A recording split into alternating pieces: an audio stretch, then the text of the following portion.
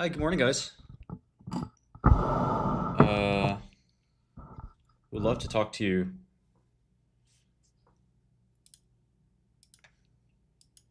Did you email me already, Veritas?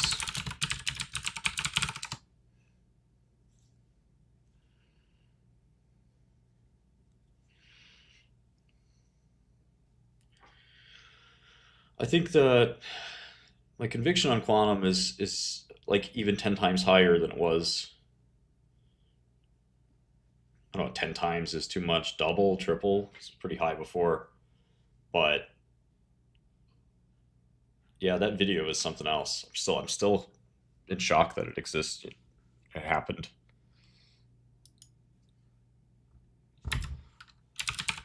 Skywatcher. Never heard of it. All right, let's look at whatever's shaking here. Something called Livewire is up 46%.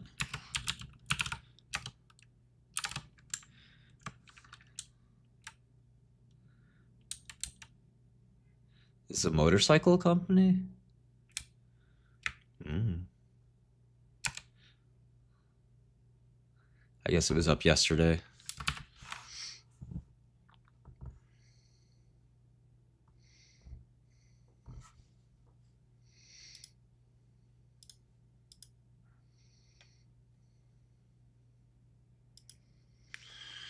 All right, Navitas is up 21 million shares. Something called B-Rog. A lot of small caps that are just kind of rocking and rolling. Bruges Energy, it's called.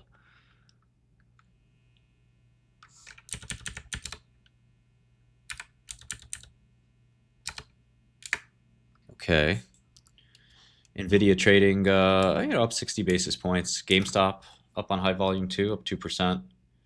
Big Bear AI still trading a lot on 3% gains. Tesla's up 1%. Joby Aviation up 13%. Okta had a bad quarter, down 13-14%. D-Wave down 3% on high volume too. IonQ down 5% on high volume. Rigetti down 2% on high volume. WeRide up 6%. Million shares, 2 million shares.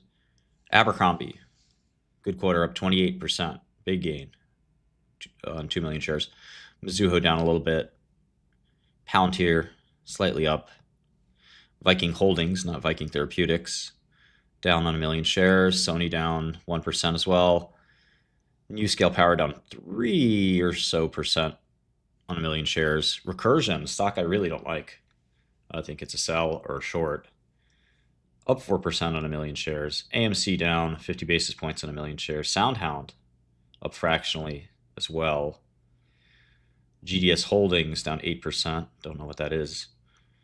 CoreWeave having massive success in the stock market since their IPO is down 1% on 1 million shares. Supermicro up 2% on 1 million shares. Okay. What else do we got? Box, good earnings. Congratulations to my friend Aaron, up 12%. Vail Resorts up 12%. K-Wave Media, whatever that is, microcap up 10%. Master Beef, my favorite company name, up 7%. Butterfly Network, small cap, up 6%. Cantor Equity Partners, I think that's a new Bitcoin trust, up 6%. There's about 10 new strategy wannabes. It's kind of crazy. What else are we looking at? Dick's Sporting Goods, Mobileye, ADP up 4%. Liquidity up 4%. Eaton and Ocular Therapeutics as well. Losers, we got Okta, GDS, we mentioned, VNet Group, Photronics, Pony AI, Galaxy Digital, Kingsoft, IonQ, Evotech, Garmin, Tempest AI, Booz Allen, D-Wave, NewScale, Mitsubishi UFJ, Rigetti, and that's about it. By value, Tesla's number one. About $1 billion, $1.5 billion so far. Very quiet day on volume. Really not a lot of money changing hands yet. That will change shortly. Nvidia earnings, all eyes on that today. We will bring that to you live and see if we can get you a good read on what the trade is there. Probably spend a good chunk of the day on Nvidia. Um, that's traded almost $1 billion. Okta down 14%, quarter billion. Palantir flat on 150 mil. So pretty limited volume here. Yeah,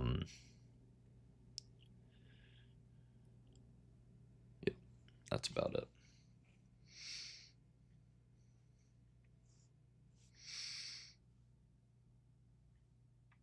Oh, you got a problem with me, Ivan? You got a fucking problem with me? I had to change computers, so I don't even have TWS on this computer.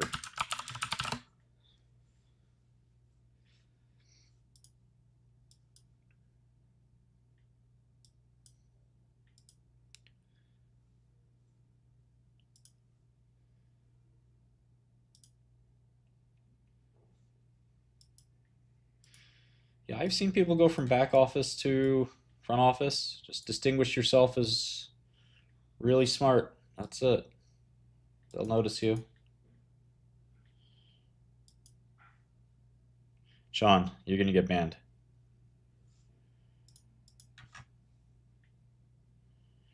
Well, my computer broke.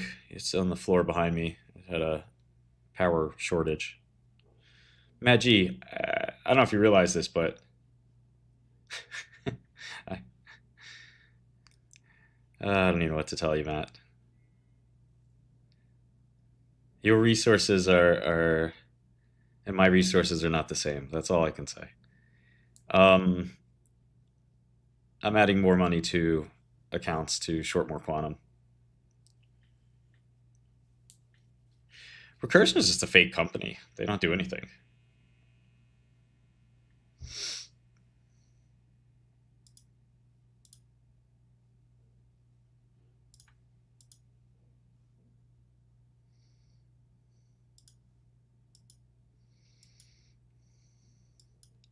Yeah, all my models are on GitHub.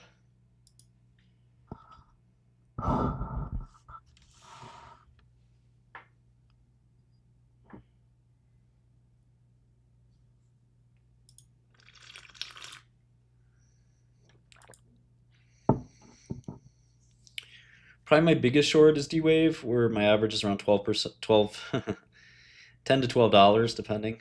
And then, yeah, you got to short this thing on the way down. I did short a little bit more. I don't know. I just had my computer's power supply got smoked. We have to put a total of 50,000 in this account, and it's at 35, 36K, which is down, 47, 46% at the moment. Yeah, I'll look, Josh. I'll look. I just don't have the time to look at every single thing. I wish I did.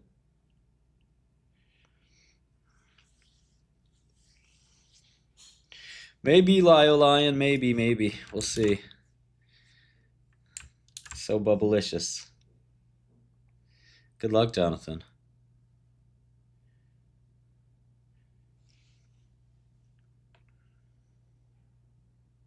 I don't think Trump has dementia. No, he's pretty sharp. Which one, Serpa? Which one? I got about 6 of those. No, you don't allocate everything in one day typically, but Michael Steinhardt used to do that. So every trader is a little different. I don't know. The best short, they're all really good shorts. I've not trimmed anything. Alejandro is like just representative of the Ion Q shareholder community. The guy's got $5,000, but again, across a million traders, that's $5 billion.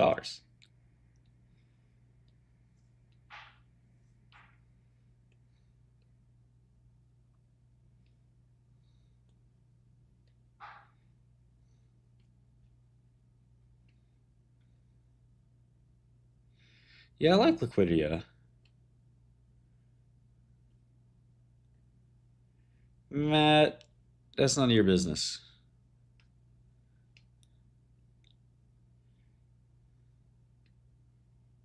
Yeah, Ice Sweater, tell me about it. Yeah, he has no idea either, Mac. That's that's the great part about Alejandro. He cannot explain anything. That's what's so awesome. That Alejandro is like the best gift to us because it really gives us the inside mind of a bag holder. He loves Ion Q, but he hates the other quantum stocks. He can't explain why,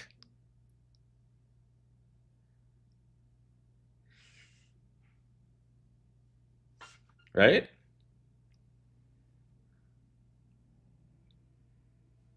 Whenever you ask him, he's just like, "Die, shorty, die, die, shorty, stupid shorty, burn, shorty."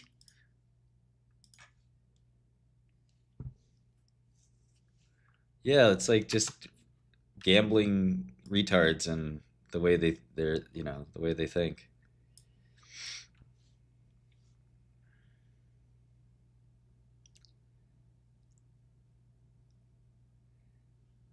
I'm down millions of dollars in quantum, but I'm not worried.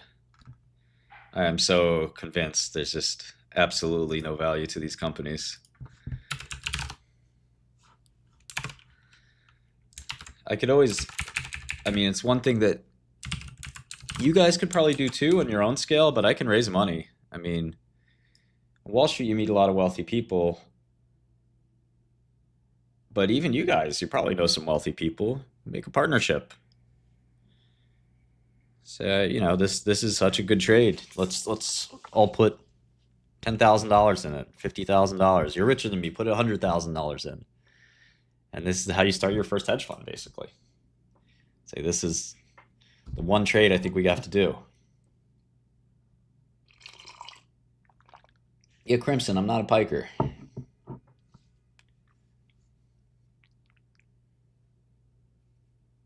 Not all of us are pikers here.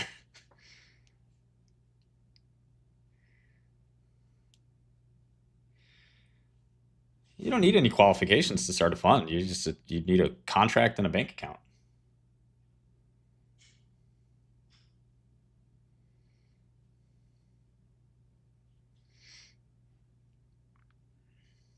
Yeah, find the five richest people you know, convince them to short it.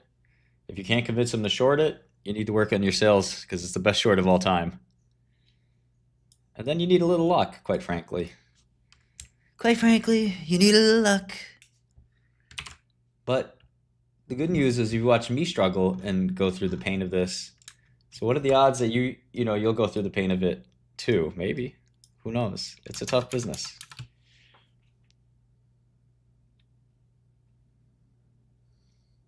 Oh, I'm glad you had a hedge on. Yeah, you should probably submit some forms. I mean, it's not that hard shake, but yes, I mean, it's going to be more work. It might be easier just to sign a letter agreement of some kind. It's hard. I mean, a lot of your friends will say, "Look, why do you want me to pay for a stock pick?"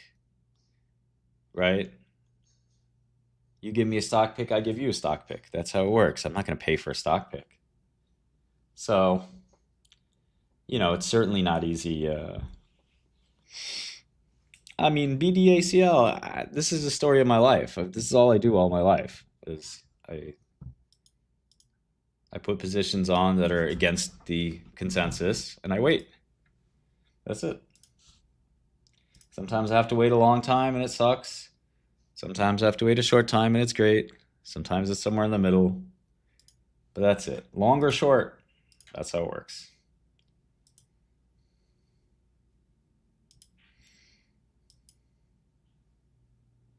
That's so funny, RC. Smart of him to try that.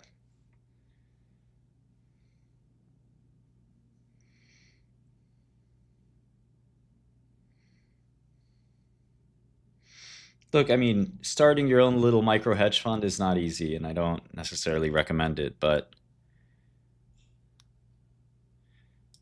sometimes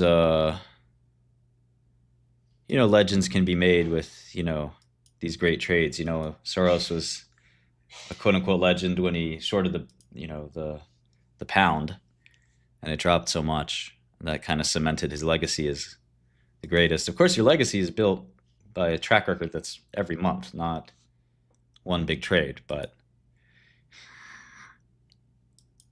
you know, it doesn't hurt. You have to be consistent. It's very difficult.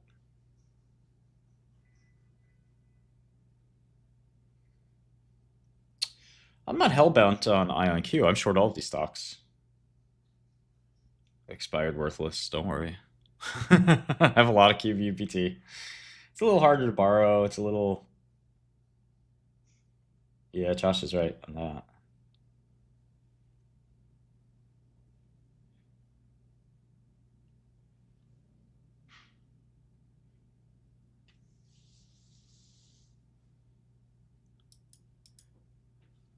I don't think anybody fat fingered Akiro.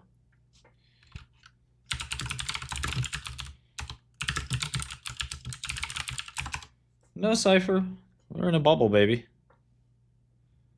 P&L doesn't tell you if you're right or wrong.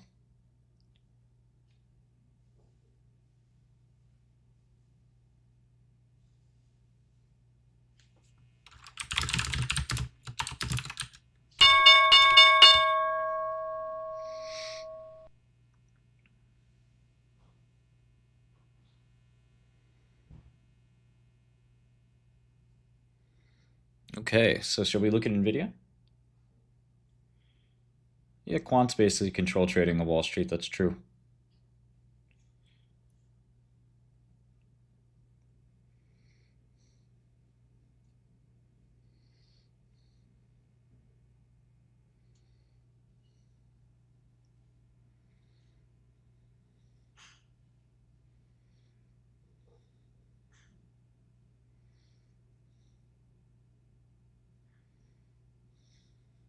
Thailand. I have never been, and I will never go, most likely.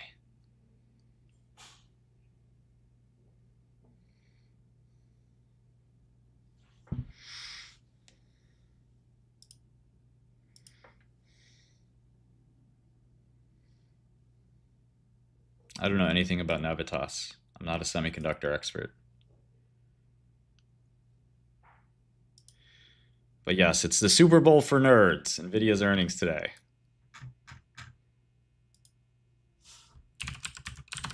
A $3.3 trillion company that makes gaming chips.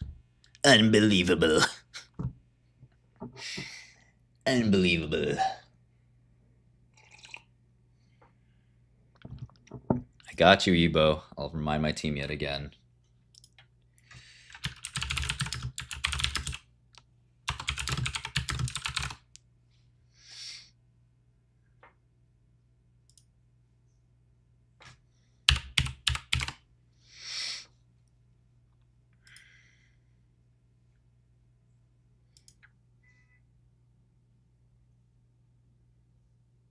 Yeah, Clark, I know how that works.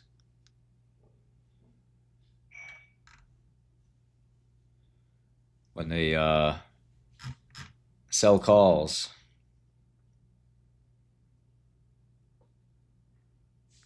they have to buy the stock. Is IonQ reporting?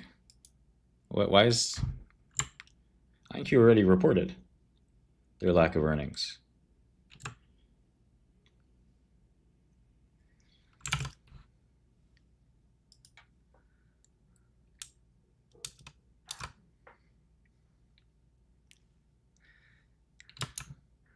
That video was so crazy.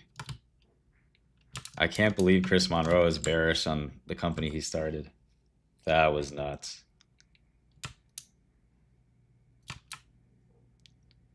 I've never seen anything like that.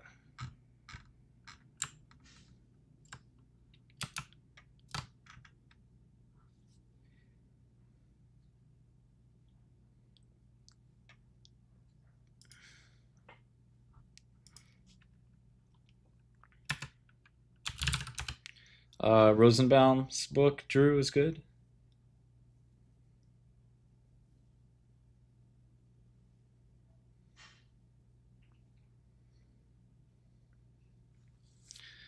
Alejandro, can you teach us something about investing? Where did you learn about IonQ? We will give you money to tell us these things.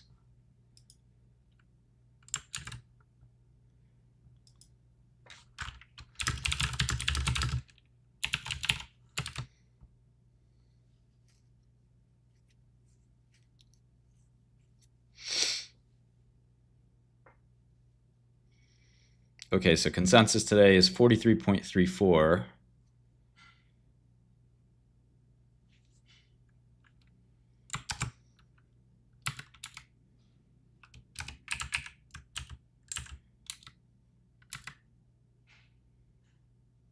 I don't have a fund, no.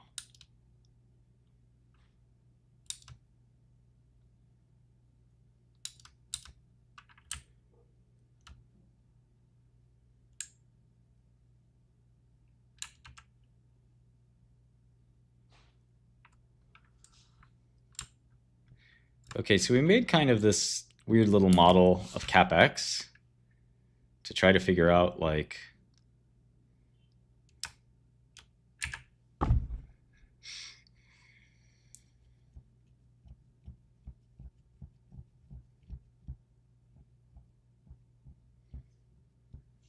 just how much money Nvidia can make selling GPUs. And it feels like they're going to beat, maybe even substantially.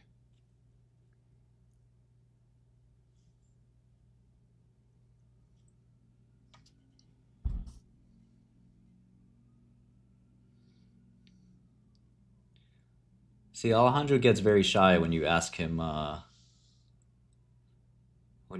he does it. Abdur, I'm making a financial software company, so the product you see in front of you is called Godel Terminal. I made this with my team. We raised venture capital, and we're creating the best business finance terminal there is. GodelTerminal.com. Try it for free.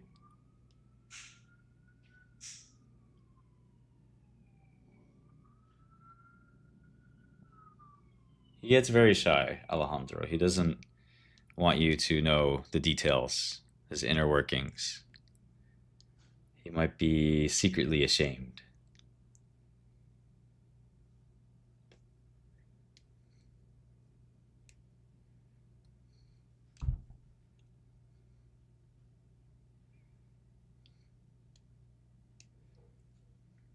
Should I commission an artist on Fiverr to make a Bagajandro cartoon?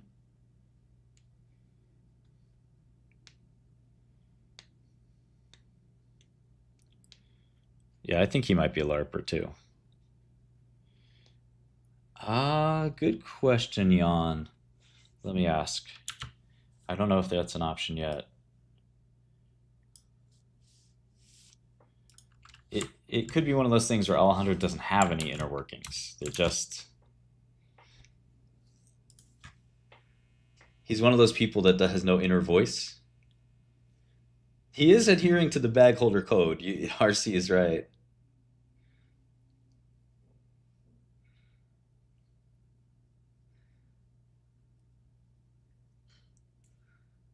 Suppose we can use AI. Okay. No inner monologue. This is one of those NPCs. All right, consensus for next quarter. This model is remarkably good.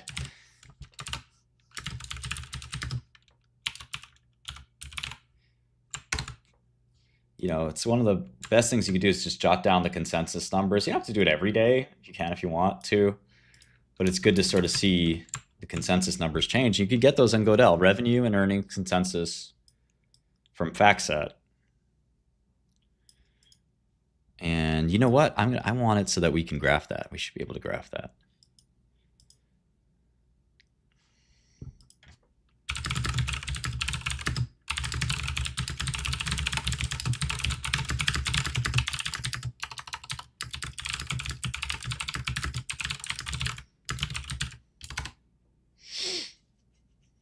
see if I can get out that component.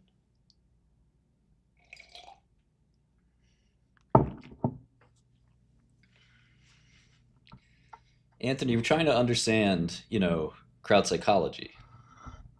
And yes, when it comes to investing, there are no holds barred. Okay? You want to sit and cry about dehumanizing Bagajandro? Fuck that. I don't give a fuck about your feelings.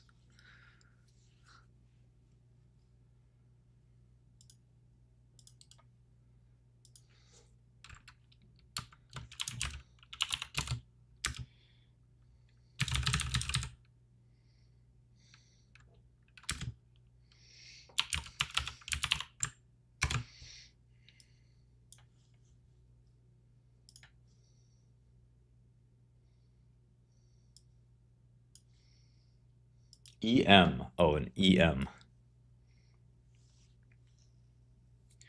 Yeah, Anthony, locking in those gains would make him a great trader. Unfortunately, he's not a trader, he's a bag holder.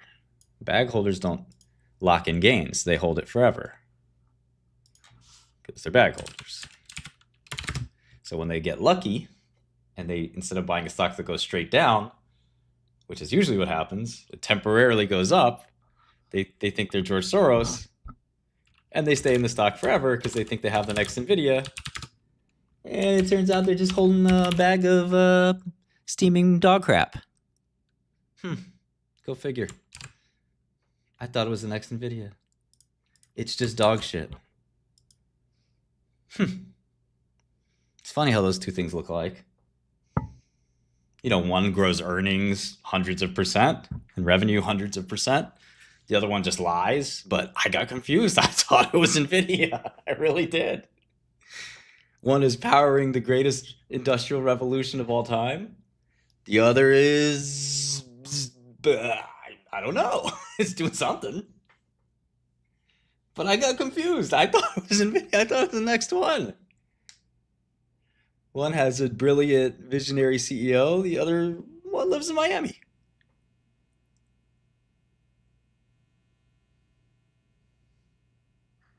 I got confused.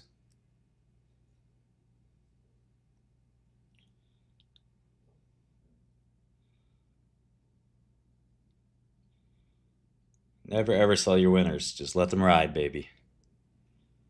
Let them ride forever. Oh my god, we got a Bagajandro. He's got a little fucking mariachi guitar. He's got the gigantic Ion Q bag right there. That's pretty much him. How do I make this? I'm going to make this my background image. My girl's going to love that. Bagajandro. Bagajandro. Yeah, it's personal. It's fucking personal. So what? In the old days, you could set as background. Yes. There we go. So this is my background on my desktop. Is now this fucking thing.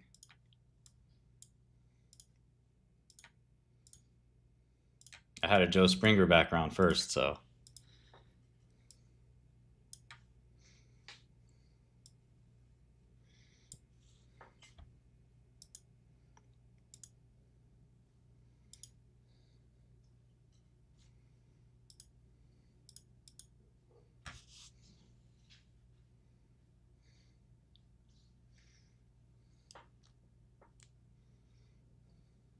Guitar's backwards, you're right.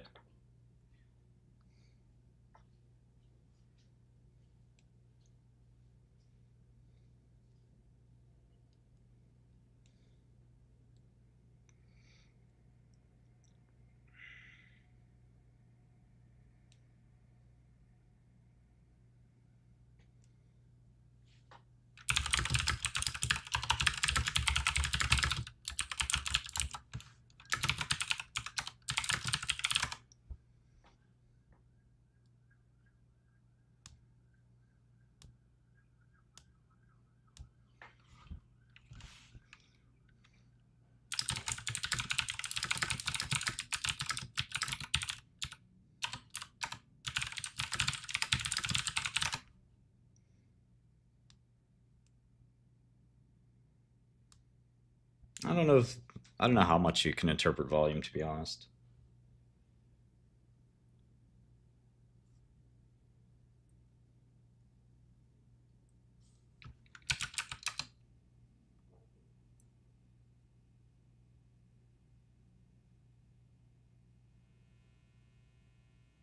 Yeah, that's right, Josh. But we still have to. Um,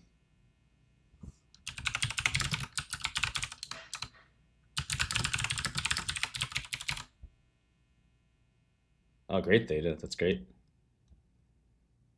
QC will come in for you too. Of course, Owen. That's our best feature. Okay, Bagahandro, I am in love with you, but we just want to know, where did you learn about IonQ? Just answer some simple questions for us, okay? Then I'll love you long time. Alhamdulillah.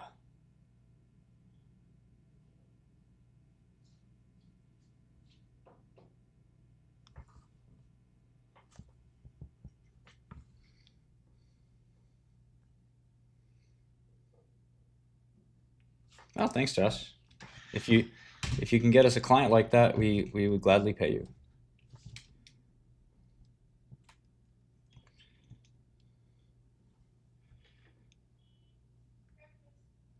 Okay, baby. We're not working on anything but Godel right now. Godel is our number one focus. You can pull SEC filings and parse them with Python. Oh, cool. I didn't know that. Hmm. How do you do that? That sounds great.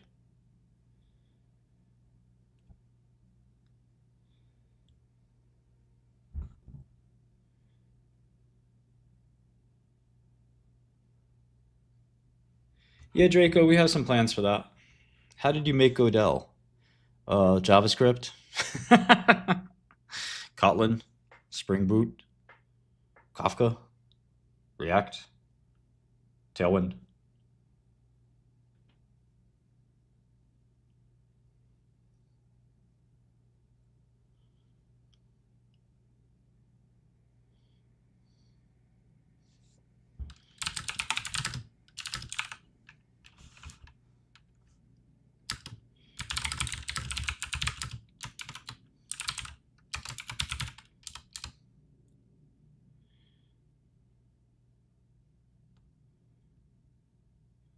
Yeah, still couldn't find the right revenue, and it was very tricky programming ETH.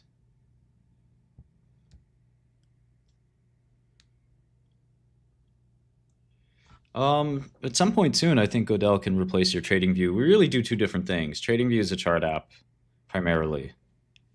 Um, we're kind of the opposite. So we see it as somewhat synergistic, but we are putting in the Trading View charts. I don't know when exactly. The guys are every time you tell software engineers to do something, they say it's a week, but it's really 4 weeks. So I think you guys all know that.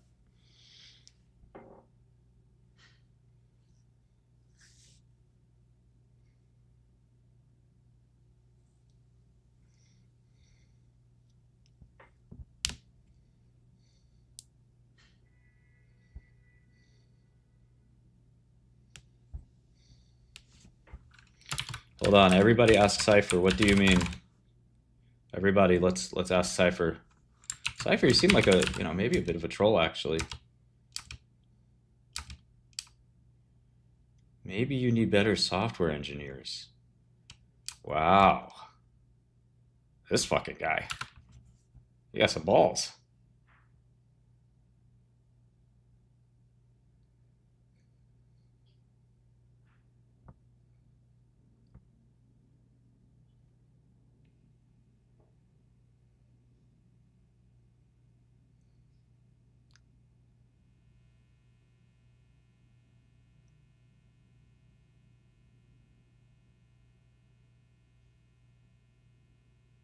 Joking from time to time?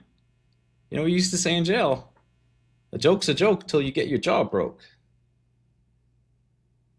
Fucking joking?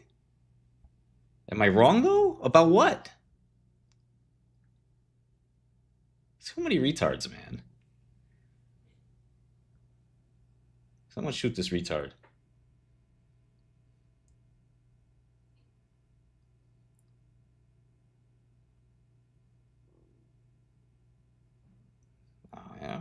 tolerate that disrespect.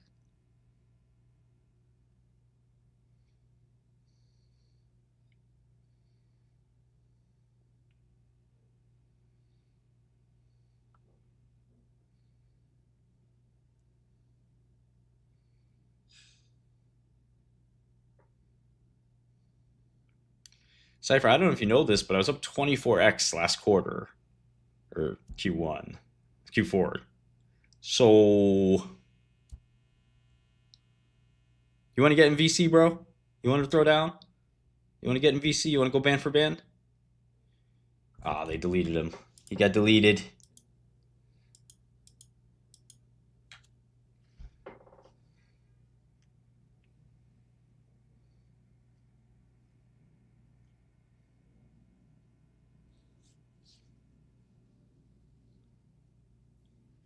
At least I'm not down 50%. Yes, retard.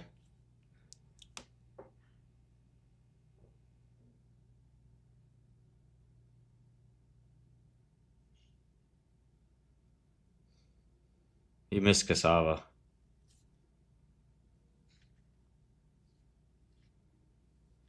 He died like a dog. He died like a dog. All right. So Nvidia.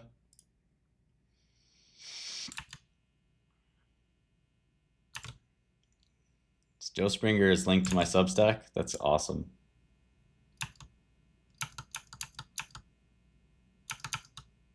I just don't like people like making these snide, sly comments, you know, in the side that are like half, you know, sneak dissing. Devang, I'm up a lot, all right? I'm up a fucking lot. Okay, I don't know if you know this, but MicroStrategy has not been a great long. Hims, I went on a podcast and said it was a long, and then it doubled. You're just a retard.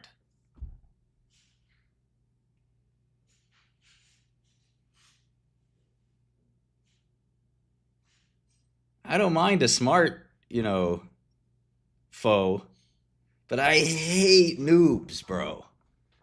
I fucking hate noobs. Uncreative.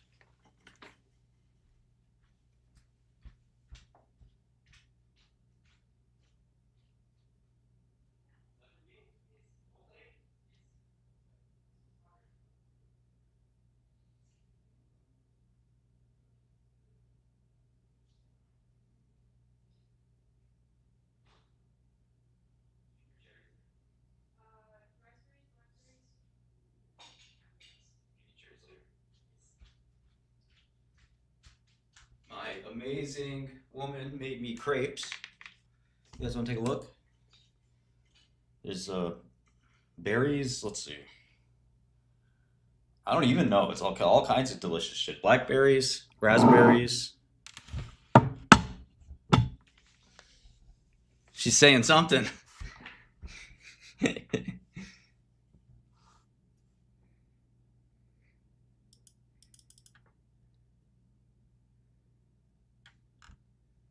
Yeah, we sold the hymns and went short. We did make money.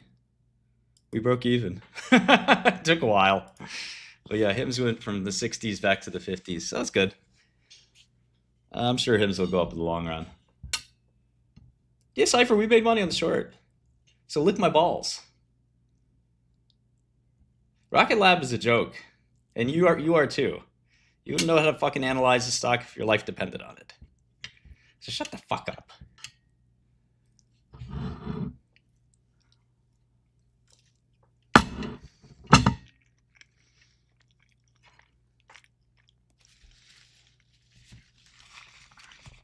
Oh, Rocket Lab, they make the rockets. It's like SpaceX. Durr.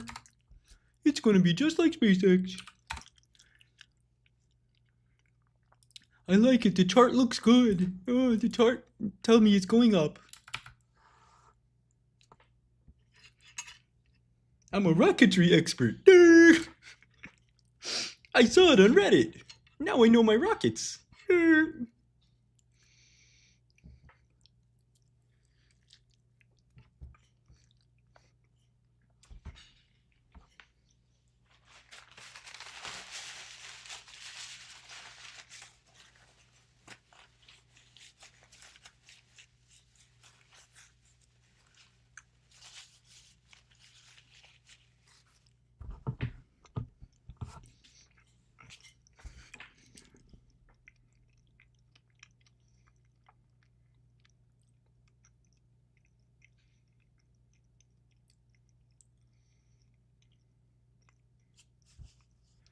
Oh my god, this Serpa guy is so fucking dumb.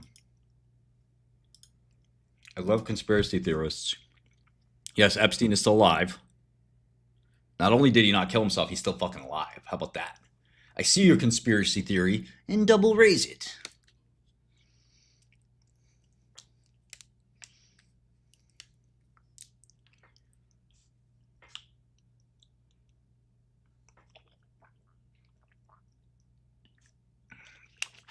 I mean, I don't think Rocket Lab belongs in the bag 7, but it's pretty close.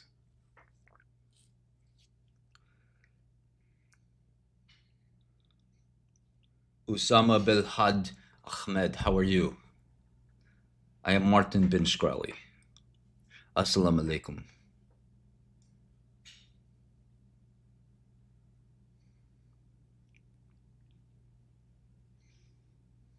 You gotta salam me back, buddy. I'm waiting.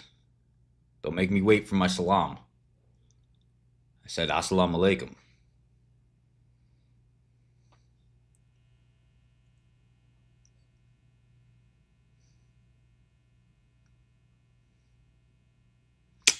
Man. Sitting here waiting to bow.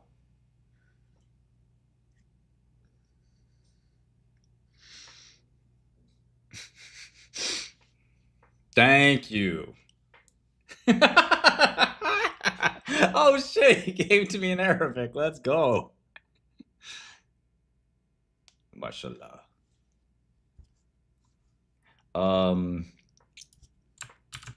Yeah, I wanted to show you a little Wall Street culture. Bankers versus consultants. I know you guys seen it. It's pretty cringe, but I still think it's worth watching. Corporate landscape has been a vicious feud. Ooh, a bunch of D-bag bankers, look. Shouldn't you be in a cage somewhere working on a pitch book? Work at it, Yeah. working! Some consultants out. Probably got one suit, and they bought it from Men's Warehouse.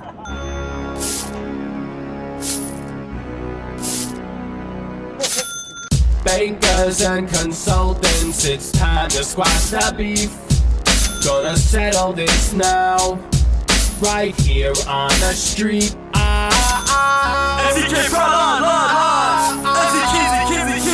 It's about to get weird. You bankers don't have a clue. Better take some courses. I'm on some Jedi mind shit, using all 5 forces. Work hard, play hard. Even your mom thinks you're a tool. Be a burnout banker. Teaching math in my prep school. I make sick decks. I use the 3 C's. Chicks, cash, crystal. That's my only strategy. You're playing with Excel, doing nothing but grunt work. I'm analyzing both quantitative and qualitative research. You slave away, another piece of the machine. I make a really significant impact and get home by 7:15. I work half the time you do. I know you must hate this. Hold up, I'm about to put you in a 2x2 matrix. I'm the star, homie. Your ass is a cog. You're in the lower right quadrant, but you still ain't my dog. And I know something about you. You went to all women, that's a public school.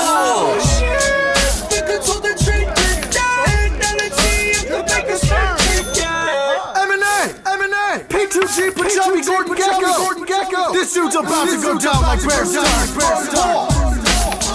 Button collar?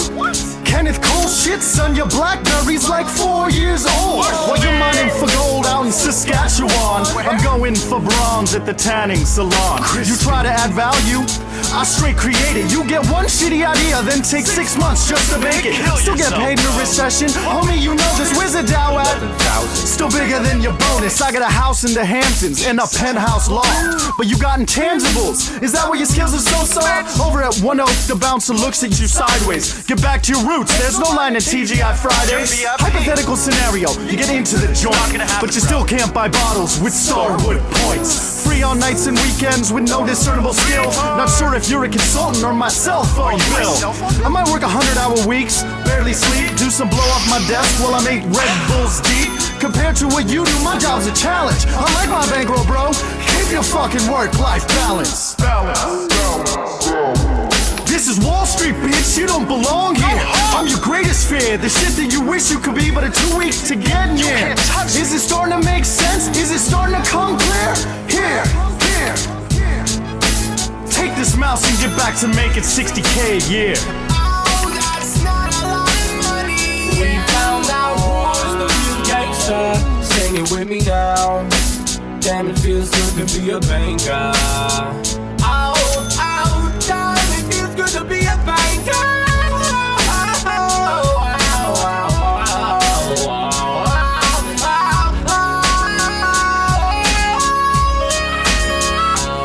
Yeah, so I think we do need to. Yeah, so I do think we need to make the new version, quants versus hedge funds. I mean, a lot of quants are hedge funds. Quants versus long short.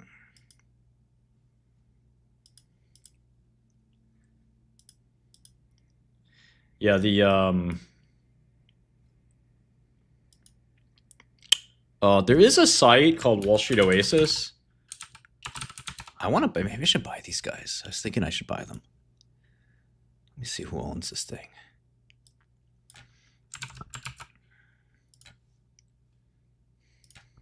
You guys are about to see some live M&A.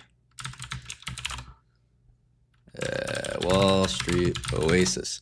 And it kind of has this, I don't know about their product, but they have this message board with a lot of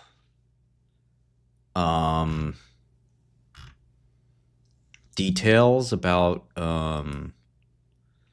basically yeah, here's the community is kind of the feature that I know. A lot of details there.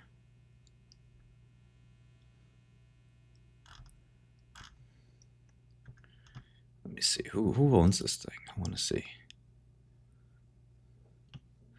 Let's say 2005 to 2025. Wow. Patrick Curtis. Who is this guy? We got this guy. 1, 2, wow, 8, 10. How, what? Well, the faculty doesn't count. Those guys are like contractors, right?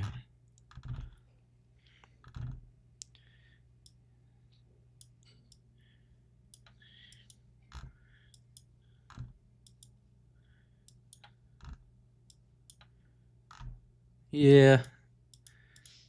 Let me see here.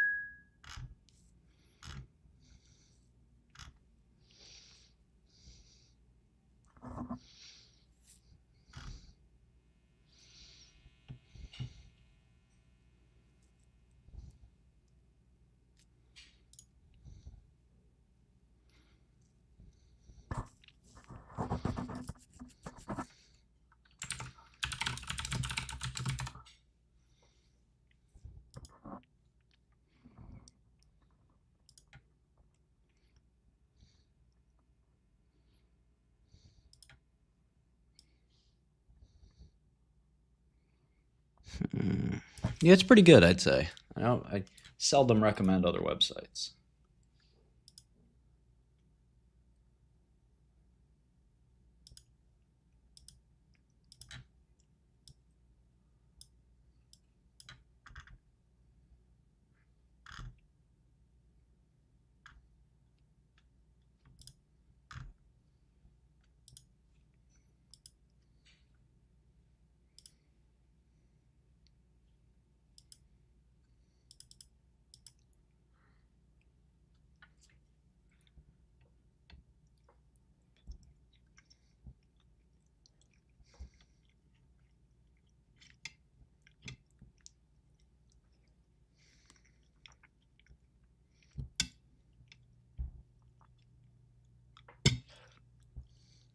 Picks and shovels of quantum? That's not a thing, man.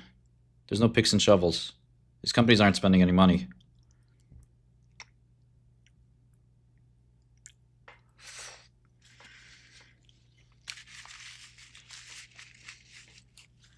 complicated.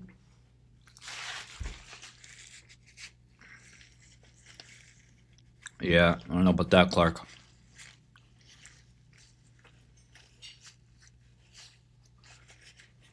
I think the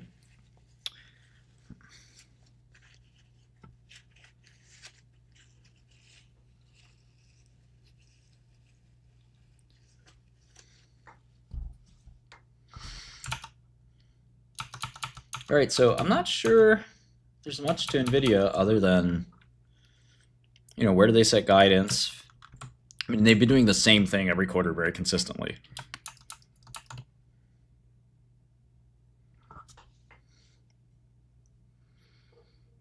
Stock has risen a bit into the quarter.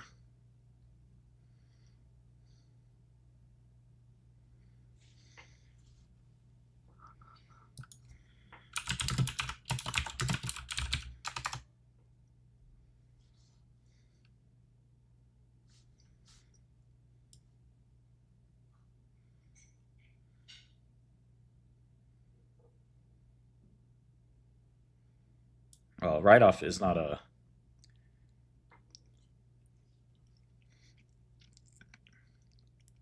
Yeah, exactly, Anthony. I think that most of these stocks are valued effectively, but you know, I think for Nvidia, kind of what's going to happen is you have the bigger hyperscalers or like AI companies. They need more chips. You can see this from Anthropic went down last night. They're, or Claude, I should say, and they are limiting how many messages you can make. I've noticed maybe some quality fallbacks for both the other competitors they have, possibly due to less thinking in the models or something like that. I don't know.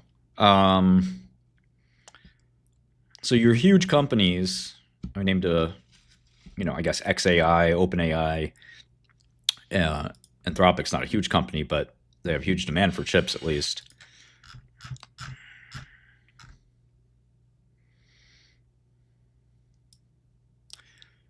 And certainly Microsoft, Google, Amazon, CoreWeave, Meta, Oracle, these guys are just,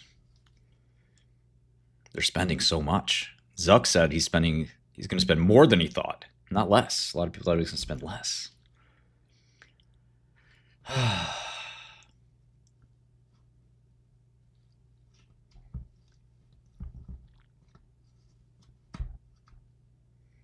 I'm not a big alignment fan. I don't think we need to align models.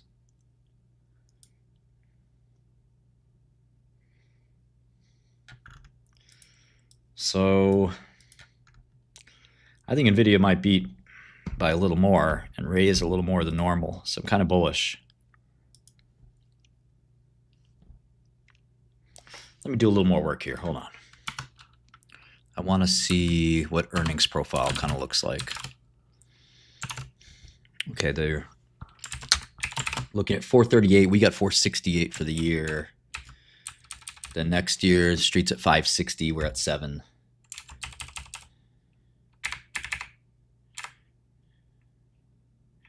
Probably a little unrealistic there. My last take on this model is about 50 billion higher than where the street's at. The street's at 250. 250 billion for next year. But I don't worry about where the street's at if I have a lot of conviction on where I'm at. In this case, I don't. But let's say they do my number of $7. I mean, you're talking about 19 times earnings for a really fast grower. That's cheap. I hate to say it, that's cheap. It's probably going to be a $10 billion company, $10 trillion company. I said 2 years ago, Nvidia is the first $10 trillion company. 2 years ago.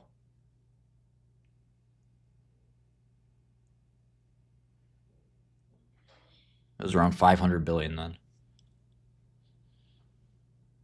Yeah, Google's same value. Well, Google's a better valuation, but Google's not growing much.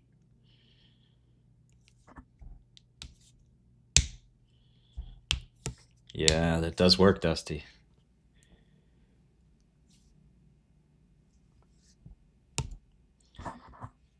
don't see how CoreWeave makes it out, man.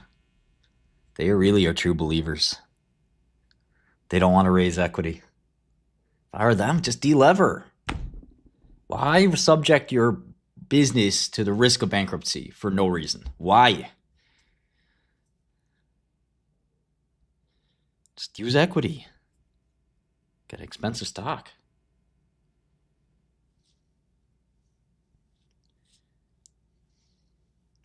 Correct, Anthony. I don't think it matters much.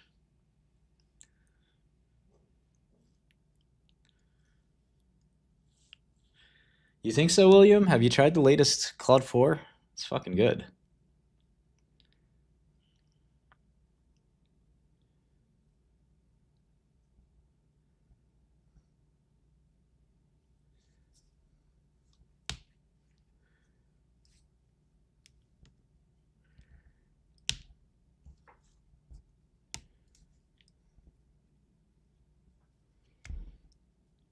No, I'm not trolling. AI is going to basically run our economy. I think they could do 500 billion in earnings. 20 times that's 10 trillion. It's already 3 trillion. It's not like it's a... Sorry, Justin. I'll accept. I just get a lot of the requests. If you're maybe are you a student? I don't mind you asking me anything, Anthony, as long as you're polite.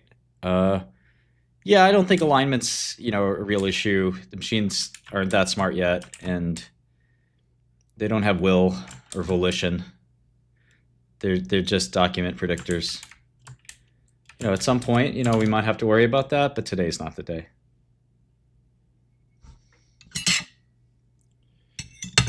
All right, nobody cares what you think, Cypher. I love this guy. I say I like Nvidia's long. He's like, it's a terrible long. Bro, nobody's here for your opinion. If you started a YouTube channel, 3 people would watch. Not even your mom would watch. Your mom would be like, this shit's boring. I'm going to watch Skrelly. At least he's cute.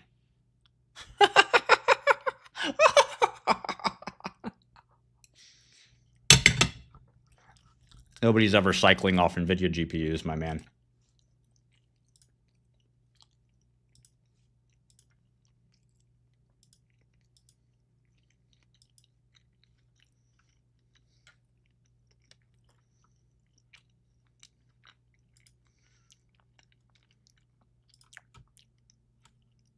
I'm pretty famous. Yeah. You got a fucking anime profile. On my other account. You wouldn't know this girl. She doesn't go to our school. I have a girlfriend for real. For real, I do.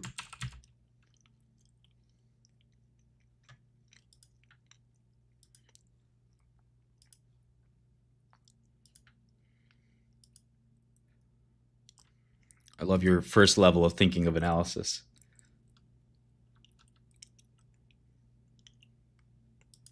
It's all built on Taiwan Semi, so Taiwan Semi's gotta have the value. It's a supply chain.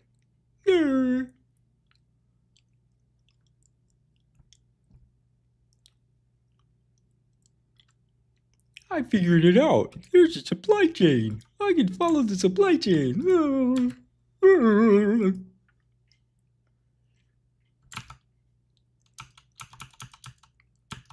I never heard of a supply chain before.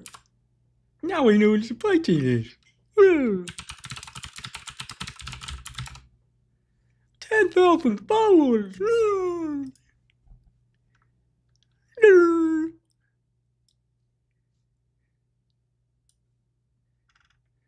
And nobody gives a fuck about you.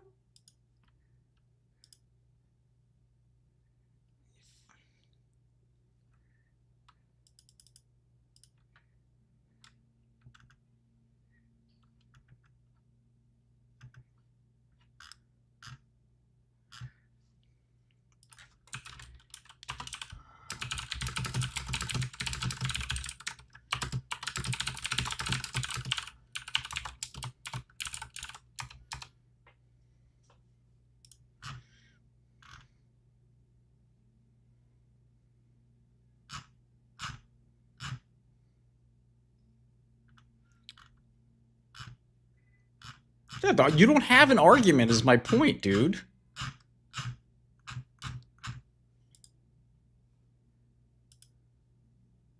It's like you heard about fabs for the first time in your life, and you're like, well, the fab's gonna make all the money.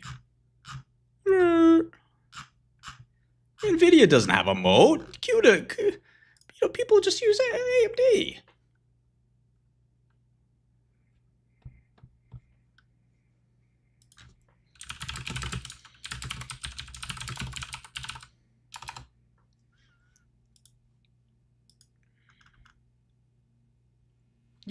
Dude, I don't know if you know people who actually run these boxes, but Trainium and this other shit, nobody's using it. You're reading press releases from companies that are years behind, and you're thinking, oh, this is going to be good. But you don't know what the fuck's going on. Talk to people who are actually running large-scale GPU clusters.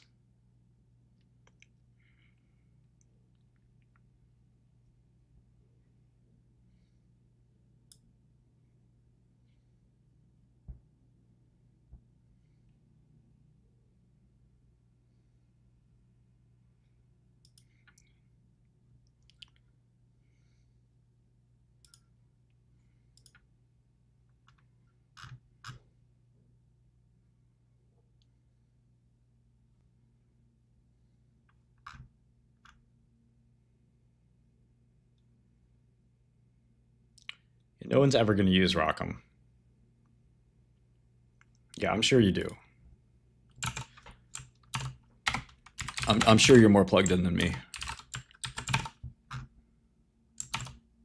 Everyone's going to switch from CUDA to Rockham. You're right. I see that. People are just waiting to do that. They're so excited. What the fuck are you talking about? You're a special kind of idiot. AMD has a great reputation in the AI community. You're right. It's all over.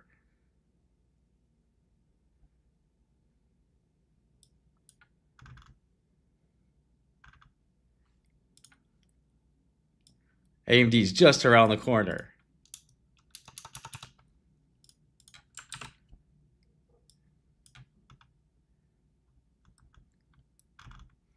Man, when AMD comes out with their next whatever the fuck they call it chip, I know everyone's going to buy it. Just wait. George Hotz is totally going to fix it. I love you, George.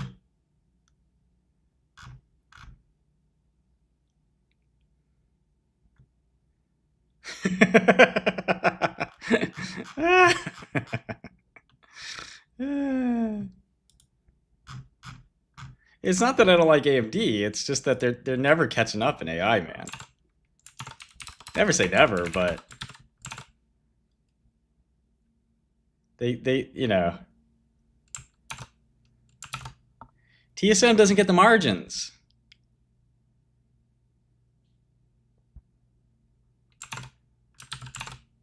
It's not about being a trash company or either. It's about valuation. You don't even understand what value is. It's a trash company. No, they're not. None of these are trash companies, you idiot. These are the greatest companies on planet Earth. Why would you think value will accrue to the fab? The IP is literally the chip. I want to buy the factory. Why would I buy the valuable product being made when I go buy the factory?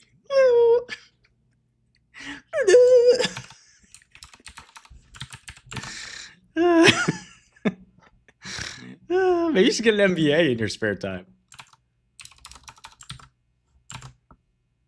I want to buy the contract manufacturer. That's usually the best place to buy.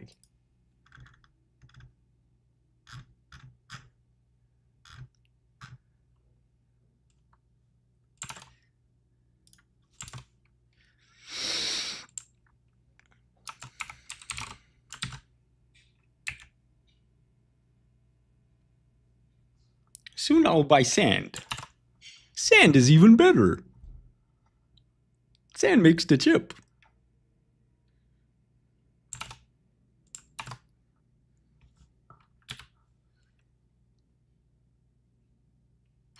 I don't have an investment in Lambda, but it's a great company. I know them very well. I'm a customer.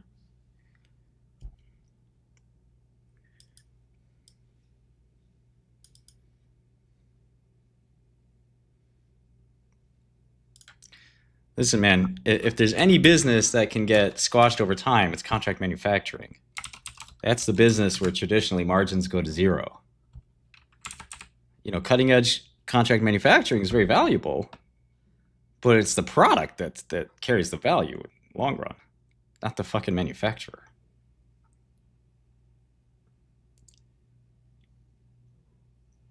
Everyone expects Nvidia to have good earnings, yes, but you have to look at the valuation.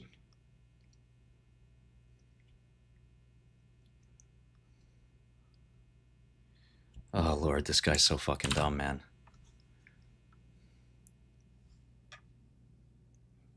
Who is ALAB? ALAB? Is that ALAB? Astera?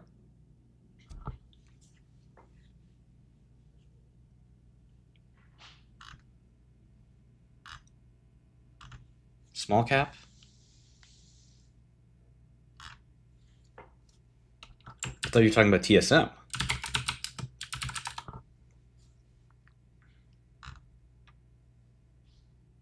We can look at small caps. But that's not ASM.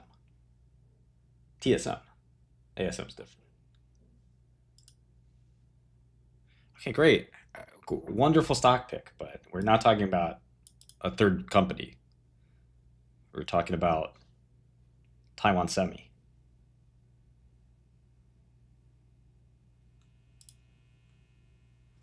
He spent a lot of time talking about why Taiwan Semi is a better long than Nvidia. Now he's pivoting to some other company.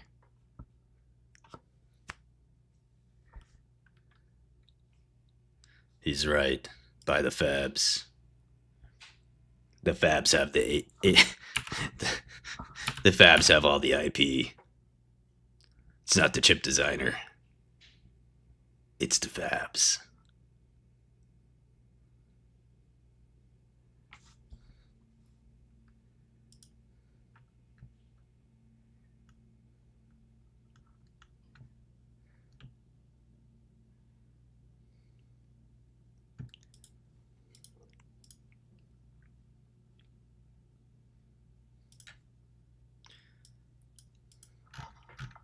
Yeah, both can be good investments too, by the way.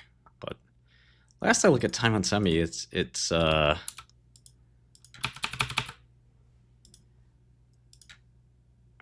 computer's a little. I have so many models and files. It's sometimes hard to fix them all up. Let's see here. Yeah, Taiwan Semi's not growing very fast.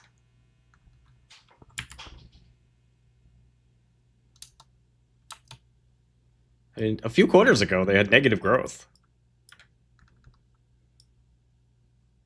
And the gross margins are pretty low. They're in the 50s. So it's pretty fundamentally different kinds of companies. One's a contract manufacturer.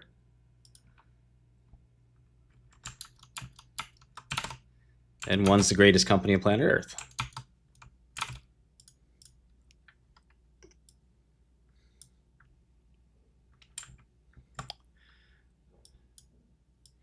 Nvidia had growth in the triple digits.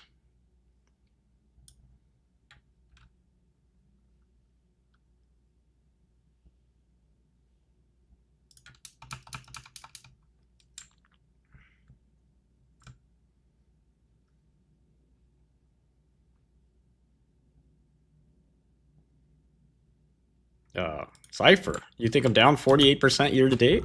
Oh man. Right now it's 50. Did you miss Q4? You must have missed Q4. You can't just take my L and not give me my W. That's not fair. That's not intellectually honest. I am the authority. You are the nobody. Never forget it. It's on GitHub for free, Ion.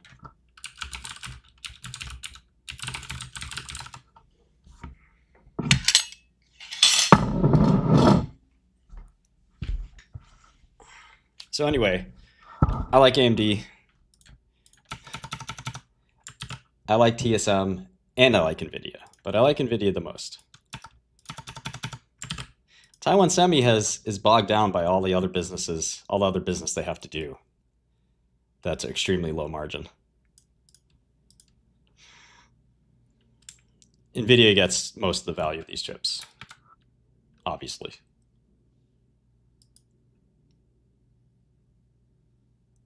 You can't take my year-to-date performance and not credit me last year's.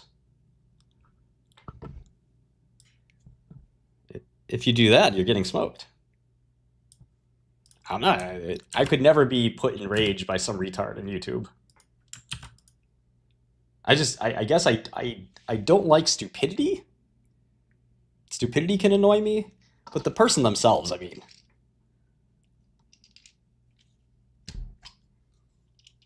I'm on a 4090. I mean, it doesn't take an advanced brain to say, okay, Martin's down a little bit right now, or a lot, but what was he up before? Is the demarcation line annual? Did I beat his last year's performance? Could he come back from this drawdown?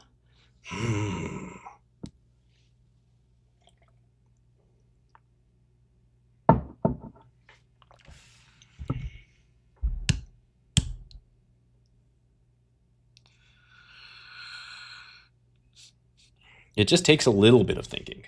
That's all I ask.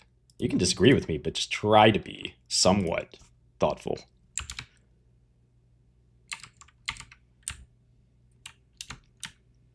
Is it that hard? Can it be that hard? I wish SME. They're not going to take my call. They're busy with big investment banks like Goldman Sachs. Why would they take my call? They shouldn't take my call.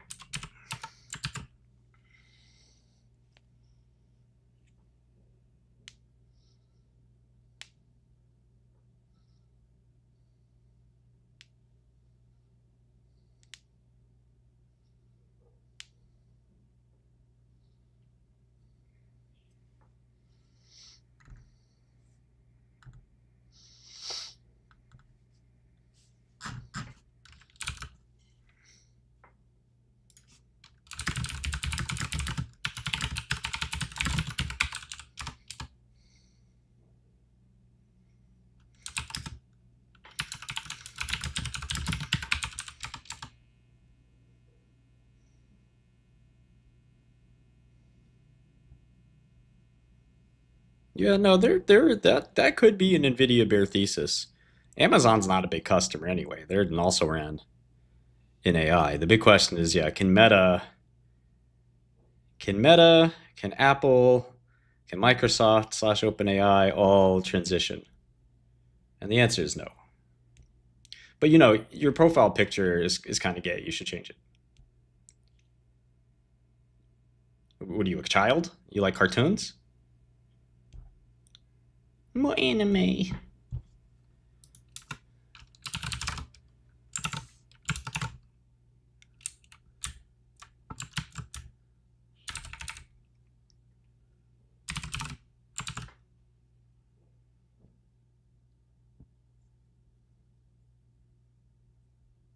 Well, I just asked you a question, but you're not answering it.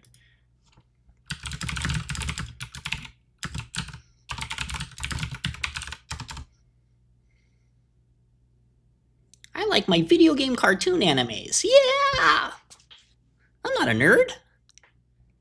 I have lots of sex.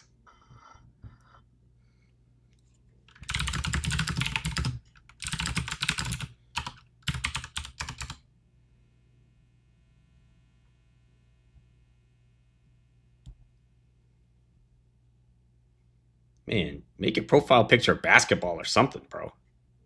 Fucking gun, a basketball, something. AK-47. That would go hard. Yeah, but like I play video games too.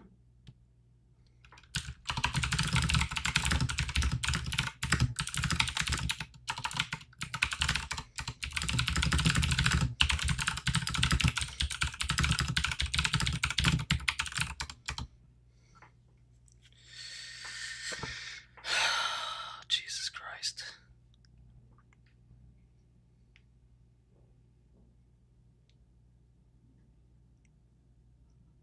To get high rewards.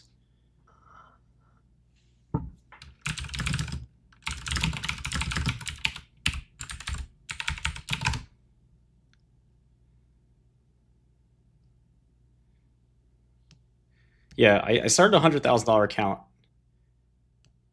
for you guys, and I ran it up to 2.4. It was 100% streamed the entire time. We're even waiting for Cassava and Cassava Watch. Some of you guys remember Joe Springer. Cypher, shut the fuck up, man. You couldn't work for my assistant's assistant.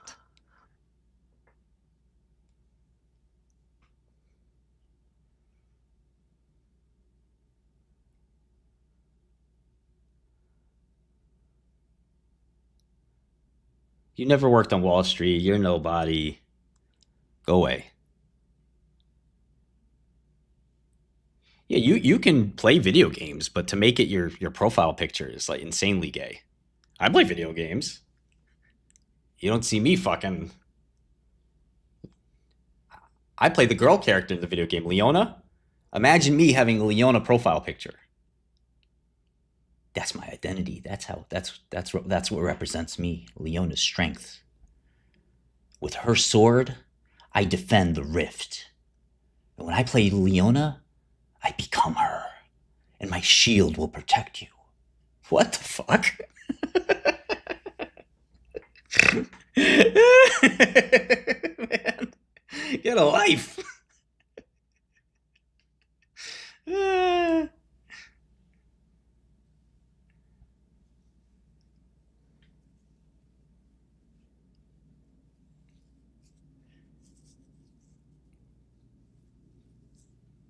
See, that's why you're gay.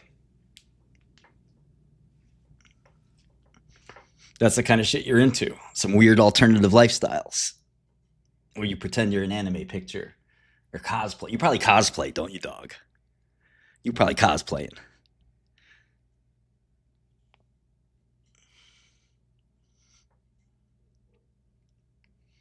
Every quantum stock is down today. So yes, the short's been painful, but give it time. Give it time.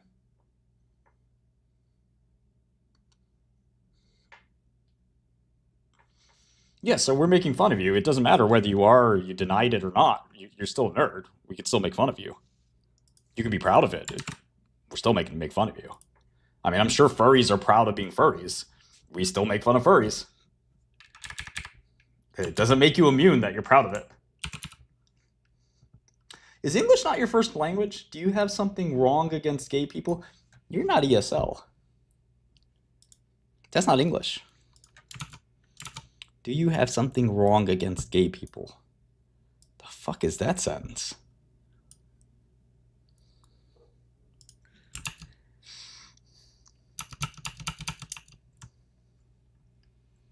I had something wrong against that bastardization of English. I have something wrong. Is there something wrong? I don't know.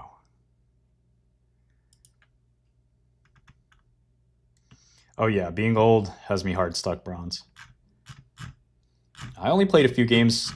I haven't played League in years. I played a few games, got placed.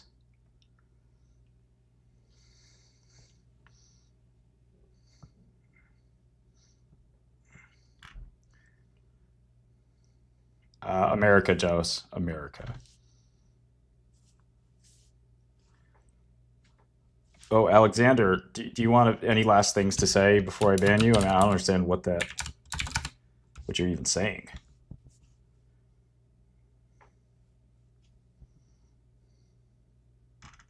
I like League. League's a great game.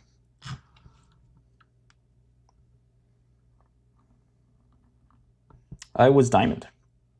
Diamond 4. It's the highest I ever got. I don't know any Whispers, Frantic. I can make some calls. Let me see if I can call my buddy. Catch up with him.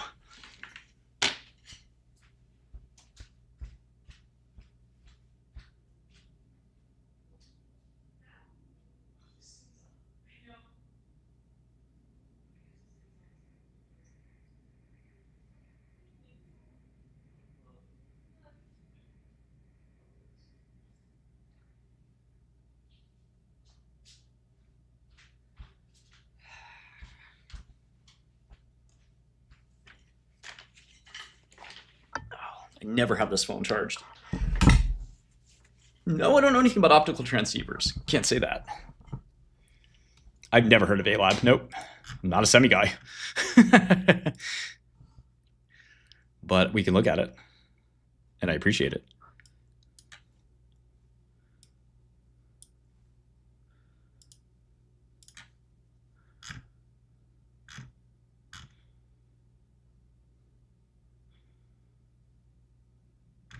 I don't believe working from home, but I also work 24/7 and I have to stream. So streaming limits my ability sometimes to. It's very unusual. Unlike most people, I can't miss a beat. So it's pretty rough. You try streaming all day. You have an unusual job. I've never watched any anime in my life, no. I'd like to keep it that way. Oh, anime.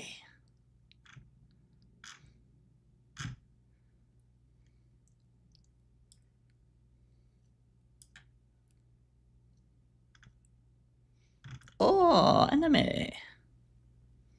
I'm a bull. Lio Lion, that's it. I think they're going to have a good number. Expectations are probably pretty high. Stock's gone up a bunch.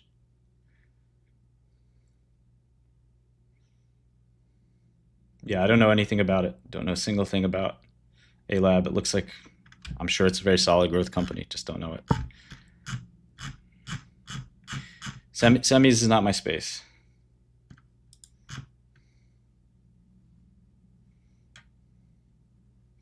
Yeah, I agree with Jamie. Nobody should work from home. There are special weird circumstances where it's like, okay, you don't have much of a choice. So streaming takes a big chunk of me. If you guys ever had to perform all day long streaming, you would know what I mean. It is not easy or fun.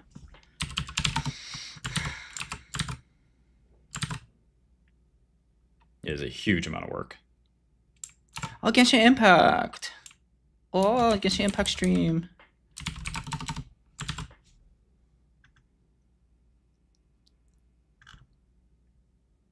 It's exhausting. It's extremely exhausting.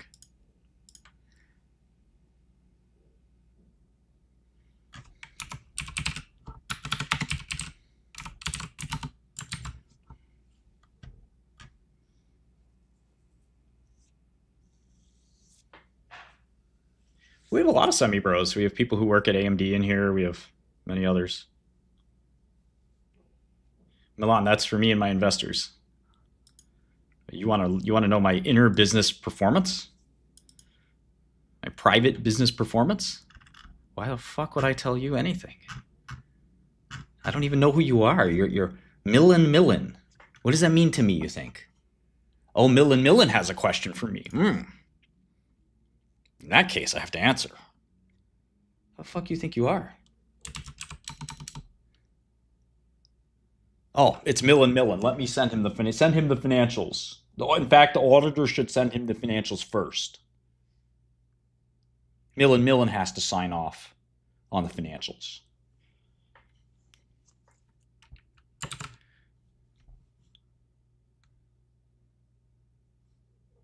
Oh, Genshin Impact.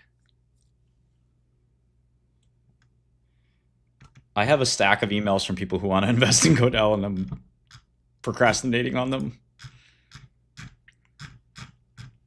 Well, our company's called DL Software, for what it's worth, by the way. But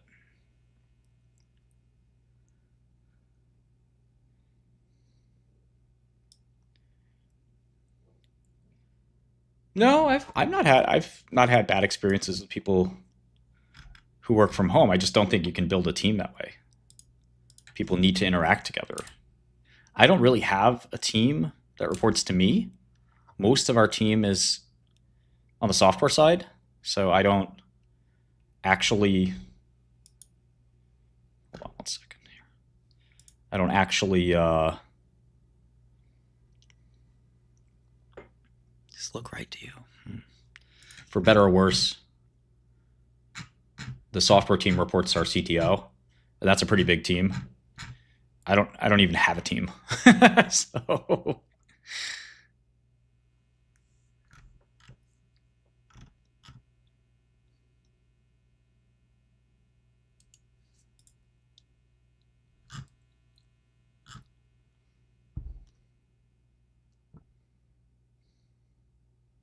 no, Wilson, we tried a few different things.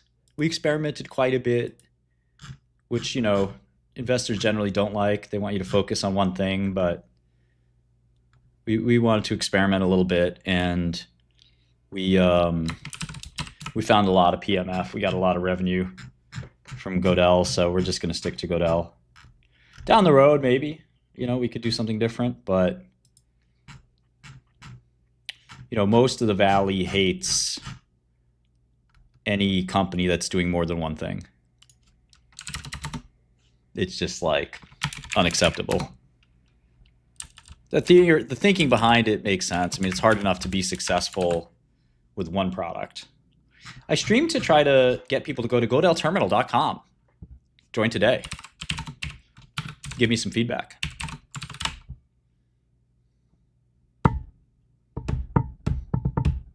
I can stop streaming if that makes sense. I mean, maybe I should reduce my streaming hours. I've been thinking about it. No, Ken, numbers are a little off.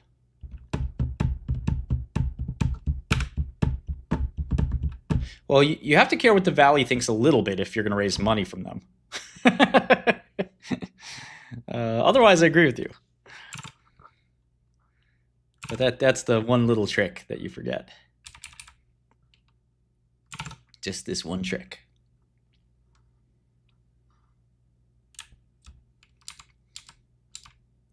Yeah, but it does exhaust me. It could make sense for me to slow down on the streaming.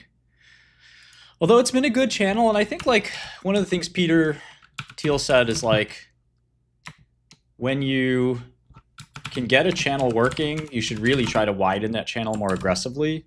So I'd like to invest more into streaming and like have a studio and guests and a producer and all that, but I just haven't been able to find the right people.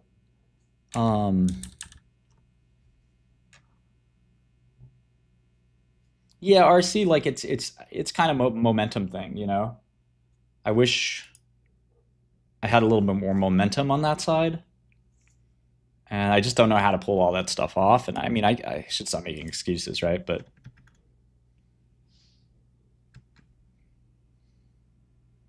no, I don't care about QC. QC isn't gonna make or break my life.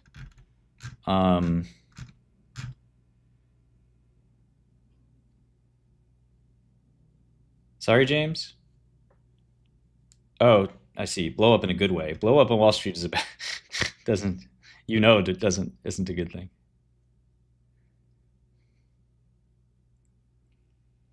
We don't have all the data Bloomberg has, but we're getting there. All right, Jesus, that wasn't really helpful. Maybe you can just go fuck off. If you're not going to be useful or helpful to me, then what the hell are you doing here? Can anybody ask Jesus what? You said I should call Diddy? I don't fucking know Diddy. What are you talking about? Thanks, Dane.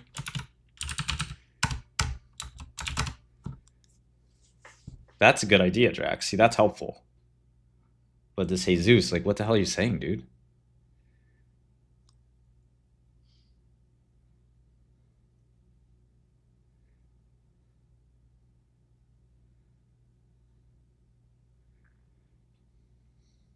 From LinkedIn, Anthony.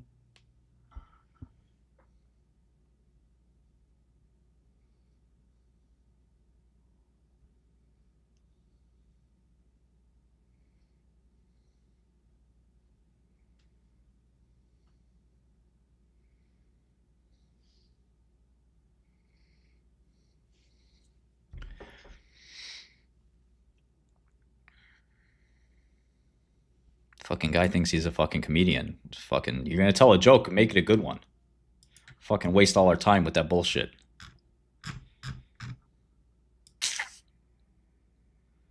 Shit annoys the fuck out of me, man.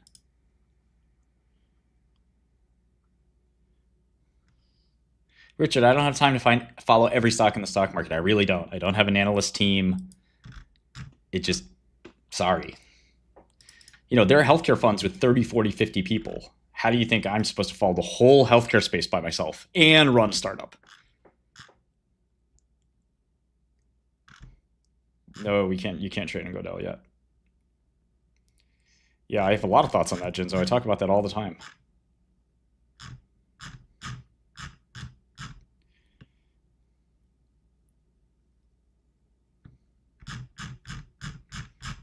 You guys are getting me tilted.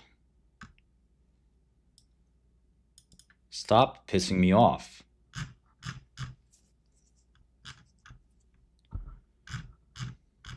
I'm not kidding around. Yes, Carlos, it should have that. And we want to be the best place for great historical data, including hourly and minute data, and including data for companies that no longer exist. Just give us some time. All institutions, Mandy. How did the mathematician solve his constipation problem? Let me see. You tell me.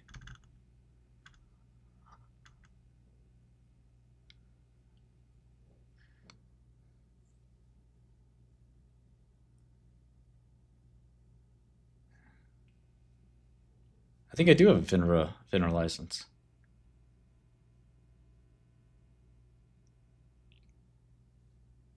We have Twitter data coming.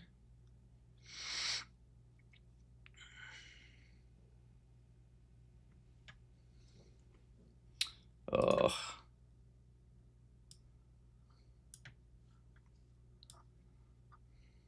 Happy. Kind of out of it today. Kai Sanat, yeah.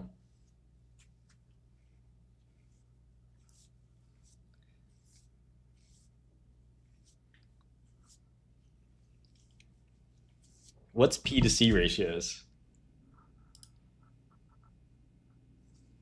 I need a haircut so bad.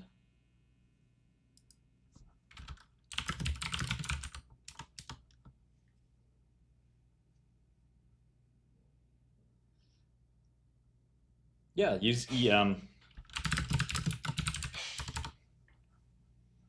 No, I don't look extra cute today. Don't say things like that. What's tomorrow?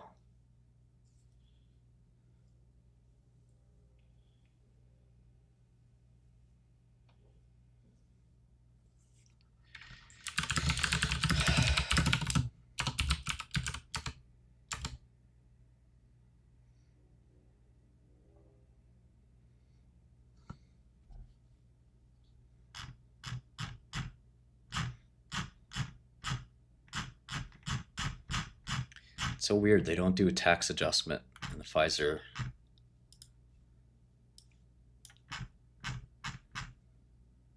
Oh, maybe here.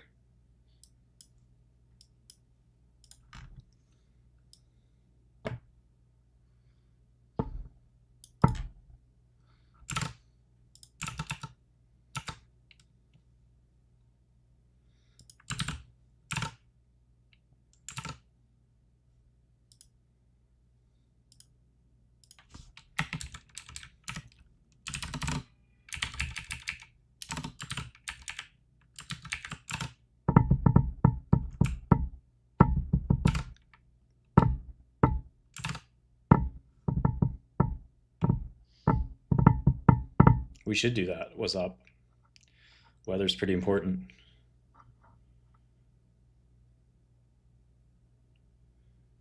What do you mean, Finvest? It does say Bard? That's great, Taco. I love it. Why they hating though?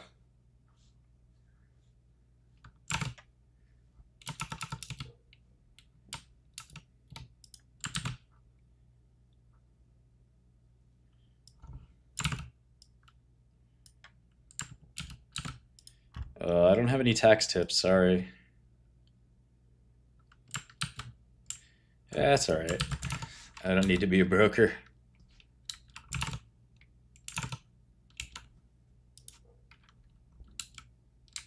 What happened to Baker Brothers? I don't know what you're talking about. What do you mean, what happened to Baker Brothers?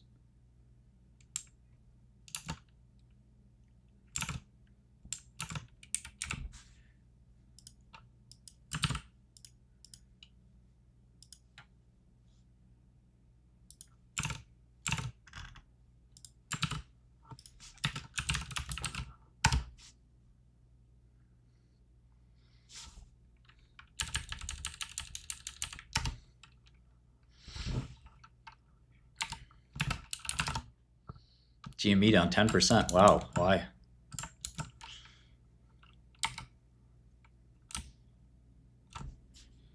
Um,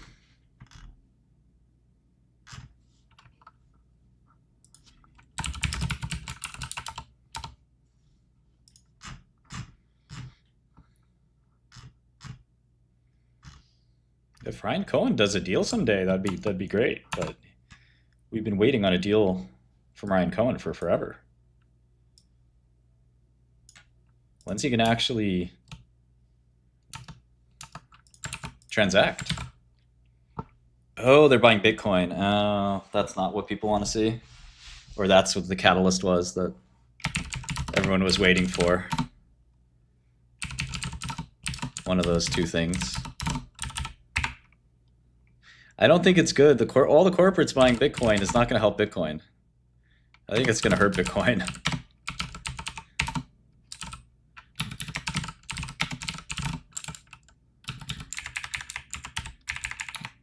It's like boomer. It's a boomer thing now. That's not bullish.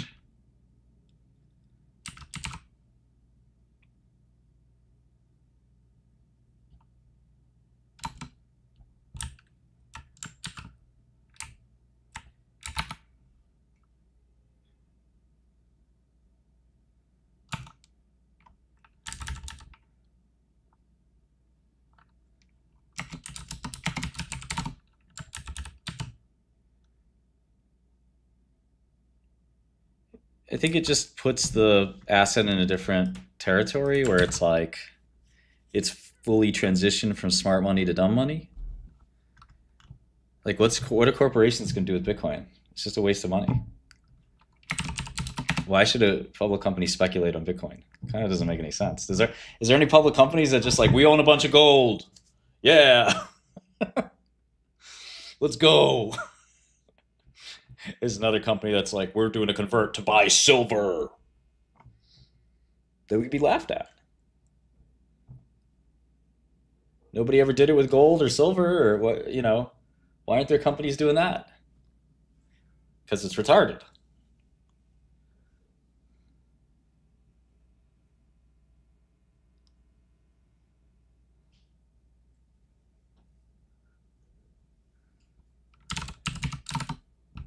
Like, it's like, you do not have a single better idea to create earnings growth or revenue or a business than buying Bitcoin? That's it? That's what you got?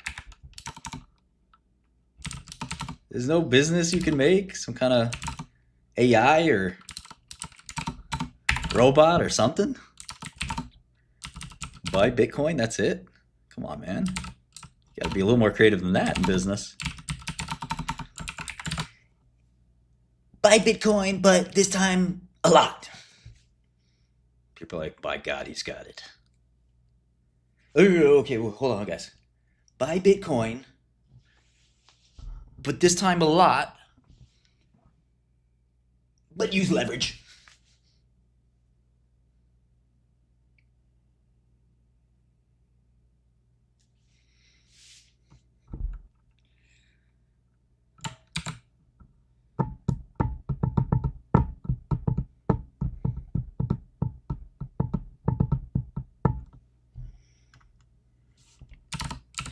hold on. You guys don't understand. Nobody wants leverage. Leverage is what causes financial disarray, financial bankruptcies. Haven't you guys learned anything from the great financial crisis? Long-term capital management? I mean, Buffett's told you this for 50 years. Don't use leverage. This is what we need to do. We're going to buy Bitcoin, a lot of it, and we're going to use intelligent leverage. That's leverage without the bad parts. That's leverage with all the good parts of it, but none of the bad. Intelligent leverage. Think about that.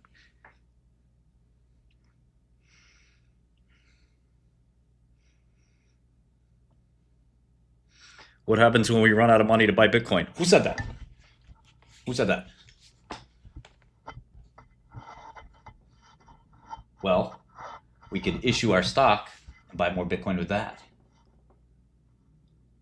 What if Bitcoin price goes down? What? How's it going to go down if we're buying it every day? Think about it. Infinite money glitch.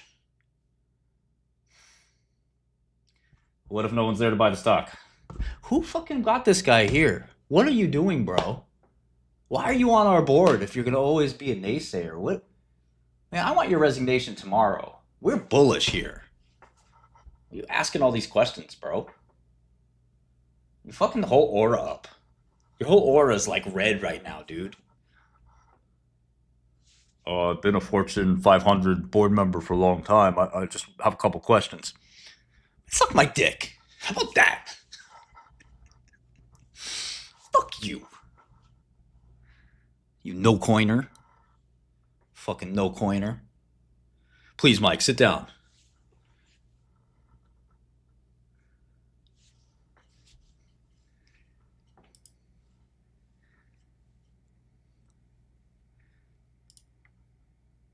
You alright, Finvest? It's called a skit. You ever see this thing? It's a comedy where people stand up and they tell a story and people laugh. Some people even pay for this.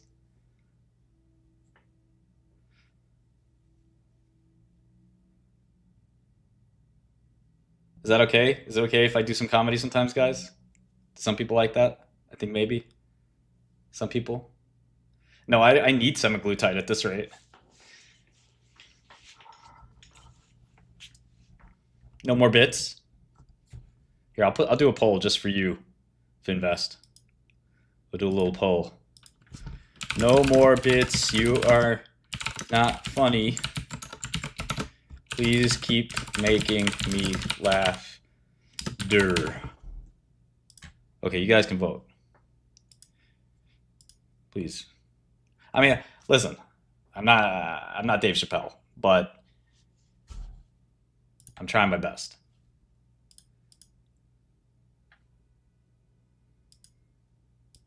I don't know. You said schizophrenia. What was that? What does that mean? What did you mean by that? Because I found that really insulting, and like it honestly gave me a chilling effect where now I don't want to perform anymore. Because you're sitting there telling me like, oh, you have a mental illness. And I'm just like,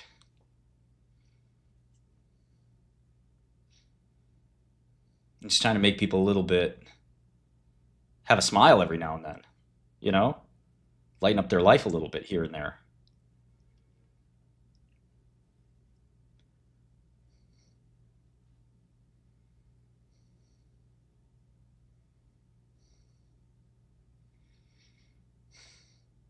I think you should apologize.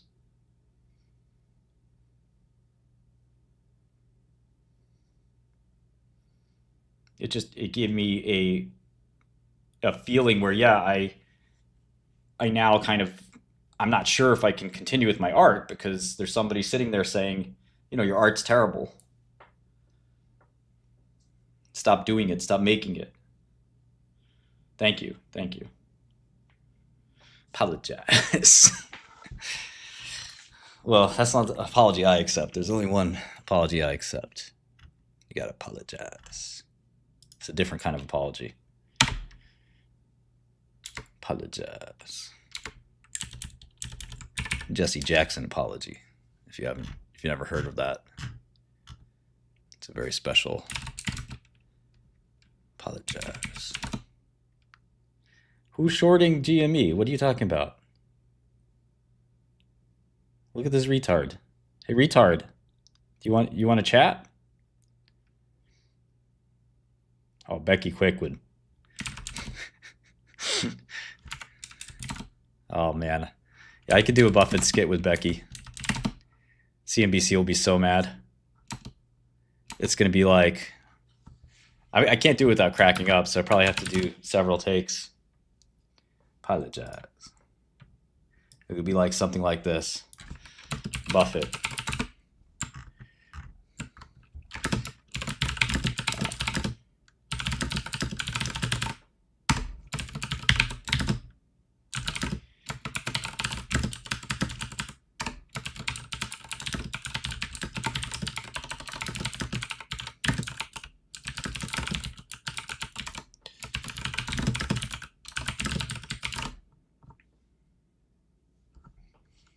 What do you guys think? Kiss it. Kiss it.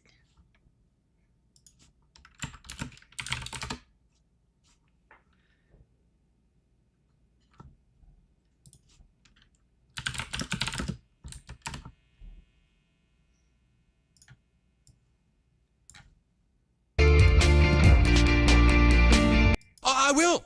I'm really down with African Americans. Do you really want to apologize? Are you sure? Yes, absolutely. Very well. If you want to apologize, I will accept. Ah, thank you, Mr. Jackson. Thank you. Brian, get a picture of Mr. Marsh apologizing. Ready to go, sir. Kiss it. Huh? Apologize. Kiss it.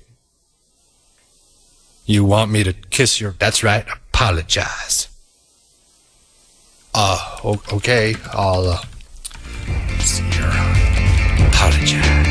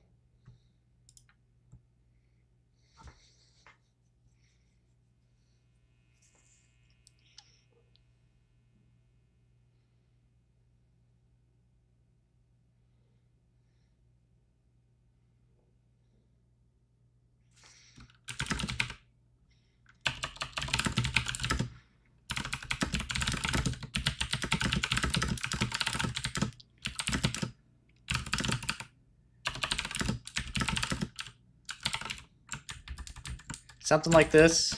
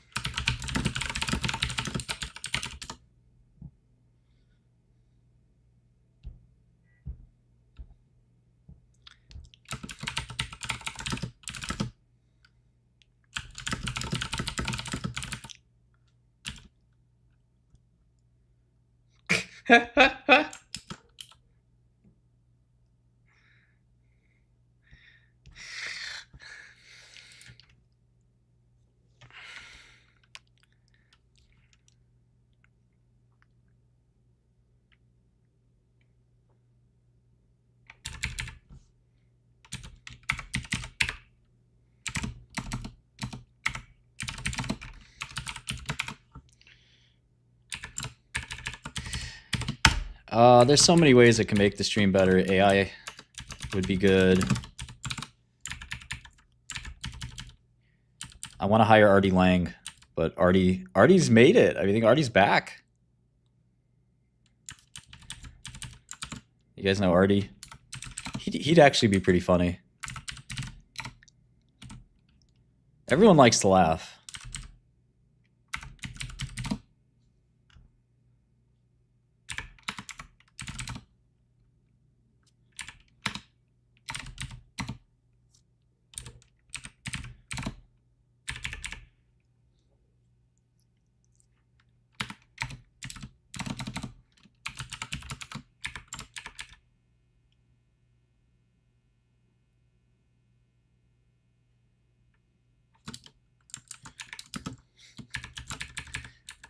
Yeah, Dirty Buffett must be pretty fucking funny.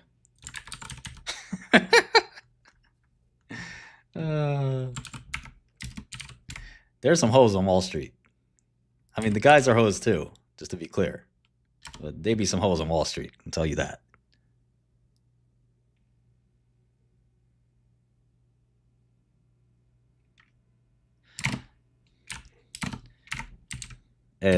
The best thing I ever heard was the New York Times marriage section is the sports pages for women. They're trying to get the best Goldman Sachs guy they can. That's life, though. You know, that's the nature of men and women. I mean, there's no two ways about it. You know, most women do want to settle down, have family, and it's a good thing. You know, it's got to be hard for women to have careers on Wall Street. I mean, I feel bad for a lot of them because it's grinds you up, spits you out. I don't know how you can have a kid. You want a Wall Street host story? Well,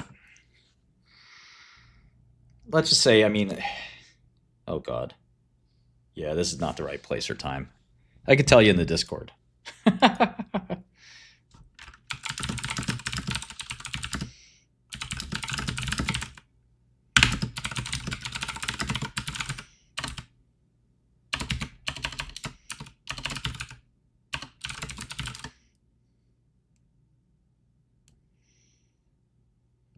Yeah, see Huma. No, VIP, no, I would never raise my hand to any woman. That would be crazy.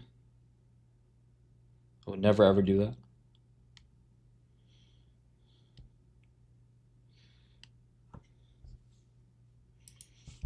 Exactly, Mandy, exactly.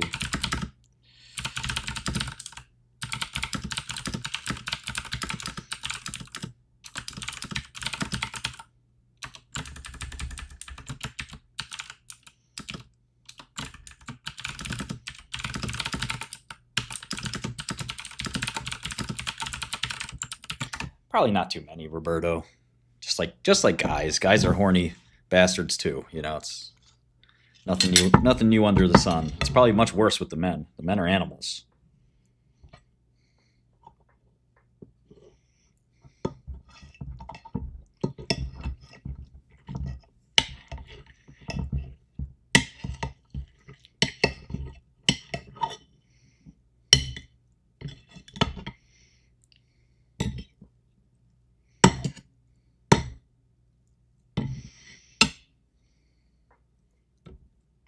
I don't know what the whisper is for Nvidia anyway.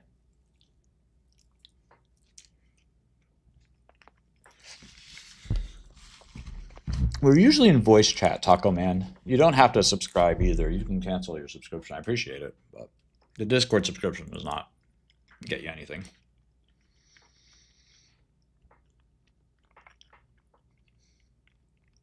Sometimes frantic, sometimes for sure.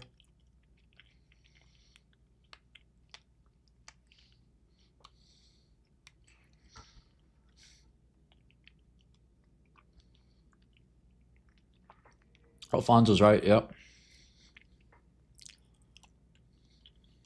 QUBT really could have and should have been like QMCO.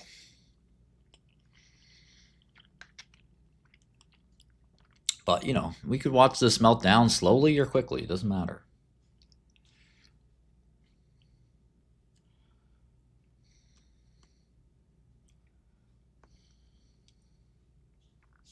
The Discord's just discord.gg/Martin Shkreli. I don't think I'll ever do TRT. I might start running. Lose the weight. I would not short Nvidia for the earnings release, no. The big companies have all been pretty bullish. I'm trying to get every Nvidia quarter. I kind of try to tell my developers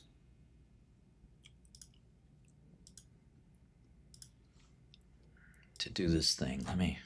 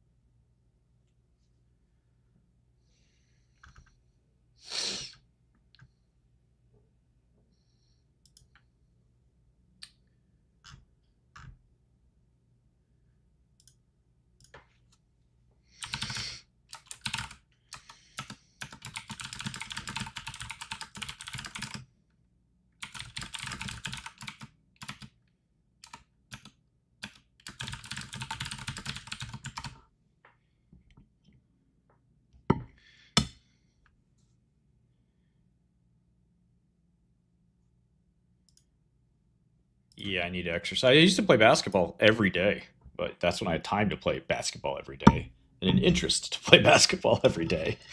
I got more interesting things to do and no time. But if I had a basketball court in my house, then I could not deny playing basketball every day.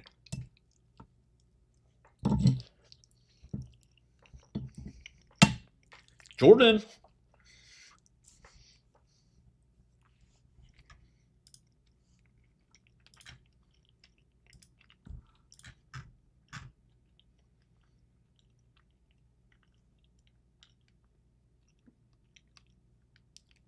I do zero cardio.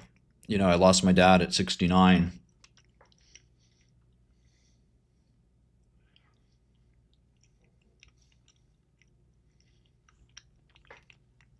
I played a little bit in prison, but not that much.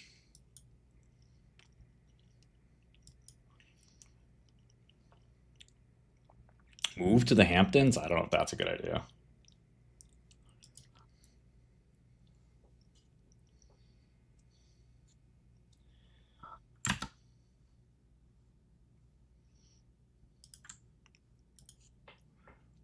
You guys want to see some programming? Or do you want me to show you some stock stuff?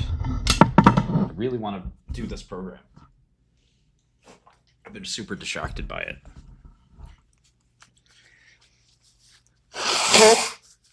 Christian, they have some shooters in prison, literally and figuratively.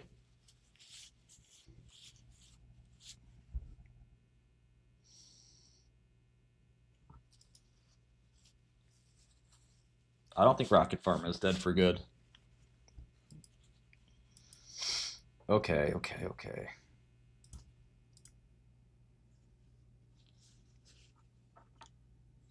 Just real quick, it's related to Bitcoin.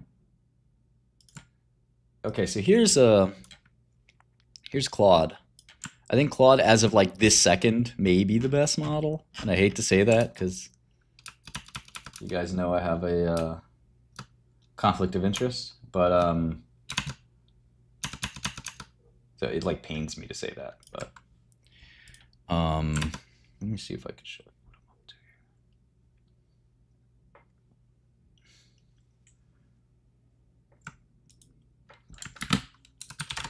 I use Cursor, but I don't have Cursor on this computer. So let me try to download that.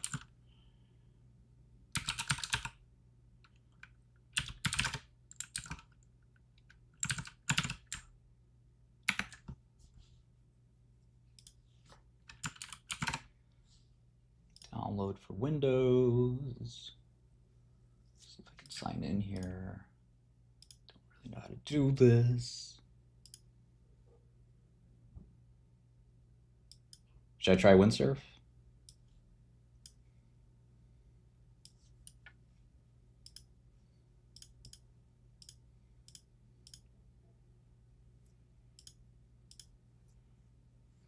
What's up, Kara?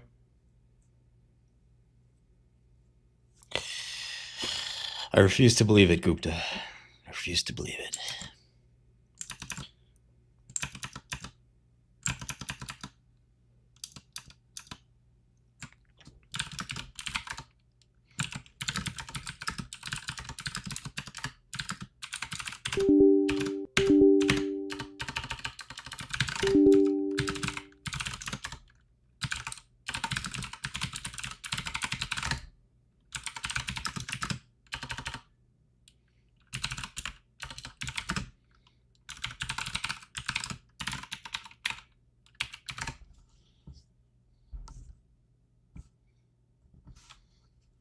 I don't know if OpenAI is better product people either. I think they're better business people. Taco Man for what? 4334. Yeah, we had that earlier. Yeah. 4334 in fact set on that's on Godel. Bloomberg has a slightly different number. Sorry, Curtis. Okay.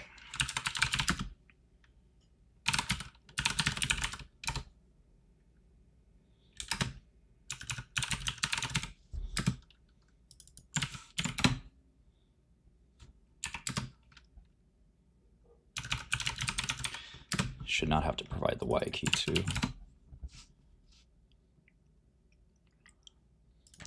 It's kind of incredible.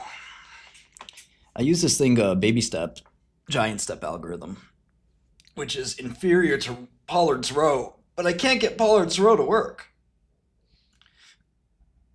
Implementing Pollard's row is apparently very difficult. So this reversed a very large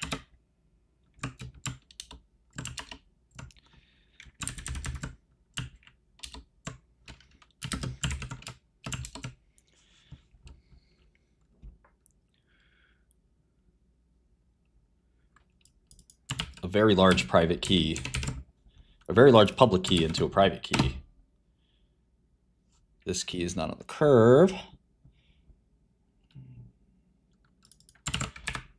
That's because it's that key. Okay. So in 1 second, it was able to reverse a 10-digit key. We can go further and further. This is an 11-digit key.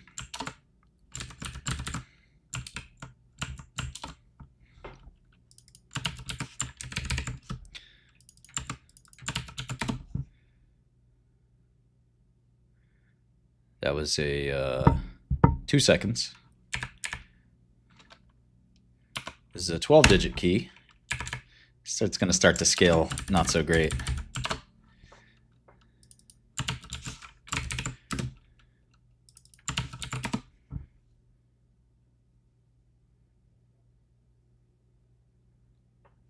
So that took about 5 seconds. Yeah, getting to 256, not so easy. Concept 2 rower, that does sound good. Begajandro, Begajandro. Begajandro, you watched the IonQ video, man? Begajandro, nobody cares about the $5,000 you got. I actually feel bad for you. You gotta watch the Chris Monroe video, man.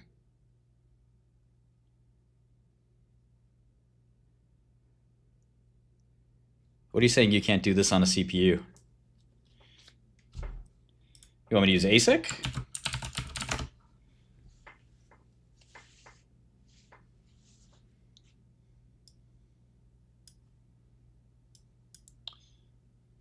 This is a very specific algorithm.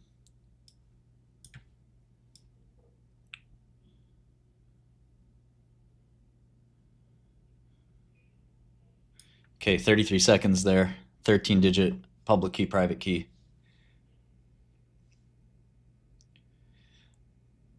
Yeah, I actually don't know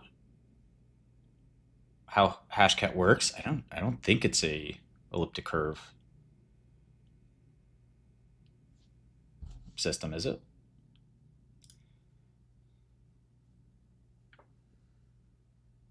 I think it's just a brute forcer. I got a 4090 and just a recent Intel chip. I mean,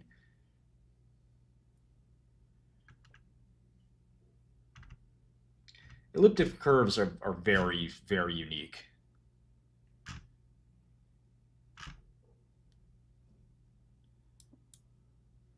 It's not a hash. ECDSA is nothing to do with hashing. It's a one-way function, but that's where the similarities stop.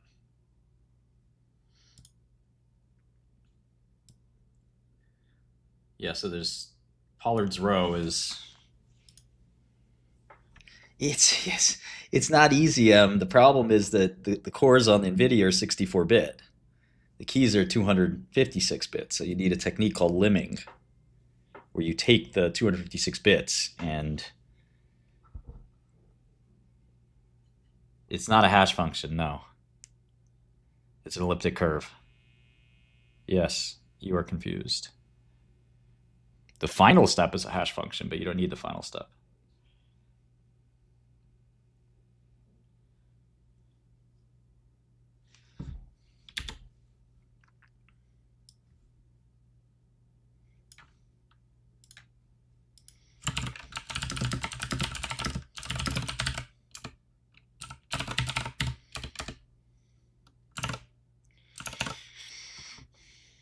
Limbing.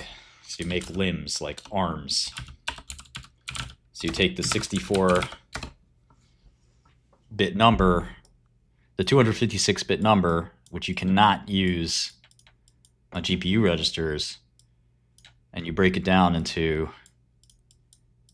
4 limbs. 64 bits, 64 bits, 64 bits, and 64 bits. The question is it worth at that point to, can you actually get it faster? Meme, that's why I was saying I might quit streaming. I might shut the studio down.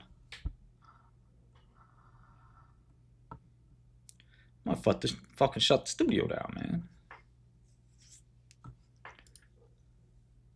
So the other ways is you could just do parallel cores, right?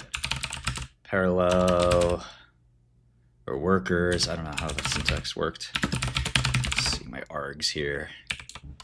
Parallel optimized. This thing's kind of a piece of trash.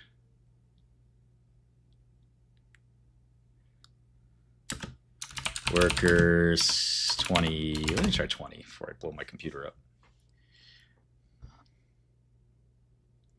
And there's time-space trade-offs, right? So you can make tables.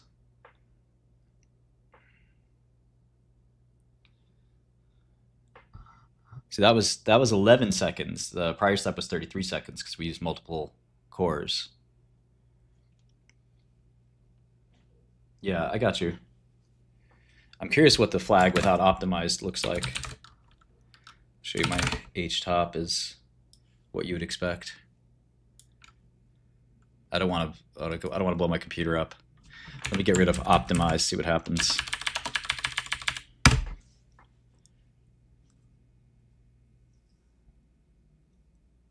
Oh, yeah, the 20 cores get to 100% there.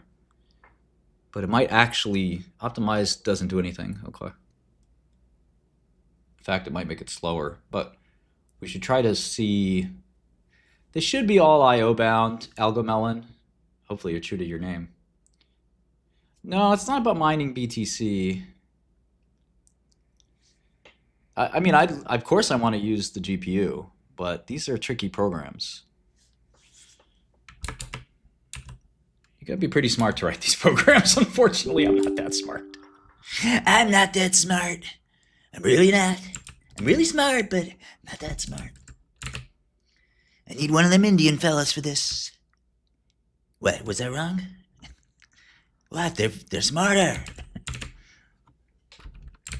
My favorite thing ever was when there's a photo of Barron and another NYU student who was Indian, and somebody wrote, how the fuck does this dude have his own Vivek already?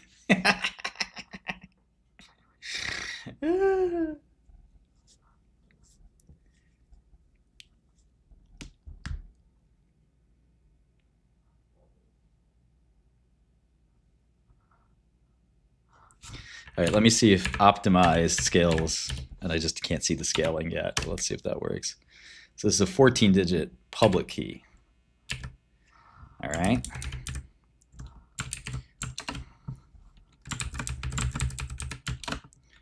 We're going to copy the XY keys, although the XY coordinates, although you really should just give the X. The Y is calculated. Should be calculated on the fly.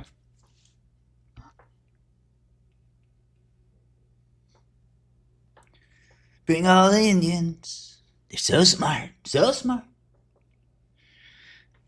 How'd they get so smart? We don't know. Nobody will know. Because it only took 14 seconds. Remarkable. So Satoshi's keys. Okay, these are Satoshi's keys. All the ones in red are Satoshi's keys. Each one of these is 5 million. You have to find the number that corresponds to this. The only keys in Bitcoin where the X coordinate, Y coordinates are revealed. Everything else is hashed. 9% of Bitcoin is in this format. It's also crackable by quantum computing.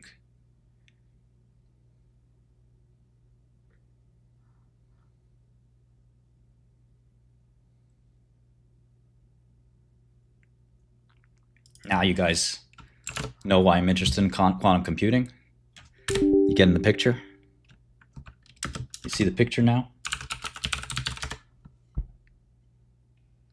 Why does Shkreli study so much math? What's he doing with computer science? I don't get it. Now you getting the picture? That's why we have Elon. He's such a smart guy. They say when it comes to computer, he's the smartest. I think he's the smartest.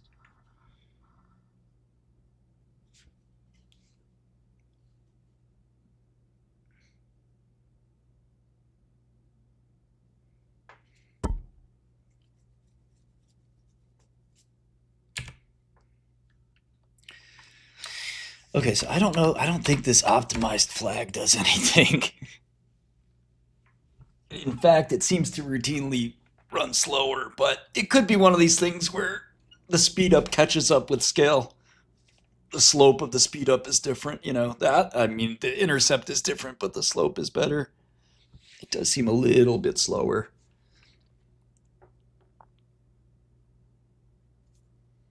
No, Zach, I'm not implying I'm on the cusp. I wish I was on the cusp.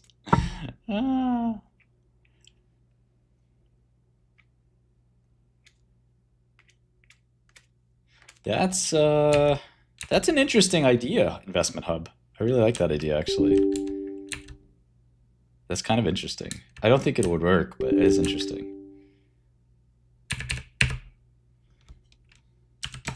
Yeah, you got to get some wall mounts. My girl knows how to do the mounting better than I do. Okay, you know what? Forget I said that. Forget it. But she's much smarter when it comes to that kind of stuff. I couldn't even plug in the Nvidia card. She found it instantly. She was like, clunk. It's like, how the fuck you know that? She's like, Martin, you're just stupid. I was like, okay.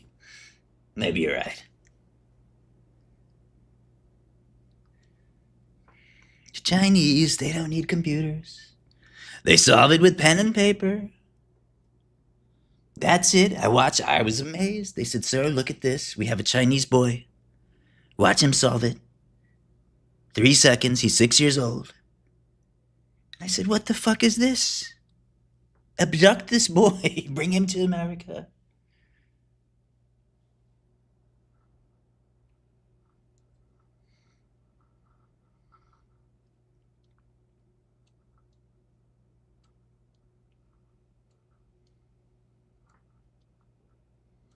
My girl is not Asian. She is a white lady.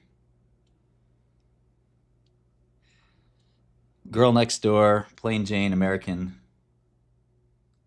She speaks Chinese.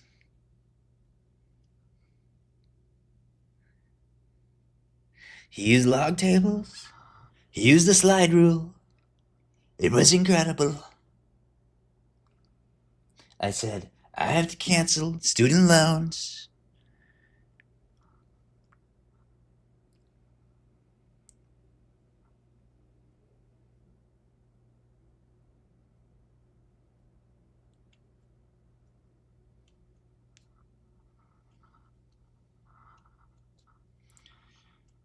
Okay, so this is much slower, as you can see. Well, John, I met this lady at a party, and I never have to meet another woman again. This makes my life easier. I got my lady for the rest of my life. And we got a little boy on the way. I can't wait. He's a little nugget. You know, hold him up to you guys. You're going to see the smelly diaper. It's like, oh, no. Oh, I don't want to change this diaper. Yeah, we're going to do our traditional live stream for Nvidia earnings. Yeah, little guy. He's going to be a little guy.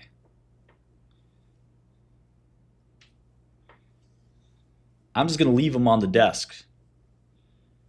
I'm going to leave him on the desk while I trade and invest and program. He's a little baggy. When he makes poo-poo in the diaper, I'm going to be like, oh, you made a little rigetti. Here, Becca you want to buy this diaper? It's probably more valuable than your fucking stocks you're buying. Here, buy this bag. Load up on these bags. DeQuantavious. DeQuantavious. Baby poop doesn't stink? I don't believe you. I don't believe you. That sounds like bullshit.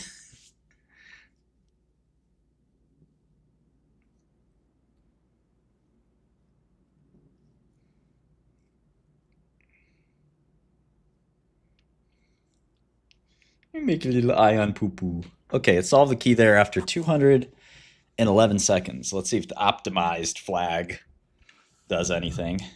That's what I'm looking at right now.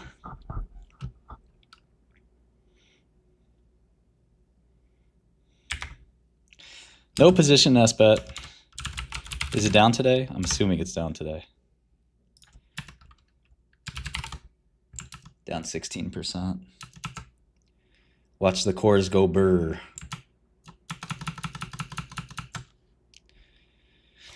Okay, we got Pulitzer over here. I don't think it actually works, but let me think here. Let me think.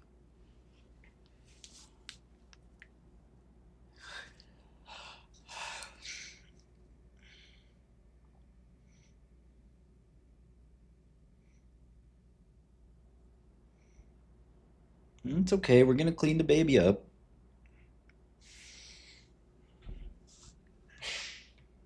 We got to clean him up. He don't know how to clean himself up, so we going to clean him up. I can't wait for this guy. I've been baby talking for months. I'm sure it's annoying my wifey.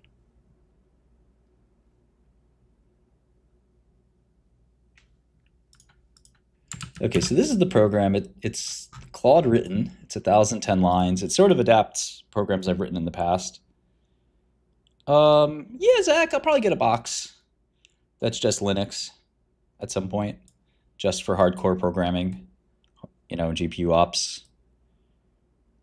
But I use a lot of Linux boxes remotely, obviously, SSH into them. So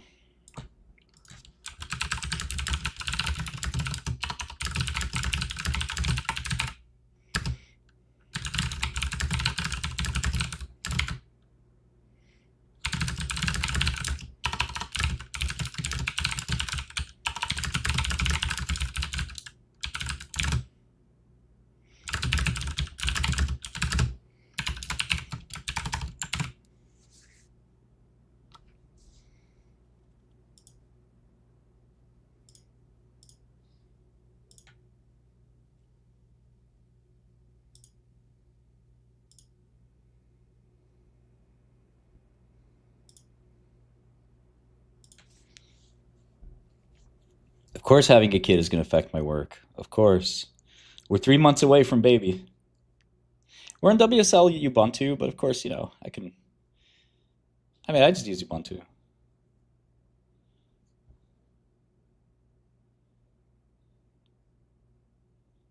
Yeah, it's going to affect me in a bad way. It is what it is, but, you know, it will enrich my life quite a lot. So I think that the happiness that I'll get from having a baby will probably offset some of the existential dread that I have. The feeling of impending doom as the universe collapses in on itself. That'll probably go away a little bit. We covered Nvidia a little bit. As it gets closer, we're going to cover a little bit more. So we're going to predict the exact number. Let me think, man. Let me add a little revenue here. A little sprinkle here.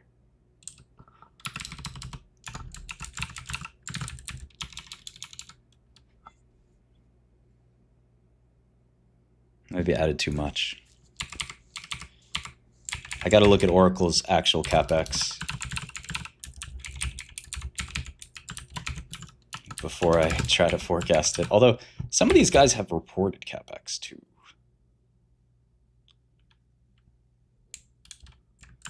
Maybe BFD, maybe. Okay, looks like the program finished as well. So that was 208 and the other one was 211. So, I mean, certainly it doesn't look like optimized has much of an impact, but should we do one more? A 16 key, 16 digit. That's the biggest I've ever done. I'll give it a try. Maybe I bump the workers up to 21. Go a little bit faster. Let me go 22.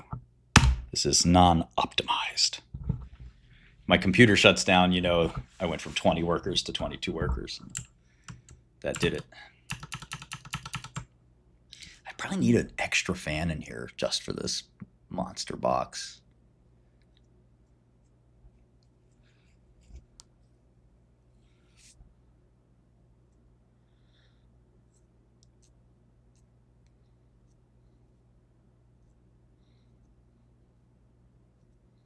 I don't think it increases the number of threads.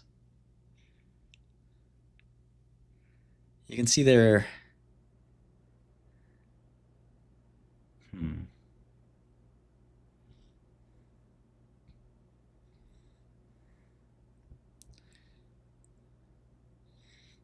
We have some ideas for baby names, but we're going to keep that to ourselves.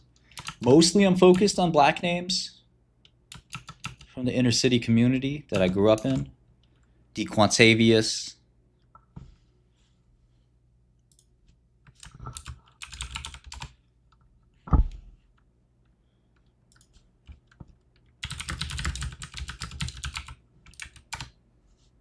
He's going to play high school football. Just wait. Hi, everybody. I'm Dave Stassi, alongside Jeff Worthy. Maybe even college football. On this year's squads, aren't there, Jeff? That's right, Dave. It does seem like the most flamboyant personalities came to the forefront, and they are here. Let's meet the players from the East.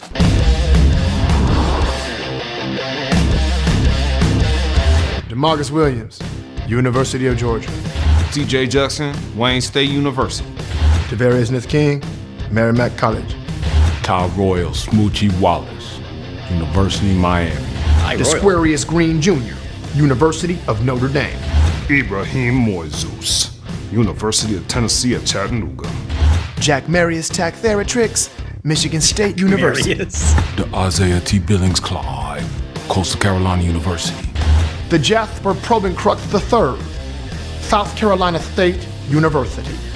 Leoz Maxwell Jr. Leoz. East Carolina University. Yeah, these. Javaris and Lamar, University of Middle Tennessee.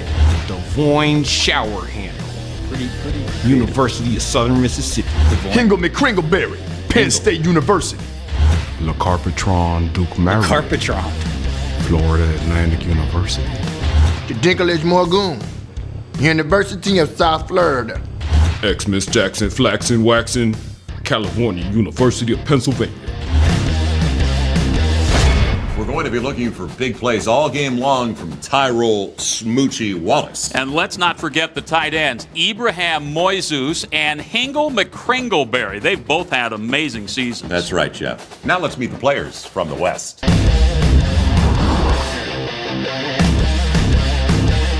Vegetarian Jefferson, Texas A&M.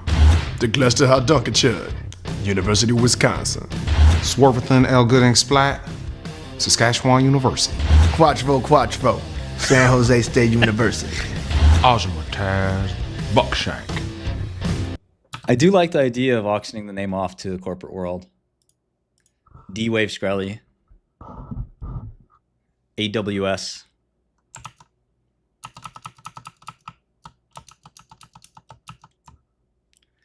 Substitute teachers like, is there an Oz here? Oz Skrelly? Man, that's a AWS Skrelly, and did you know that you can save 20% off your cloud purchases now if you use AWS Skrelly as your code? Did you just advertise to me? No. I'm just telling you how much I love AWS.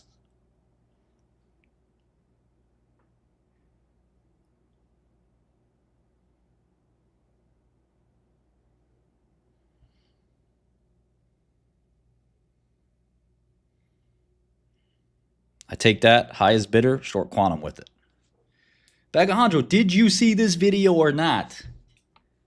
The founder of the company you like.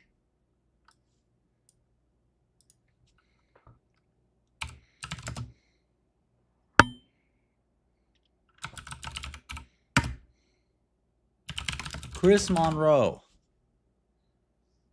Why can't I find this thing? From Beck to Big Industry. Did you I think see we have a this? long way to go because quantum is right. If it's not right, then what is right is even more range. Again, it depends on what you mean. There's lots of everything possible. I don't know. And even if you don't get the laser on there, maybe peek it in at the end. Error correction should be a defensive technique. You should not go in and say, you know what, we're going to start with error correction and then architect our whole system around. So he's talking shit about psi quantum. That's what's happening at like Google. And Let's just, if we define error, what does error really mean? It means, let's say the laser power fluctuates and then there's like a change in the qubit's orientation, or like, what is an error? Yeah, well, that phase I talked about earlier, I. That phase, what goes into that number? Well, it's the energy shift integrated over time. So it's the time at which the laser is applied. Time is pretty good though, usually. Usually time is not the issue. But it's the area, the pulse area of the laser pulse. So it's the intensity integrated over time. If you have really fast noise, that's fine. You get to average that out. If you have really slow noise, that's okay too, because you can calibrate it. You can stop and say, okay, what's the power? Here we go.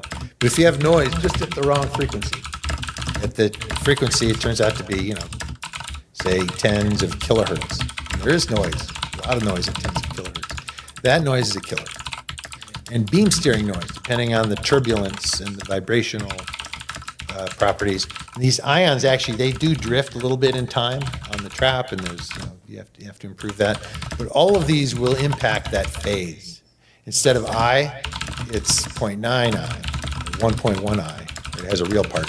So there's noise on that, and that ends up effectively being decoherence on the qubit. Even though the qubit was perfect, it's just our controller was off a little bit. What's the tolerance?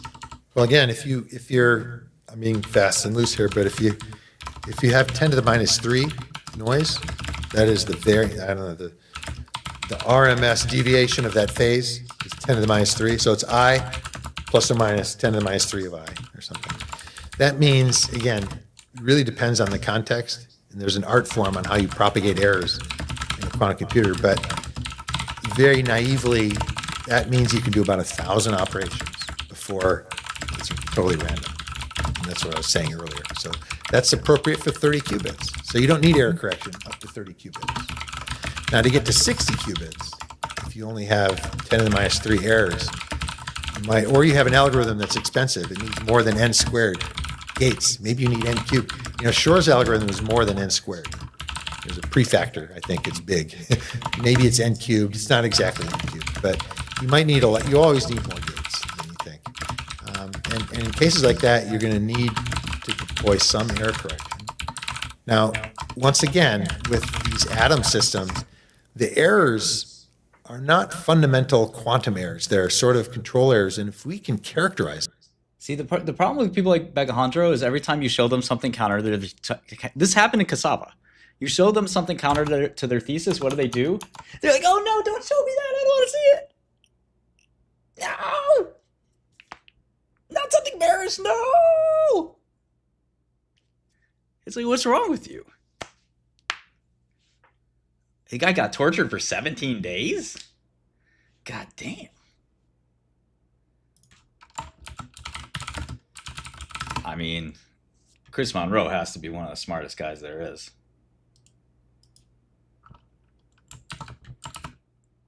And look at the guy torturing him.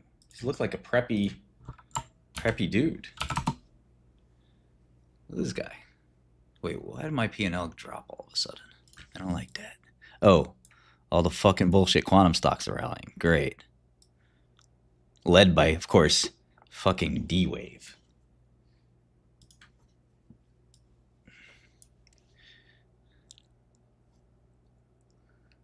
The man, William Duplessis. What the fuck? How is this guy torturing somebody? Who is this guy?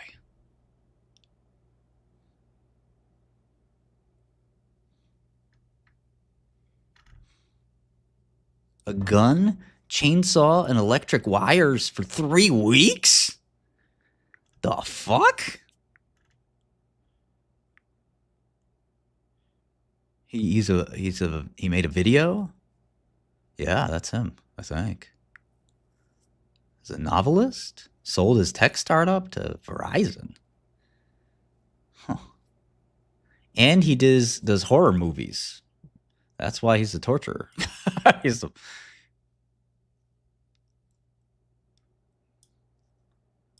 Kind of makes sense.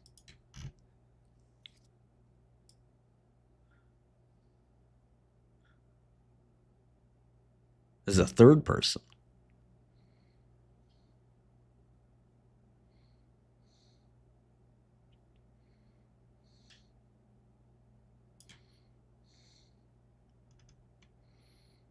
John Waltz, a cryptocurrency investor, and Beatrice.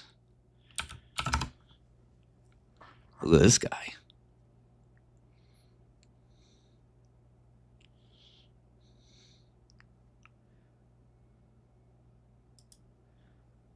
Who's the Italian man? Did they reveal who that is?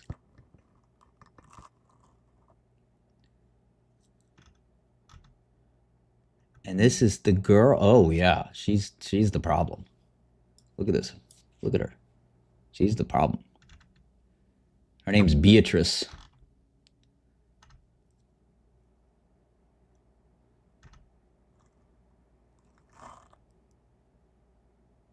An Italian tourist. Who was the Italian tourist?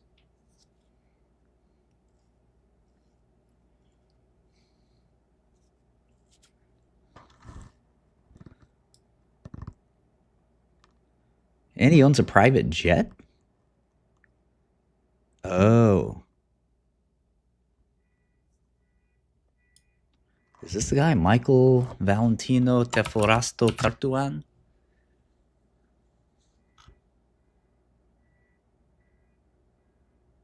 Italian crypto millionaire. Never heard of the guy. He broke loose.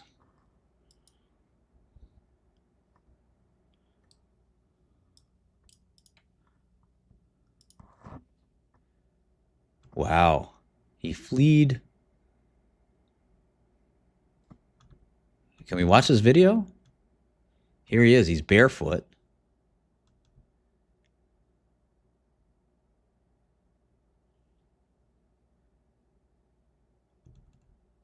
Whoa, whoa, whoa, whoa, whoa. Wait a second. The investment hub? What do you mean almost as unhinged as you? What does that mean? Let's go to your channel. The invest.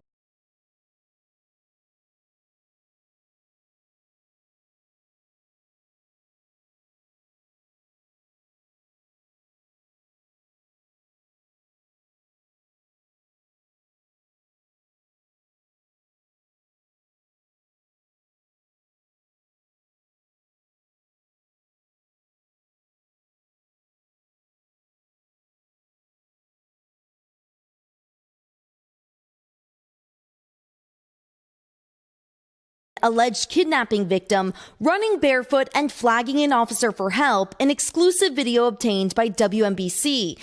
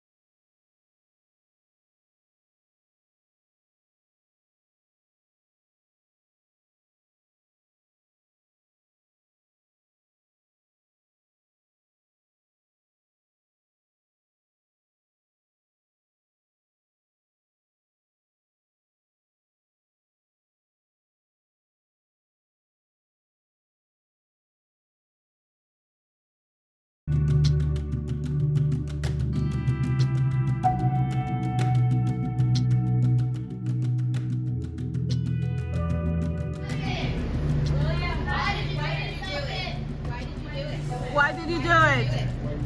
Why did you do it? Can you tell me why you got arrested? I'm not arrested.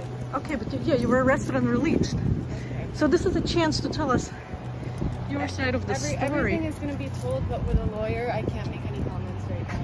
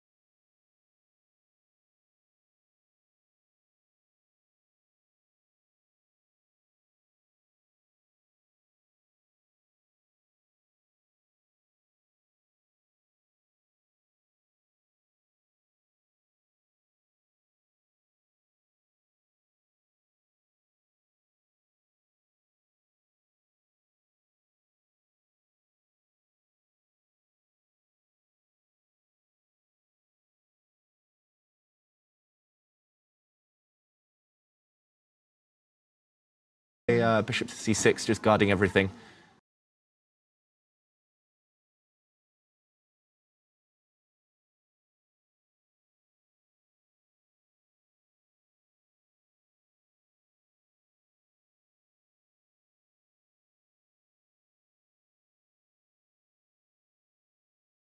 Bishop to c6, just guarding everything.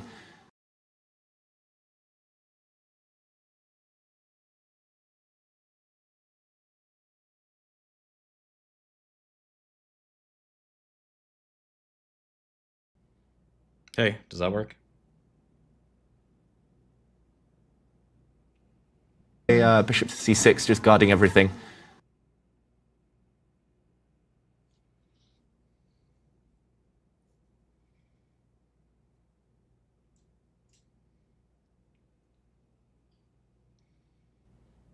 Hey, does that work?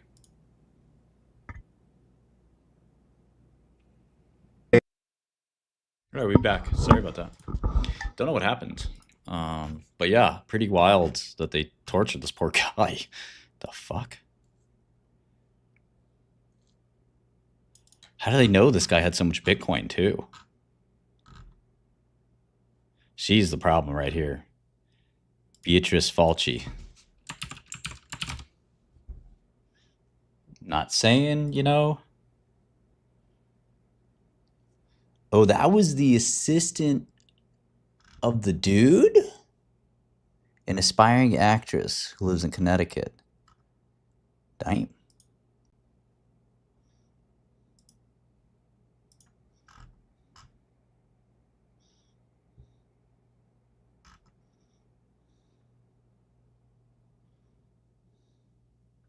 It's crazy. Soho home, 75,000 a month.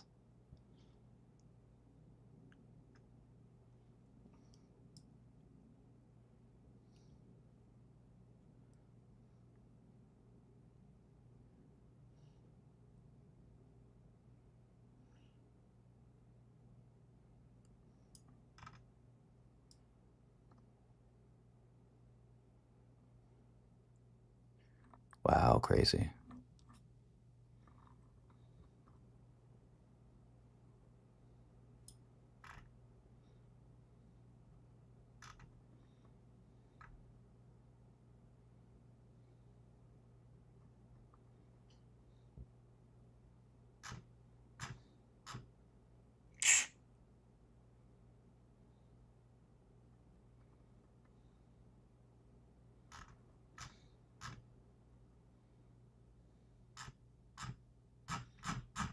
Wild.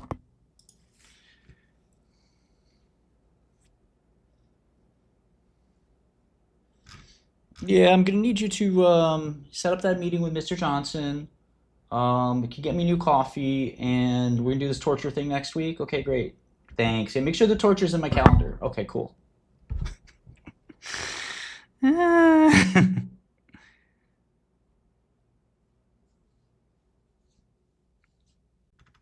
They forced them to smoke crack cocaine. That's not torture. How's that torture?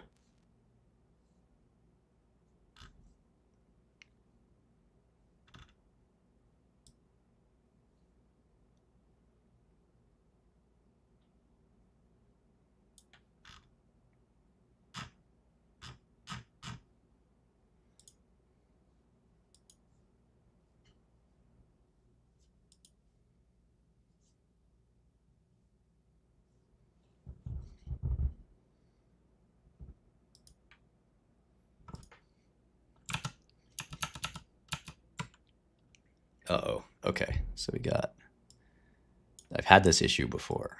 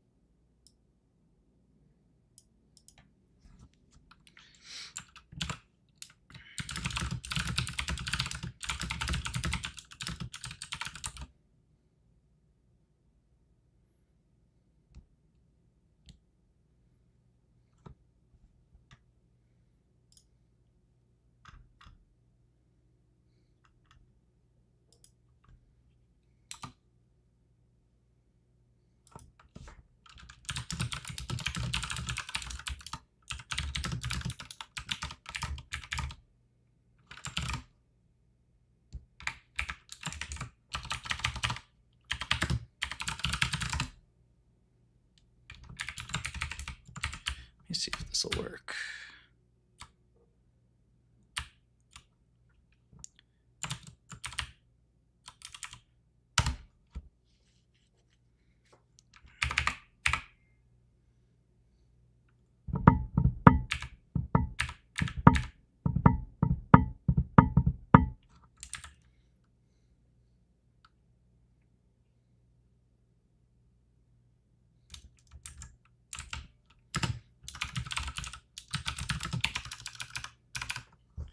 Let me just copy and paste this.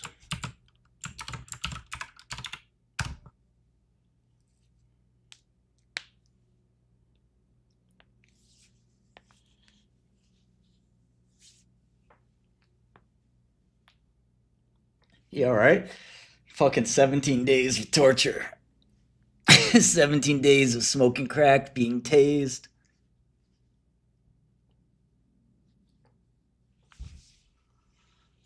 No, the new money is just to support the leverage.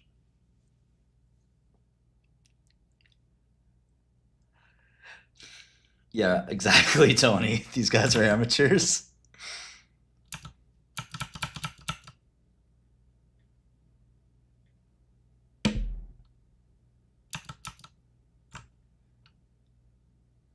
Oh, this is single threaded. The fuck? Oh, I think it stays single threaded until the tree is built.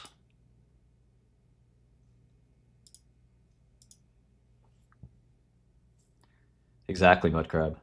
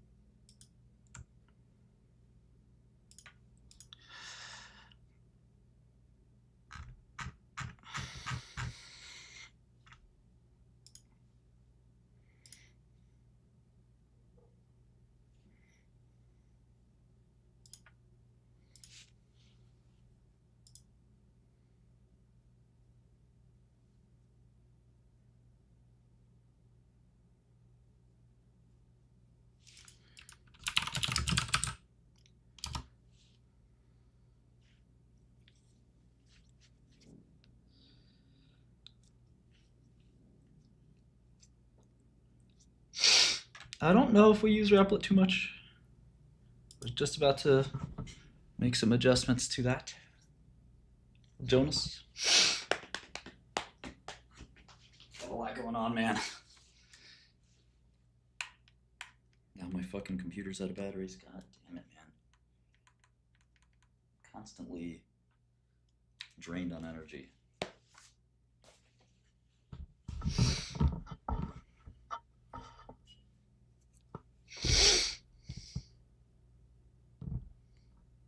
Oh, Begahondro, do you have time to watch this video? I know you like to stick your head in the sand if you see bad news, but you should really listen to Chris Monroe.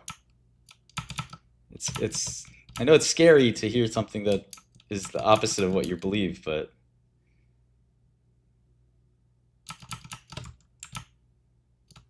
that is a telltale sign of a bag holder. That's my favorite. They're like, no, I can't see it. My eyes, not my eyes. Them. There are some ways you can reverse these errors. In NMR, nuclear magnetic resonance, they call these spin echo pulses. It's a total field in its own right. How to optimize pulses for a certain type of error that has a certain type of a noise spectrum. You can back some of those things out. It's because it's not a fundamental quantum error. It's just your ignorance in the classical error. And that's a huge advantage. There's a word we use in the field now, we call it error mitigation. Not exactly active error correction, but error mitigation that can help you. It won't make it fully fault tolerant, but it might get you across the finish line. And that's, I think, a really promising approach for now. Look, in 30 years, there will be full error correction. I have no doubt.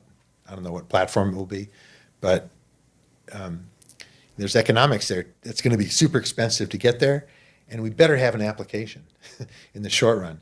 And that application won't use error correction so much because nobody's going to pay for error correction unless they got some payback from a nearer term application. Is there some kind of, I guess, less direct way to get something like an ion trap? For example, like a hole in a semiconductor or something like that? Like maybe it only exists for a brief nanosecond, but you get like an ion trap for a moment, you do your computation, and then it kind of falls apart. Is that a possibility? Absolutely. There's wonderful research, and I would largely put all of those technologies into the term quantum dot.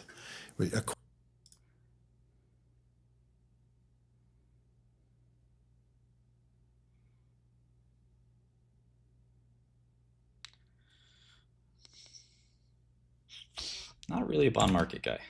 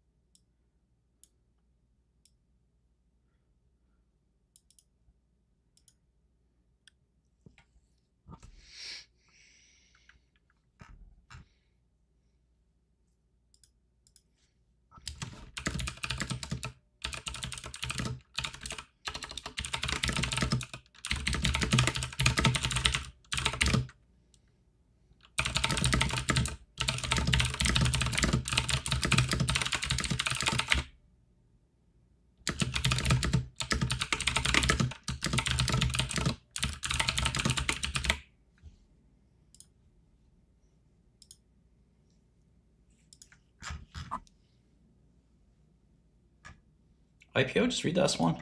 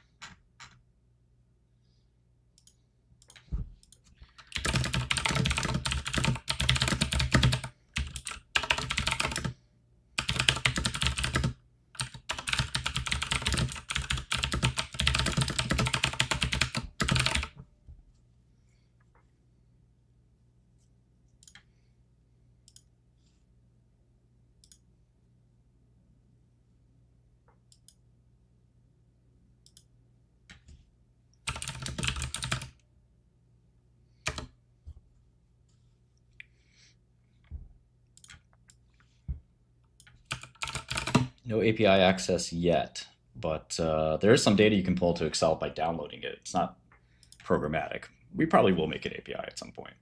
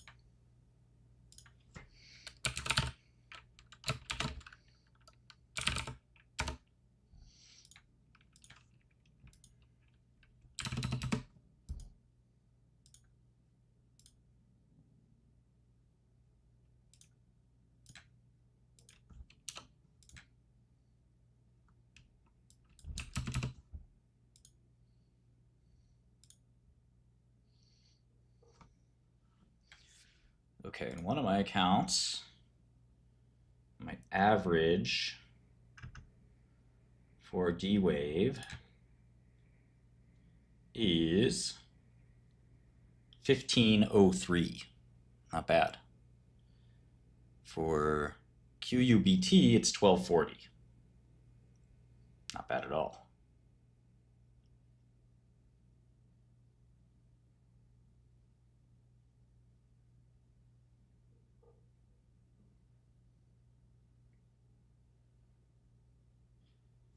No, if somebody tries to get more data than we, then we can notice anomalies and we'll just ban your account. So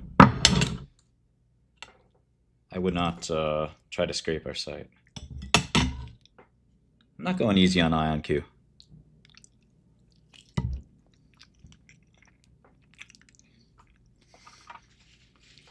Maybe Tony. It's still engineering required.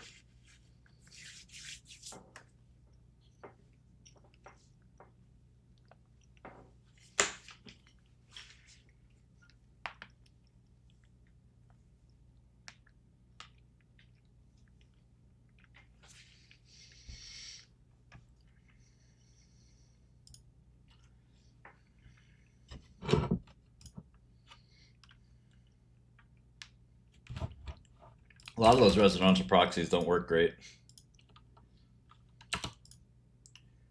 And ultimately, you're going to have to be logged in. So we just close your account.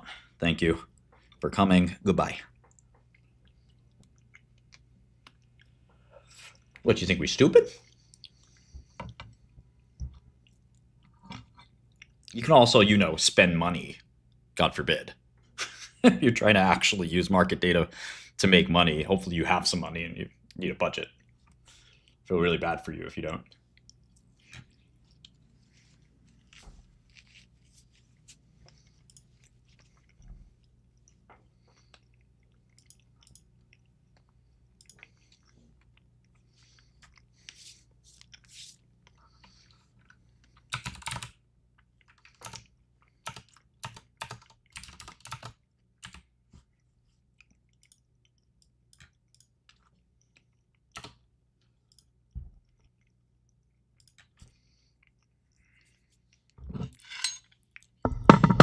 Yeah, that's probably a good idea, Patrick.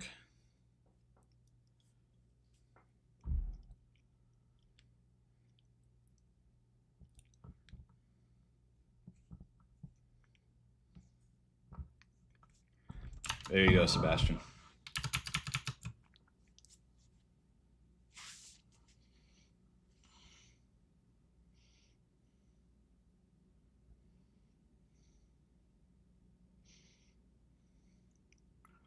The expected move for Nvidia has dropped a bit, so it's really hard to sell a straddle or sell vol.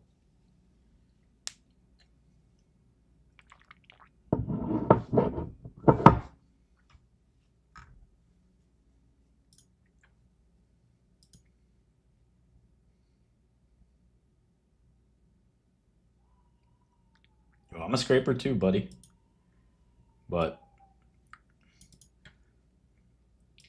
every scraper can be blocked. It's called a paywall.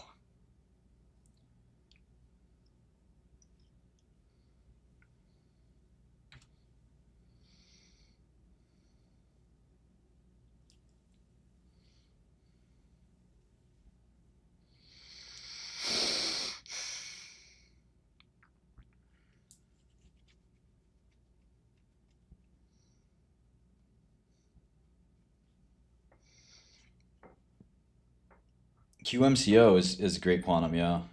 That's actually the best quantum.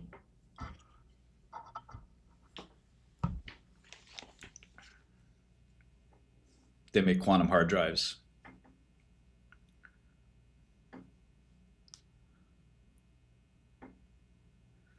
The wheel.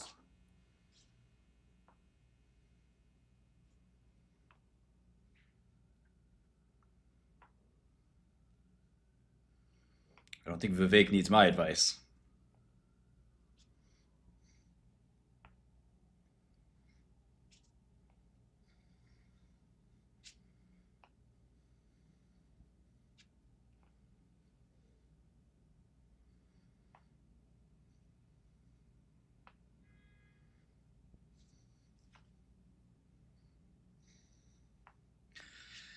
I don't know on that. I don't know, Peter. I want to trade Take-Two. Grand Theft Auto can only disappoint to the downside. I mean, it could be a really great game. It's a tough one. Well, you don't know what the prices of the vol will be before the release. Probably gonna get jacked.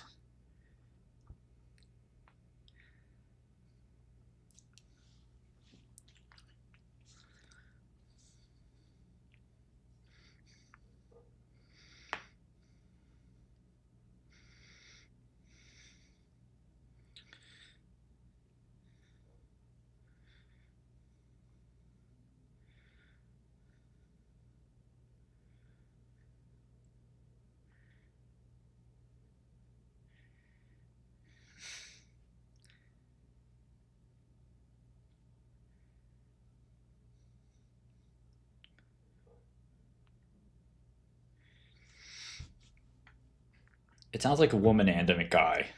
They're probably just trying to get female users.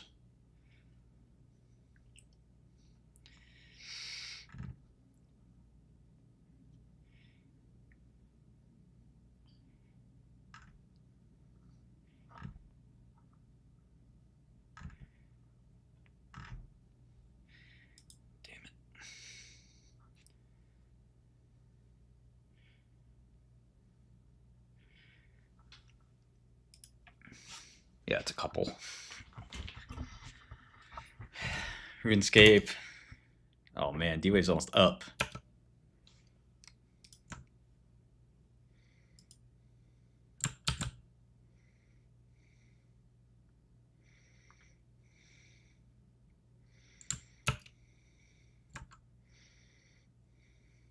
Yeah, James, we're gonna do something like that. Stay tuned. Can't drop every feature all at once. You guys have to work hard.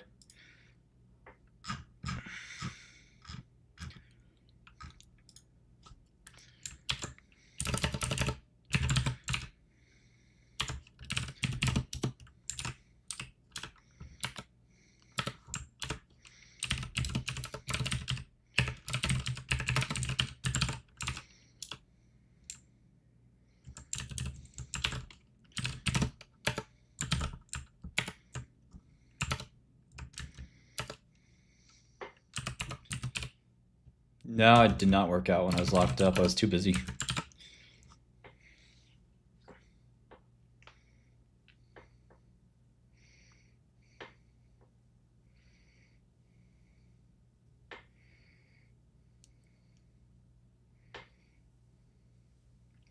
Which models?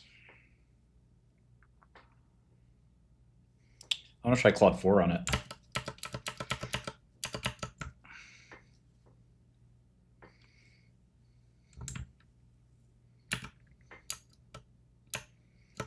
I don't think... I mean, I think I've been pretty clear that my P and L does not affect what I think are the optimal positions.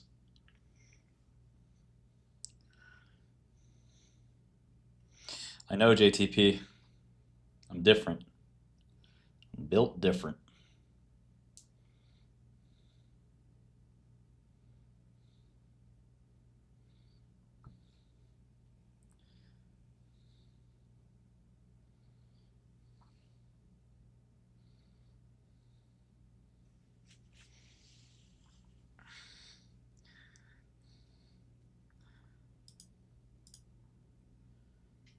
Another IonQ LOI.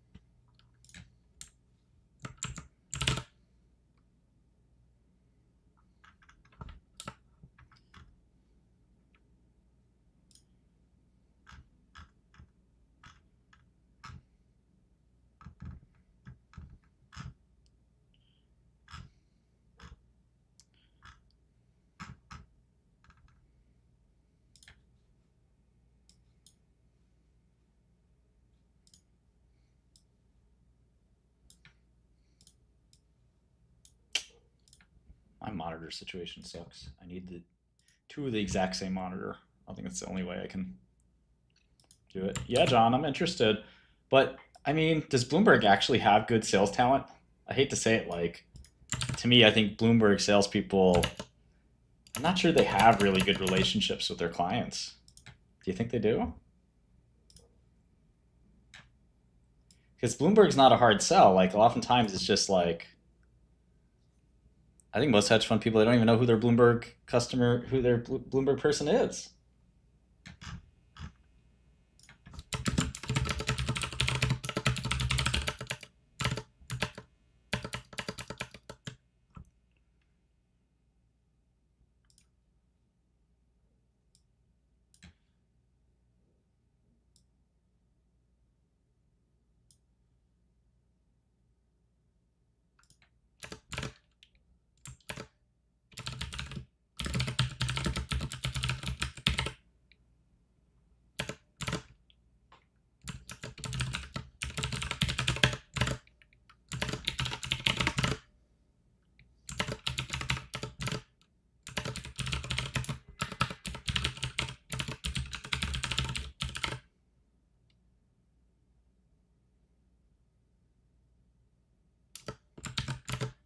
You think Amazon's cheap? Why? Have you seen the free cash flow?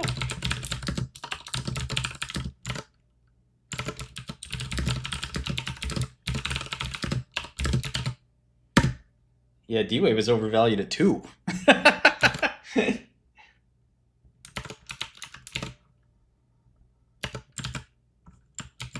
Shit is absurd.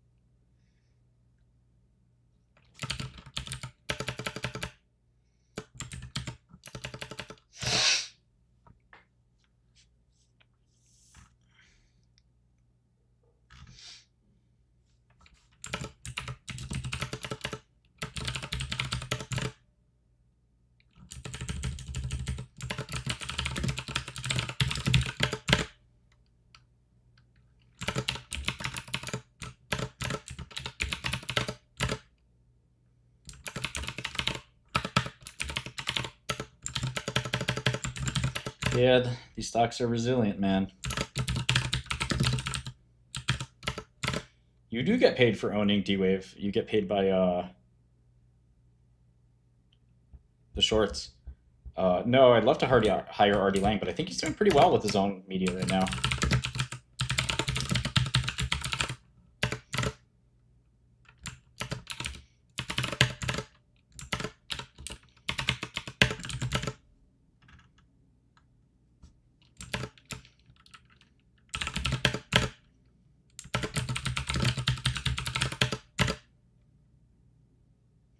I don't know about that, Richard. But possibly. They can only short the D-Wave drop by buying it, right? So, you know, I don't know, probably not. It's possible. Never say never. Doesn't sound right to me.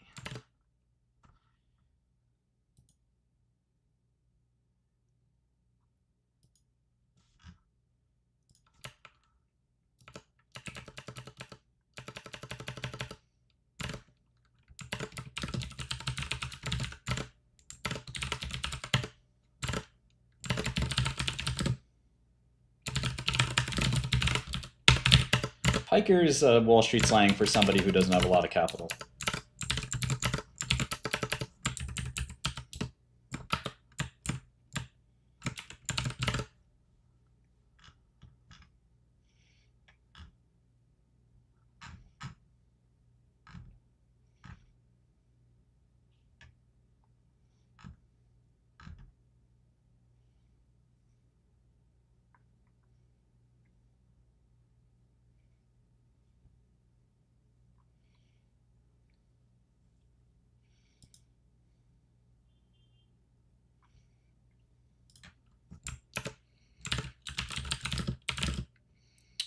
Don't worry, we stayed on.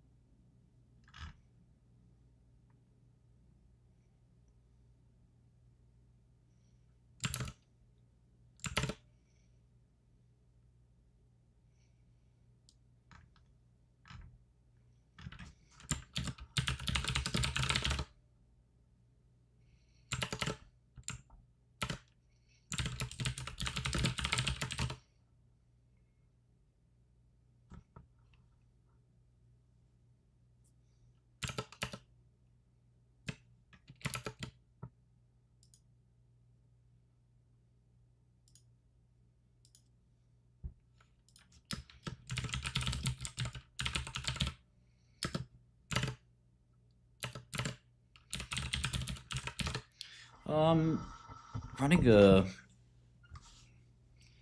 of like a number theory thing.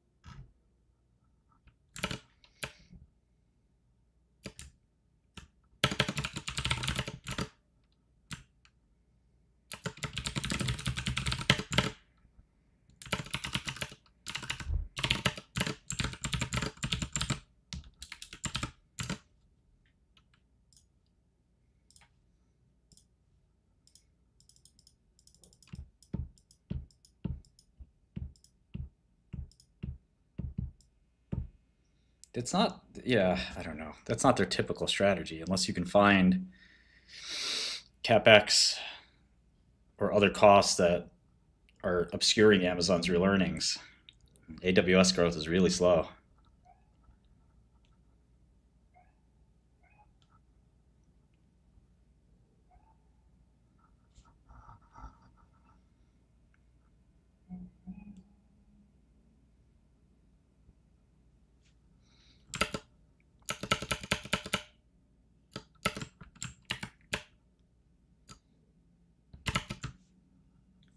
This thing is single threaded, man.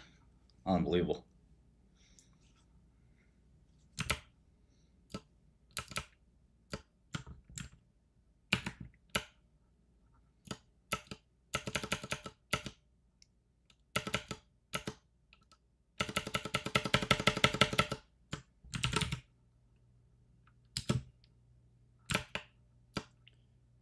Oh yeah, I mean they're basically nowhere on AI. Amazon fell asleep at the wheel on AI. They're trying to catch up. They basically own Anthropic. Quite a bit of Anthropic. Yeah, I don't like the Amazon valuation. I'm not bearish. I just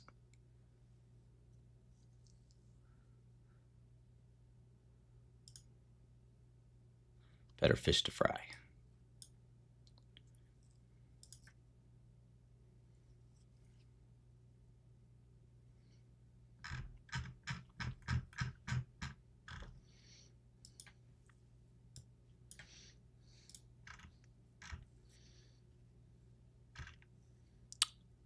Would you guys want to look at Danaher, Deere, Palo Alto, Eaton, Marsh McLennan, CrowdStrike, Altria Group, Fiserv, American Tower, GE Verona, Elevance, any of those interesting ADI, Analog Devices, Welltower, Prologis, Starbucks, CME.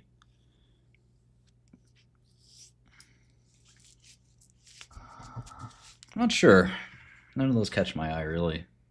I kind of want to look at ICE and CME because they're partners. Amphenol, maybe. I remember Amphenol was tiny. They were tiny, but... HCA, UPS, CVS, Moody's, another partner. Fortinet. Mercado Libre, Lockheed, Interactive. I count Interactive as a competitor now. Marvell, Apollo, Chipotle, Motorola, Dell, Illinois Toolworks, Coinbase. Everyone would want to look at Coinbase. Zoetis, Colgate, Emerson, Air Products.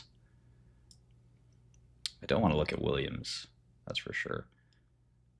Republic Services, Royal Cruise, NetEase, Northrop, General Dynamics, New. People really want me to look at New, I think, as much as I don't like to look at finance. Becton Dickinson, I'd like to look at JD and FedEx. Pfizer's a waste of time. Oh, but good luck, Limitless.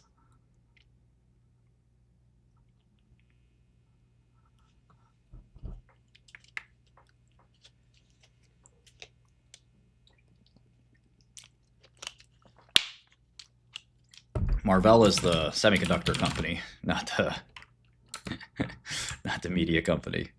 A little bit different.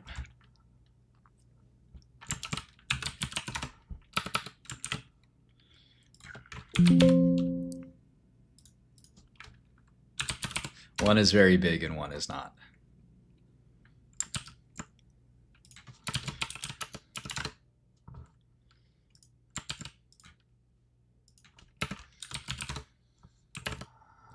Palo Alto Networks.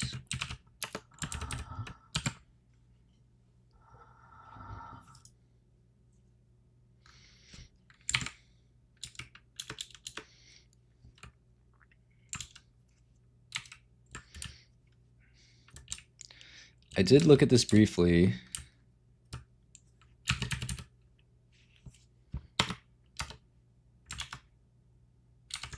I think this is one of these kinds of companies where you really need to understand what the hell the product is. And it's kind of hard to understand.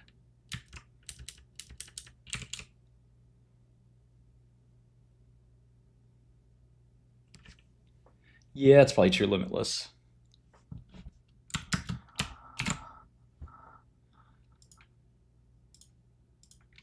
So I just go on Godel, I type in, there's a couple things I can do here. First thing I want to actually do before I do the thing I wanted to do is I just go to Palo Alto Networks, ANW, and I type EM and hit enter. And there are the earnings estimates. It's that easy. And I can see that for fiscal year ended 2025, so 7/31/25, earnings estimates are for 327.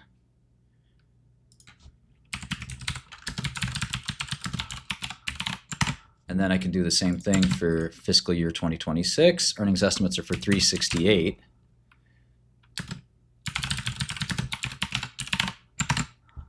Okay. Should make a line here demarcating what's an estimate and what is an actual. I'm sure all you guys do that in your models. Then I can do the same thing for revenue. Okay, they expect revenue of 9.19. That's consensus.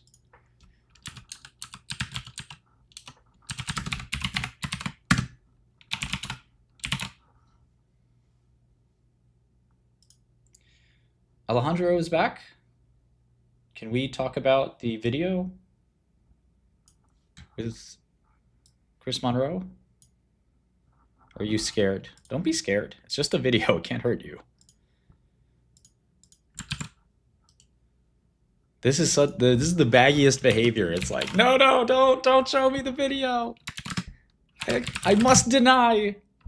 Who in their right mind would want to not hear something negative about their investment? He said, Martin, I got some bad news about one of your investments. Oh, I don't want to hear that. No. I want to hold my investment. What? What the fuck? No. I'm convinced. I don't need anything that might unconvince me. You mean you're going to give me something that might change my mind? Or give me more information about my investment? No, thank you. Not if it shakes my confidence. I can't have that. My ego is very... I just can't take it. All right? It bruised my ego. I'm very sensitive. When it comes to my investments, I have to be 100% right in my head. Even if I'm wrong on the P&L, what matters is I'm good up here. I'm sensitive. No, that's usually a sign to the top, Connor.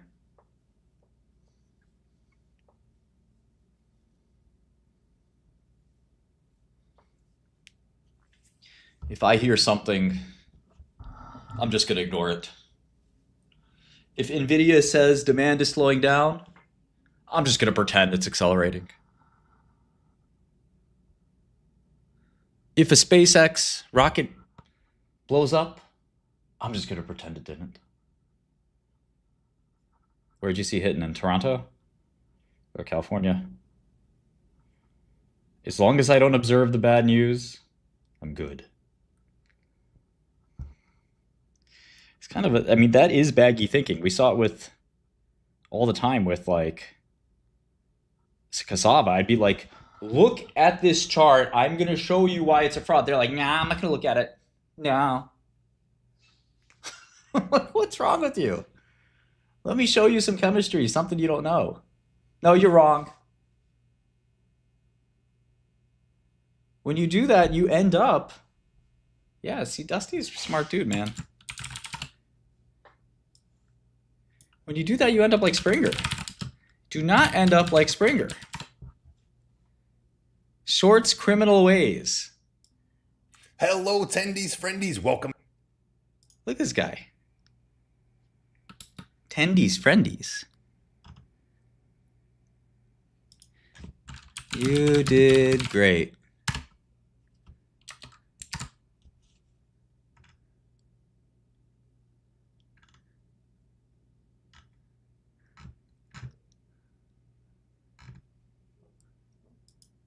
You want to end up like this guy? You ignore red flags? Look at this guy. He was going great. Cassava went from 3 to 30. Now it's at 1. Hello, tendies, friendies. Welcome back to Tendies Club. Got a great show for you. We got a Seeking Alpha author who wrote under an anonymous name was ordered by a judge to out himself. That happened in 2020. Then they ordered restitution in 2021. I remember when this happened. I just saw this story, and we'll see that about what happens to. We'll see what the judge said about what this person did anonymously writing on Seeking Alpha. That was pretty good. That's pretty good. So we'll take a look at that. We'll also take a look at some macro stuff. So we got a big inflation read yesterday, 7% for all of 2021. That's really, really high, highest in 4 decades. So the Fed says, okay, we'll take care of this inflation thing for you. So they're going to raise interest rates. Well, the economy's not doing so great, and we're going to hear from Jeffrey Gundlach, the bond king, who thinks that we could have some stagflation coming. We could have recession coming. So we have inflation. We have inflation and possible signs of a recession. This is not good stuff. So we have possible signs of stagflation. No, this retard bet his whole life on cassava, his whole reputation, all of his money. And what happened? Turns out he was wrong.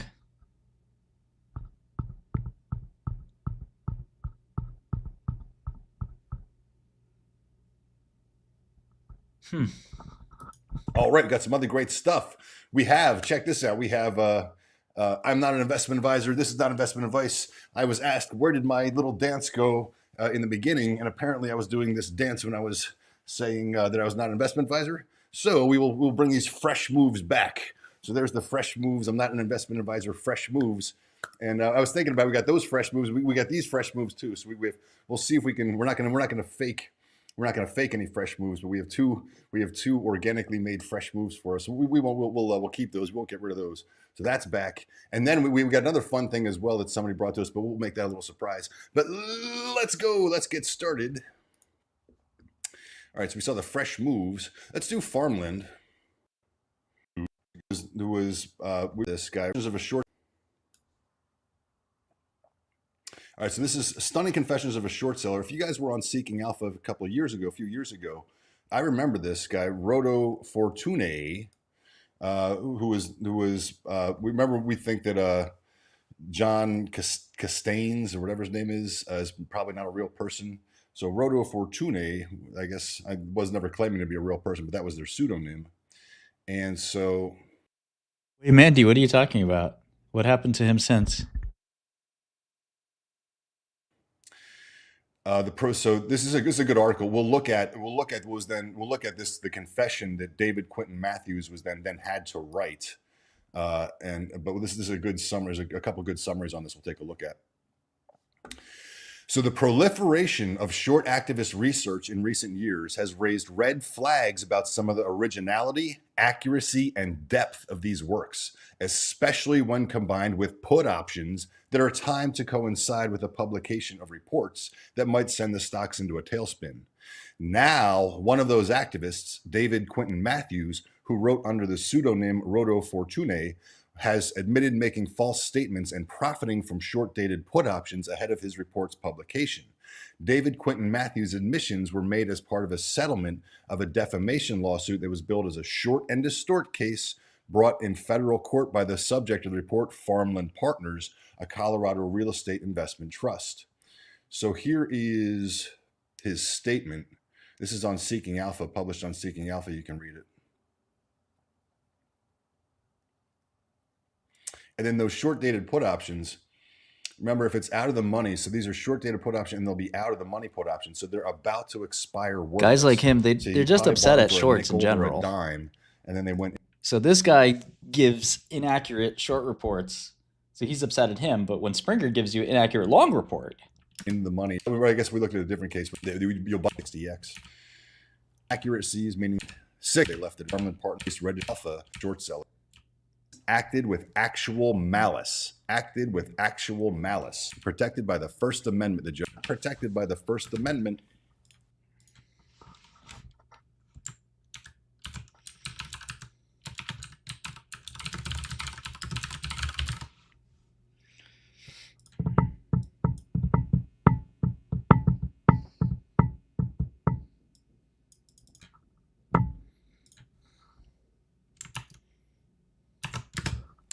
Malice. What the heck is malice? Well, malice, desire to core the case. I can't confirm after he wiped 40% off its value by publishing a report falsely claiming Quinton Matthews published a report false to settle a lawsuit against.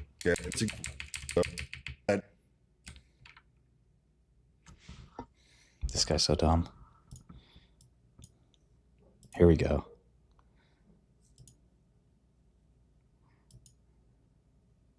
Bond King, if you're looking for a smart person on YouTube. And with that, my tendies friendies, I got my camera cords But I got the dummy battery for my camera, but I still need another connector for that. But I got some batteries for it as well, but they're charging. But so what this is probably the last episode on the computer. But with that, my attendee. Oh wait, one more thing. So this is the Savage's Prayer, brought to us by Daniel Plainview, who does not claim that he wrote this. Somebody else did, but he brought the services where I found it. So the Savage's Prayer. Our Father, who art in Biofarm, Remy be thy name, thy P3 come, thy trials be done, in phase 3 as in phase 2.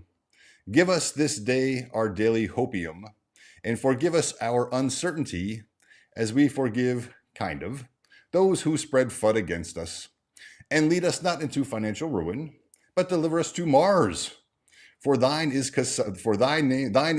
the cassava, with the power and glory to treat Alzheimer's forever and ever. Amen. So thank you for that, Daniel. Very nice. Yeah, this is the kind of stuff that reminds me of like when Alejandro, and again, Alejandro is not, I don't care about the guy. It's what he stands for, and 50,000 or 100,000 or 5 million people like him. It's like you don't want to hear the other side of the story because it's painful. You want to hear this. You want to hear hopium and copium. Quantum is going to 100x. It's going to be bigger than Nvidia. This doesn't help you unless you have some reasonable brain, thinking about this stuff.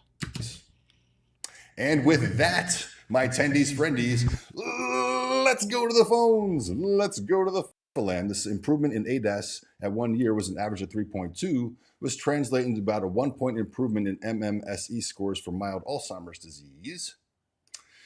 It then says Anavax, Aricept showed an improvement of 3-point in MMSE score, so 3 times as much as Semifilem. Aricept did ADAS COG, and it was very similar to Anavax. I'm sorry, Anavax. Aricept, but I don't think that they have a U.S. program. Trials as to do it, and they were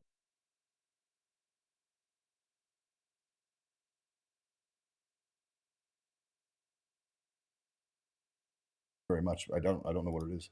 Sandy, Dr. Brodkin has reportedly used FOIA process to uncover the names of participants enrolled in Cassava's open label study of Semifilem, and he has reported that he has called the participants.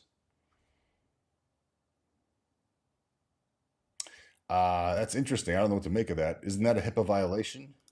I don't know. Shorts using everything left in their cup before moving into a new crime in the market. Deflecting accountability. Oh, the shorts are they're using crime. Well, maybe you just don't know anything about biopharma. The chalice of malice. So Dr. Brodkin has reportedly used a process. I've heard people talking about this, but the chalice of slander, that must be exposed. I completely agree. Was that what happened? I saw a screenshot of that. It looked to me that he supposedly looked up by initials. That sounds right. Fud by Jesse, yeah. Attacking people, then yes, I would. Man, Jesse. Lorenzo, the FDA wants dementia. But I tried placing a sell order on my Sava shares at 1,500 with Fidelity, and it was rejected, saying the sell price. Oh my gosh. So yeah, what a crock. Yeah, they don't. So it must be that you're right. That placing that sell at 1,500 would keep them from being able to do their little dirty tricks to short the stock, to lend your shares or use them to maybe lend them multiple times, like we know that they do. And so you should be able to sell that at whatever price you want, and they won't let you.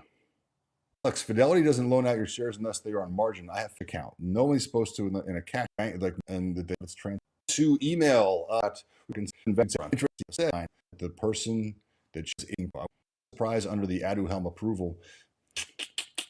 We need to, Aduhelm was, it couldn't have been more corrupt. Aduhelm, they tried everything to try to get people to, they were going to approve it no matter what, and they tried everything to get everybody to go along. Yeah, so these are the people you're up against, and they definitely don't want to hear something that could be negative, like, I don't know, the founder of the company saying the technology doesn't work.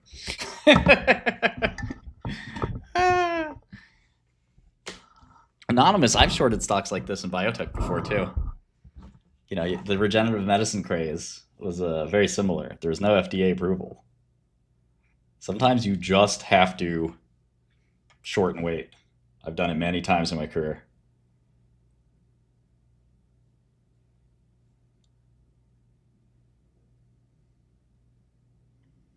Yeah, dirty tricks, corrupt. You can write off anything, but like the smart person like Dusty is like, oh, well, tell me, what do you have to say? Because the only thing I care about is my money, not about being right.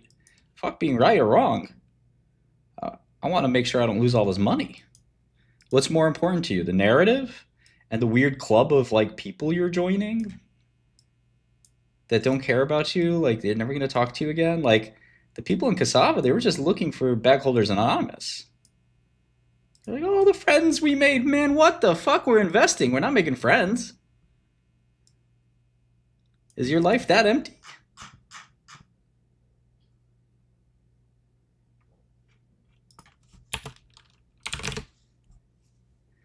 Tempest down 17%. Yeah, always seemed like a scam to me, but I don't know.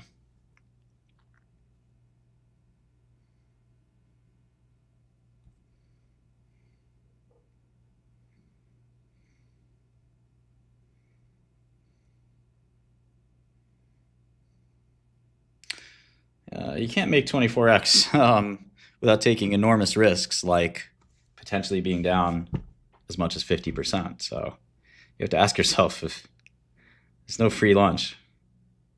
You want the juice?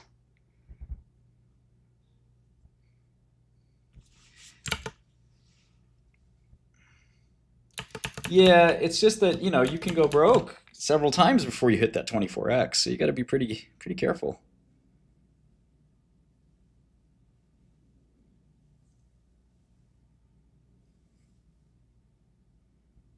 But my friendies tendies. Okay, I think I should restart this with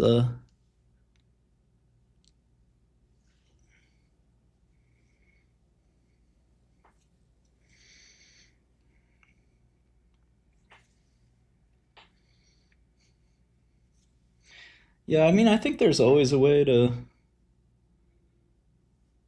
Oh, he tweeted. Let's check out what he tweeted.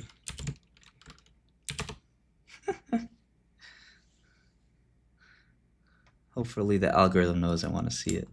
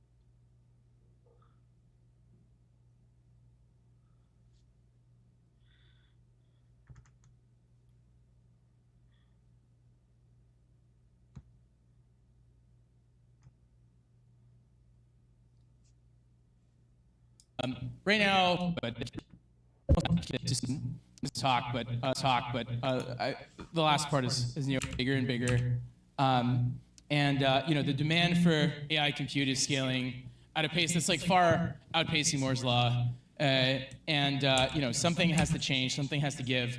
Right now, as we know, like scaling laws, like you could just keep using more compute, keep using more data, and the performance is just going to get better.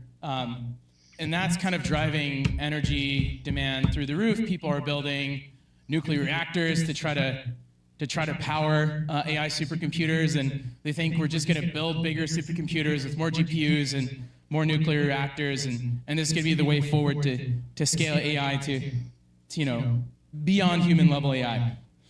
Unfortunately, right, like we can't just scale down our compute. We can't just densify compute with traditional approaches. So unfortunately, it's the end of Moore's law, however you cut it, for deterministic computation. And fundamentally, that's because as you try to make your transistors smaller or use less charge, less power, you get into a regime where there's sort of jitter, like with your signal, right?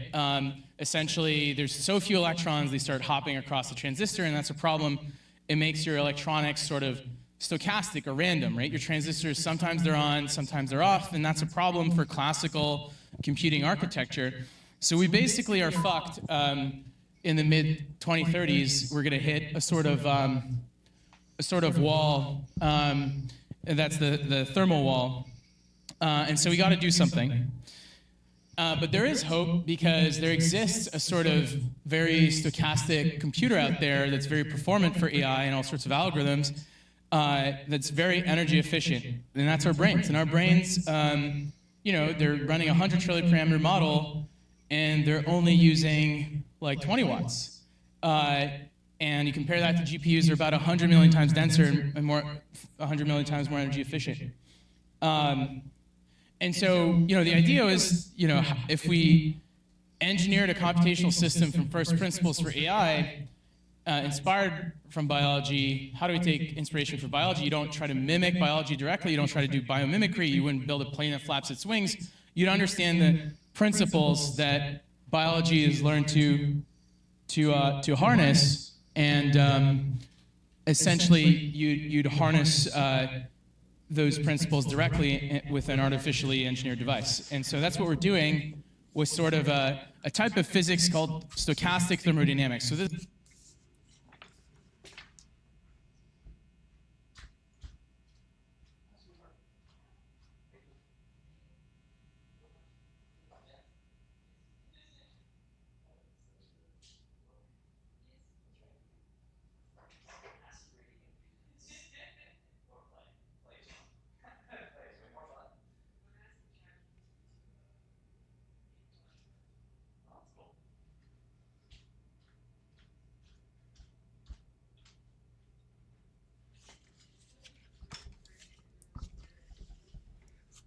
I can't hear you, babe. Text me.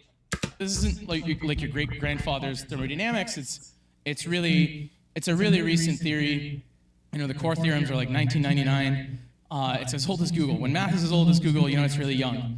And that's why people don't really know about this type of physics and this type of math, and that's why I schizo out on Twitter about it, because I want to kind of spread the message.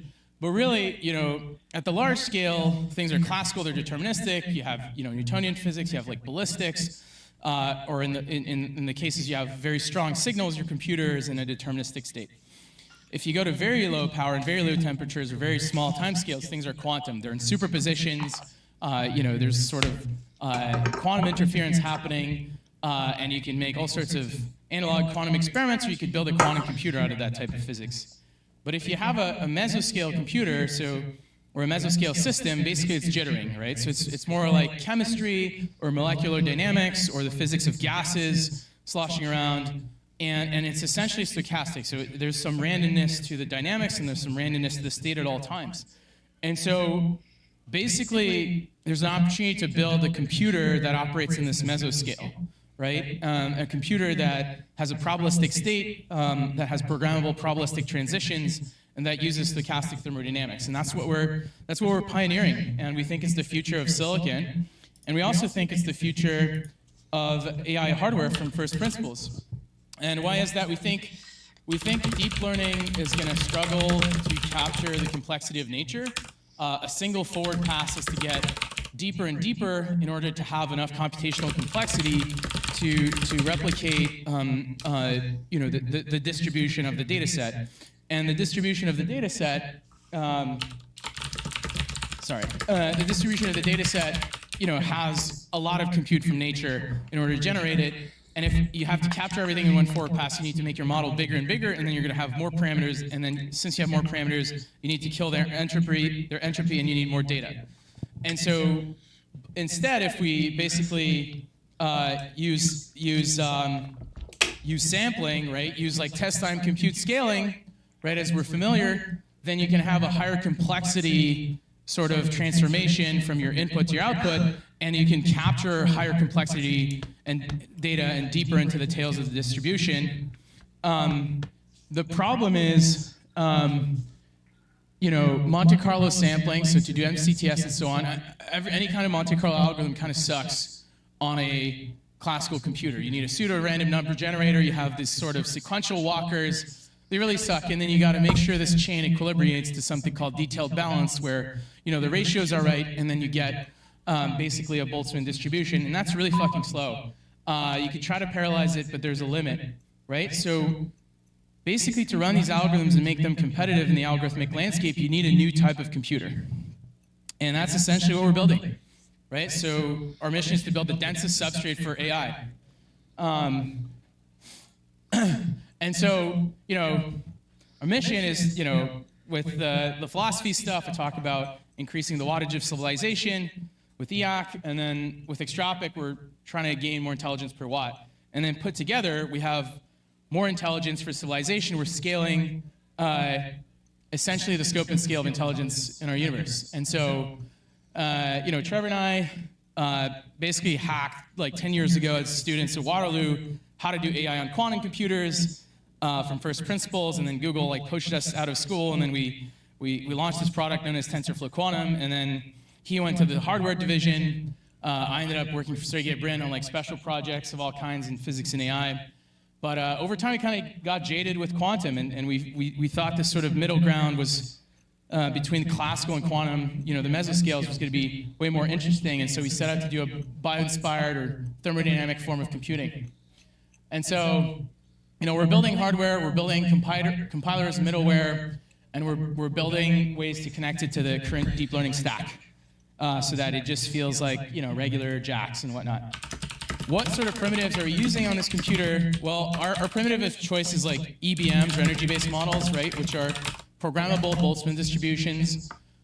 They're pretty clean because, you parameterize this energy landscape, so essentially we create this potential in which the electrons dance, and by just weighting, having this parameterized landscape, so we have a parametric shape, by just weighting, eventually, the red dots could represent electrons in this landscape that's, we controlled with voltages, eventually it equilibrates and gives you a distribution. And then because it's an exponential, you can actually get all sorts of nice learning rules that don't necessarily require backprop, such as contrastive learning rules, and there's all sorts of learning rules like this, right? It's similar to like Geoffrey Hinton's forward algorithm. And so you could train this machine to do machine learning by contrastive learning, and we've done that with some small devices and some bigger ones. Essentially, neural nets came from energy-based models. They came from, looking at averages of layers of Boltzmann machines, right? That's what the 2024 Nobel Prize was for, and that's when deep learning really started. So we're kind of going back, we're going back to where neural nets came from and doing these primitives in hardware and software. In terms of applications, I don't have to explain what probabilistic inference can do. It can do most things. It's a superset of deep learning. There's all sorts of cool early day applications. And year and a half ago, we posted our first experiment online. We got cooked pretty hard. It was good. But really for us, it was like, okay, can we even create a programmable electron diffusion device? and show we can run like basic algorithms on it. How the hell would we program it? And basically our learnings from taking quantum computing tech, running it basically 100 times hotter, allowed us, this was like our breadboard prototype. So, you know, we rented this lab in Canada, everything was rented, and we did some first experiments, and now we're kind of sitting on the paper, and we're gonna put it out basically after we launch our first silicon product. But, you know, the goal there is to like open source a viable way to build this type of computing, you know, that's maybe less commercially interesting, but that academia can take and run with. But, you know, here's our first probabilistic chip. There was 3 probabilistic bits or 3 thermodynamic neurons, whatever you want to call them, a couple designs, and then the little snakes you see are like control lines to control the parameters, the tilt, and so on. You know, that first chip, you know, everything worked out. We have some cool experiments, and really it's like, if you had a different supply chain, you know, you might want to do things in superconductors. Of course, like the problem is you have to cool it. Ideally, you could use a much smaller fridge, but you know, it's not as dense as we like it, right? This chip is basically macroscopic. You could see the, you know, the details like by the naked eye. And so what we had to do, okay, the reason we gave a shit was that, you know, people are like, there's like these crazy, like this crazy space-like race to have the most efficient or the biggest transformer possible. And our theory was like, if we open source it, then maybe the governments will race to build a crazy superconducting supercomputer to have the most energy efficient transformer. And so, you know, we mapped how to break down a transformer and its operations into superconducting thermalization physics. And then we did some benchmarks. I think those lines are out of order. It's like the legends messed up, but you know, the problem, this is just simulations, right? It's you scale to a freaking room-sized computer of this type. It would be crazy, right? Like the energy efficiency gains are like insane. They're like 10 million X plus, right? 100 million X plus. So that's cool. But obviously it's not tractable because you gotta like super cool it, and you wouldn't be able to put in your phone or something. And so basically we had to figure out how to port this technology and what we learned to room temperature and in silicon in order to make sure we could deploy it at scale and mass manufacture it. And you know, like a year ago, put out this plot, and then we were manufacturing our chips, and then, you know, as we was reported in Wired, we successful created a bunch of new primitives in silicon. There's probabilistic bits, there's other silicon primitives in there, and basically, I'll talk about it, but we're gonna give people access to this chip in a dev kit very soon. I'll get back to that in a second. I don't know if this is a movie, but you know, you can see the probabilistic bit signal there. It's basically, we control how much time the signal spends in 0 or 1, and we have like pretty good control there and like sort of reliable manufacturing. That's kind of the hard part. And if you get your components right, then you can scale. Of course, like none of this matters if we can't scale it, right? And so not only do we have to scale the hardware, but we got to scale the models, right? And so how are we going to scale the hardware? So this is like, yeah, I mean, this is our game plan. So yeah, so 1000x year over year, number of degrees of freedom. So we start off with 3 probabilistic neurons or probabilistic bits. We have 300 components, probabilistic degrees of freedom on the new chip, and then we're designing a chip that's coming out next year with in the order of millions, right? And so, yeah, we're scaling this. Yeah, thank you.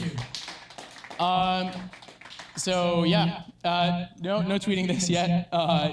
Yeah, eyes only, please. No leaking. And you gotta also scale the algorithms, right? So, you know, there's a paper from Google called Denoising Recovery Likelihood. It's like chaining EBMs to replace diffusion models and using like 100 times less steps, right? And so basically we like supercharge that algorithm for our hardware. And so the next slide, you're gonna see 1,000th of this chip, this next chip. We simulated it running the algorithm, and you could basically do what we call denoising thermodynamic models in a way that's much more efficient. DDPM is like a diffusion model. The circles are running on GPU and the axes are running on our computer. Again, this is in simulation. But essentially, it's, you know, if you run a cheap algorithm, it's 1,000x better. If you run an expensive algorithm, it's like 100 million x more energy efficient. And this is sort of the number of joules you need, how much energy per sample. And so you could have, more generation, more throughput in parallel, or overclock in time using more energy. But yeah, this was, I think, for CFAR. And so, yeah, I mean, this is pretty exciting. Like, we're designing this, and we're gonna, have it next year from the manufacturer, and you could run some pretty interesting algorithms on it. And so, I'm really excited to, finally be able to give people early access to the software and some of the hardware. So, people ask us, like, when the dev kit will be ready and when they'll be able to, like, experiment with thermodynamic computers. And essentially, it's this summer. So summer 2025. And got the chip right here, so we're packaging it into a dev kit. And essentially, you're going to be able to have it on your desk and just plug it in your computer with Ethernet and start hacking. And so, people thought it would take us 10 years or 20 years, they're dismissing us. And we were cooking. So I wouldn't sleep on this, okay? I just wouldn't sleep on this. And if you want to start hacking with thermo computers, email me, sign up for the dev kit on the website, and please email me. Like, anybody in the SF hacker community, like, we definitely want to get some dev kits out. The first dev kit, it's a toy. It's basically, you can do some toy models of what you want to do and scale up. But the next chip is serious. It's the bigger brother, and we're going to keep scaling beyond that. And this is, like, for me, it's been like a really long journey through physics and 10 years through physics-based compute to derive from first principles where algorithms and computing is going. And we have a lot of conviction about this. And seeing our thesis get proven out, at a theory and component level experiments and now benchmarks, it's been really validating. But it's really the beginning of the journey. But honestly, Looks like Trump's turning on, Musk's turning on Trump's a little bit. Oh, this is hilarious.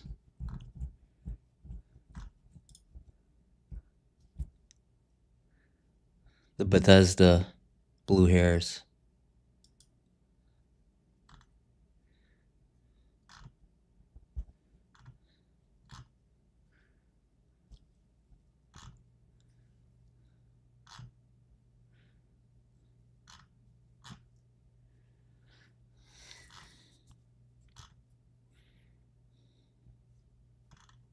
Oh my God. Bill Cosby joins Hamas, so feminists will stop condemning him for rape. Oh boy.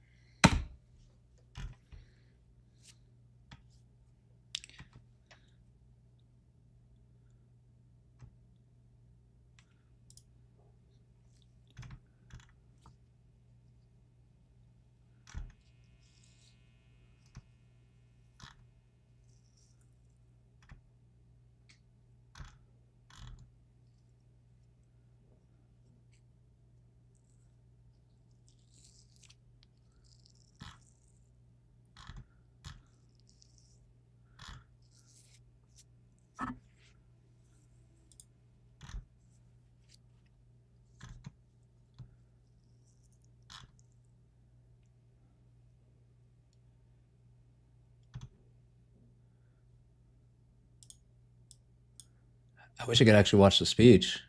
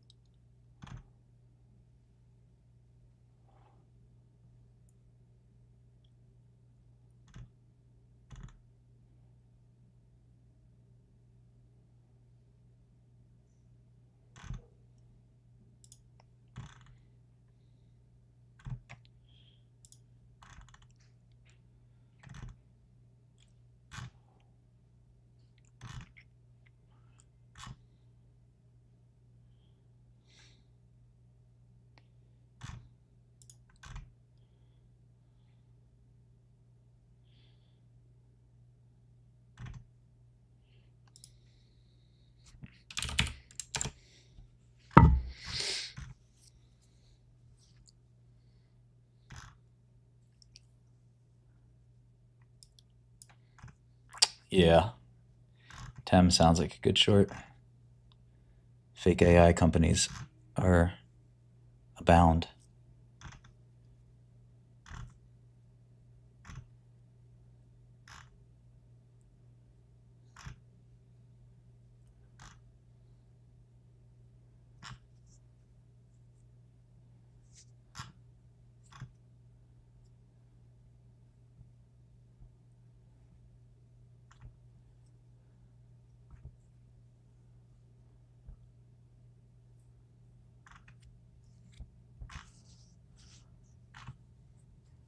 What? Oh, Tory Lanez. Yeah. Jail is vicious. Did Tory Lanez get killed?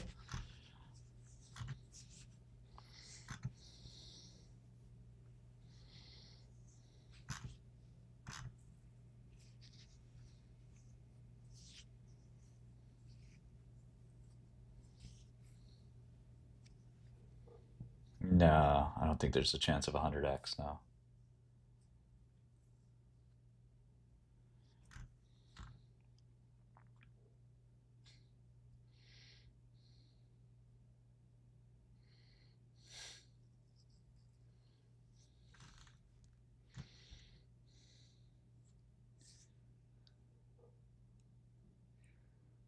$129,000 bathroom remodel. That's kind of neat.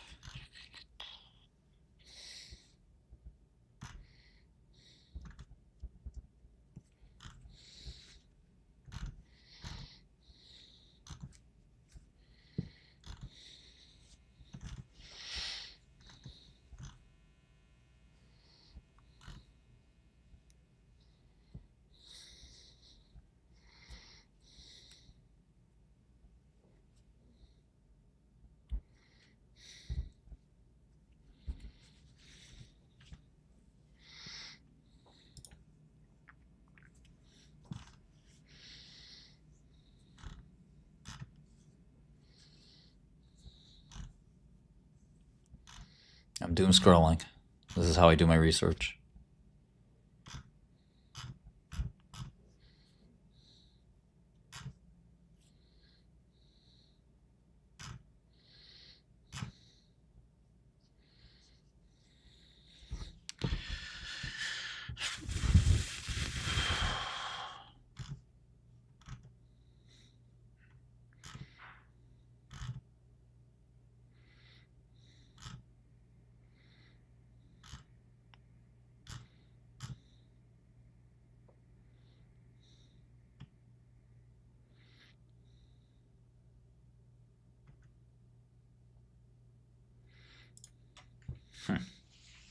Interesting.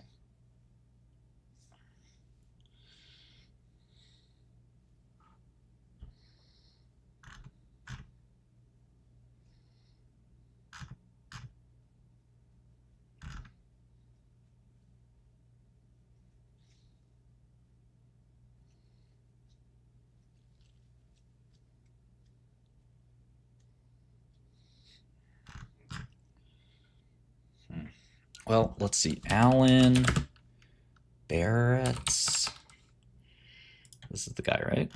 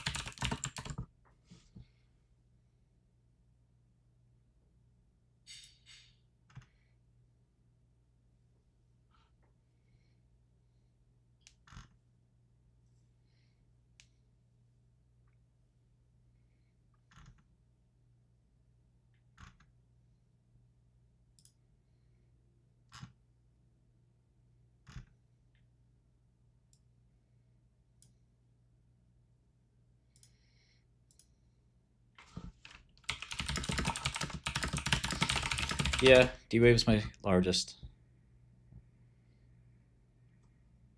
Yeah, exactly, Sean.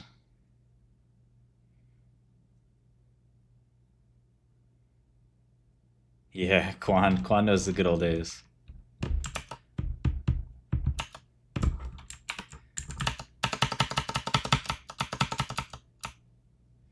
have a lot of windows open.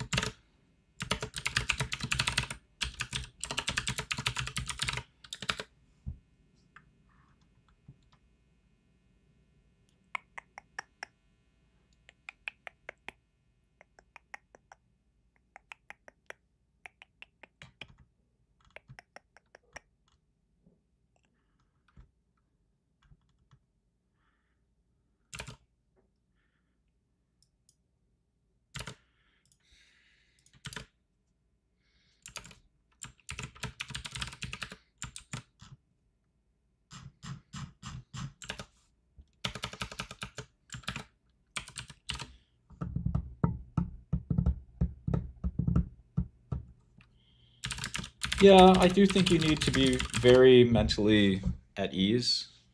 You know, if you're panicking and, you know, struggling, I think that, you know, it's not a good trait to have. Can't be too calm either.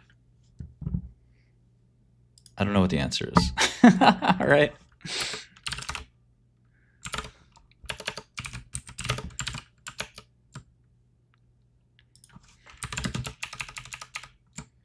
Our Exogen went bankrupt.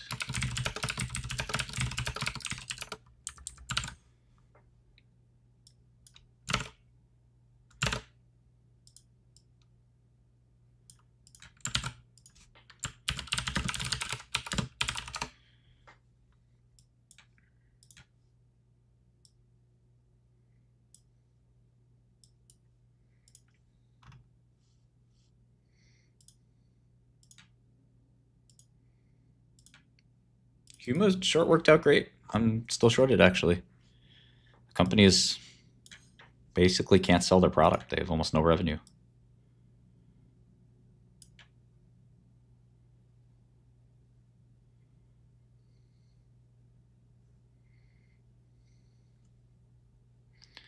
Yeah, internet people are weird.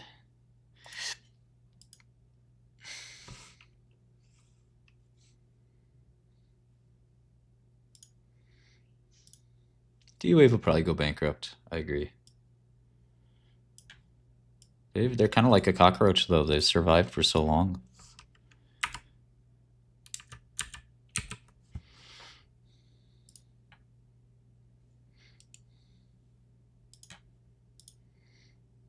Don't know LFMD. Yeah, Albanians are a little weird, man.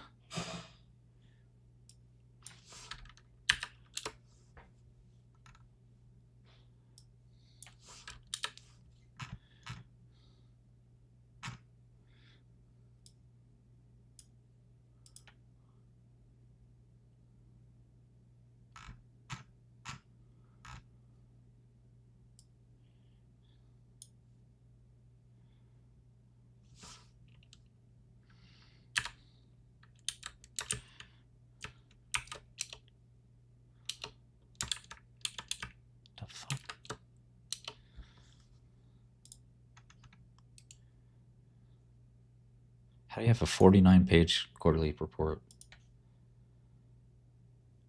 I don't know, Andreas, if it's a free launch, because you do have to put up liquidity and take a lot of volatility. So it's not a free launch. Free launch is more like a value stock that is trading for low valuation. Shorts are always a little risky.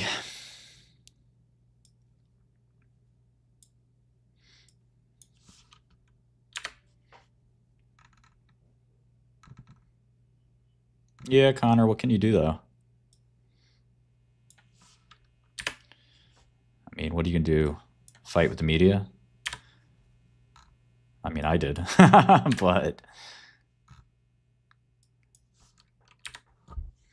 So GSK net debt has dropped to 13 billion pounds.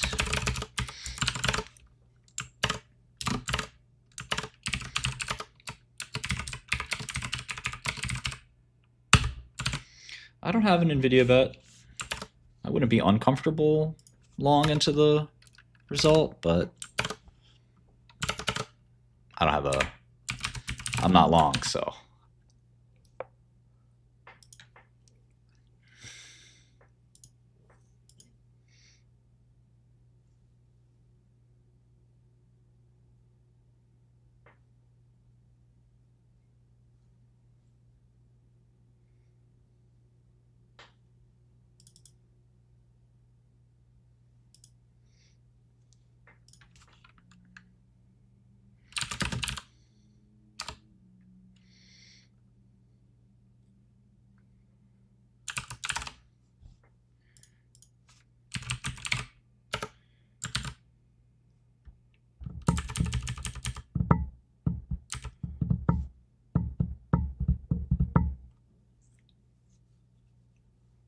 No, I don't know anything about shipping.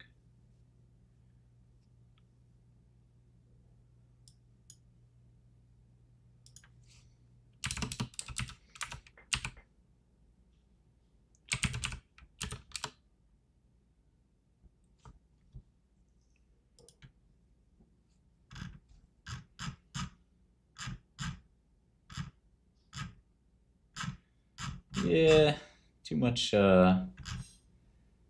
I mean, most annual reports are pretty thick, and maybe they should be, but...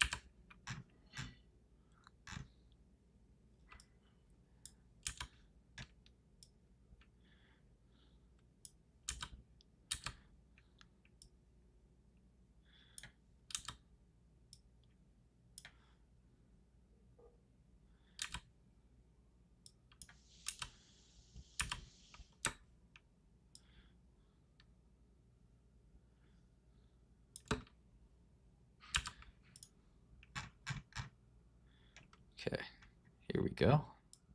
It's kind of what we're looking for on page 28. I haven't watched any documentaries about myself. I think that would be a little vain and a waste of time.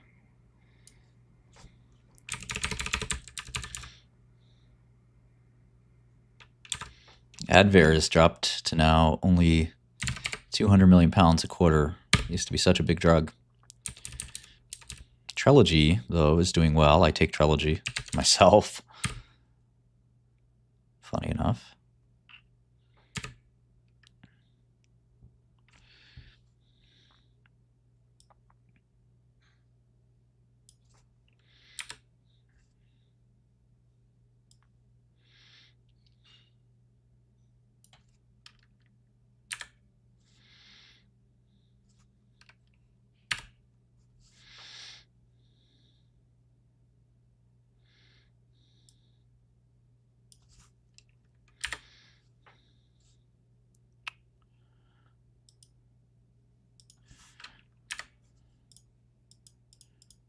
Ventolin. GSK has this old respiratory business, so Flonase, Advair, in Europe, Advair is called Seretide. A lot of inhaled drugs were made by GSK, and it was a really good, still is, kind of a good moat, because it's hard to make a generic inhalable. You guys probably didn't know that, but it's actually kind of hard to make these generic asthma drugs.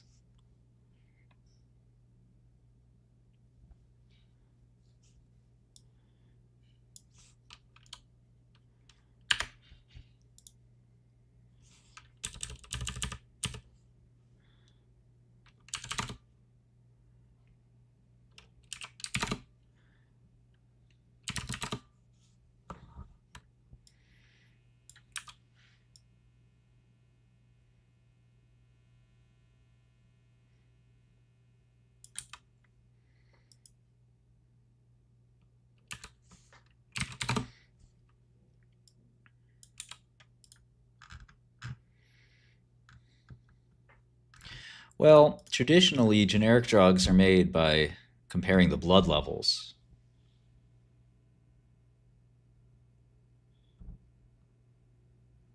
Yeah, so Visible Alpha is our competitor. Bloomberg has these as well. We do use our competitors' products.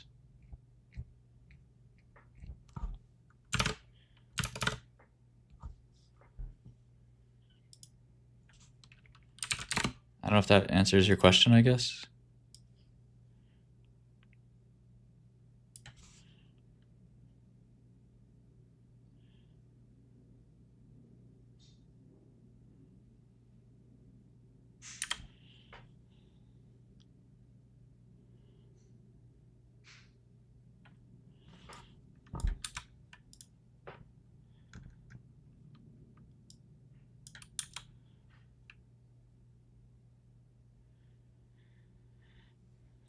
No, Christie's great.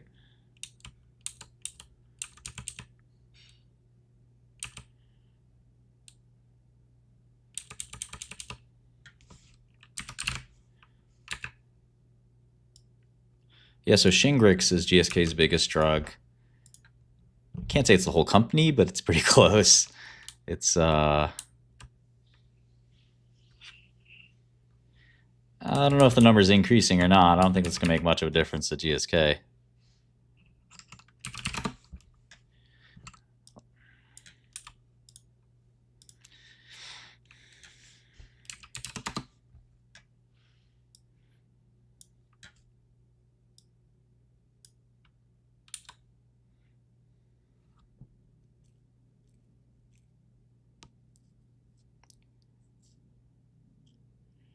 Yeah, so S&P bought Visible Alpha. There's yeah, it's just like a little proprietary to talk about it, but yeah, of course we're paying attention and curious. And of course I know users want to see that kind of stuff. They want to see earnings estimates that are really granular.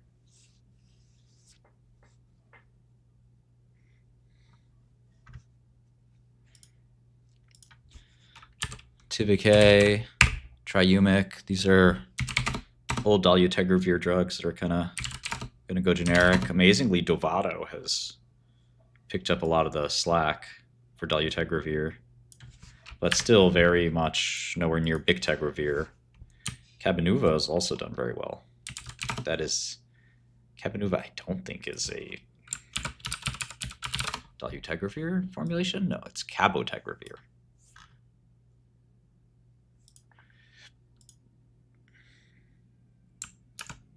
That's interesting, Sean. Yeah, I'd love to talk to you about it privately.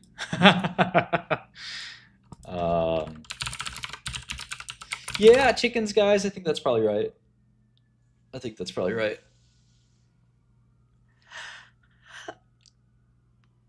You probably would be better off finding small cap gems. I hate to use that word, gems.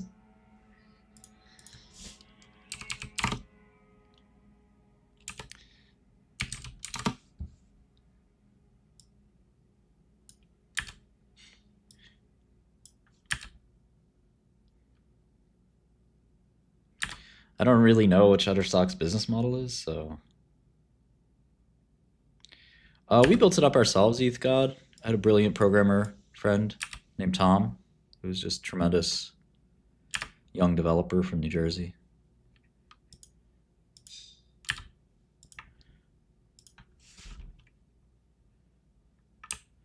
Jim Burley's, wow. Jim Burley's doing well. 174 last quarter for like what, the 6th, 7th PD1? Yeah, ASX drops real soon. The boys are working. The boys are working. We have a full deal with ASX.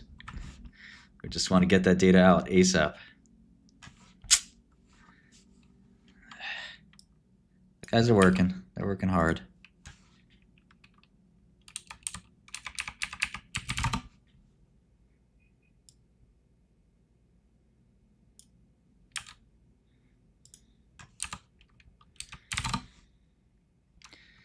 Yeah, these new launches from GSK are doing all right.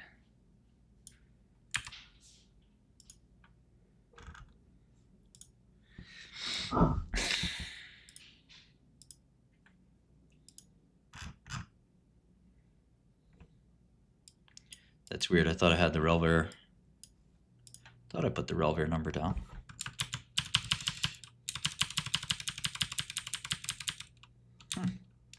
I deleted it without putting it down. A shame.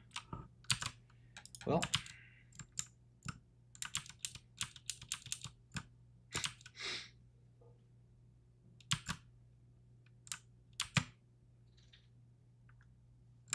Oh, we're having a boy. Having a baby boy. We're very happy.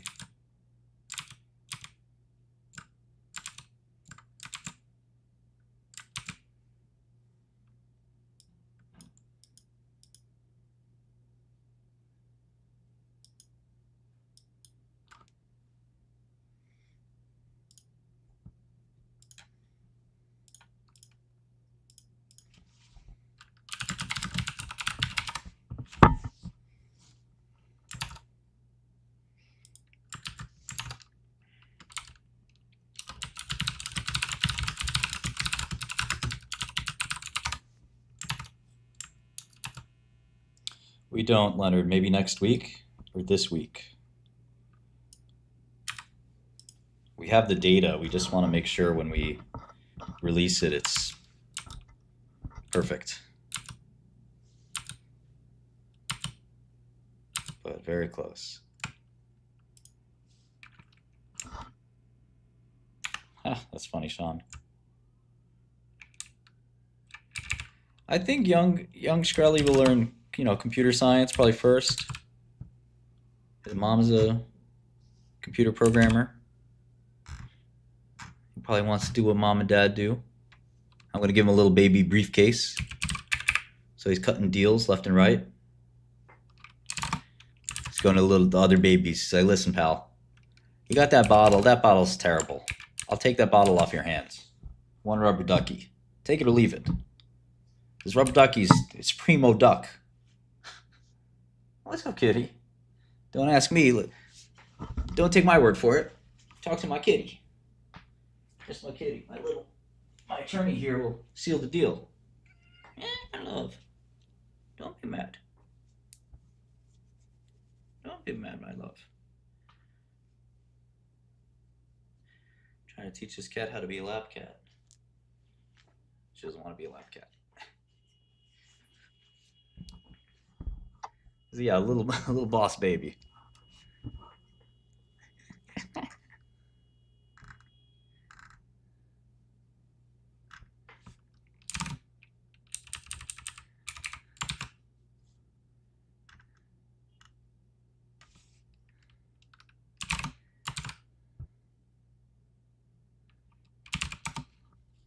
You some kind of weirdo, Salek?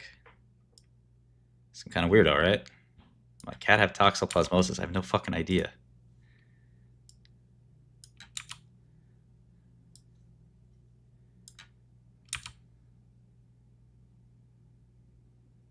Don't they all? I don't even know.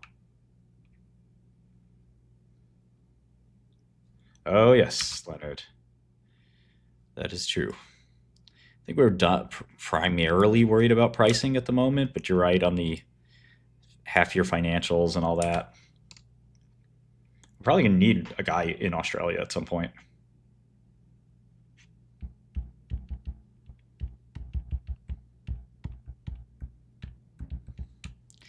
Trashy.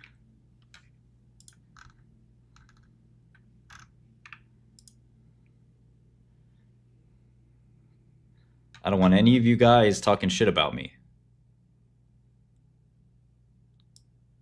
Pisses me off. Stop it. Sensitive.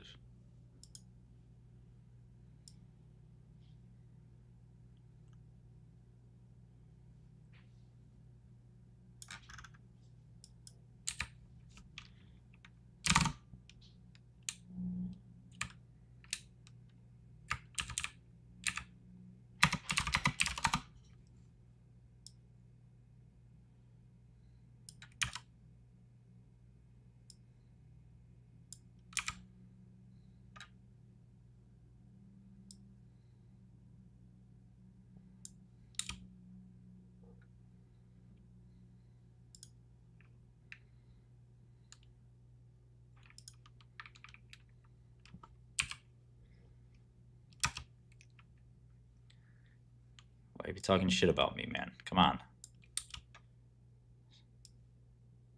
I won't be saying no bad shit about me.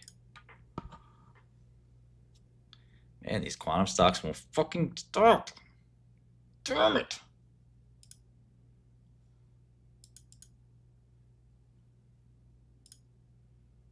Damn it.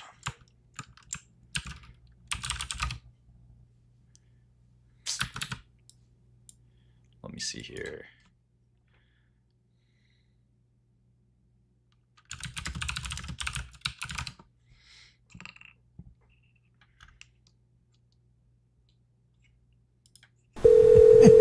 Hello? Motherfucker don't be saying no bad shit about me. Who the hell is this? My name's Dirt Dog. Dirt Dog. Well, we don't know a Dirt Dog. Dirt Dog is not the one to be fucked with. Yeah, and I ain't the one to be fucking with either. I ain't talking about all that. Well, I am. Get the fuck out of here. Go in my fucking house. The hell wrong with you? You crazy or something?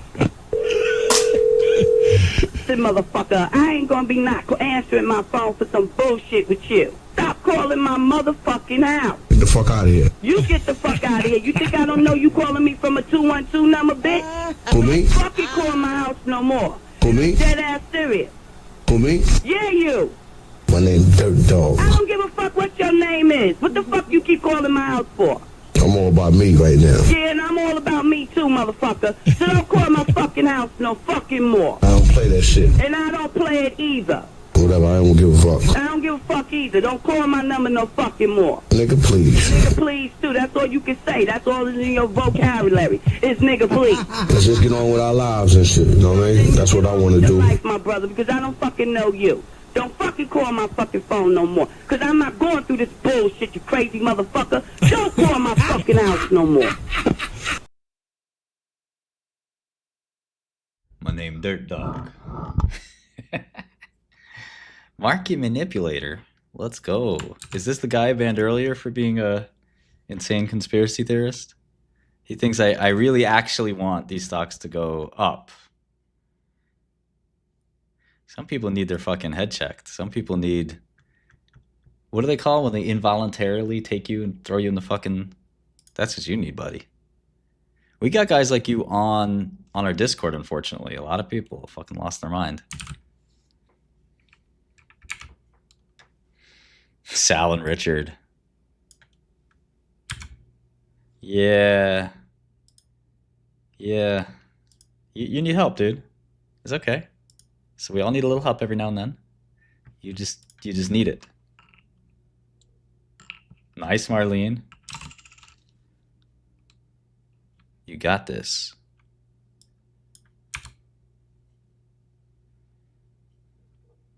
$51.50. Thank you. Yes. Let's take this man into custody for his own fucking safety. He's starting to think that everything's a conspiracy. That's what you would say if it was a conspiracy. Yes. But I'm calling you crazy. Well, that's what you would call me. If there was a... No, it's what I would call you if you were crazy, which you are.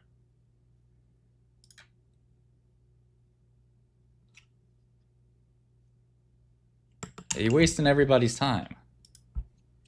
Go fucking...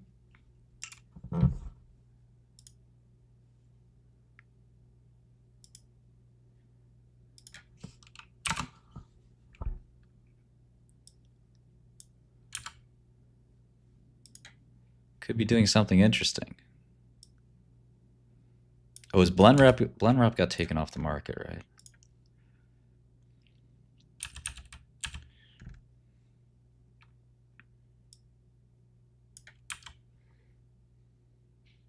Tebby Penham. No carbon Penhams could be very good. Oh yeah, we're doing that, Robert. We're gonna have custom candles, so you can have any period you want. You know, programming's hard, man. It takes time. We did just, like I said, hire a recruiter who will find us more programmers. So excited about that. Paying 25%. 25% of their first year salary. Can you believe it?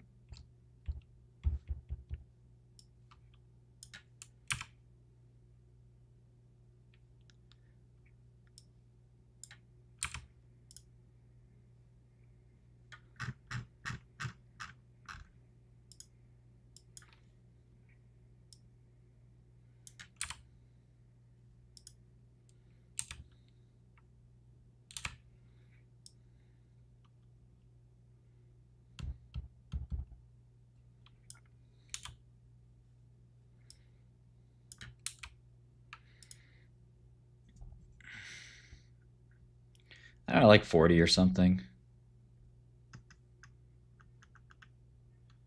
No, that's for the recruiter. I don't think I ever talked much about the recruiter. We just signed the deal.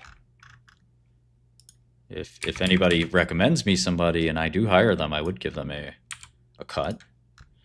But, you know, recruiters have a huge Rolodex of talented people, whereas most people might know a couple people, you know, who are looking. You know, recruiters have thousands of people, and they got 20, 30 people there working on the search, so they should be able to place it pretty quickly. Priorix.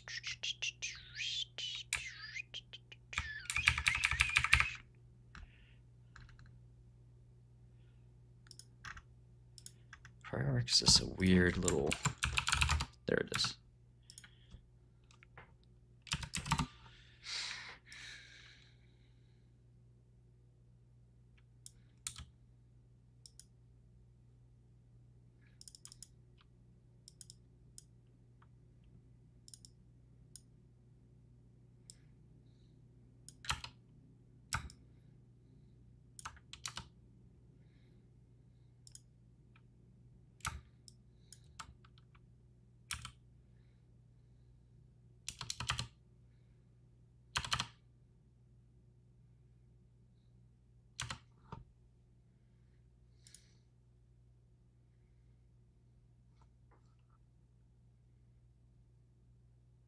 Wow, Drew, that's so cool. I didn't know that. That's great.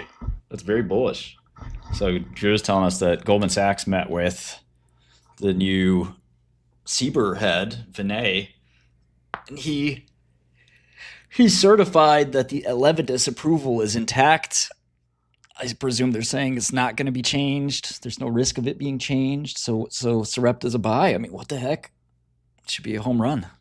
But, here's the thing. A lot of people, Kramer believed this, and I think others do too. A lot of people believe that when a stock is in the so-called penalty box, right? The penalty box just kind of, you got to get out of the penalty box. It takes you a couple of quarters. You got to have a couple good quarters, and then you're out of the penalty box. That's how it is.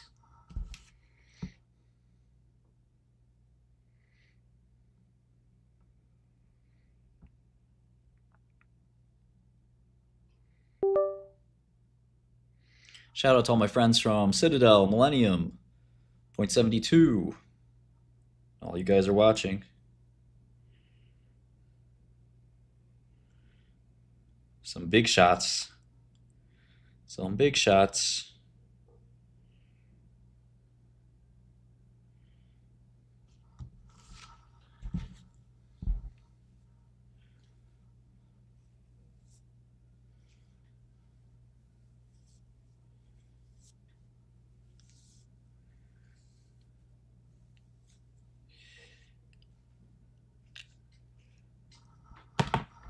Some young leaders.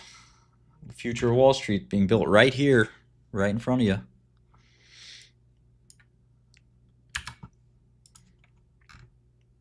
Yeah, this would be the time if you haven't bought Sarepta yet. I mean, the biggest problem was the FDA might have said, you know what, we're gonna take your approval away. The biggest critic of Sarepta just said, yeah, no, it's all good. So if you haven't touched Sarepta yet, now's the time to buy. Now, can they figure out how to get their numbers right? We'll see, but the numbers are still pretty good. Even if they don't grow again, you're talking about 2 times revenue. When are you ever going to get a drug company, any company, with high margins for 2 times revenue? I'm already long. It's my biggest long. Call me a baggie. Call me that. You guys ever see the rap battle where they fight?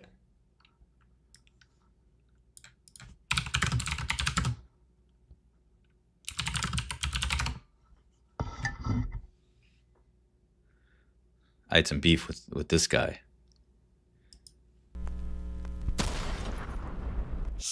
J Dope, see what I'm saying? And Pim. Just holler at your boy. Philadelphia. That's what I'm representing right now, representing for good. Listen, niggas can't handle dose. Yeah, I heard you handle bread. See if you can handle toast. Hit his dome when I'm spitting the fifth. Leave him with a spinning top without the rope and the flick of the wrist. I'm as sick as it gets. I'm a dime with these rhymes. You would be aight, but you lying in your line. I'm shining this prime. I'm about to.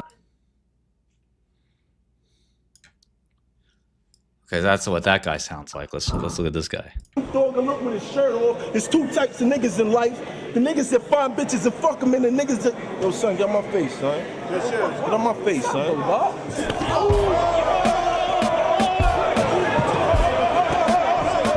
Oh, niggas see the iron. You gonna see them flying down the block like deer when they see a lion.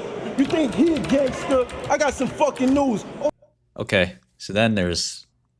Some of you guys don't... you're not from Brooklyn. You don't speak the language. So I got a translation for you. Here you go.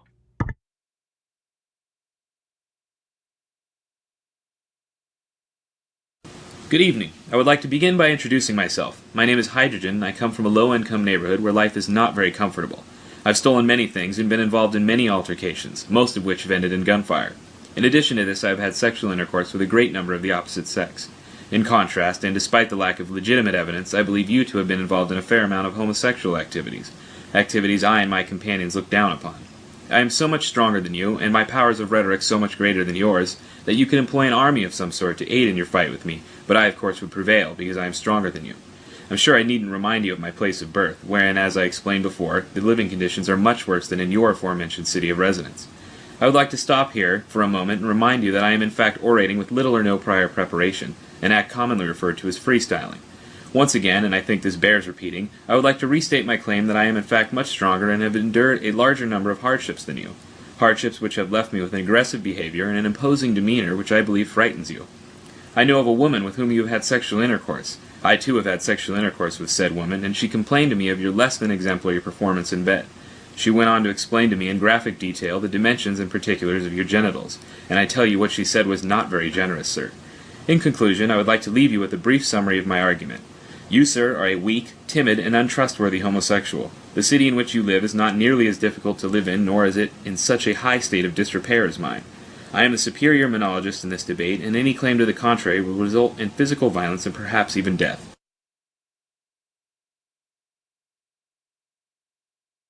And a good day to you too, sir. I would like to rebut your previous claims in an improvisational and rhythmic manner. I was given the name Boost by my peers. The alleged facts you've uncovered in regards to me are unfounded and without merit. My birthplace is not only vastly inferior to yours, but my neighbors are also much more resilient. In terms of your claim to my sexuality, Sigmund Freud theorized that in some cases the semi-conscious mind manifests repressed desires, therefore leading me to believe that you, sir, are indeed the homosexual. In fact, I once had a romantic rendezvous with your biological mother, in which fellatio was performed forthwith and without explanation. The encounter lasted several hours, and many unspeakable acts were implemented. I paid her for her services, and no subsequent contact, either verbally or physically, has been made. I brandished a 9mm pistol, which I stole from a man involved in a gang-related turf war. I fired the pistol several times, and in some cases critically wounded those with whom I was in contest with. I would like to inform the audience that I engage in the sale and consumption of illegal narcotics on a regular basis. Speaking candidly, I am in no form intimidated or fearful of your actions, as I have been involved in countless altercations which have ended less than favorably. In summation, your argument denotes a lack of intellectual honesty on your part. It is my contention that this matter would best be solved with fisticuffs. I believe I will be victorious in this regard.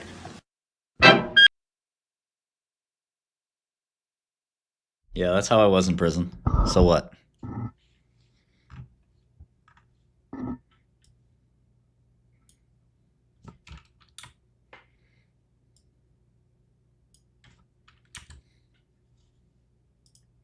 Oh, I got my phone to call my buddy. Let me call him.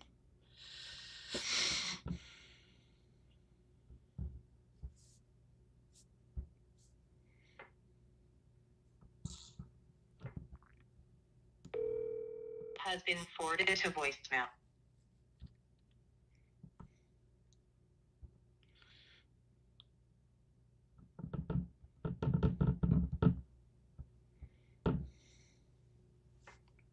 He might have blocked me. I hope he didn't block me.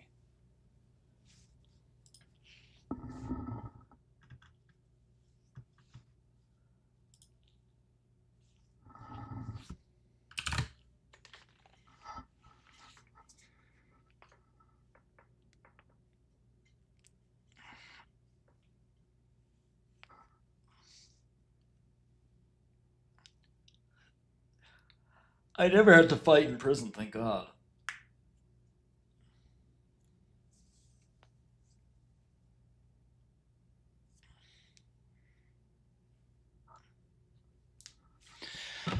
Okay.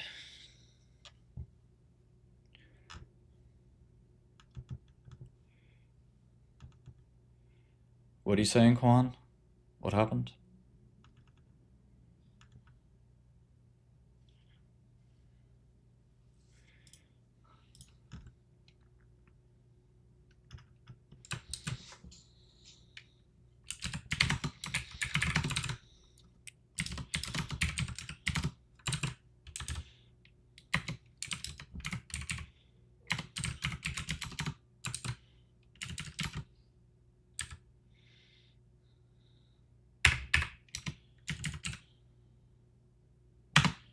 I don't know, Kalen. Must be a good quarter, if that's what he's doing. He's going on Bloomberg after. Maybe he does that normally, though. I don't know. I wouldn't read too into it just yet. I'm not short. I'm not short.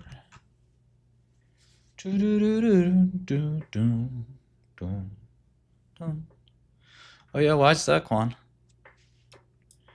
What are you seeing?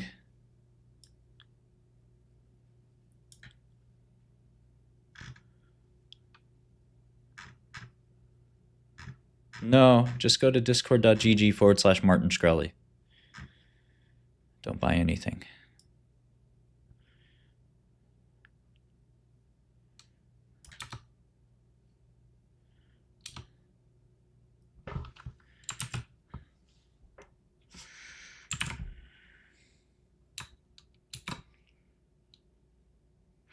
Not really, Jonathan. Some of the Chinese guys, maybe.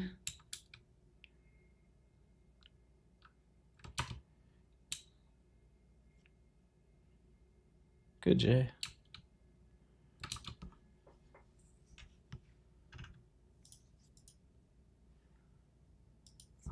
You got to be patient with some of these. Most of my positions, you basically have to be patient. I think it's easy to forget that, stocks aren't going to just jump up the second you add them. The second you buy them or short them, they're not going to just start working for you right away. You hope they don't start working against you right away, but even still, whatever the process that's going to get you the alpha, it's going to take time. It's a time-based process. I really don't believe that there are many people who can tell you when a stock's going to go up or down. There are some rare circumstances, like in biotech, where you just simply know, this is when it's going to happen. But in general, there's no, hey, wake up, stock's going to go down tomorrow. Just let you know. Everyone in the market knows everything everybody else does. So if you could tell when something was going to happen, then, well, somebody would front run you by 5 minutes, right? Would front run you by a day. They would say, all right, if it's going to go down next month, I'm going to just next month minus 1 day. The next guy's going to take next month minus 2 days. And at some point, you're doing something called discounting to the present day. It's just how it works. Am I taking 2024 and putting it in 2025? It looks like I did. Alrighty. Ah, yes. No problem.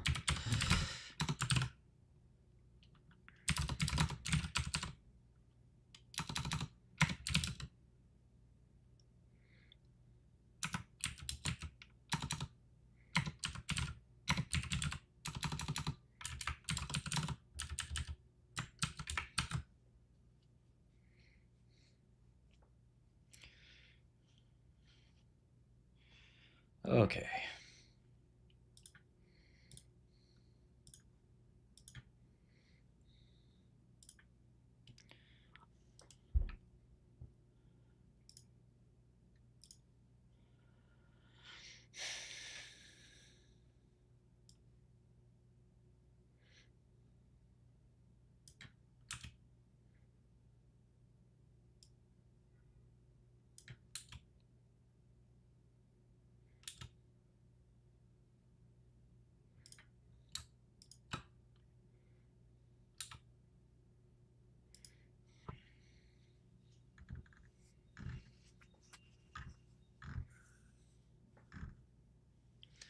Yeah, it's hard to fully know when, the market's going to become rational. It's often liquidity driven.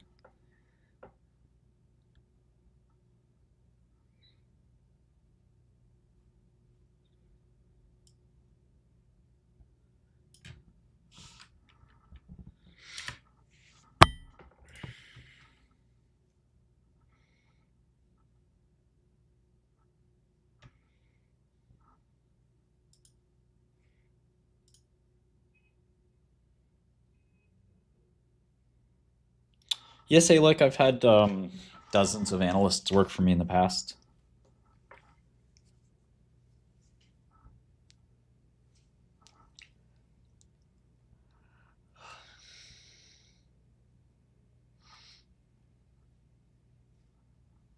So yes, I've considered that idea.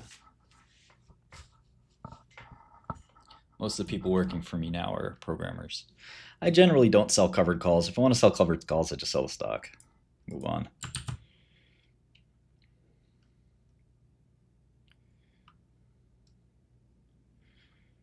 Okay.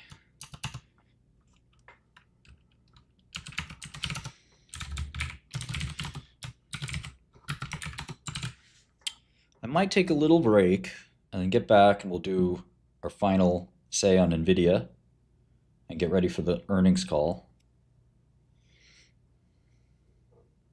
I think you should learn Python. It's easy, it's very powerful, it's fun.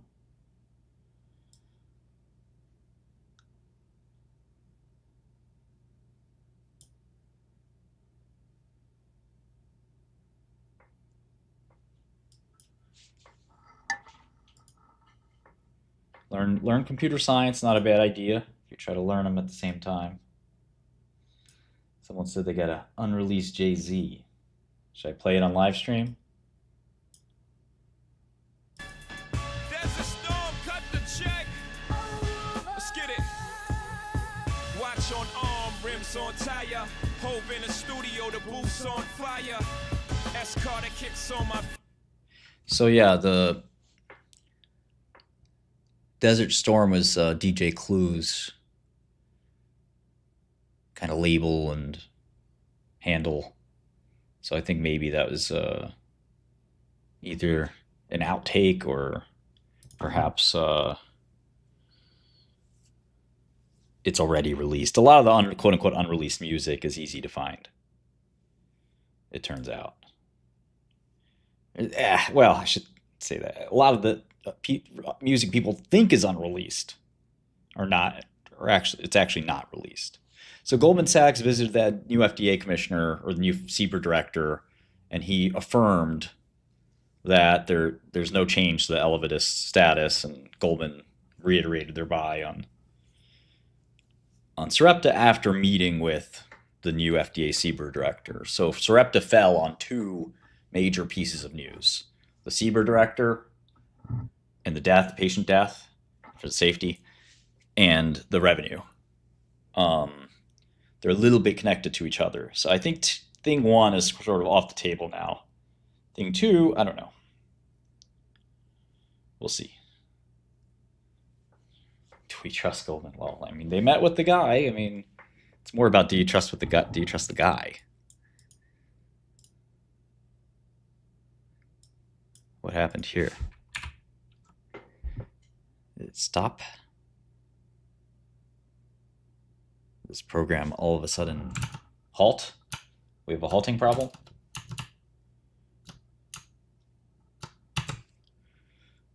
What the fuck? You see the swap memory? Oh no. Oh no. I had to kill this process quick.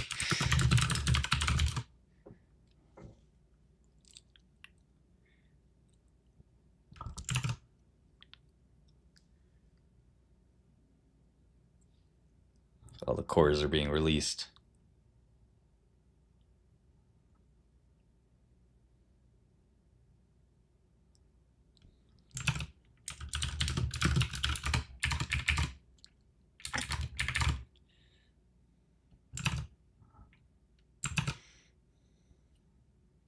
Yeah, maybe that 100 gigabyte hash table is maybe a little ambitious.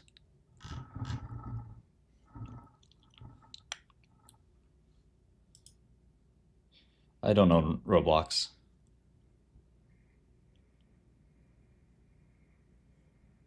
All right, guys, give me a little bit of time, okay? I won't be on too much.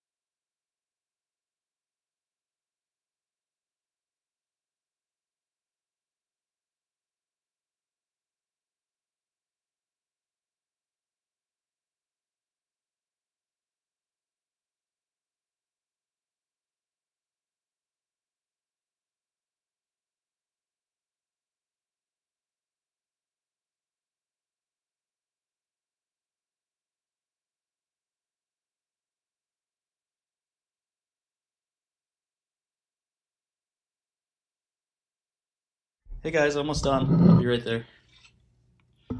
Anything going on?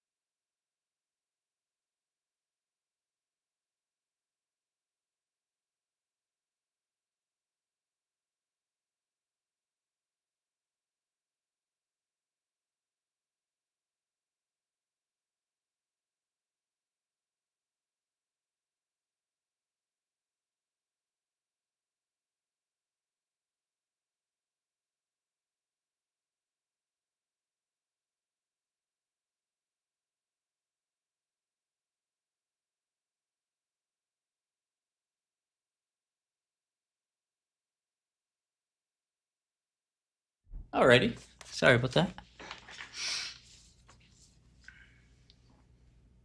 Hove.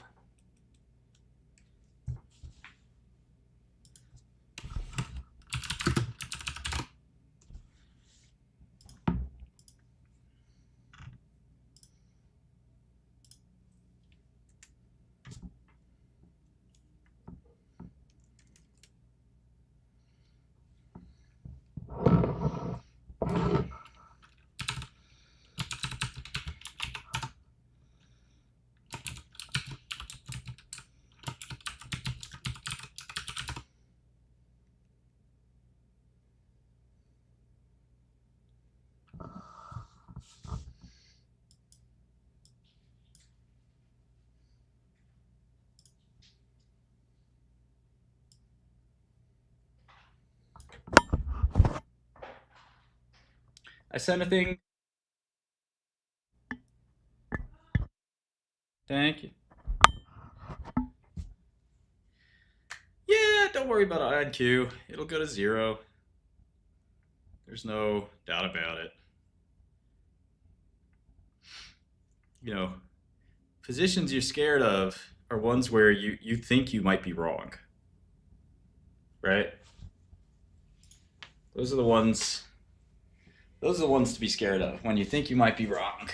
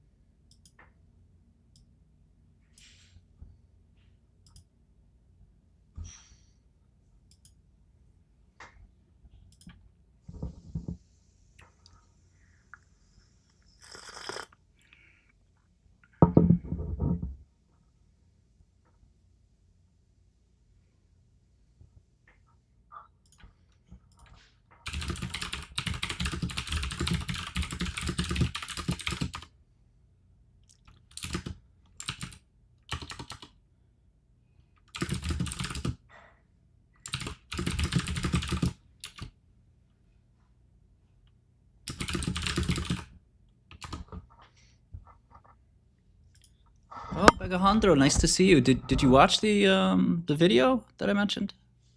It's not so good. You can't be a baggie. The baggies ignore new information. Ah, I see. I see, baggie. We've tried everything. He wants to put his head in the sand. That's fine. He'll learn the hard way. We teach the hard way here sometimes too.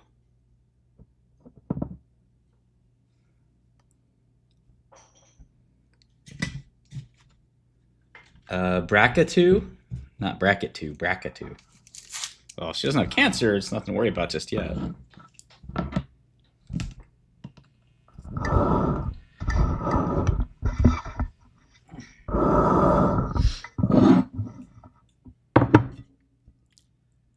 No apple. No.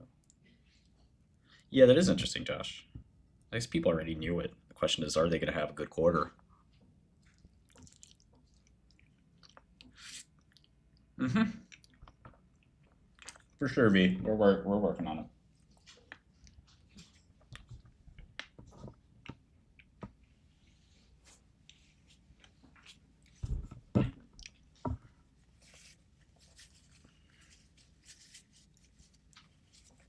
Yeah. So, Nvidia.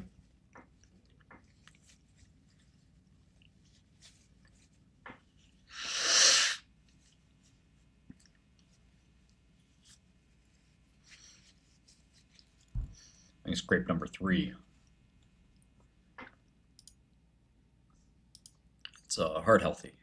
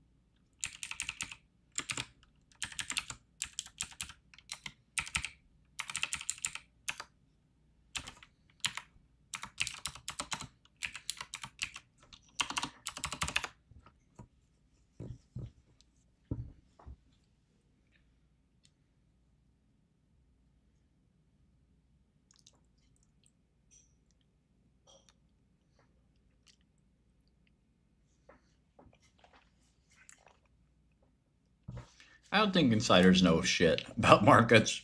Insiders selling, buying. It's basically meaningless.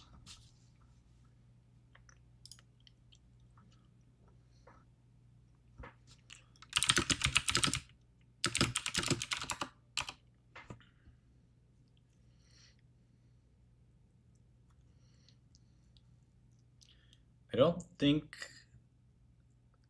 there's. Oh, the cassava guy. Yeah. He is on the board of Sarepta. He was an early large shareholder.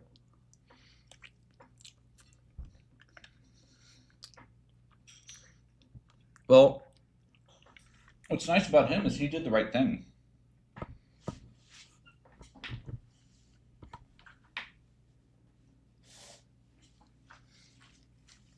I think we got to be close to the peak, Clark, but we don't know.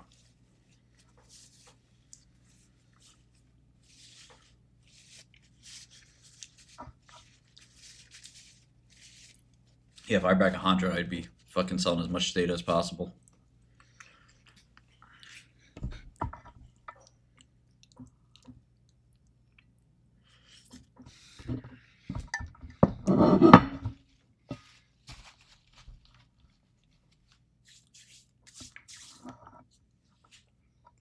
Right?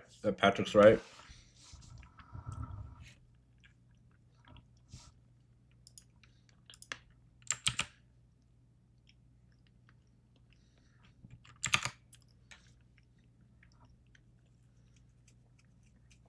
We'll trade Nvidia if there's a opportunity.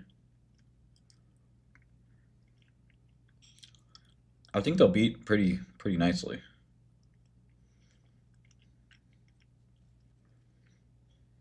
Matt still posts. Matt's just like a Trump bro.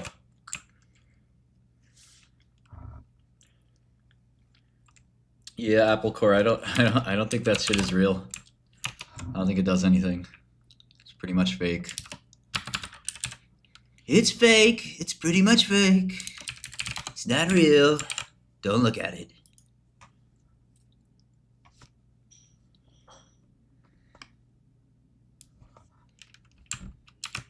I don't think it'd take a year to crash, because the crash takes, like, by the time a year passes, it's crashed. If that makes sense. I'm not going to buy Nvidia before the report, no.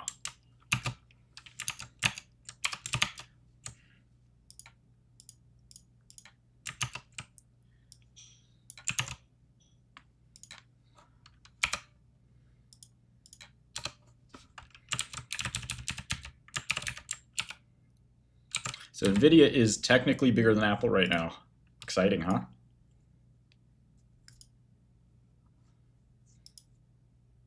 You're telling me this for the first time. No, you can't email me for advice. I will just delete it. I don't know you.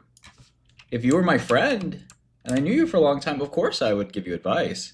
But how do I give advice to somebody I don't know? I don't know the problems you have. You could tell me, oh, you know, I want to know if I want to become a... should I be a professional athlete? Should I be a professional boxer or a professional basketball player? And then the camera pans down and you have no legs. See, I don't know you. You may not be telling me something that's critical for me to give you the advice. For example, that you're amputee. Then I would say, you know, I don't think it's about whether you do boxing or basketball. You can't do either. You got no fucking legs, bro. That might be the advice you need to hear. Just saying. Devang, you have a problem with me, bro? I hope you don't have a fucking problem with me. Because I've had it up to here with you fucking bag holders.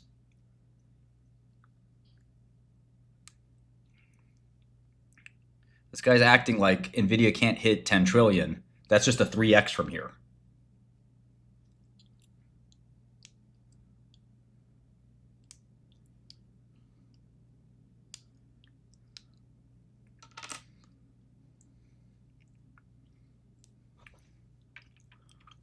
And you're pissing me off.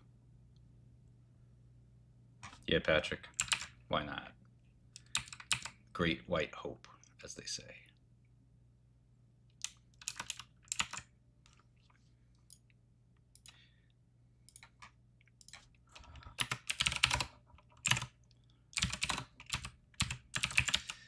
Microsoft's almost 4 trillion. No companies hit that high. That's right. But what do you think? Microsoft is going to shrink?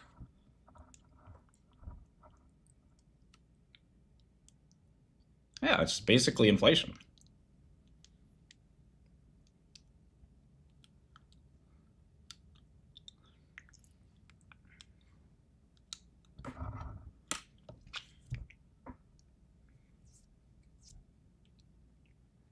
So Nvidia is steps away from number 1, actually. It's very, very close.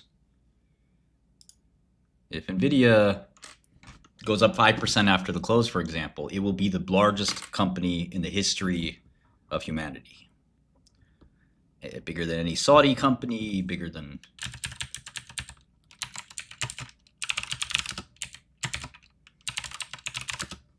And it's telling you something, right? It's telling you, what is it telling you? It's telling you that the economy is going to run on AI. It's going to power the economy. There's one device that powers AI, and that is Nvidia's machine. This company was 1,000 times earnings. I would say, all right, it's kind of priced in, etc. It's 20 times earnings.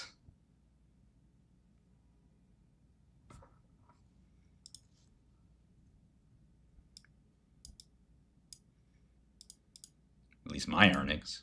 My earnings are maybe a little ambitious. It's 30 times cash flow for the street's number next year. My numbers are a little higher. So if it's a normal market multiple, and we're going to see 10x the AI we're seeing now, that's kind of a dumb way to look at it, but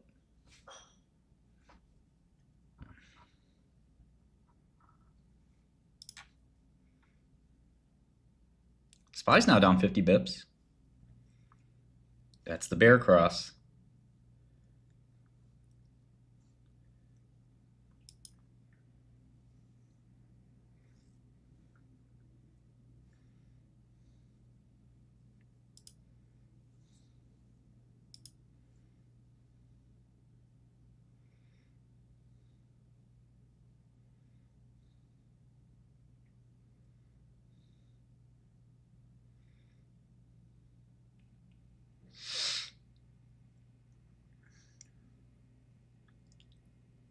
I don't know what a bear cross is.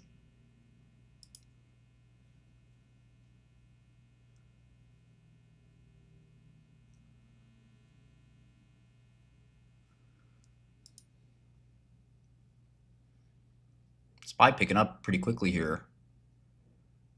Now only down 30 bips.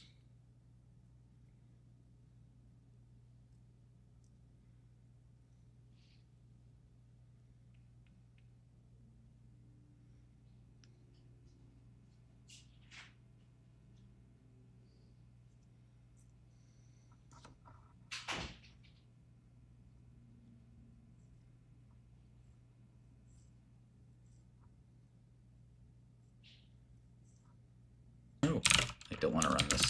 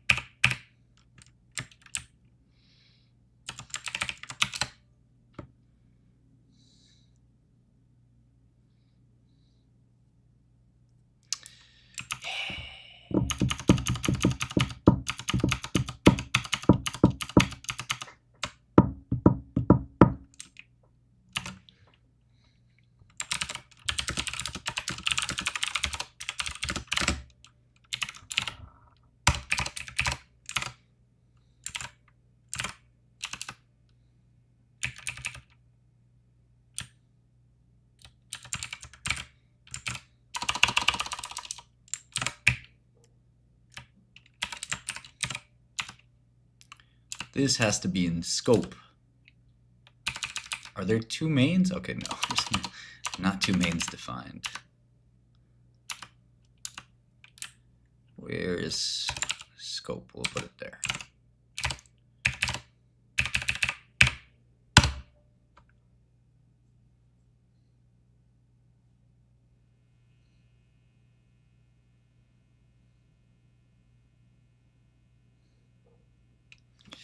Maximum recursion depth exceeded. Okay.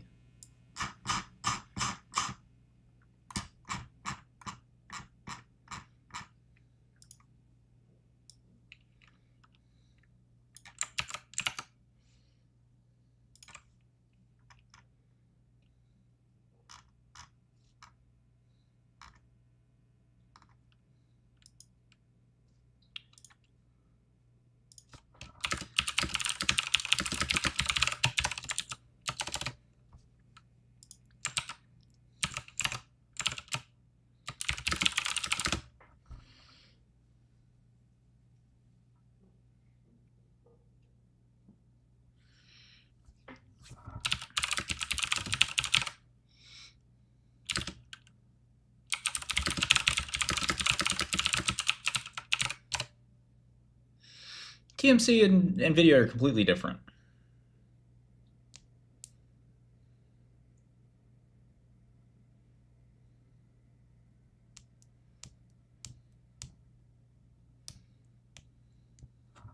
Yeah, we found Estee Lauder before Bury. I wouldn't pay any attention to Bury. I don't know why you guys care about Bury. I don't do anything to eliminate the stress. I should, but that sounds nice.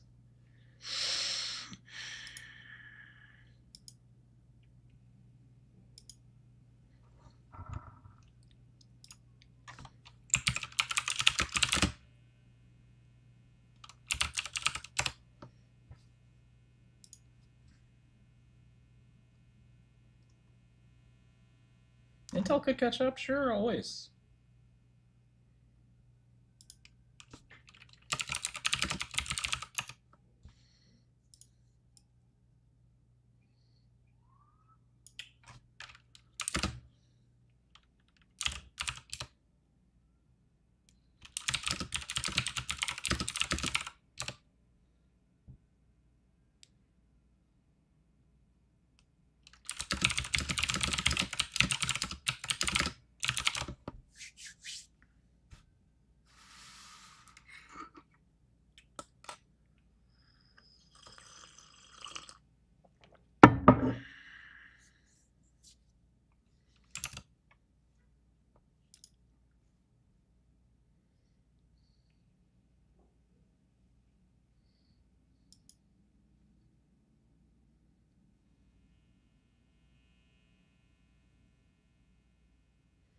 Can't believe what happened to D-Wave, man. So fucking crazy.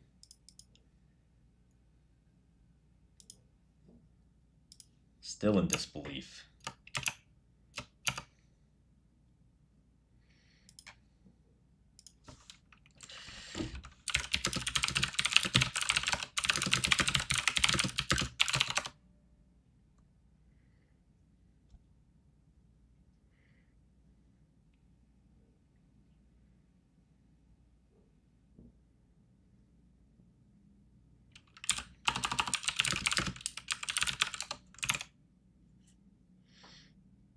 Yeah, fiscal year is different from the calendar year. It's very common. You could set your fiscal year to be whatever. Traditionally, retailers did it so that they didn't have to have a hugely seasonal Q1, if that makes sense. Government has a different fiscal year, for example, as well.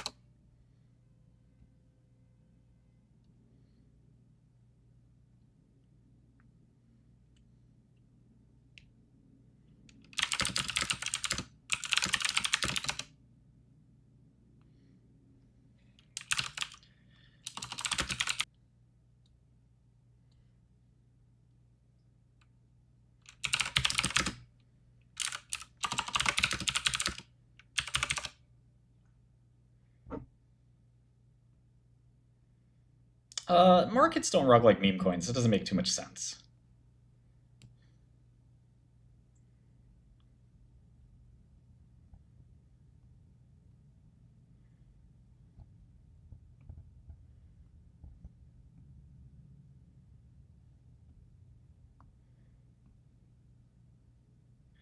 $5,000 price to sales. Yeah, no big deal. You just gotta wait 5,000 years. It's not even price to earnings.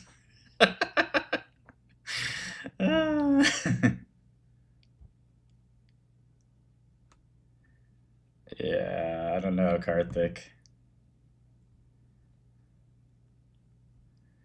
I think you're wasting your time working up that tree.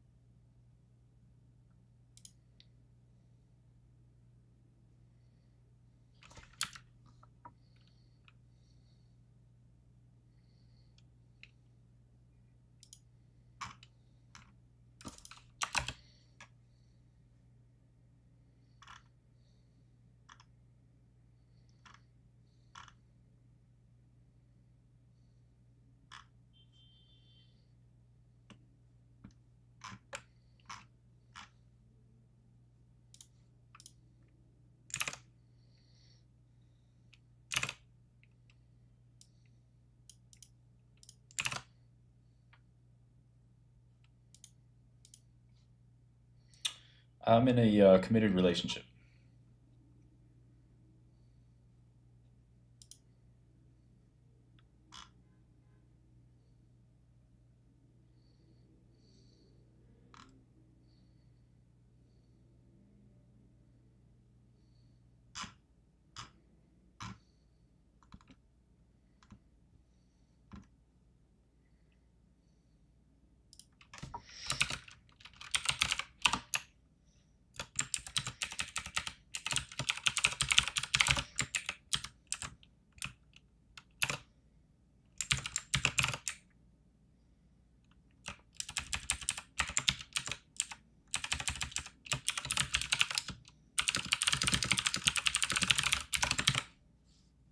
Oh, what's up, Plate?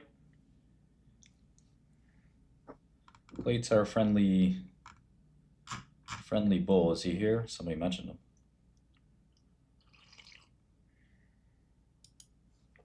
Oh, Plate, don't do this. Oh no, don't. It's a very wait, make sure you watch the Ion Q video.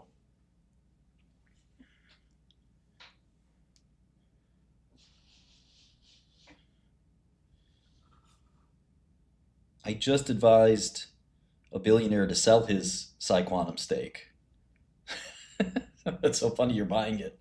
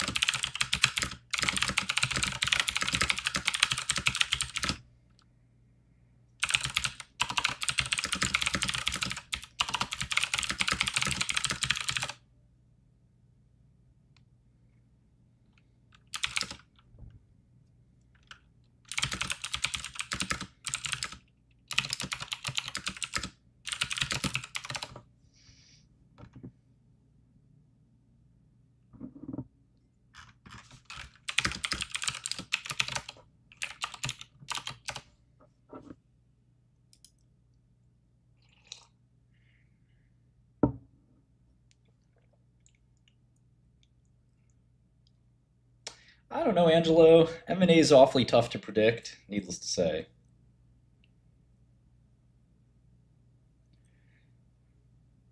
Yeah, technology moves in certain ways, but which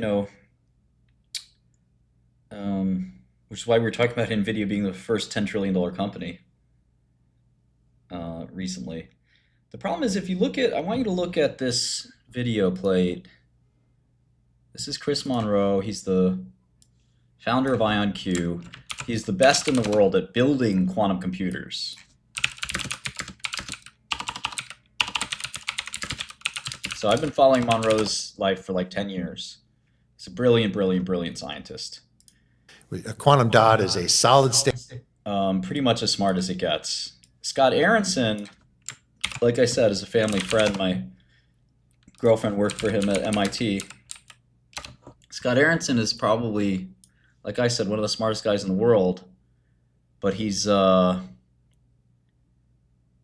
Good afternoon. I'm Dan Freed, director of the Harvard Gauge. You can find out a lot of science. So our buddy Ken attended this one. I couldn't attend it.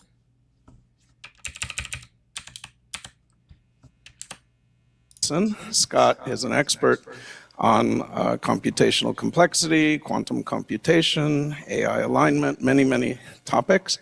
And he's a professor at the University of Texas at Austin. And today he'll tell us how much math is knowable.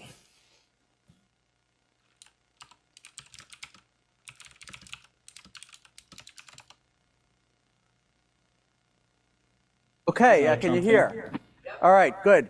So thank you so much to Dan, who was my former colleague at UT Austin, but Harvard is good too. It would be an honor, obviously, like on any week, to deliver the Yip lecture at Harvard, okay? But it's particularly an honor to speak at Harvard this week. I think the rest of us in American academia are looking to Harvard right now to defend the value of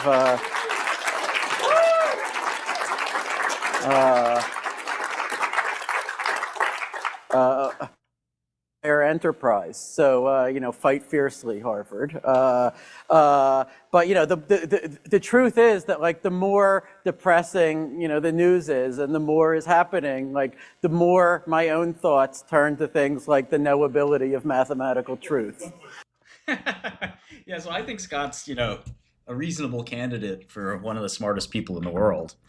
I really, really like him. Like I said, my girlfriend / baby mom worked with him at MIT when he was there, and then also at a tech company. So I really like Scott. I think he's smart. Preskill is kind of the other guy who really understands quantum, helped invent it practically. Here's what Preskill looks and sounds like. Want to do is take advantage of it for speeding up the solutions to some really hard computational problems. I can be a little bit more concrete about it. What quantum theory has done is it's modified our view of probability. Like, let's say I'm watching an... So Preskill is particularly bearish on annealers. He thinks annealers are a scam, but he is one of the world leading experts in quantum computers, which are slightly different from annealers, but he's had a lot of unkind things to say about annealers specifically. But I don't want to get too bogged down in the annealer versus gate trap. What I'm really curious about, so again, he's a theorist. He's never built a quantum computer. Very few people have ever built a quantum computer. But that gets me to Scott. Scott's a full spectrum scientist. He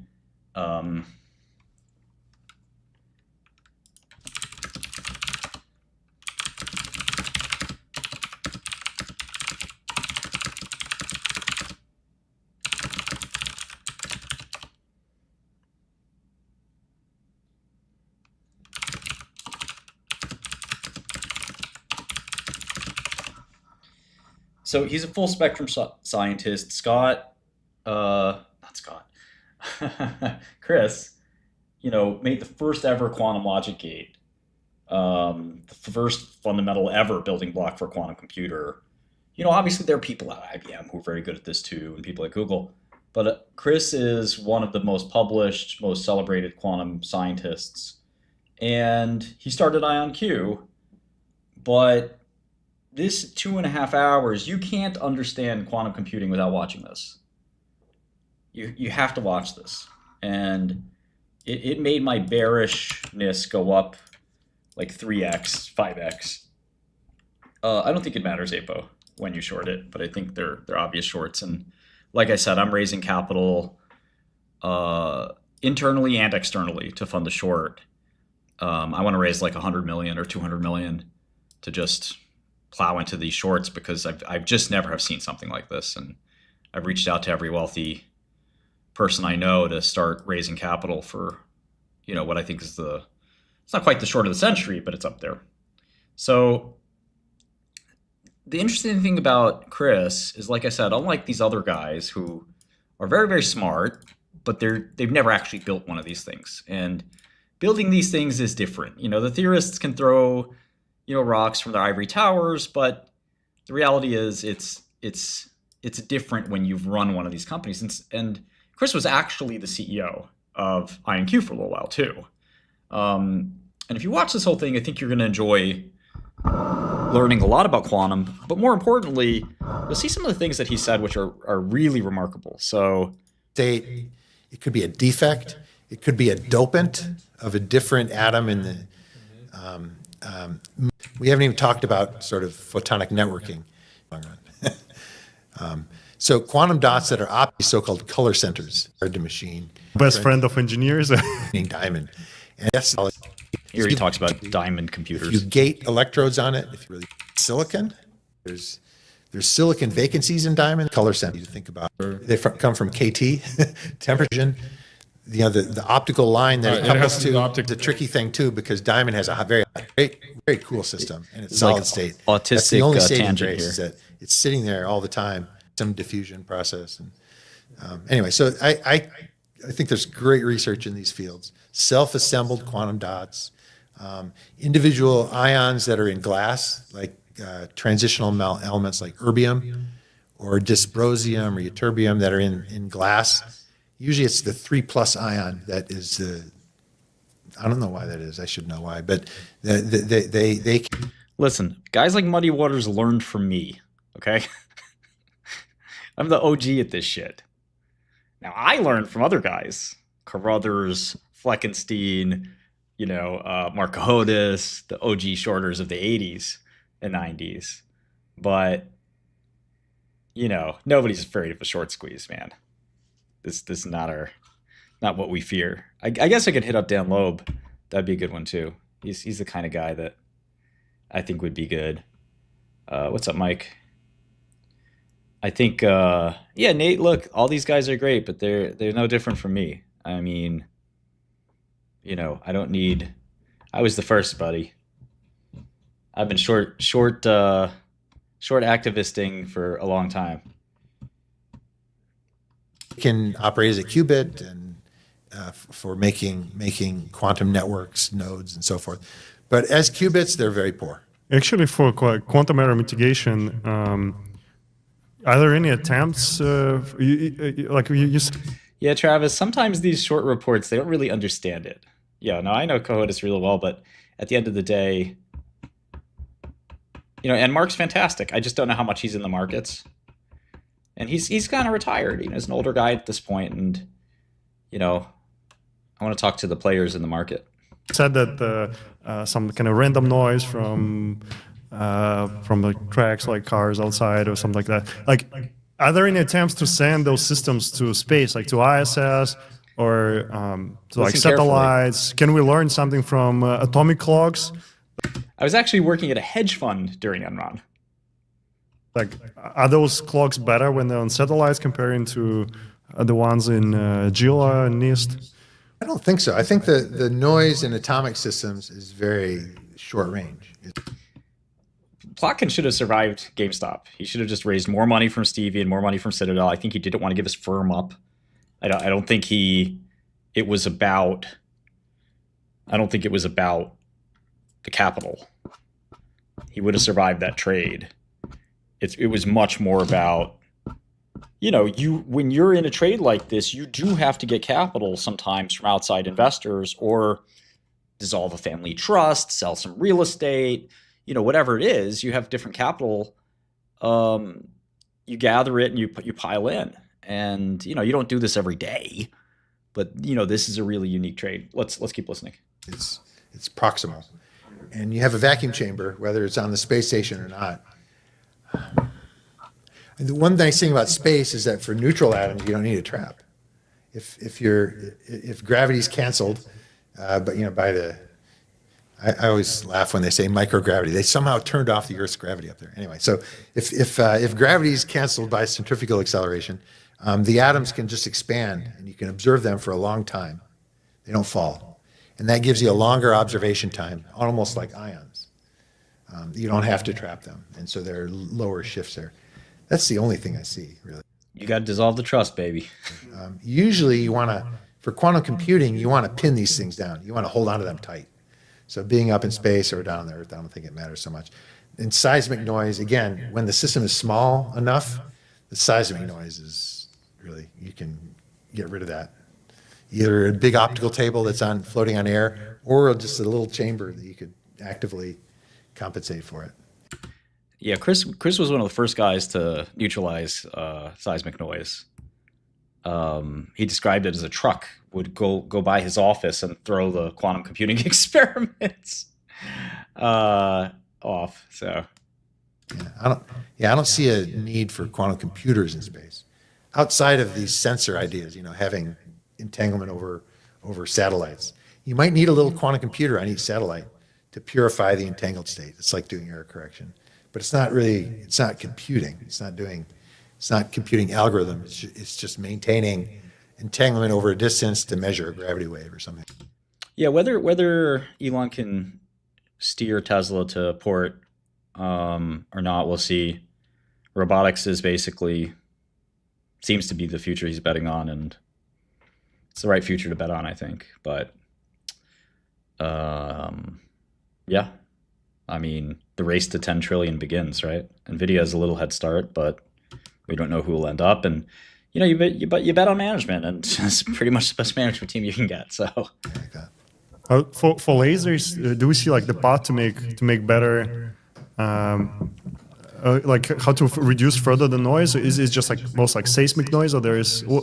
Remember, the GameStop kids learned that squeezing just ends up in failure, right? GameStop didn't have a MOAS. It went up and then it went right back down. What happened to AMC? Did it go from 2 to 70 and then to Valhalla? No, it went from 2 to 70 to 2. So, all right, keep listening to Quantum. I'm glad some people are here who are interested in this. What are the sources of noise, and how can we improve laser, make them better? I think, as discussed, most systems now, these prototypes, they're big. Okay. And the laser is separate, and there's not yet a market. In much of our research with ions, we use the atom ytterbium ions, ytterbium plus. And the main reason we use ytterbium, it's an engineering reason. It's that the laser we use for all these gates, for these push forces, the best wavelength. He talks here about lasers not being available. So ytterbium ions are and nobody's making the right laser for this particular laser. And where they come from, most academics don't believe it will happen. I don't know where it's going to come from. We're going to need for the full suite in a quantum computer. It's almost a chicken. He's saying that real quantum computers need a certain laser wavelength, and nobody's making it. And they can't actually build a quantum computer until that laser comes out. It's very interesting. Well, they're going to need to. There needs to be a market, and we were lucky that there was a market in silicon fab for this particular laser, and we went for it. But we don't yet have that market for other lasers that we're going to need for the full suite in a quantum computer. It's almost a chicken and egg thing. I just hope in the next few years there's some niche application. I don't know where it's going to come from.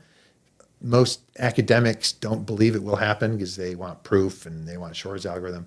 Whereas a heuristic algorithm that just works, you don't know why it works, but it just worked, that's valuable. And once we get that, it will pay for the development of a market of lasers. Maybe that's naive thinking in itself, but it's important that we build systems, get them out in the field, and they be used by potential users, even though they're still not as powerful as your laptop. It's important that people use them.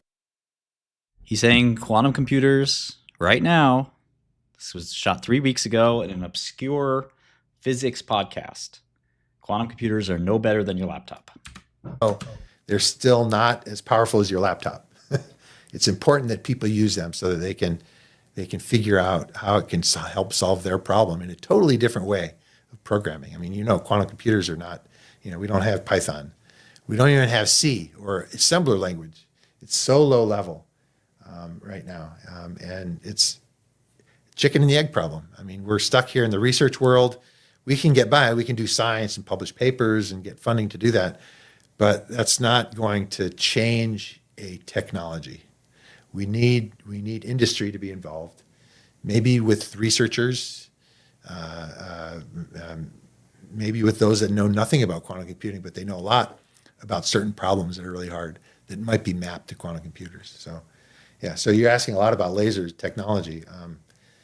It's really a bottleneck. It's a good segue to ask about, how did IonQ originate? So this idea to actually commercialize this, it must have not been. Was it immediately obvious that that it would get commercialized? This is a good conversation, but I'm gonna skip through parts of it. Or with any Jungsang Kim, is for an architecture, high level. We have an architect. You don't want to go into free space. That was 2014. I was visited the academic office, and he waved this. But he just kept hounding us. Okay, they were convinced by this venture capitalist.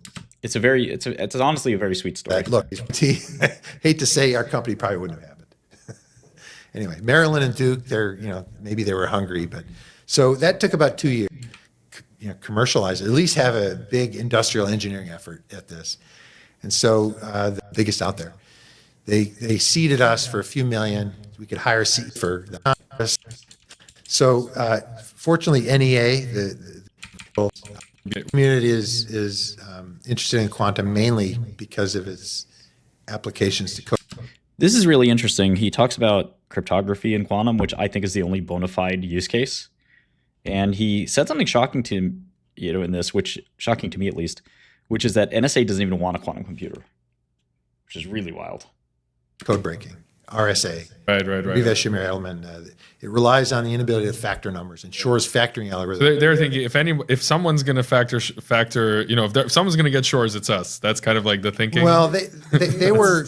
I think they were very realistic. I mean, the folks at the NSA, I like talking to them. They sort of have this long-term view. They don't necessarily even want to have one. They just want to know when one will be built, and when an adversary might be able to build one, because that implies. That sort of tells you how safe your codes are right now.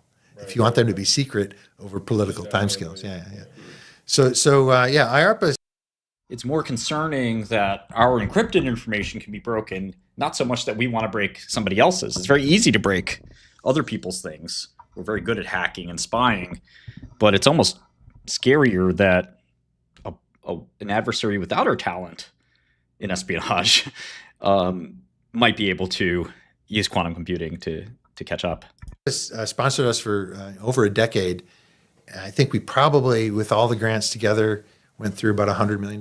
The big question now that Bitcoin exists is what will happen, right? So basically, if at some point the computer gets good enough to, it's actually not Bitcoin mining that breaks, but it's like Bitcoin wallets. So, but there's a game theoretical problem, which is like if you just start transferring all the Bitcoin, they're going to go to zero. Like the value will go to zero. So if somebody actually cracks the signatures in Bitcoin wallets, they have to do something where they like withdraw small amounts every year, where it's like disruptive but not sufficient to kill it, and then they have to like. I'm kind of cautiously bullish on GenMab. After that, like the funny. Many decades away from quantum computers being able to attack that. So here he's, the host is saying quantum's going to destroy Bitcoin. Listen to what Chris says. Funny. Nobody knows really what will happen, right? So. Well, fortunately, we are, I think, probably many decades away from quantum computers being able to attack that. That's really bizarre because Shores is the whole reason quantum has been built. Shores is why quantum computers are being made. And he's sitting there telling you we're many decades away.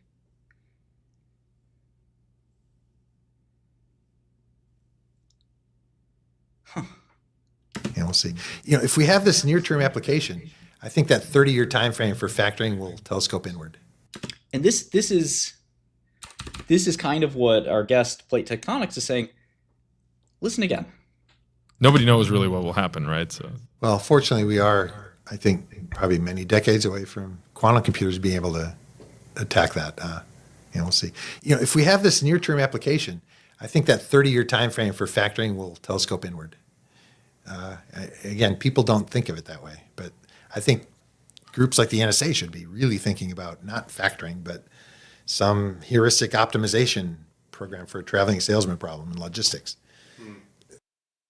So the problem with this is there's no application. So if you look at what are the algorithms we really want to change complexity time for, there's just not that many. The optimization algorithms we have now are very good. Shaving as Jensen said, there's no point in optimizing the traveling salesman optimization algorithms we have now. They're not going to change anything. We're going to watch Nvidia. Should be fairly soon here. They're not going to. We have great algorithms with Gurobi, and that.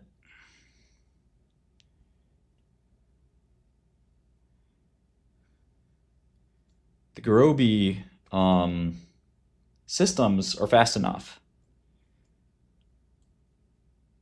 So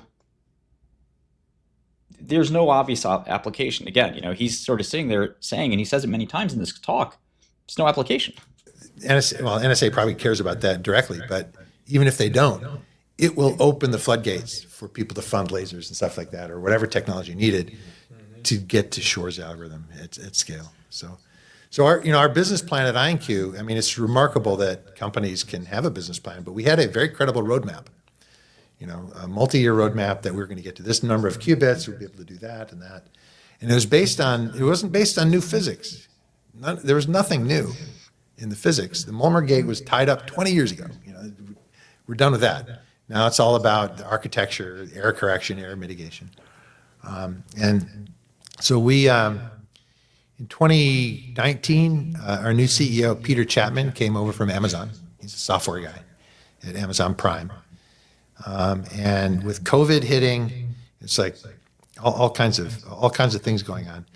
With COVID hitting, we were told by our board that we had to stop hiring. We don't know what COVID. We were approached by a SPAC, Special Purpose Acquisition Company. Look at his face. We were approached by a SPAC, Special Purpose Acquisition Company, or blank check company, to go public.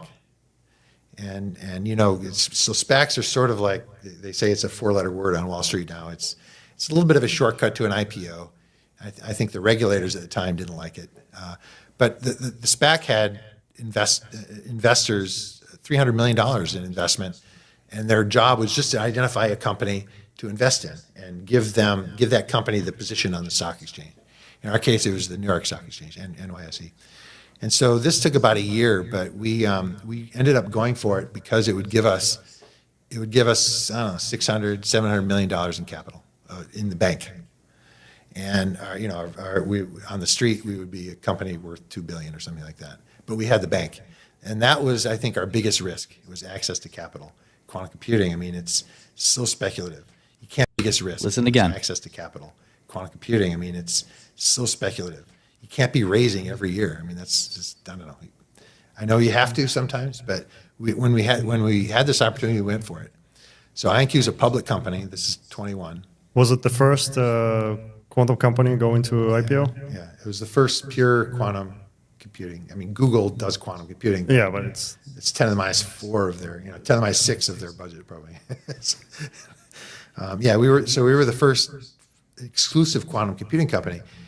Wow, what a challenge that is, because you can't, I mean, if there's no hype in a field, the field's probably not interesting. So, there needs to be, you need to be speculative. But as a public company, you also have to, every quarter, you have to say, how'd you do last quarter, quarter before that? People aren't used to, in the public markets, people aren't used to a research field like this being public. I guess in biotech, there's some of that. It's very speculative. And so, the company, it was.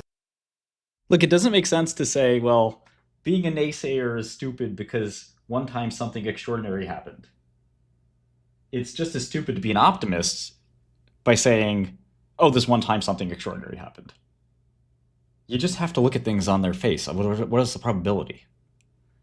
You can't say, this guy, one time he threw 15 heads in a row, that's a lucky coin, I'm going to do it too.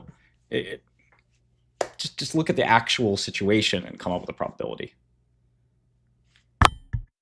It was very hard to walk that fine line between doing R&D for 5-10 year outlook and having quarterly earnings reports.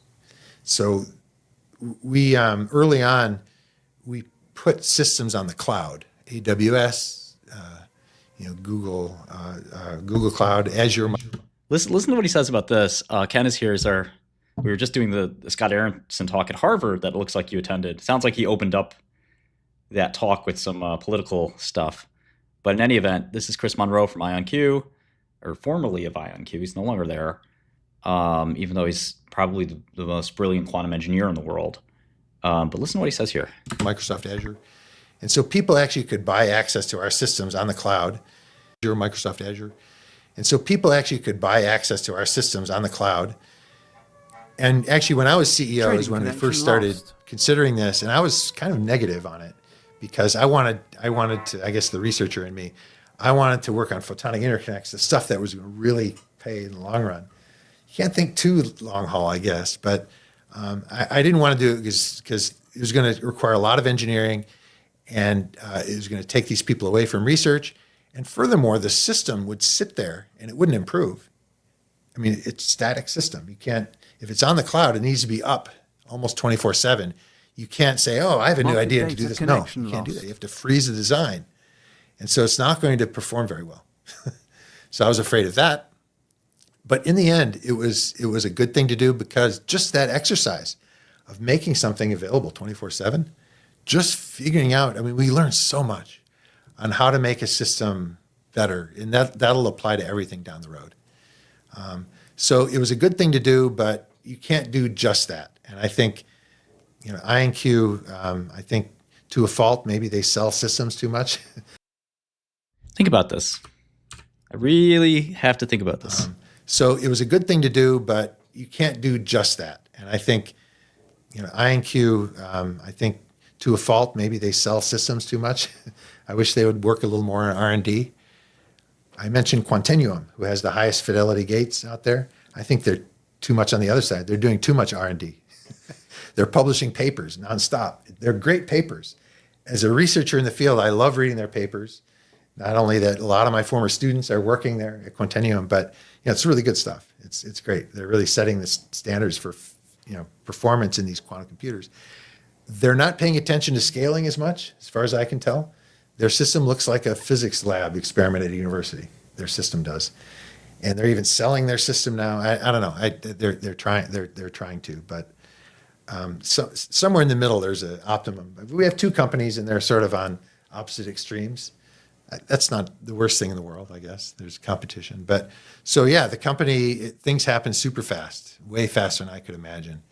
And I stepped back a year and a half ago. It might be obvious why. I mean, I really was more interested in the future research on how to make the system scalable. And also, they were really in an engineering phase, and maybe. It's largely considered a dead field. That's exactly right, Gabriel. Nobody wants to be in quantum. If you talk to people at MIT now, my former intern just named Teal Fellow, MIT senior, tells me absolutely nobody's interested in quantum. It's a dead field. The publications have fallen off. There's a few companies interested in it, but it's just the problem is the lack of an application. No, there's nothing to chase. There's nothing exciting. There's no one thing that's gonna be really thrilling. Now, could that change? Yeah, of course. But as of now,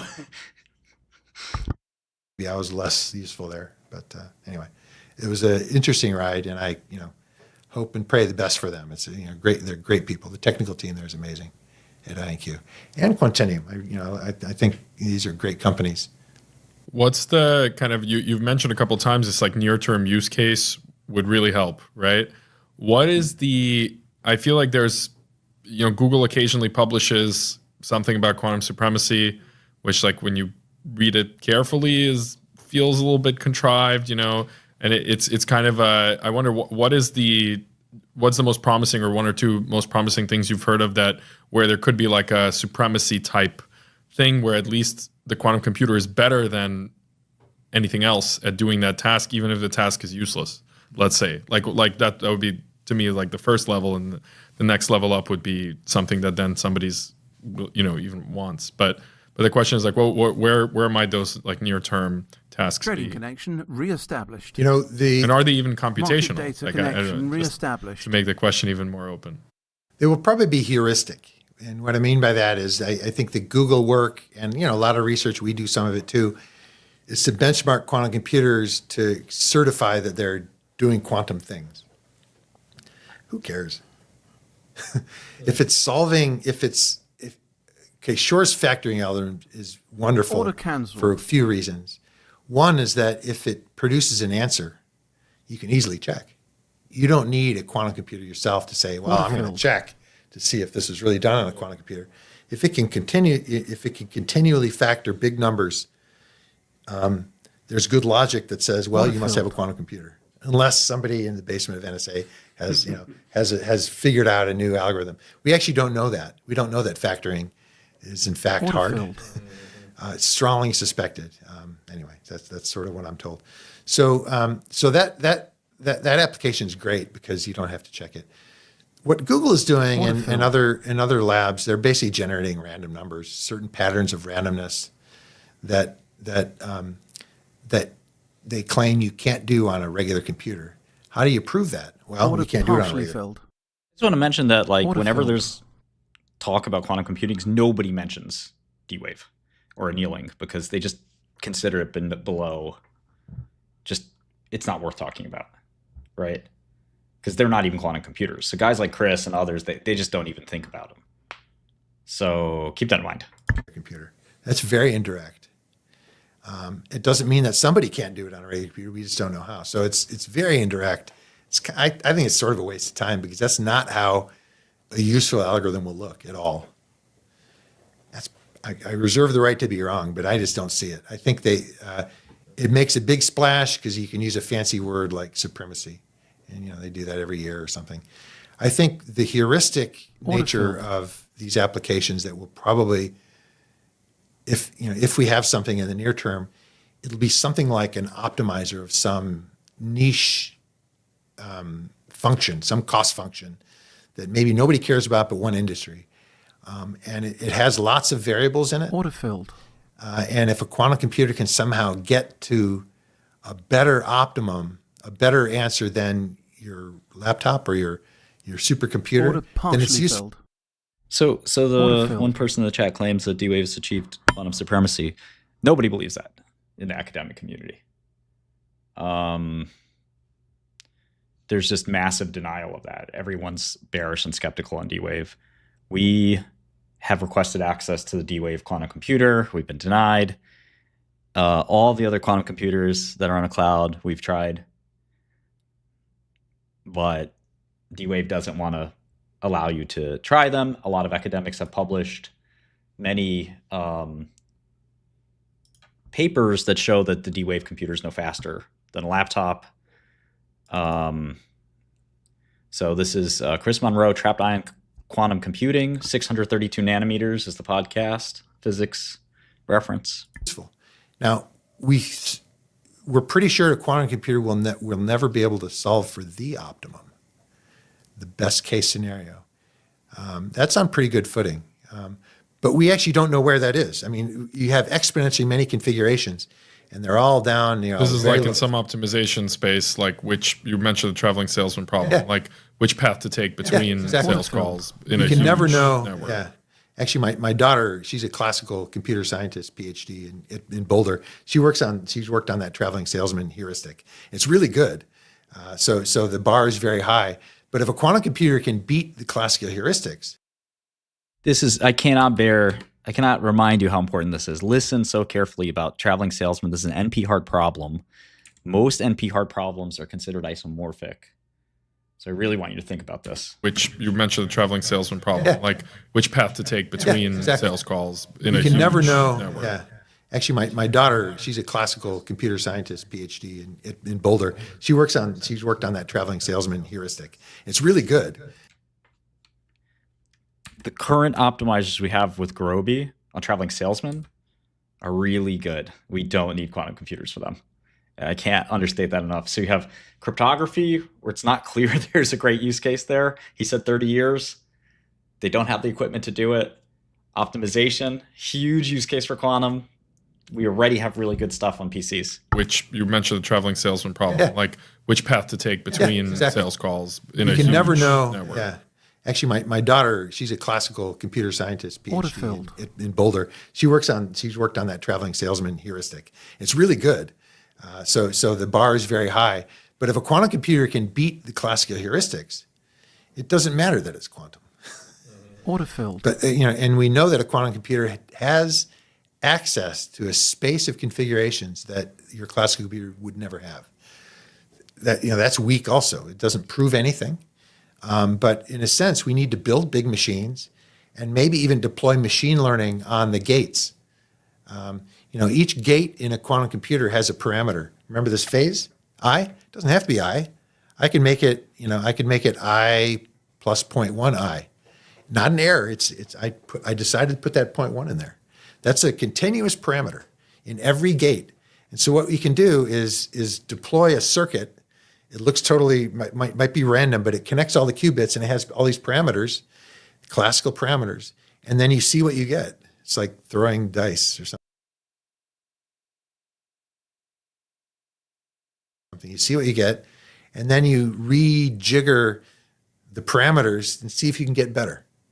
And so you use a classical supercomputer on the side to optimize the classical stuff, and that's sort of like quantum machine learning might work. It sounds hokey pokey because you can't prove anything about it. So I think it's unlikely we'll see something in 5 years that play around. So I are not thinking about this type of application.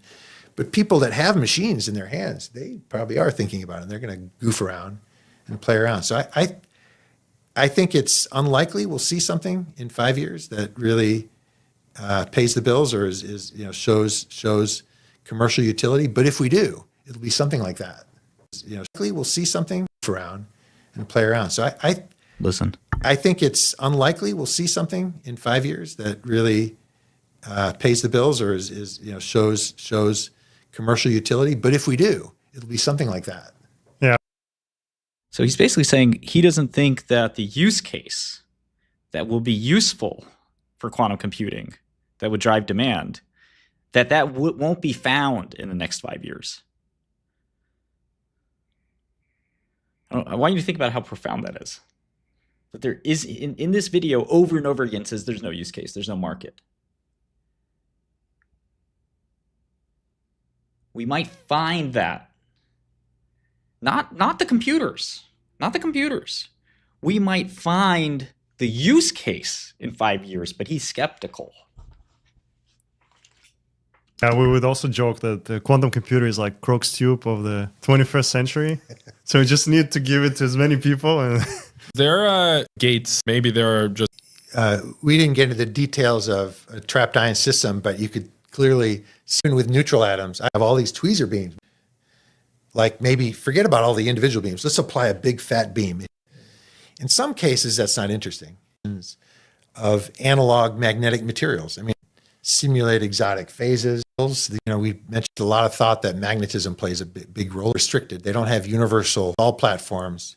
One thing we're doing with ions, this is very new down at Duke, is when you put a lot of ions together, between, if you wiggle one ion connected by springs, well, those springs are harmonic oscillator modes. You can cool them to the ground state. It's not as good as the atomic clock memory, but some of those, you also have bosons. And actually in the superconducting community, there's a lot of great research on if you add bosonic degrees of excitation that hops in a you can think of many levels as different excitation levels of a single oscillator. There's a little bit of, it's almost like representation that you're trying. Well, he quit IonQ because he thought that they were trying to commercialize something that didn't work. And he says that over and over in this. That state, that superposition, you cannot factor. It's not separable. Now we have these 4 states with 2 eyes. I know who Chris Monroe is. I'm a huge fan of him. And they're sitting there. They're very cold. They're almost. I want you to listen to what the world expert is saying, and then you decide phase factor in the fee if it's good or not for the stock market. Take what you know about markets and think about what some of the stuff he's saying. We're here, I think. You can't obviously apply feedback. I say obviously because there's something called quantum error correction. Mm-hmm. It's nothing like transistors. So right now, nobody really knows how to scale an error-corrected quantum computer. The overhead is enormous. It could be 1,000 to 1. You might need 1,000 regular qubits to get one good qubit. Now, if you can make 1 billion of them, great. But when you make 1 billion of them, you probably need 1 million qubits to make one. I mean, it's because you're making more, the errors accumulate. So scaling is really hard. And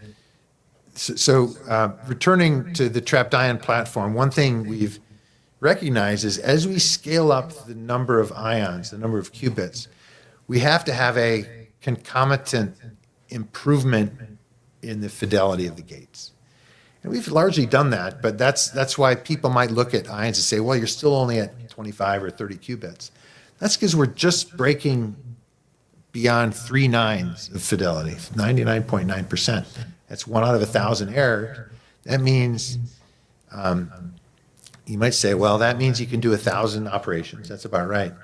Well, why not have 1,000 qubits with 1,000 operations? Okay. Maybe those are all a little fast. But if you have n qubits, if you have 30 qubits, you need to entangle them all.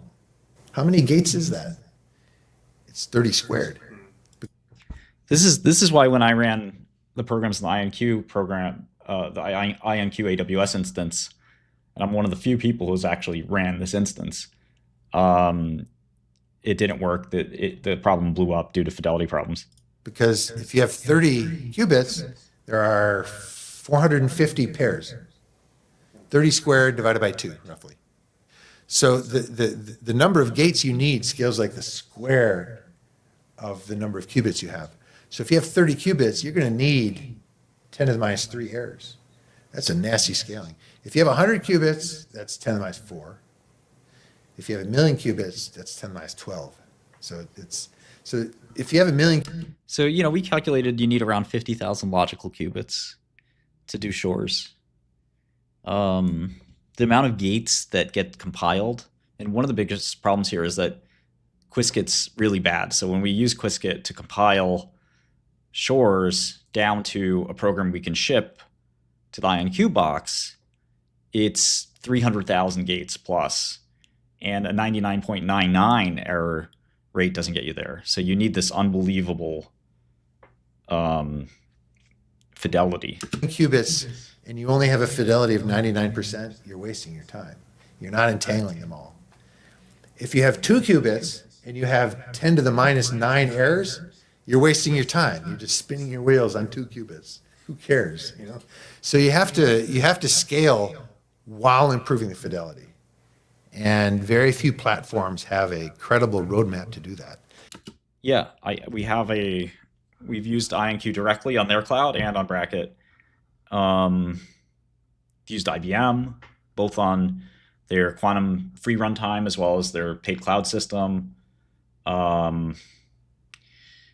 Yeah, listen to what he says about error correction. It's not as clear as you might think. It's great physics. I think you You throw superconducting qubits on a chip.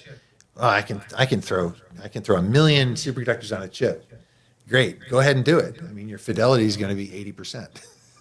It's it won't be useful. So just a yield problem for superconducting? Yeah, with superconducting systems, and I think any solid state system right now, from what we know now, if you make the system bigger, the crosstalk is much worse. Each one is different from the other, and those differences fluctuate. And the calibration issue is just crazy hard. Nobody knows how to deal with that. Nobody. So you make a chip like that, and you make a measurement, and you get some little wiggle, and you say, "Look, we have a quantum computer." That's kind of what's going on right now. So who holds the record for fidelity on 2-qubit gates now? Let's see. I think it's Quantinuum, which is a spin-off from Honeywell, ion trap company. 99. He just said the competitor to IonQ. He started IonQ. Said his competitor is number 1. 0.97 maybe, and another small ion trap company out of Oxford Ionics. He's not even number 2. There's another company ahead of IonQ too. 99 point, maybe 96. I think they're right there. Now, I founded a company called IonQ, and they've spent more. They're interested more in this scaling and selling of systems. I think maybe to a fault. Interested more. Now, I founded a company called IonQ, and they've spent more. They're interested more in this scaling and selling of systems. I think maybe to a fault. But they're. People like Chris, they measure their life success not in capital or money. If you know scientists really well, he's trying to win the Nobel Prize in physics. He's a little bitter, in fact, that he hasn't won it. So to him, his credibility is 100,000 times more important than any amount of money. Slightly behind there. Superconducting systems are really stuck in the 99.x range. Again, it depends on what you mean. There's lots of asterisks to that number. Some of them are exclusive of measurement. In other words, it's just the gate fidelity, but you want to measure it? Yeah, there's an added error there. So as a physics result, that's good because you want to know what the error is in the gate. And the error of the measurement is usually some different type of error, and there's different problems, so you should separate them. But operationally, if you want to use a quantum computer, Josh, we think he sold most of it, but we don't know. You can't separate those. You need both of them to be really good. So the superconducting systems are quite a bit behind. Neutral atom systems are coming on strong. They're beyond 99% now, and I'm not sure how far they'll get. We'll see. But the great thing about atoms and ions, we sort of understand the errors. The errors of these gates are almost entirely control errors. They're errors in our lasers and our control system. It's not the fundamental physics of the atom, because the fundamental physics, the idling qubit of an atom is perfect. I say that with a straight face because these are atomic clocks. They define time. So when you're not doing anything to them, they can keep their quantum memory for as long as you want. And that's not really an exaggeration. It depends on, you have to have an atomic clock lab in a way, but it's possible to do that. Whereas solid state qubits, superconducting qubits, they don't idle. They die after 100 microseconds. So it sounds like then lasers is currently the limit, the technological limit for precision. Yeah, lasers. I mentioned this company, Oxford Ionics. They're not using lasers for the gates. They're using microwaves. That's interesting. Maybe I'll make a laser company. Which has its own issues because the atoms are really close together. Microwave wavelength is a few centimeters, so there's a lot of crosstalk and microwave engineering, but they don't have lasers for the gates. So that's very interesting. But yeah, you're right. Your statement is generally true that our limitation, the bottleneck right now is laser noise. And it's not just power noise fluctuating. It's, the atoms are over here, the laser's here, and a train goes by and things vibrate. And now the atom is experiencing sort of a staccato. Oh, shit. Nvidia. Okay, so what is it going to be, 420 usually?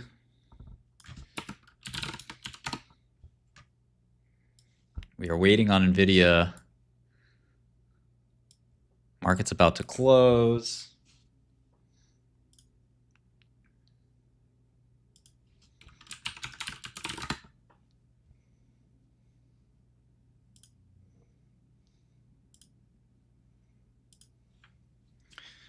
Got Set our model up.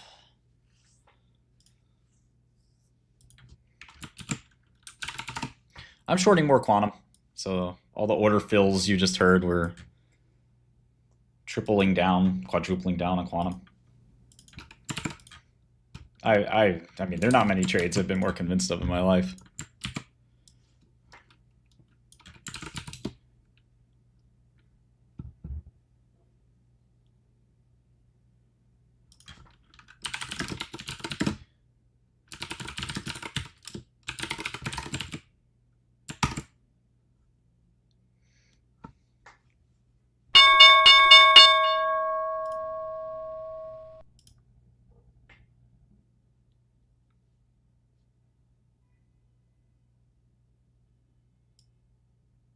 Order cancelled.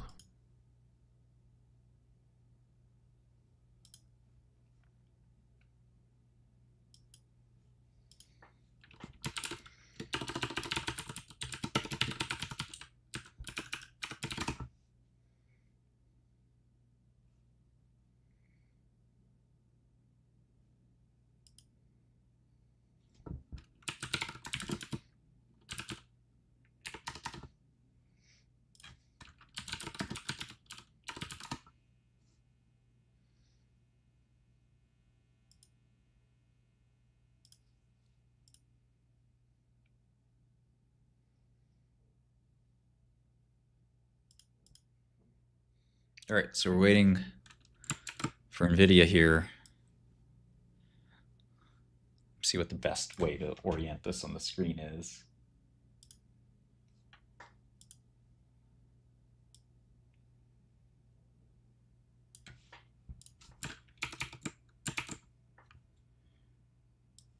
Maybe here.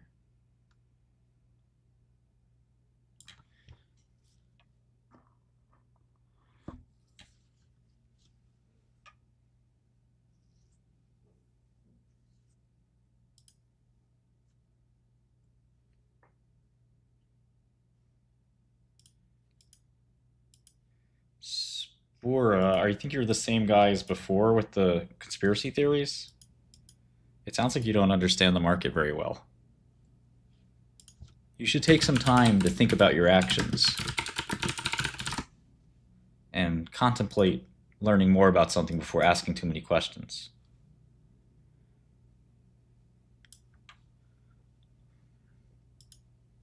So I'm not playing with you.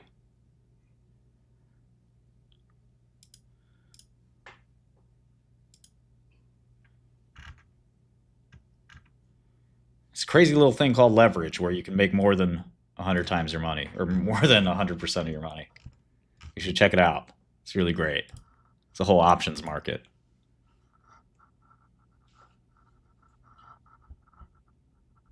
It's 420, right? We're seeing this at 420. We got a little time.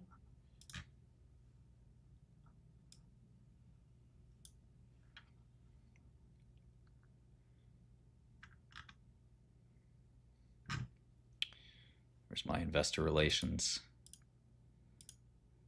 Nvidia IR.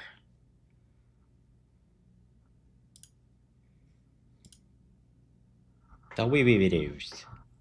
No, this is not my serious account, Alucard. Okay, so we're gonna get Q1.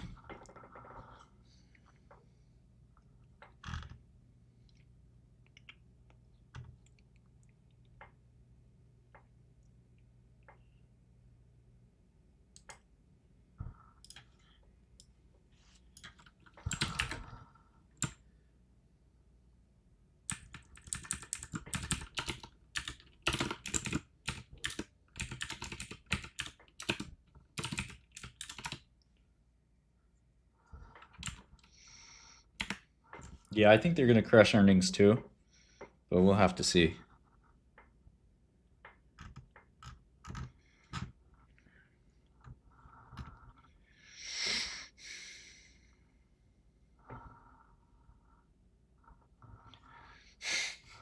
Whenever the news drops a line for Nvidia, you have a little micro heart attack.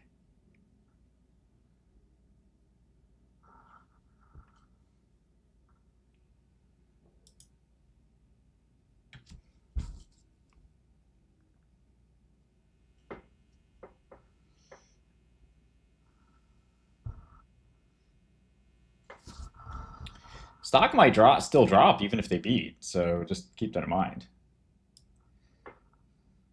Salesforce raises guidance.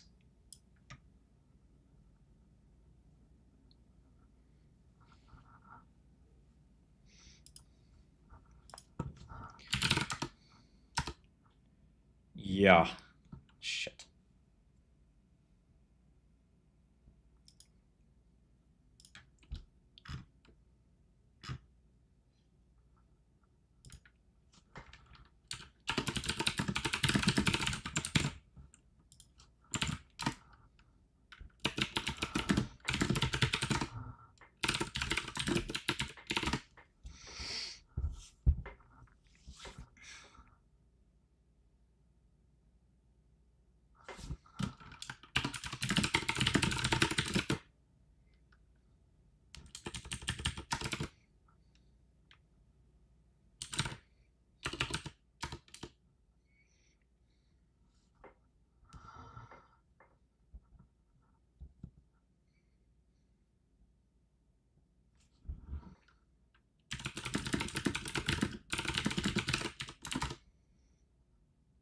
I don't have a straddle or anything.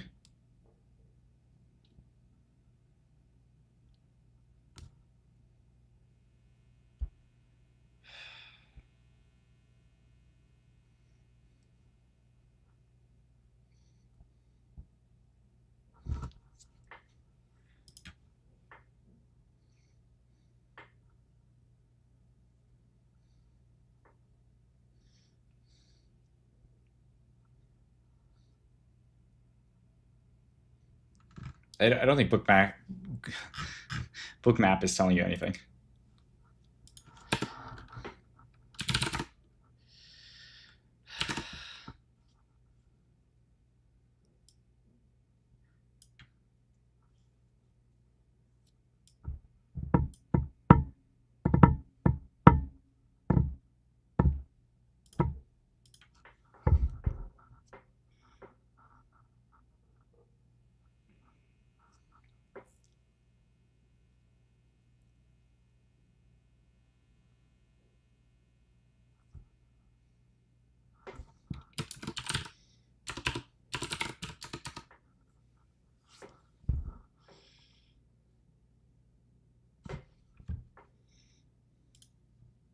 Yeah, we've seen it SWL.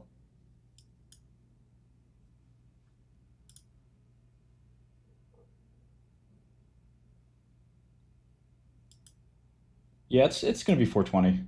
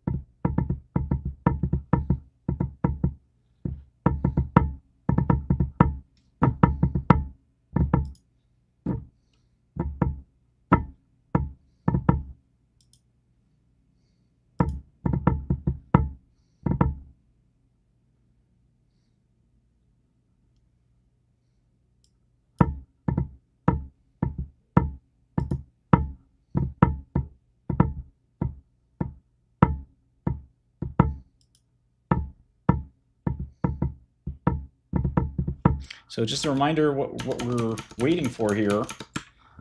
We're looking for 43 billion from Nvidia. That's the guidance.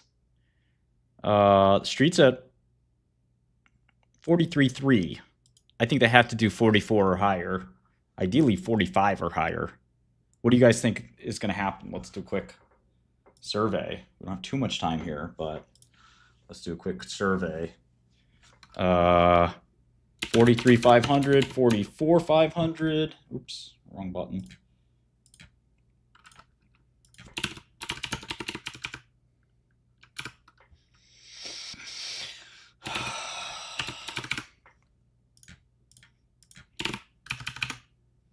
Maybe even higher than that, right? Probably it's going to have to be at least. Yep. So place your vote, or type in the chat.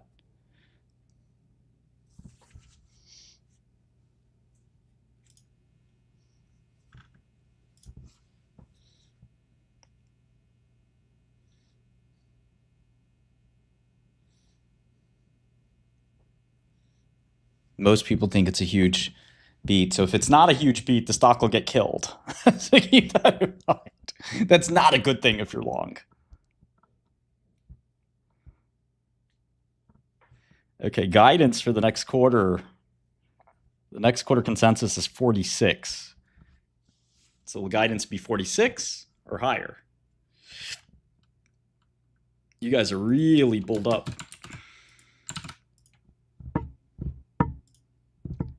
So it's basically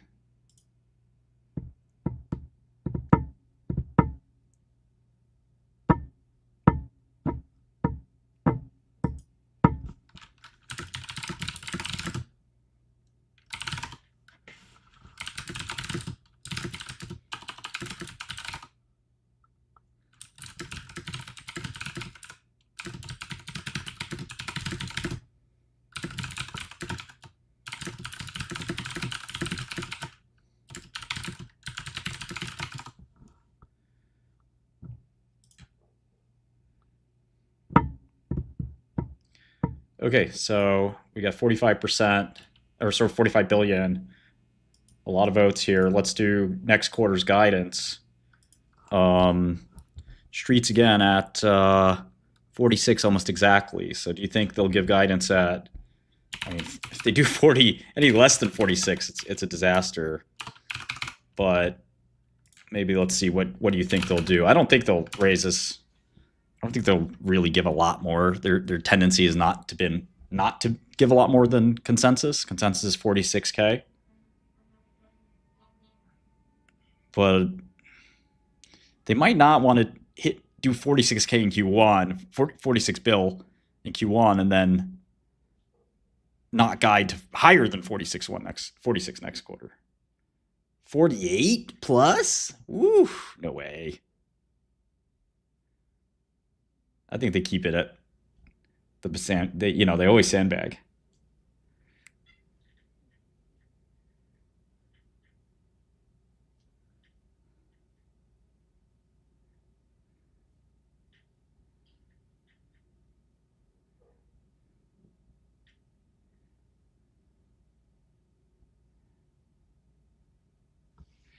Yeah, the problem, Jinzo, is you're not really thinking about the question the right way. Of course, there's breakthroughs possible in quantum.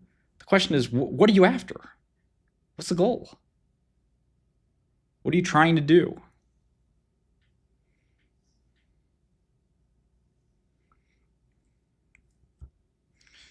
Yeah, so I think the Stargate's upside. You might get 47, and if you get, I think you might get a beat and a raise above consensus. I don't think that's right, Jesse, but it could be up 5% or something. Depends on how crazy they guide. All right, we're narrowing down here very soon. Nvidia earnings release coming shortly.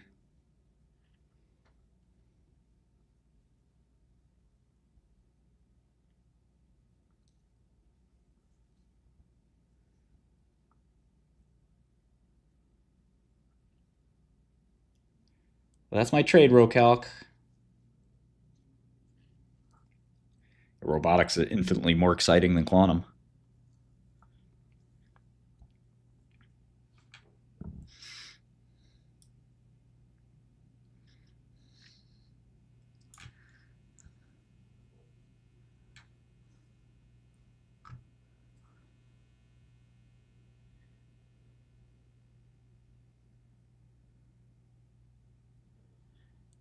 Yeah, you might be right, Jesse. That could be a step change / re-rating, as the Europeans say.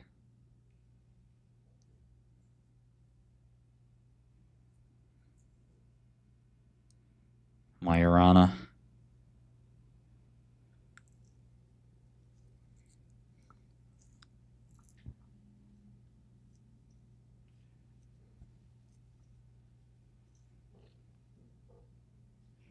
Let's see. Come on.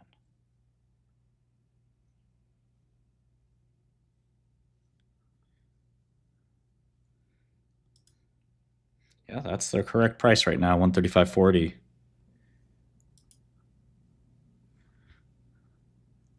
This red guy here is the right price.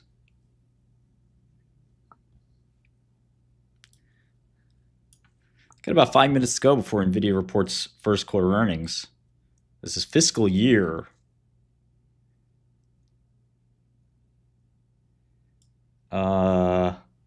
HP is guiding down. Not good. Big miss for HP. Definitely not good. Very cautious numbers from HP. Salesforce raised guidance a little bit.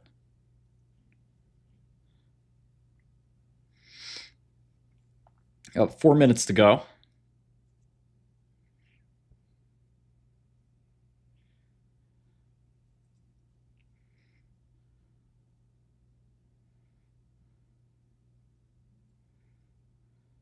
Yeah, the guy down is gigantic for HP. HP is, of course, a command as well on Godel. HP queued on 20% right now.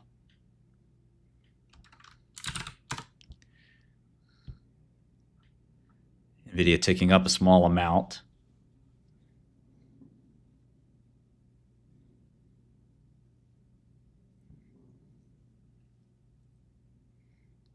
HP is the table prices function on Godel as well as Bloomberg. If you type HP, you get a table of prices. I think it stands for historical prices.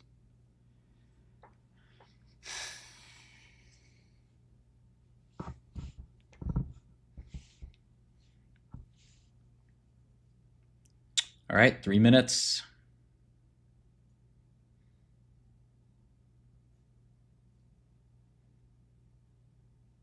HPQ is the ticker.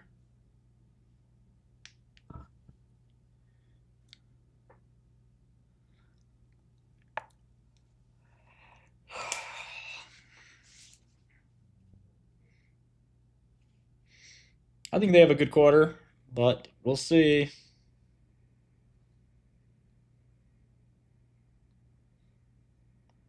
You guys want me to make some calls to get it early?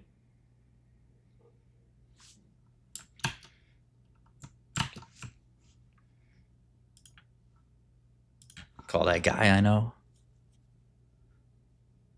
Now's your chance to put up the exact guess. We should do a prize for anybody that gets it exactly right. My guess, 44.7, okay? That's my guess, 44.7. Put your guess down now. Write it down on a piece of paper in front of you. See how close you could get. I think 44.769. We'll just put those numbers down. 44.769. And guidance, I think they give you 48 billion guidance. I think the stock will go up 3%. Let's see how it goes. That's a probabilistic guess. Okay, a lot of guesses in here. I'm very nervous. Very clammy skin here. Feel the electricity in the room rising. 1 minute to go, guys.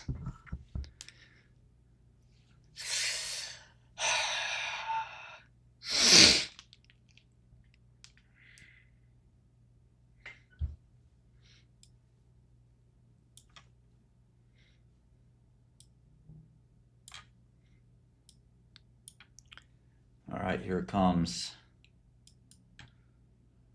30 seconds.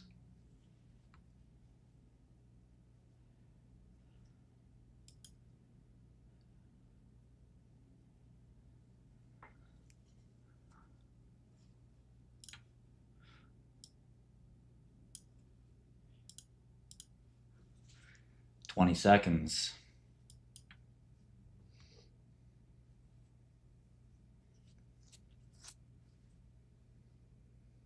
Ten seconds.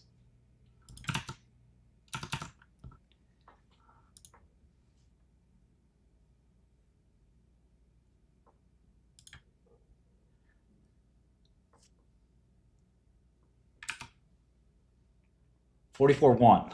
$44.1. Not a big beat.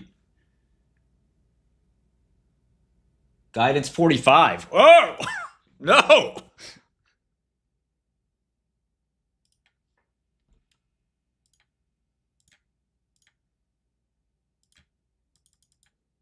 Order filled. Okay, I just sorted some. Yeah, I don't think that's good. Do you guys think that's good? They didn't beat at all.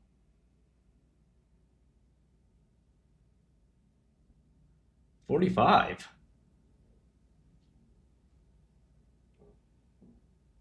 Q2 reflects a loss of $8 billion in revenue from the H20. Holy shit.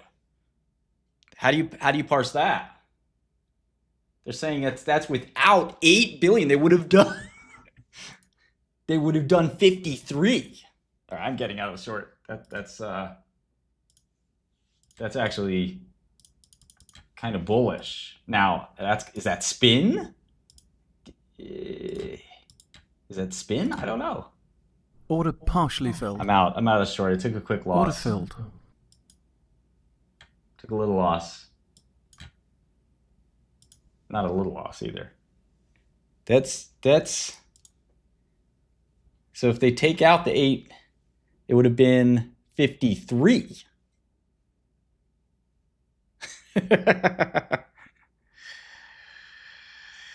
you want to read that as like massively good? I don't know. That's a tough one. I don't think you can buy it on that. Do you think you can buy it?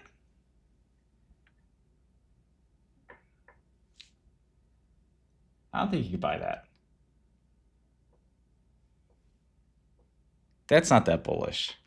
Because we don't really know. A lot of that H20 demand is going to be moved around. So you can't give me that excuse. It's going to Singapore. That's like a... See, this is a boondoggle. Okay, this is Fugazi. I might short it again. You can't say, oh, my Q2 is going to be really bad because it was this one thing. We can't sell to China, so if we could sell to China, it would be this big. Well, hold on. How do you know how big it would be? Well, they could say last quarter we had this much, so the next quarter we're going to have this much. I don't know. That's a little fugazi. That's a little malarkey.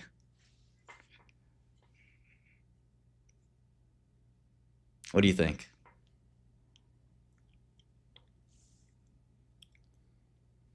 If I knew I was going to miss... Well, look, we know for a fact they're not playing games because we know that Trump is telling you can't sell anymore, right? You can't sell to China. But that demand should just come back anyway. I don't know. Yeah, it's a little fugazi. We're going to have to listen to the call and see what he says because... Well, this quarter wasn't any good either. This wasn't a great quarter. And guidance is kind of meh. I don't know. I don't like that one bit.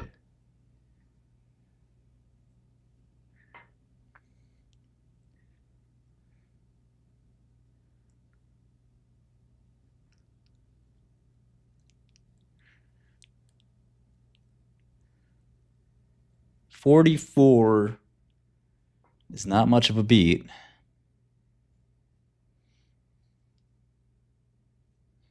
And that guidance is going to be a little spooky. I mean, they technically missed data center revenue. Gaming revenue beat. Gaming revenue beat. And they could have stuffed the channel for the gaming revenue. I don't know. I'm not... I'm finna short, man.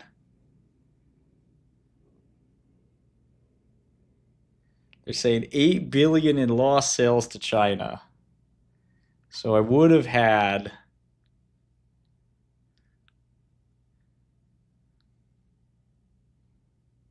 I would have had 53 billion, which obviously would have been a massive beat. I believe him. You know, I believe Jensen. That's not a crazy number. If you look at it, that's 70% year over year. That's not a crazy number. So he's basically saying we're zeroing out China. But the thing is, like, he already knows how, what, a month of Q1 is going. And he's saying this is what we're seeing. I'm so torn.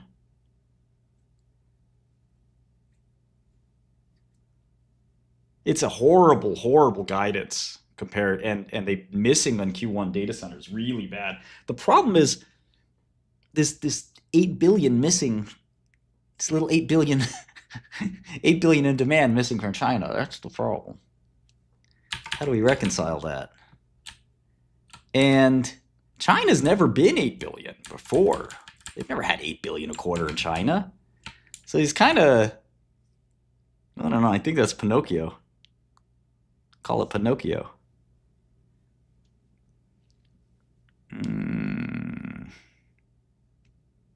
No, you don't have to play it, Darren, at all. You know, I just want to give you guys good advice. Yeah, they've never. Last quarter they did 5.5 in China, so all of a sudden we're missing 8. And they could look. They know what their demand is. They probably can get it, you know, from customer purchase orders and stuff like that. But listen, I've been trading a long time in technology investing. Any sign of weakness, you shoot first. Ask questions later. Okay, yeah, I think it's time. I think it's time. I hate to do this to my friends, my family. I'm sorry, guys. Order filled. Sorry. Father-in-law. Love you, man. Sorry. It's not personal. It's just business. Order partially filled. Order filled.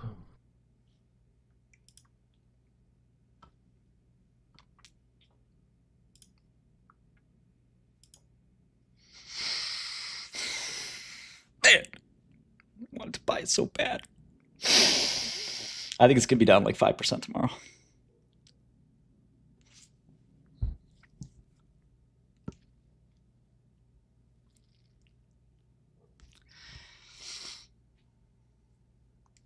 They're giving an excuse for the miss. We missed numbers because of China. Stop it. Stop the bullshit. You got that Jensen smile. It's China's fault.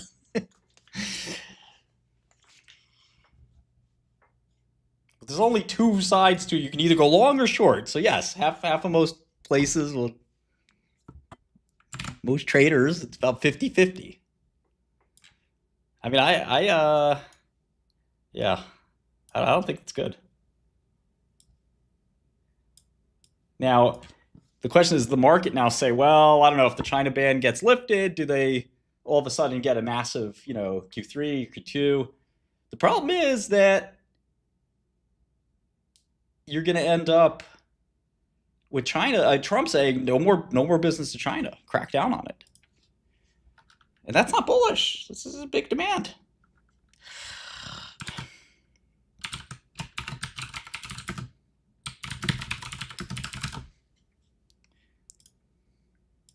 I'm sorry.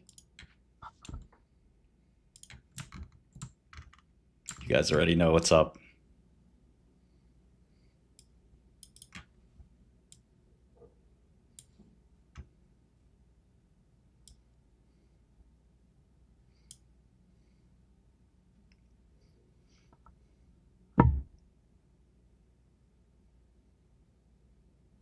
And HP shit in the bed doesn't help. Not that it's that related, but HP down 19%. Cadence and Synopsys down for the same reason. Who wants to be long semis right now? Raise your hand.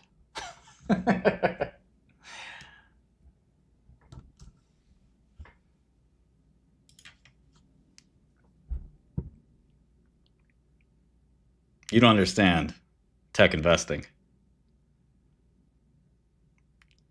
When you see weakness, you need to be ruthless. It's just China. It'll be okay. It's no big deal. It's China's fault. No, fuck that.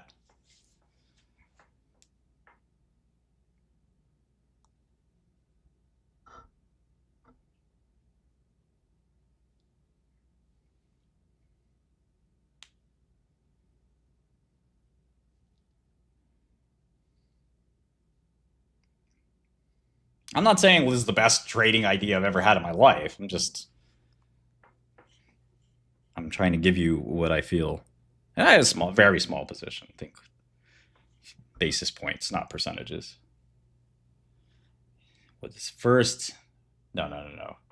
Not ruthless in your position size. Ruthless in your ability to detect second derivative and first derivative changes. Like, you got to be like a weatherman. Any change in the wind. Well, if you look at the history of technology, you know, very subtle things often will presage massive changes. Especially when a company is in hyper growth mode, they really shouldn't have any signs of weakness and need to make excuses. And here he is saying, well, Q2 is going to be a little light. You know, it's this China thing. Look, he might be right, but that's a I don't like that. I don't like that at all. Because you never know when the cycle's hitting the top. Semiconductor cycle is vicious. You go from profits to losses like that. Now, it's not going to happen to Nvidia, of course, but incrementally, we thought they could do... What did you guys tell me? They were going to do 46? Or what happened? What'd they do? What'd they do? Remind me. How much was it? Was it 46? No, it wasn't. Was it? It's 44. So you guys are saying 46 in the chat. And they came out with 44. That's called below expectations.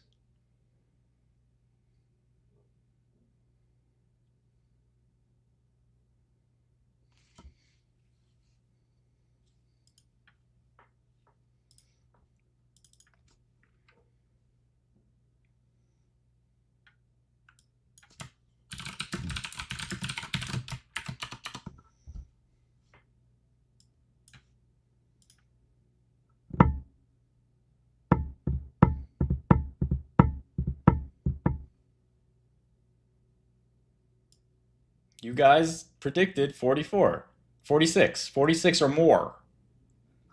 Well, they missed that. How about guidance? Oh, guidance is bad too. So you missed and then bad guidance. What stocks can be down? There's a giga miss. So, like I said, love the company, love the people there. We're in a huge AI secular wave.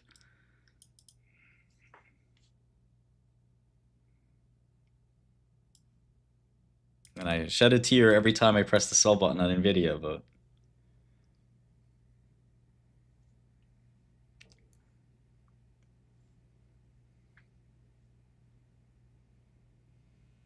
let's look at the queue. The queue's out.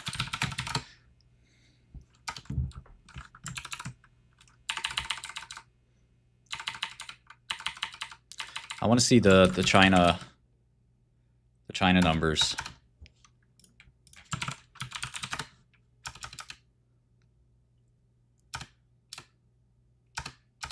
China.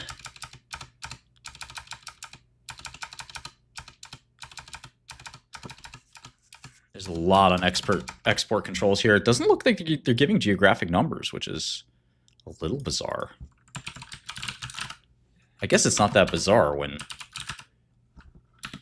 you're literally banned from it.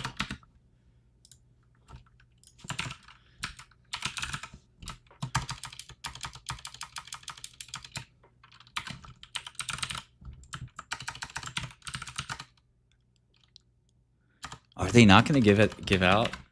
They're not giving out geographics anymore. That's wild.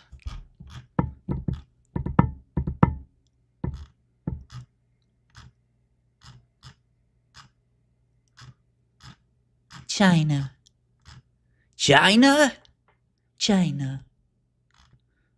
China. Oh, here it is. Here it is. Here it is. It's here. So they did 5-5 in China. It just doesn't make any sense. I guess Trump is saying it's Jover. 5-5-2-2. So Trump is saying no more.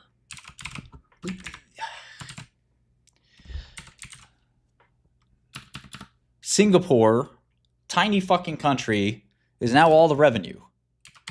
Singapore's up 100% year over year. They just got this real big demand all of a sudden.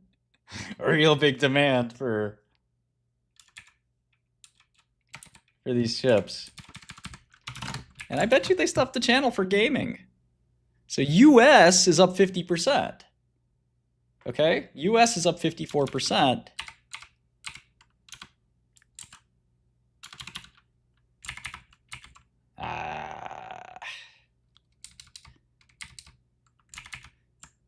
I would have thought the hyperscalers would have bought more than that. A lot of this demand is coming from Singapore and Taiwan. You know, Singapore and Taiwan are up 100%, but US is only up 50%. Yeah, I don't like the smell of this, to be honest.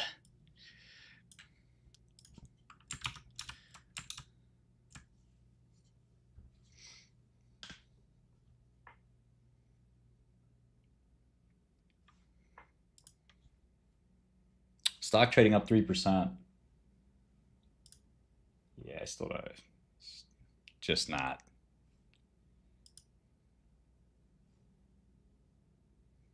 There's a lot of great Singapore AI companies, you know. There's got to be at least a few.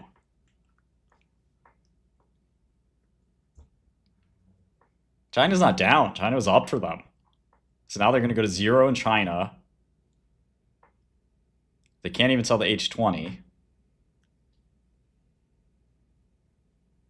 You have to take it as it goes, Chris. This wasn't the quarter I was looking for. This wasn't the quarter you guys were looking. You thought 46. They did 44.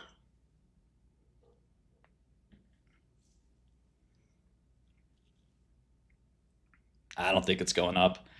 You know, it's a big cop out to say, oh, we would have had 8 billion more next quarter if it was for if it wasn't for China. It seems kind of nuts to say that. And they'll probably get grilled on that very shortly here. We'll see.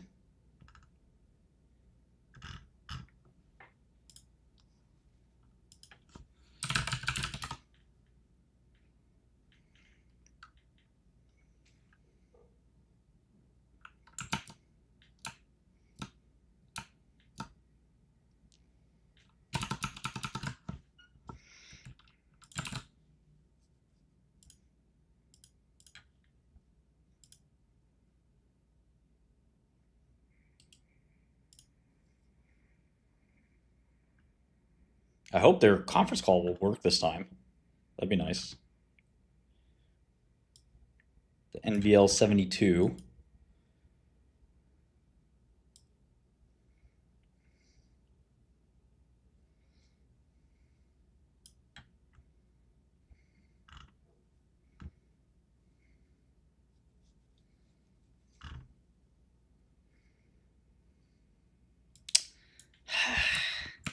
Who does this?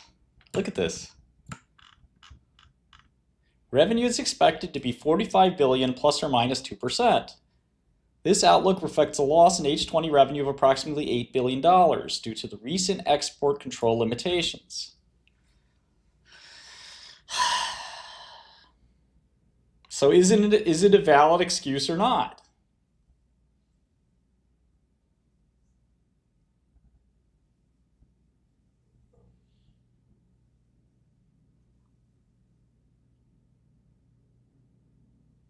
It's been a whole 3 minutes, BFD Legion. Relax.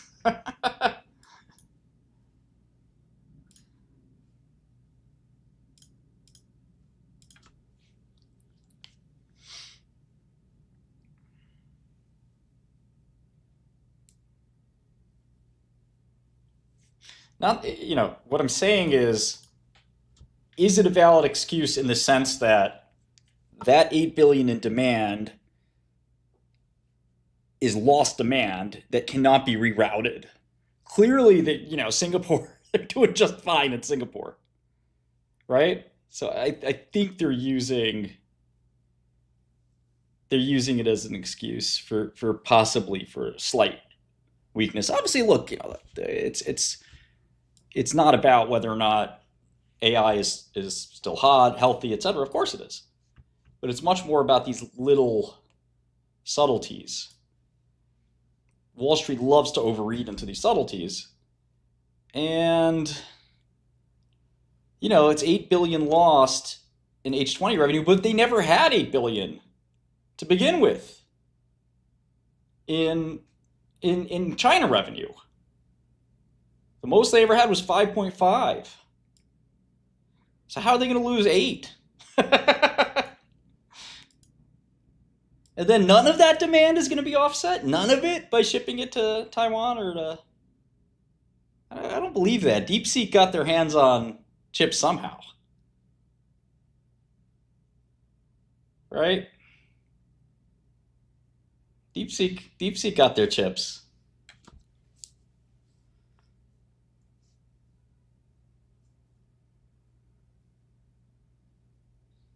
Exactly, Mike.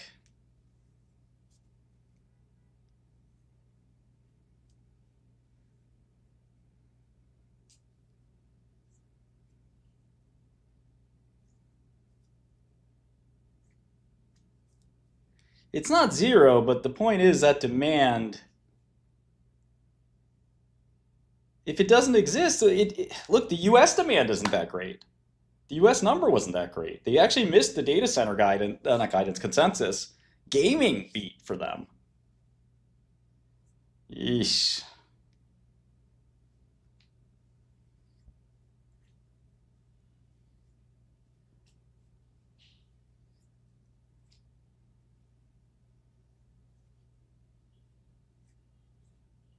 Conference calls 18 minutes away.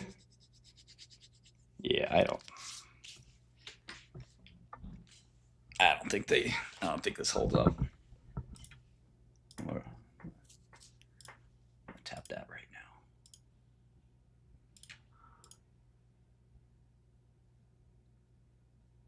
Order filled.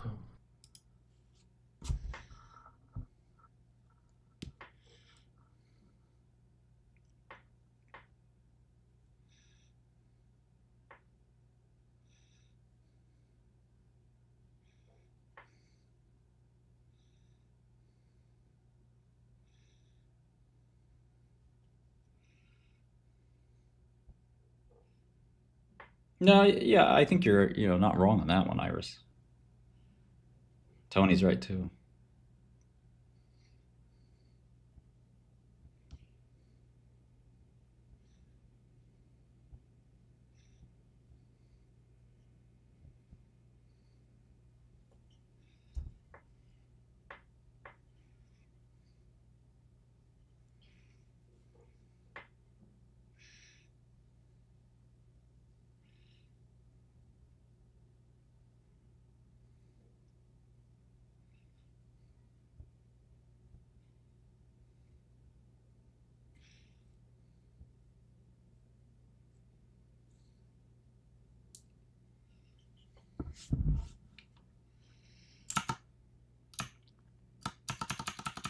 Meanwhile, Anthropic was down.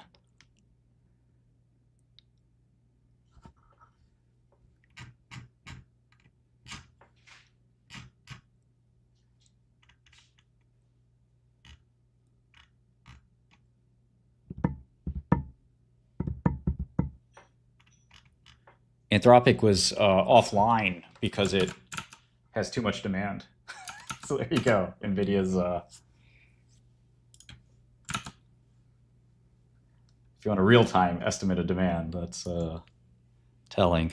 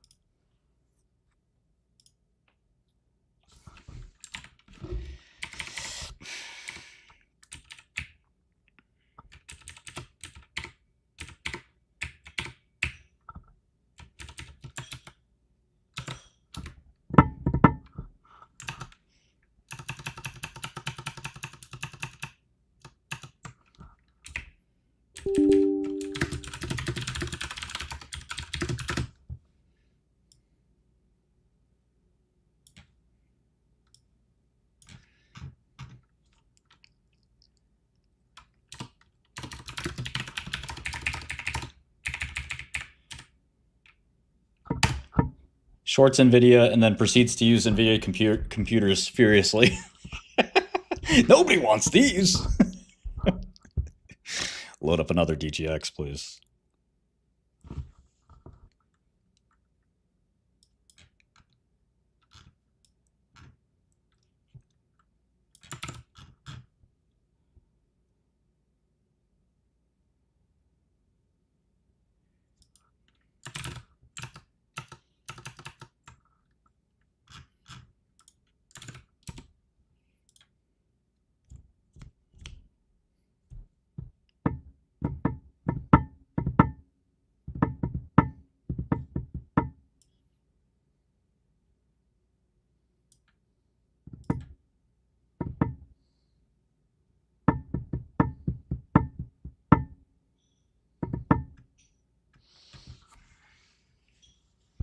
Okay, so apparently there was a lot of fear going into this print. You guys thought it'd be 46. A lot of people thought it could have been a miss, partially because of tariff stuff. So the fact that they did come in a little bit above was a breath of relief for a lot of people.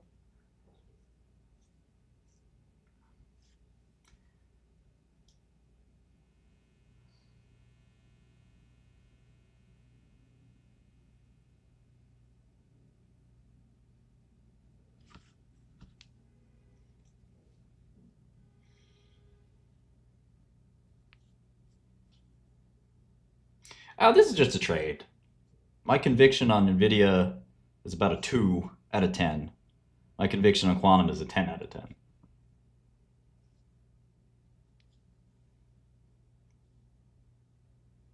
Yeah, so the fact that Nvidia came in where it came in, I think was a big relief to a lot of people. But, hold on, the stock's at an all-time high. So, the market clearly wasn't very scared.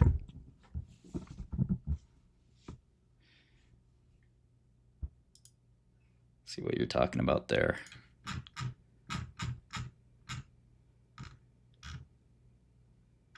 Yeah, on April 9th, the H20 products. Big excess inventory.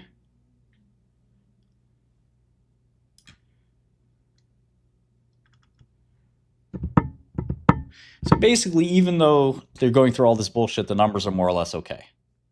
That's kind of the relief rally.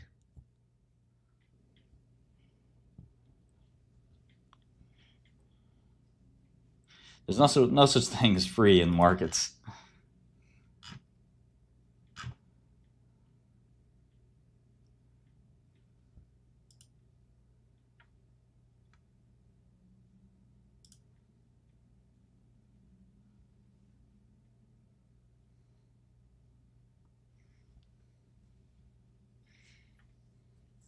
Yeah, I shorted a little bit, but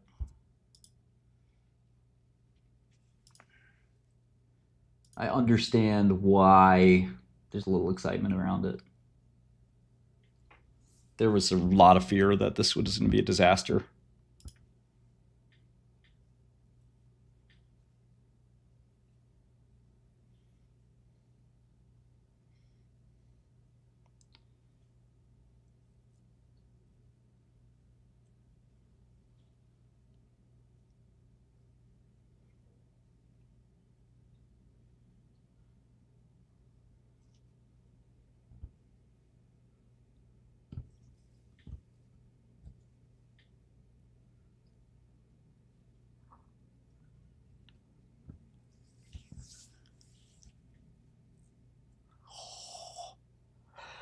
Baby V, baby.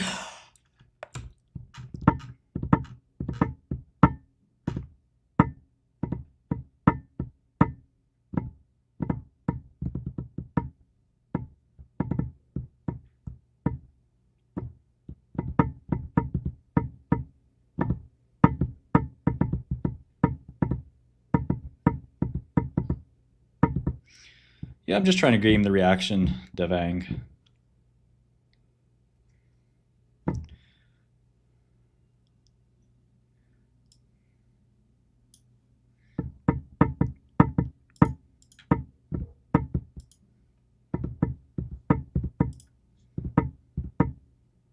Yeah, these prices are right.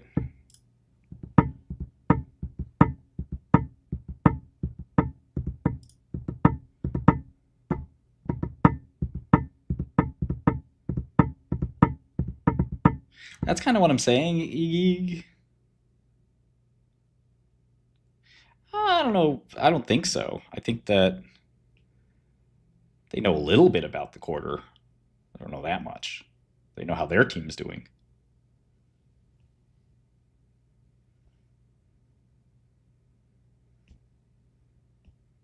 Correct.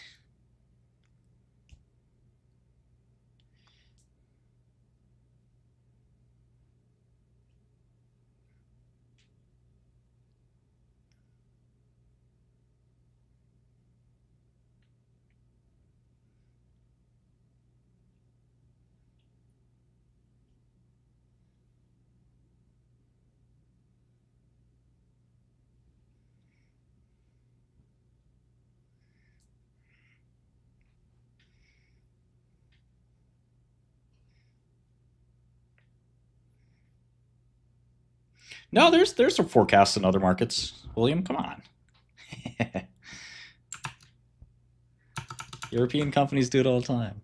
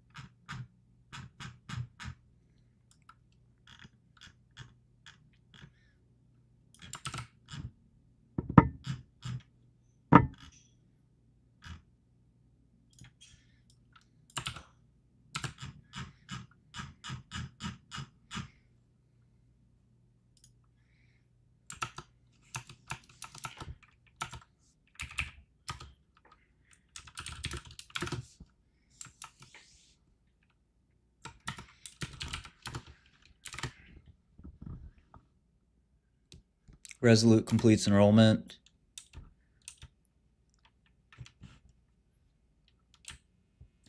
Good.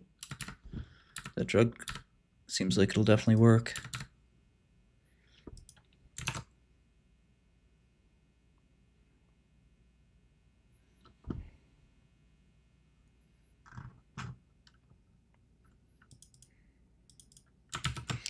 If you're just tuning in, Nvidia had a very weird kind of mixed quarter. It was probably better than the fears people had, but not sure it was that great. Guidance was pretty subdued. A lot of blame and focus on China. Some traders breathing a sigh of relief, others not so much. But the share's up 4%. Very robust response here.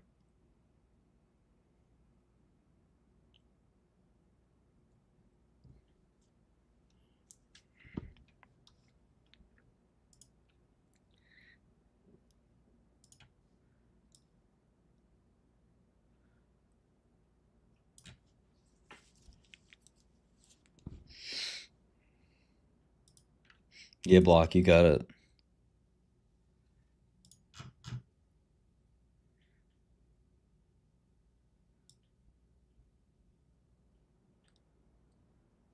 Seems like an impossibly large number.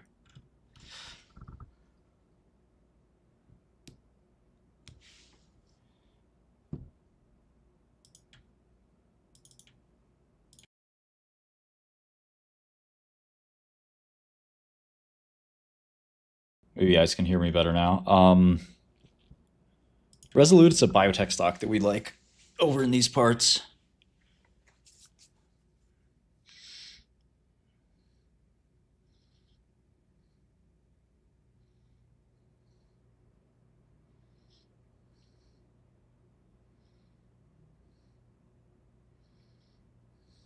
Oh, CoreWeave is... I don't know what to say about CoreWeave. The thing about CoreWeave is they're just so leveraged. And they don't want to delever. They want more leverage. They want more debt.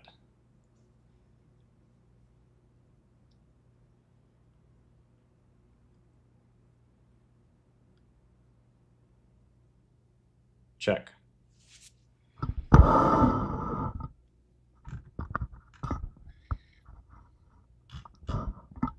Check, check, check, check. Yeah, IO, it is what it is. Not super high conviction. Surprised it's up.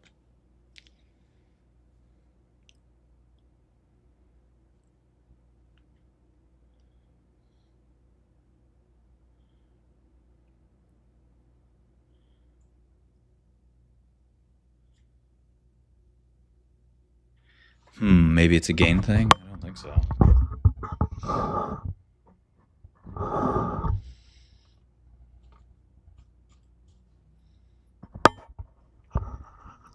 Check, check, check.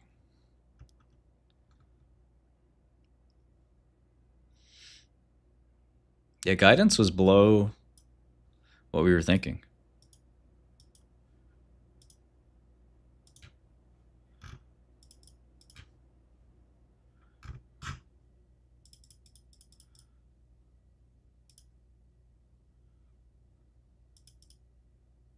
I don't believe in singularity as a concept.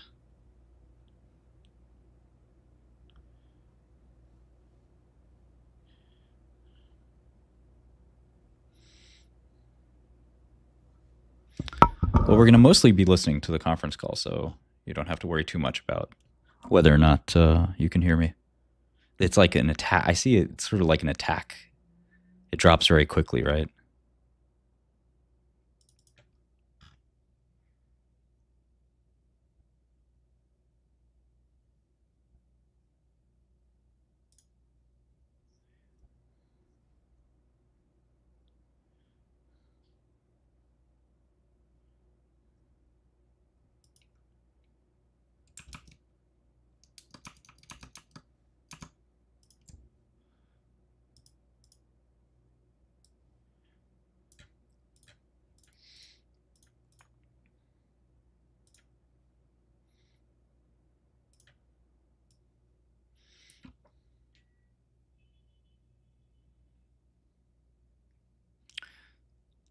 About a minute away for the call to start. I think in the long run, NVIDIA is great, but I think there's a lot of uncertainty around China, and they're trying to basically kitchen sink it and say we don't need China at all. This is how we'll do without China, and people are like, oh, it's not that bad. You would think without China.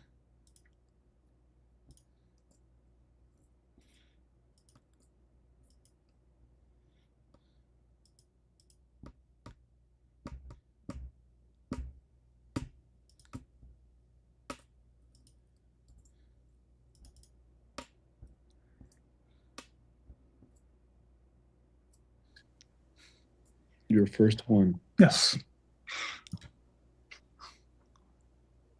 Perfect, and going live in 5, 4, 3. You heard Jensen?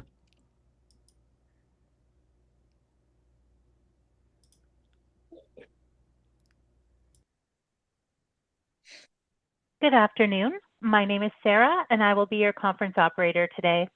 At this time, I would like to welcome everyone to NVIDIA's first quarter fiscal 2026 financial results conference call. All lines have been placed on mute to prevent any background noise. After the speaker's remarks, there will be a question and answer session. If you would like to ask a question during this time, simply press star 1 on your telephone keypad. If you would like to withdraw your question, please press star 1 again. Thank you. Toshiya Hari, you may begin your conference. Thank you. Good afternoon, everyone, and welcome to NVIDIA's conference call for the first quarter of fiscal 2026. With me today from NVIDIA are Jensen Huang, President and Chief Executive Officer, and Colette Kress, Executive Vice President and Chief Financial Officer. I'd like to remind you that our call is being webcast live on NVIDIA's Investor Relations website. The webcast will be available for replay until the conference call to discuss our financial results for the second quarter of fiscal 2026. The content of today's call is NVIDIA's property. It can't be reproduced or transcribed without our prior written consent. During this call, we may make forward-looking statements based on current expectations. These are subject to a number of significant risks and uncertainties, and our actual results may differ materially. For a discussion of factors that could affect our future financial results and business, please refer to the disclosure in today's earnings release, our most recent Forms 10-K and 10-Q, and the reports that we may file on Form 8-K with the Securities and Exchange Commission. All our statements are made as of today, May 28, 2025, based on information currently available to us. Except as required by law, we assume no obligation to update any such statements. During this call, we will discuss non-GAAP financial measures. You can find a reconciliation of these non-GAAP financial measures to GAAP financial measures in our CFO commentary, which is posted on our website. With that, let me turn the call over to Colette. Thank you, Toshiya. We delivered another strong quarter with revenue of $44 billion, up 69% year over year, exceeding our outlook in what proved to be a challenging operating environment. Data center revenue of $39 billion grew 73% year on year. AI workloads have transitioned strongly to inference, and AI factory buildouts are driving significant revenue. Our customers' commitments are firm.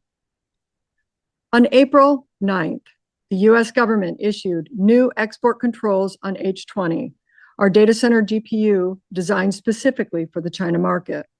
We sold H20 with the approval of the previous administration. Although our H20 has been in the market for over a year and does not have a market outside of China, the new export controls on H20 did not provide a grace period to allow us to sell through our inventory. In Q1, we recognized $4.6 billion in H20 revenue, which occurred prior to April 9th, but also recognized a $4.5 billion charge as we wrote down inventory and purchase obligations tied to orders we had received prior to April 9th. Market data connection We loss. were unable to ship $2.5 billion in H20 revenue in the first quarter due to the new export controls. The $4.5 billion charge was less than what we initially anticipated as we were able to reuse certain materials. We are still Market data evaluating connection our limited reestablished. options to supply data center compute products compliant with the U.S. government's revised export control rules. Losing access to the China AI accelerator market, which we believe will grow to nearly $50 billion, would have a material adverse impact on our business going forward and benefit our foreign competitors in China and worldwide. Our Blackwell ramp, the fastest in our company's history, drove a 73% year-on-year increase in data center revenue. Blackwell contributed nearly 70% of data center compute revenue in the quarter, with a transition from Hopper nearly complete. The introduction of GB200 NVL was a fundamental architectural change to enable data center scale workloads and to achieve the lowest cost per inference token. While these systems are complex to build, we have seen a significant improvement in manufacturing yields, and rack shipments are moving to strong rates to end customers. GB200 NVL racks are now generally available for model builders, enterprises, and sovereign customers to develop and deploy AI. On average, major hyperscalers are each deploying nearly 1,000 NVL 72 racks, or 72,000 Blackwell GPUs per week, and are on track to further ramp output this quarter. Microsoft, for example, has already deployed tens of thousands of Blackwell GPUs and is expected to ramp to hundreds of thousands of GB200s with OpenAI as one of its key customers. Key learnings from the GB200 ramp will allow for a smooth transition to the next phase of our product roadmap, Blackwell Ultra. Sampling of GB300 systems began earlier this month at the major CSPs, and we expect production shipments to commerce later this quarter. GB300 will leverage the same architecture, same physical footprint, and the same electrical and mechanical specifications as GB200. The GB300 drop-in design will allow CSPs to seamlessly transition their systems and manufacturing used for GB200 while maintaining high yields. B300 GPUs with 50% more HBM will deliver another 50% increase in dense FP4 inference compute performance compared to the B200.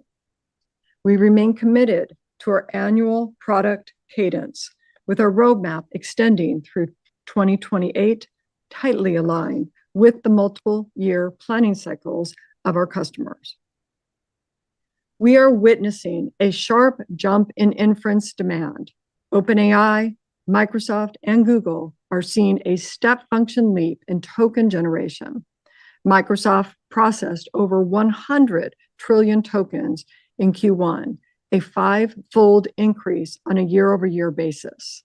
This exponential growth in Azure OpenAI is representative of strong demand for Azure AI Foundry, as well as other AI services across Microsoft's platform.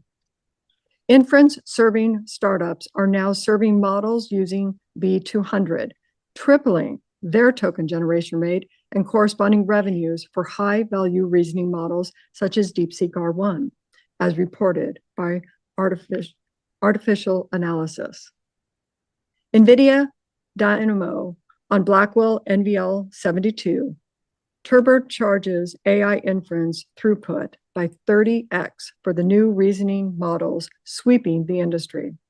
Developer engagements increased, with adoption ranging from LLM providers such as Perplexity to financial services institutions such as Capital One, who reduced agentic chatbot latency by 5x with Dynamo.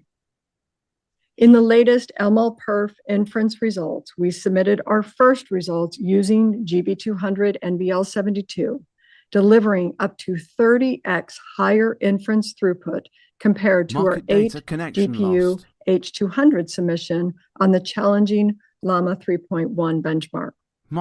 This feat was achieved through a combination of tripling the performance per GPU as well as 9x more GPUs, all connected on a single NVLink domain. And while Blackwell is still early in its life cycle, software optimizations have already improved its performance by 1.5x in the last month alone. We expect to continue improving the performance of Blackwell through its operational life, as we have done with Hopper and Ampere. For example, we increased the inference performance of Hopper by 4 times over 2 years.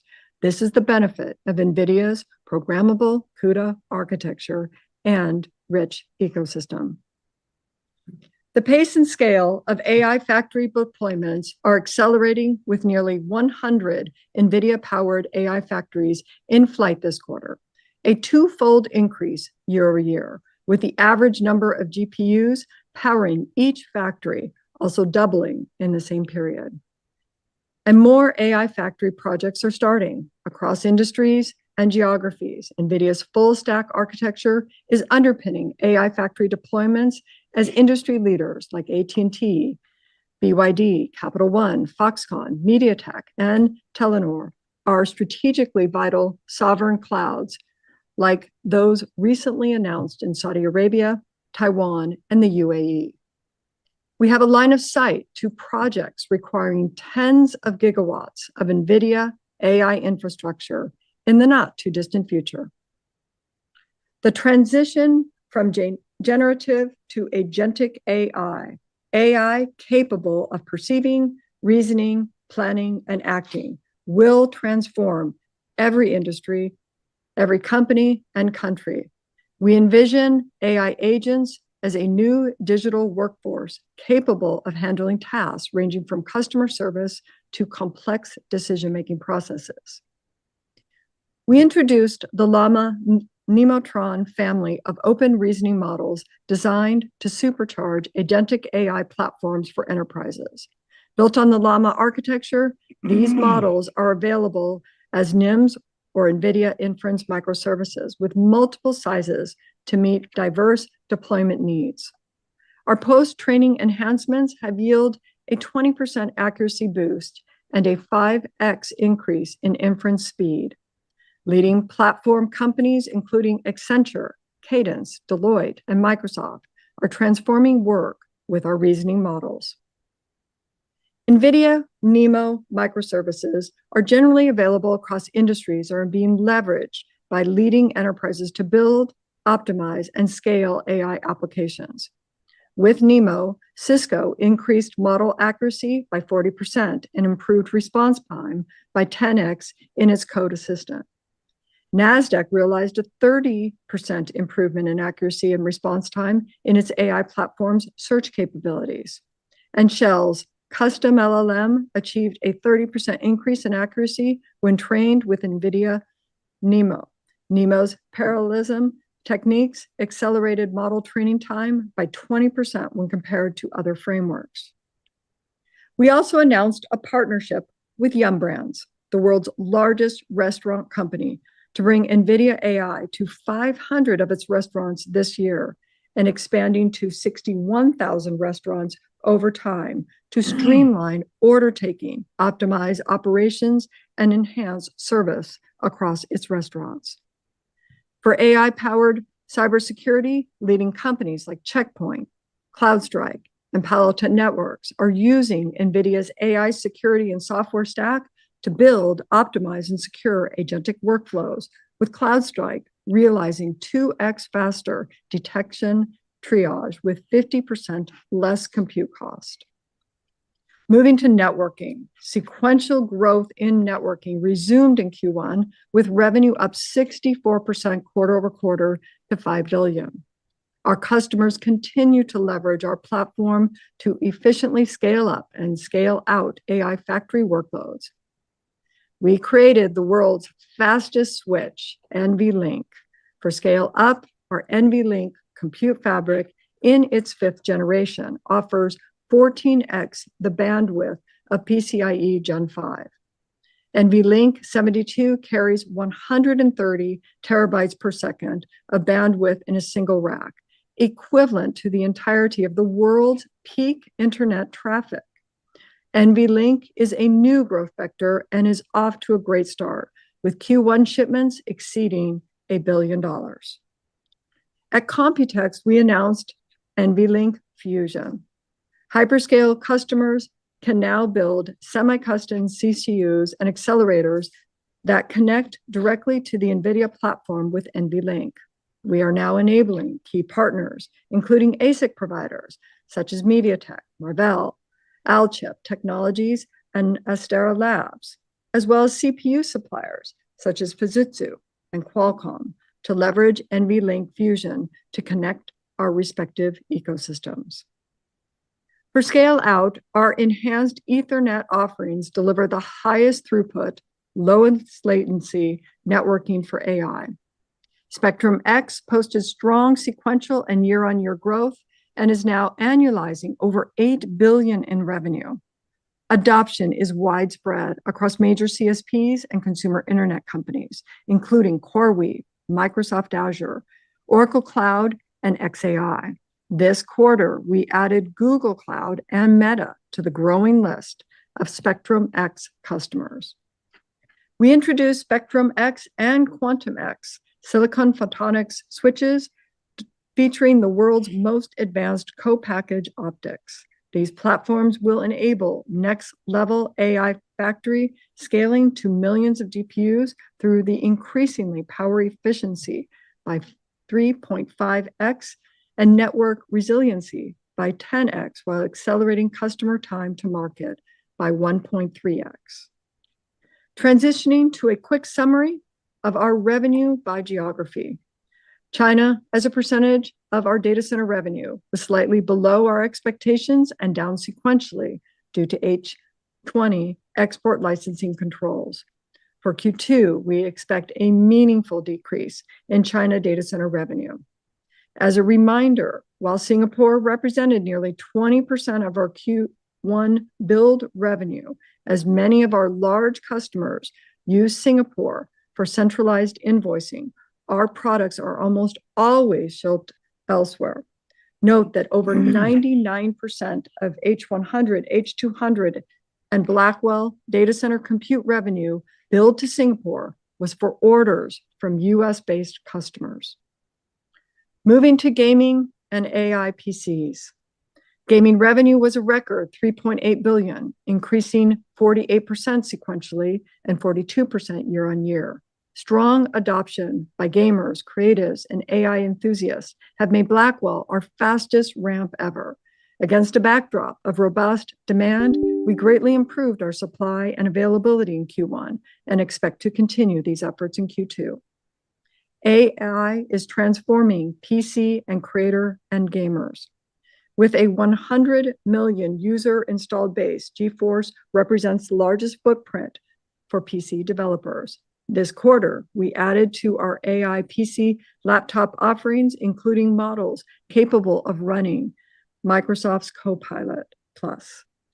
This past quarter, we brought Blackwell architecture to mainstream gaming with its launch of GeForce RTX 5060 and 5060 Ti, starting at just $299. The RTX 5060 also debuted in laptops starting at $1,099. These systems that double the frame rate and slash latency. These GeForce RTX 5060 and 5060 Ti desktop GPUs and laptops are now available.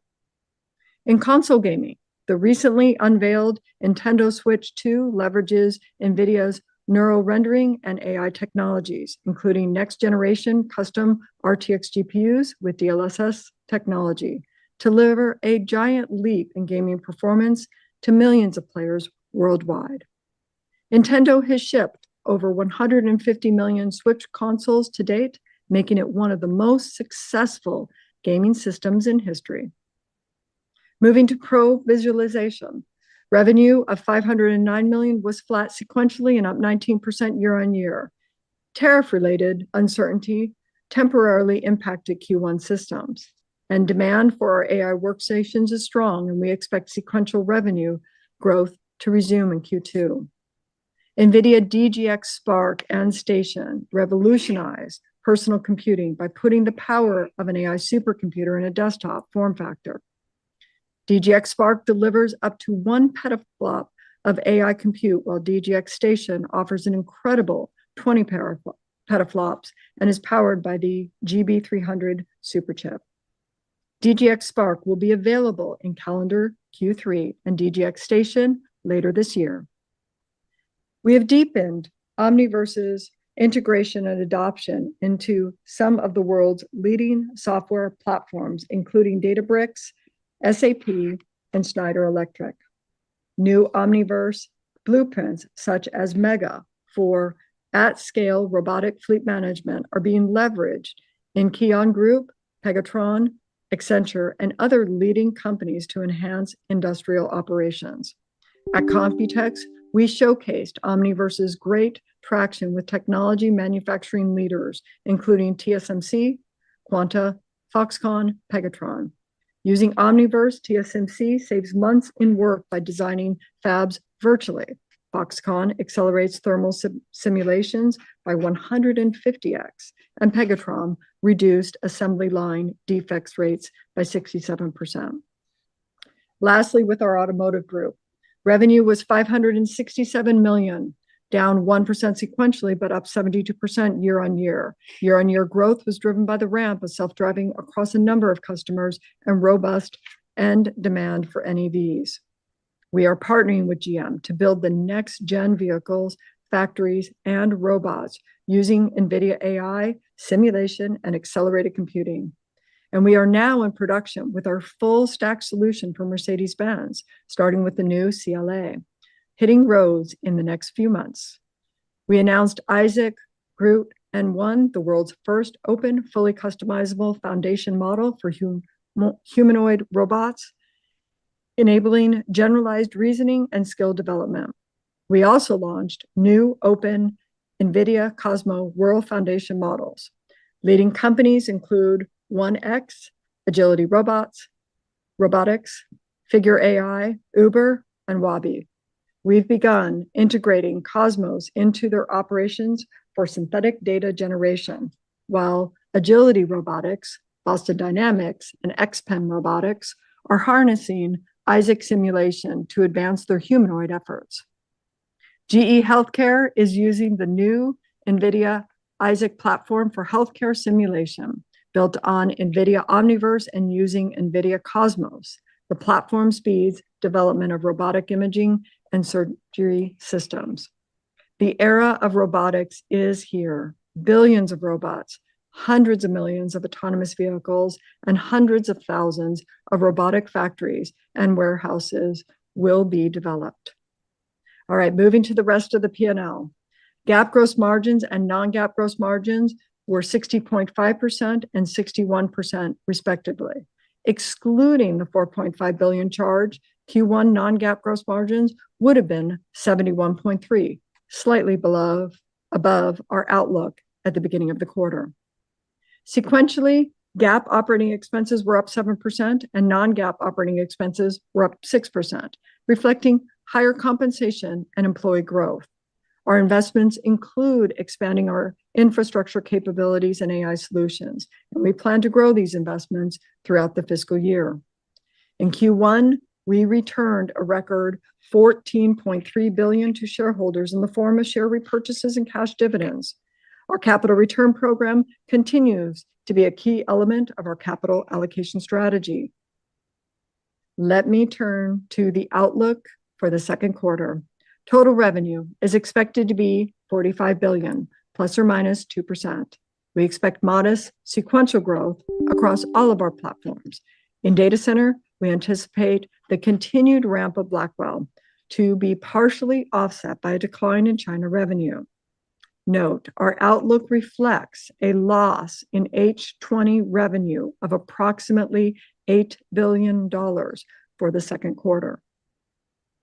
GAAP and non-GAAP gross margins are expected to be 71.8% and 72% respectively, plus or minus 50 basis points. We expect better Blackwell profitability to drive modest sequential improvement in gross margins. We are continuing to work towards achieving gross margins in the mid-70s range late this year.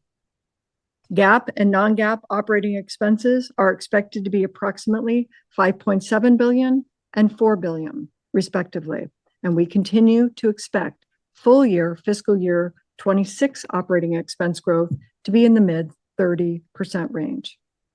GAAP and non-GAAP other income and expenses are expected to be an income of approximately $450 million, excluding gains and losses from non-marketable and publicly held equity securities.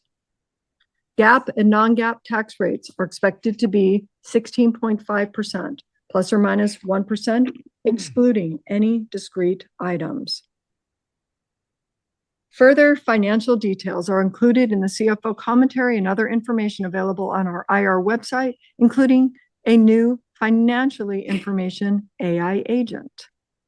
Let me highlight upcoming events for the financial community. We will be at the B of A Global Technology Conference in San Francisco on June 4th, the Rosenblatt Virtual AI Summit and NASDAQ Investor Conference in London on June 10th, and GTC Paris at VivaTech on June 11th in Paris. We look forward to seeing you at these events. Our earnings call to discuss the results of our second quarter of fiscal 2026 is scheduled for August 27. Well, now let me turn it over to Jensen to make some remarks. Thanks, Colette. We've had a busy and productive year. Let me share my perspective on some topics we're frequently asked. On export control, China is one of the world's largest AI markets and a springboard to global success. With half of the world's AI researchers based there, the platform that wins China is positioned to lead globally. Today, however, the $50 billion China market is effectively closed to US industry. The H20 export ban ended our Hopper data center business in China. We cannot reduce Hopper further to comply. As a result, we are taking a multi-billion-dollar write-off on inventory that cannot be sold or repurposed. We are exploring limited ways to compete, but Hopper is no longer an option. China's AI moves on with or without US chips. It has the compute to train and deploy advanced models. The question is not whether China will have AI. It already does. The question is whether one of the world's largest AI markets will run on American platforms. Shielding Chinese chip makers from US competition only strengthens them abroad and weakens America's position. Export restrictions have spurred China's innovation and scale. The AI race is not just about chips. It's about which stack the world runs on. As that stack grows to include 6G and quantum, US global infrastructure leadership is at stake. The US has based its policy on the assumption that China cannot make AI chips. That assumption was always questionable, and now it's clearly wrong. China has enormous manufacturing capability. In the end, the platform that wins the AI developers wins AI. Export controls should strengthen US platforms, not drive half of the world's AI talent to rivals. On DeepSeek and QN from China are among the best open source AI models. Released freely, they've gained traction across the US, Europe, and beyond. DeepSeek R1, like ChatGPT, introduced reasoning AI that produces better answers the longer it thinks. Reasoning AI enables step-by-step problem solving, planning, and tool use, turning models into intelligent agents. Reasoning is compute intensive, requires hundreds to thousands of times more tokens per task than previous one-shot inference. Reasoning models are driving a step function surge in inference demand. AI scaling laws remain firmly intact, not only for training, but now inference too requires massive scale compute. DeepSeek also underscores the strategic value of open source AI. When popular models are trained and optimized on US platforms, it drives usage, feedback, and continuous improvement, reinforcing American leadership across the stack. US platforms must remain the preferred platform for open source AI. That means supporting collaboration with top developers globally, including in China. America wins when models like DeepSeek and QN runs best on American infrastructure. Regarding onshore manufacturing, President Trump has outlined a bold vision to reshore advanced manufacturing, create jobs, and strengthen national security. Future plants will be highly computerized and robotics. We share this vision. TSMC is building 6 fabs and 2 advanced packaging plants in Arizona to make chips for Nvidia. Process qualification is underway, with volume production expected by year-end. SPIL and Amkor are also investing in Arizona, constructing packaging, assembly, and test facilities. In Houston, we're partnering with Foxconn to construct a 1 million square foot factory to build AI supercomputers. Wistron is building a similar plant in Fort Worth, Texas.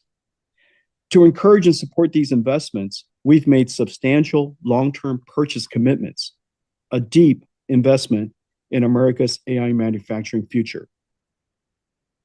Our goal, from chip to supercomputer, built in America within a year.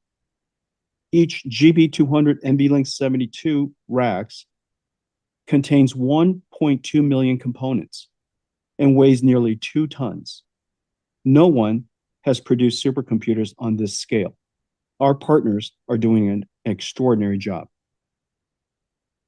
On AI diffusion rule, President Trump rescinded the AI diffusion rule, calling it counterproductive, and proposed a new policy to promote U.S. AI tech with trusted partners.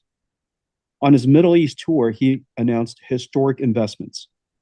I was honored to join him in announcing a 500 megawatt AI infrastructure project in Saudi Arabia and a 5 gigawatt AI campus in the UAE. President Trump wants U.S. tech to lead. The deals he announced are wins for America, creating jobs, advancing infrastructure, generating tax revenue, and reducing the U.S. trade deficit. The U.S. will always be NVIDIA's largest market and home to the largest installed base of our infrastructure. Every nation now sees AI as core to the next industrial revolution, a new industry that produces intelligence and essential infrastructure for every economy. Countries are racing to build national AI platforms to elevate their digital capabilities. At Computex, we announced Taiwan's first AI factory in partnership with Foxconn and the Taiwan government. Last week, I was in Sweden to launch its first national AI infrastructure.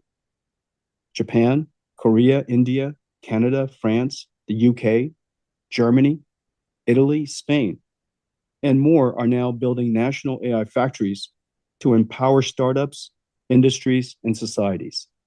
Sovereign AI is a new growth engine for NVIDIA. Toshiya, back to you. Thank you. Operator, we will now open the call for questions. Would you please poll for questions? Thank you. At this time, I would like to remind everyone, in order to ask a question, press star, then the number 1 on your telephone keypad. We'll pause for just a moment to compile the Q&A roster. Your first question comes from the line of Joe Moore with Morgan Stanley. Your line is open. Great, thank you. You guys have talked about this scaling up of inference around reasoning models for at least a year now, and we've really seen that come to fruition as you talked about. We've heard it from your customers. Can you give us a sense for how much of that demand you're able to serve, and give us a sense for maybe how big the inference business is for you guys, and do we need full on NVL72 rack scale solutions for reasoning inference going forward? Well, we would like to serve all of it. And I think we're on track to serve most of it. Grace Blackwell NVLink 72 is the ideal engine today, the ideal computer thinking machine, if you will, for reasoning AI. There's a couple of reasons for that. The first reason is that the token generation amount, the number of tokens reasoning goes through, is 100, 1,000 times more than a one-shot chatbot. It's essentially thinking to itself, breaking down a problem step by step. It might be planning multiple paths to an answer. It's could be using tools, reading PDFs, reading web pages, watching videos, um, and then producing a result, an answer. The longer it thinks, the better the answer, the smarter the answer is. And so, what we would like to do, and the reason why Grace Blackwell was designed to give such a giant step up in inference performance, is so that you could do all this and still get a response as quickly as possible. Compared to Hopper, Grace Blackwell is some 40 times higher speed and throughput compared. And so this is going to be a huge, huge benefit in driving down the cost while improving the quality of response with excellent quality of service at the same time. So that's the fundamental reason. That was the core driving reason for Grace Blackwell and NVLink 72. Of course, in order to do that, we had to reinvent, literally redesign the entire way that these supercomputers are built. But now we're in full production. It's going to be exciting. It's going to be incredibly exciting. The next question comes from Vivek Arya with Bank of America Securities. Your line is open. Thanks for the question. Just a clarification for Colette first. So on the China impact, I think previously it was mentioned at about $15 billion. So you had the $8 billion in Q2. So is there still some left as a headwind for the remaining quarters? Just Colette, how to model that. And then question, Jensen, for you. Back at GTC, you had outlined a path towards almost $1 trillion of AI spending over the next few years. Where are we in that build out? And do you think it's going to be uniform, that you will see every spender, whether it's CSP, sovereigns, enterprises, or build out? Should we expect some periods of digestion in between? Just what are your customer discussions telling you about how to model growth for next year? Yes, Vivek. Thanks so much for the question regarding H20. Yes, we recognized 4.6 H20 in Q1. We were unable to ship 2.5 billion, so the total for Q1 should have been 7 billion. When we look at our Q2 is going to be meaningfully down in terms of China data center revenue. And we had highlighted in terms of the amount of orders that we had planned for H20 in Q2. And that was 8 billion. Now, going forward, we did have other orders going forward that we will not be able to fulfill. That is what was incorporated, therefore, in the amount that we wrote down of the $4.5 billion. That write down was about inventory and purchase commitments. And our purchase commitments were about what we expected regarding the orders that we had received. Going forward, though, it's a bigger issue regarding the amount of the market that we will not be able to serve. We assess that TAM to be close to about 50 billion in the future, as we don't have a product to enable for the China. Vivek, the probably the best way to think through it is that AI is several things. Of course, we know that AI is this incredible technology that's going to transform every industry. From, of course, the way we do software to healthcare and financial services to, retail to I guess every industry, transportation, manufacturing, and we're at the beginning of that. But maybe another way to think about that is where do we need intelligence? Where do we need digital intelligence? And it's in every country, it's in every industry. And we now, because of that, we recognize that AI is also an infrastructure. It's it's a way of developing a delivering a technology that requires factories. And these factories produce tokens. And they, as I mentioned, are important to every single industry in every single country. And so on that basis, we're really at the very beginning of it, because the adoption of this technology is really kind of in its early stages. Now, we've reached an extraordinary milestone with AIs that are reasoning, are thinking, what people call inference time scaling. Of course, it created a whole new, we've entered an era where inference is going to be a significant part of the compute workload. But anyhow, it's going to be a new infrastructure, and we're building it out in the cloud. The United States is really the early starter, and available in U.S. clouds, and this is our largest market, our largest installed base, and we're going to continue to see that happening. But beyond that, we're going to see AI go into enterprise, which is on-prem, because so much of the data is still on-prem. Access control is really important. It's really hard to move every company's data into the cloud.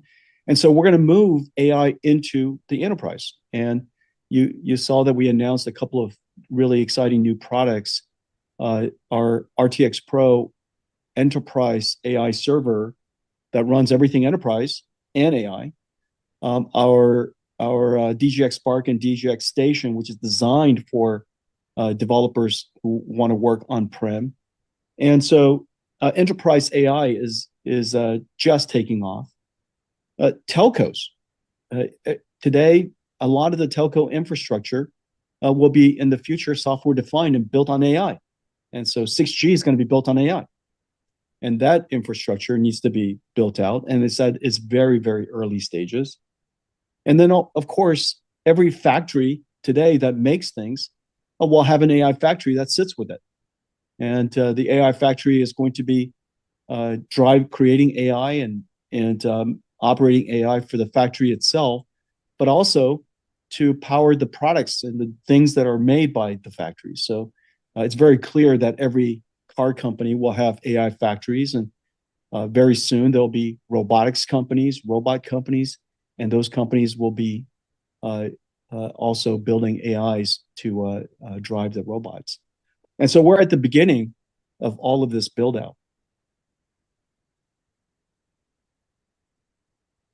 The next question comes from CJ Muse with Cantor Fitzgerald. Your line is open. Yeah, good afternoon. Thank you for taking the question.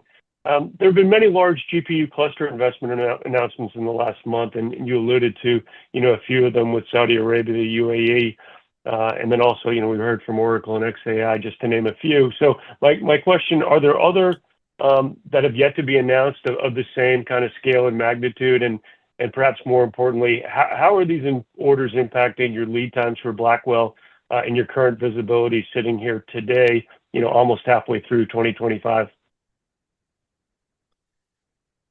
Well, we have more orders today than we did at the last time I spoke about orders at GTC.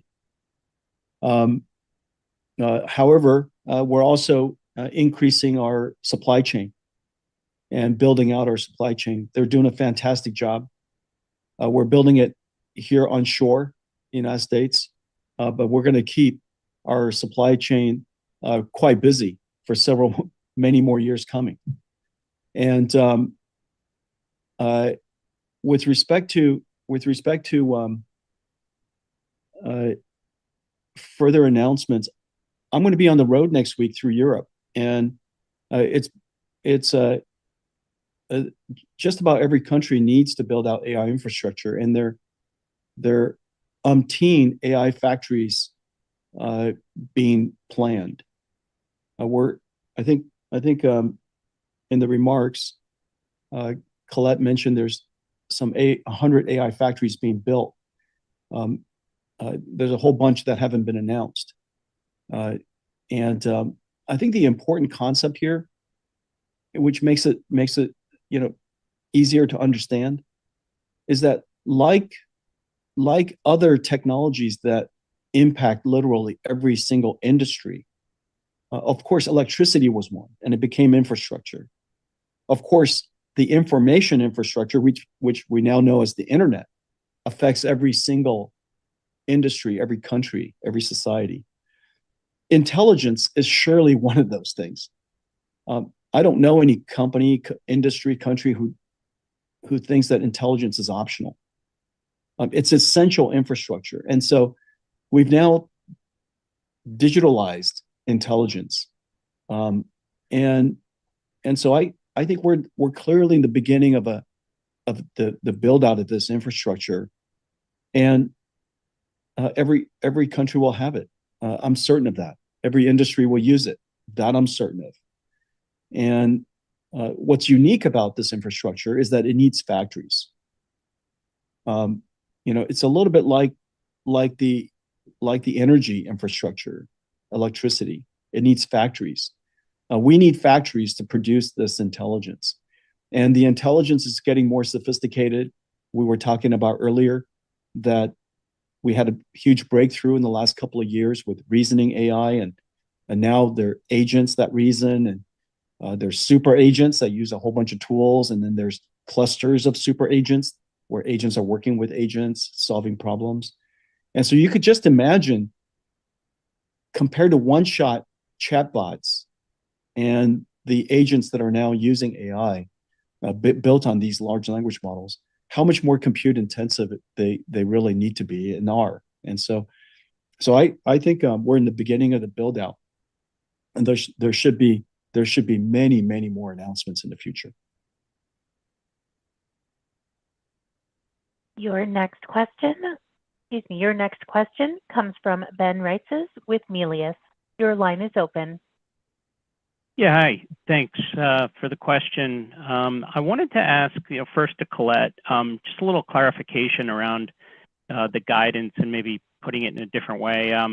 The 8 billion for H20 just seems like it's roughly 3 billion more than most people thought with regard to what you'd be foregoing in the second quarter.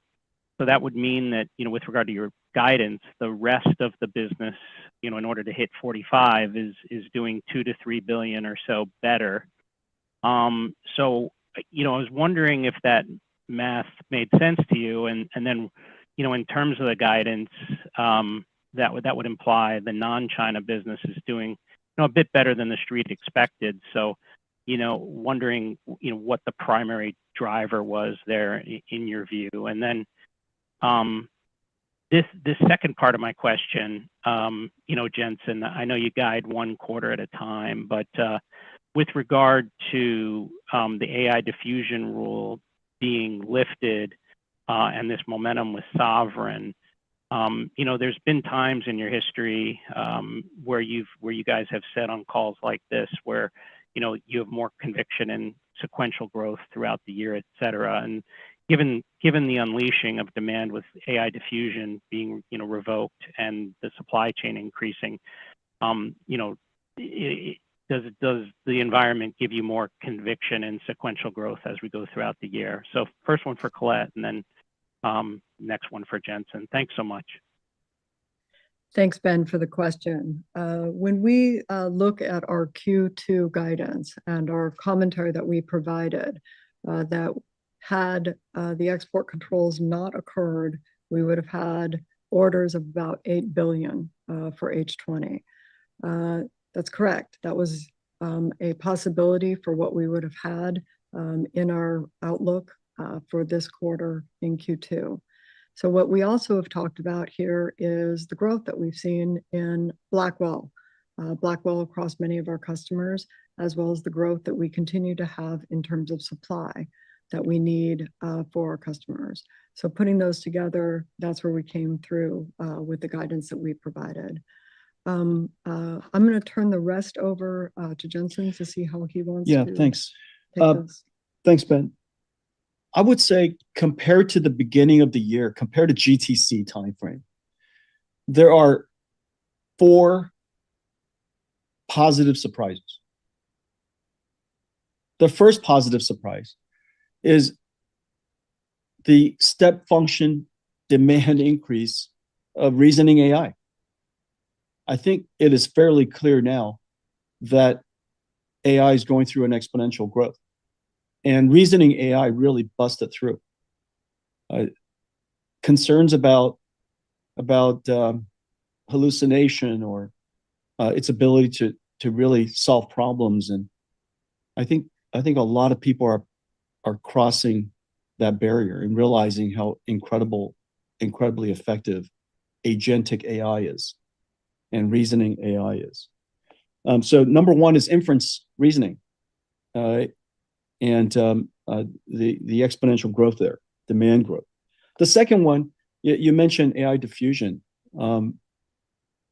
It's really terrific to see that the AI diffusion rule was rescinded.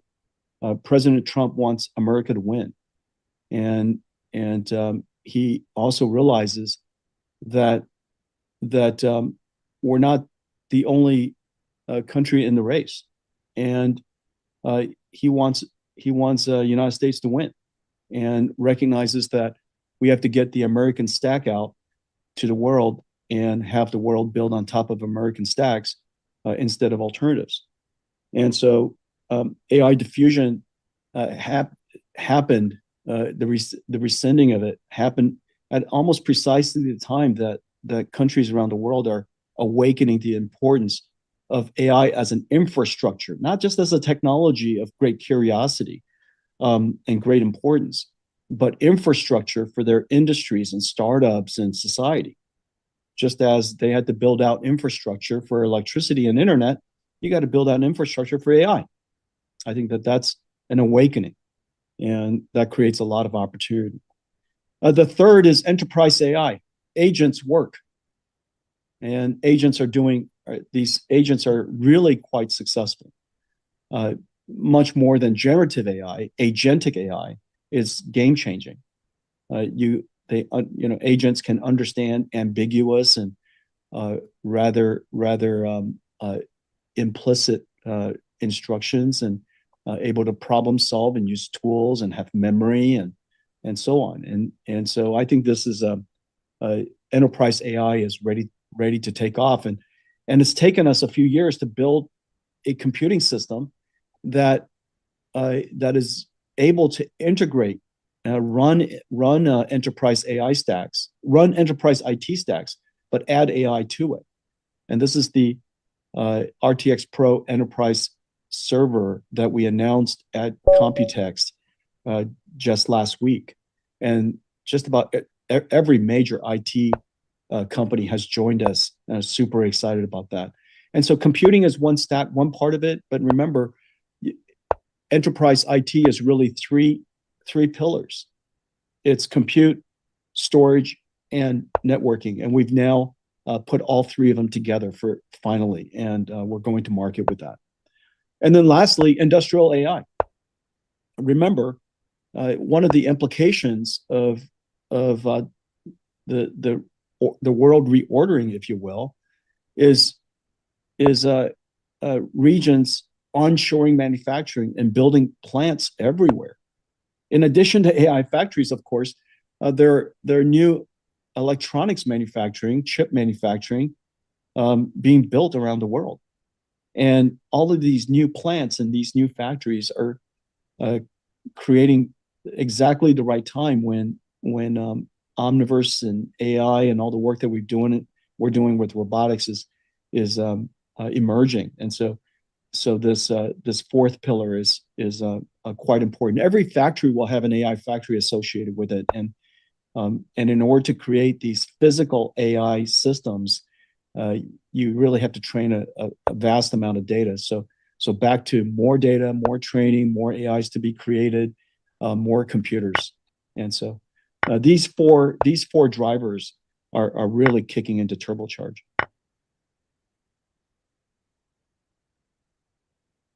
Your next question comes from Timothy Arcuri with UBS. Your line is open. Thanks a lot. Jensen, I wanted to ask about China. It sounds like the July guidance assumes there's no SKU replacement for the H20, but if the president wants the U.S. to win, it seems like you're going to have to be allowed to ship something into China. So I guess I had two points on that. First of all, have you been approved to ship a new modified version into China, and you're currently building it, but you just can't ship it in fiscal Q2? And then you were sort of run rating $7 to $8 billion a quarter into China. Can we get back to those sorts of quarterly run rates once you get something that you're allowed to ship back into China? I think we're all trying to figure out how much to add back to our models and when. So whatever you can say there would be great. Thanks. The president has a plan. He has a vision, and I trust him. With respect to our export controls, it's a set of limits, and the new set of limits pretty much make it impossible for us to reduce Hopper any further, for any productive use. And so the new limits, it's kind of the end of the road for Hopper. We have limited options, and so the key is to understand the limits.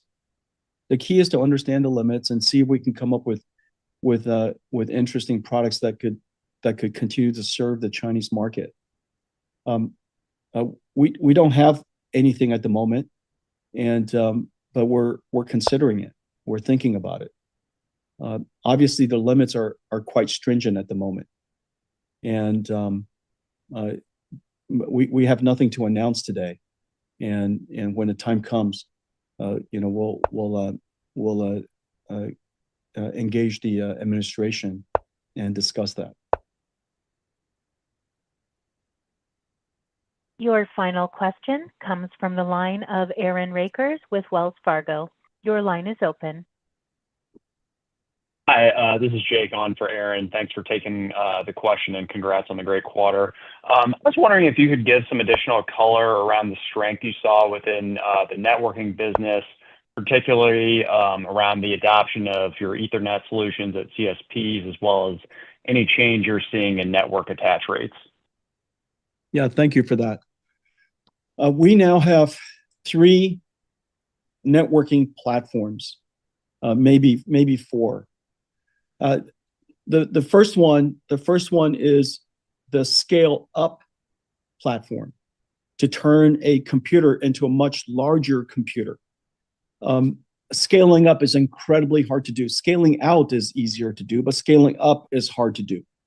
And that platform is called NVLink. And NVLink comes with it chips and switches and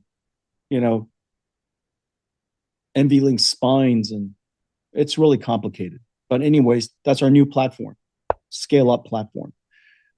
In addition to InfiniBand, we also have Spectrum-X. We've been fairly consistent that Ethernet was designed for a lot of traffic that are independent. But in the case of AI, you have a lot of computers working together. And the traffic of AI is insanely bursty. Latency matters a lot because the AI is thinking and it wants to get work done as quickly as possible. And you got a whole bunch of nodes working together.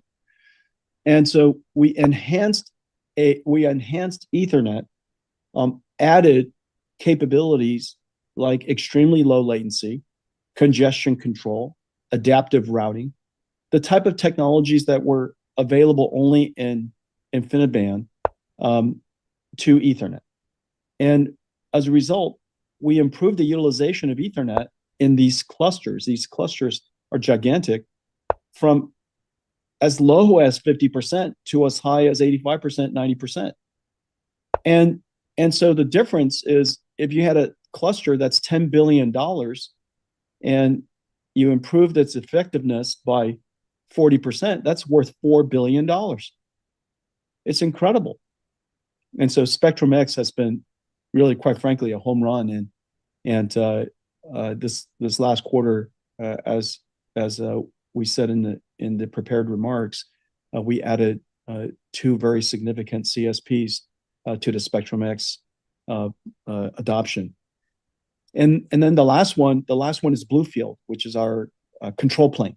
And so And the control plane of the network, which is used for storage, is used for security, and for many of these clusters that want to achieve isolation among its users, multi-tenant clusters, and still be able to use and have extremely high performance, bare metal performance. Bluefield is ideal for that, and is used in a lot of these cases. And so we have these four networking platforms. They're all growing, and we're doing really well. I'm very proud of the team. Jensen, over to you. That is all the time we have for questions. Okay. Jensen, I will turn the call back to you. Thank you. This is the start of a powerful new wave of growth. Grace Blackwell is in full production. We're off to the races. We now have multiple significant growth engines. Inference, once the lighter workload, is surging with revenue-generating AI services. AI is growing faster and will be larger than any platform shifts before, including the internet, mobile, and cloud. Blackwell is built to power the full AI lifecycle, from training frontier models to running complex inference and reasoning agents at scale. Training demands continues to rise with breakthroughs in post-training and like reinforcement learning and synthetic data generation. But inference is exploding. Reasoning AI agents require orders of magnitude more compute. The foundations of our next growth platforms are in place and ready to scale. Sovereign AI, nations are investing in AI infrastructure like they once did for electricity and internet. Enterprise AI must be deployable on-prem and integrated with existing IT. Our RTX Pro, DGX Spark, and DGX Station enterprise AI systems are ready to modernize the $500 billion IT infrastructure on-prem or in the cloud. Every major IT provider is partnering with us. Industrial AI, from training to digital twin simulation to deployment, NVIDIA Omniverse and Isaac GR00T are powering next-generation factories and humanoid robotic systems worldwide. The age of AI is here. From AI infrastructures, inference at scale, sovereign AI, enterprise AI, and industrial AI. NVIDIA is ready. Join us at GTC Paris. I'll keynote at VivaTech on June 11th, talking about quantum GPU computing, robotic factories and robots, and celebrate our partnerships building AI factories across the region. The NVIDIA band will tour France, the UK, Germany, and Belgium. Thank you for joining us at the earnings call today. See you in Paris. This concludes today's conference call. You may now disconnect.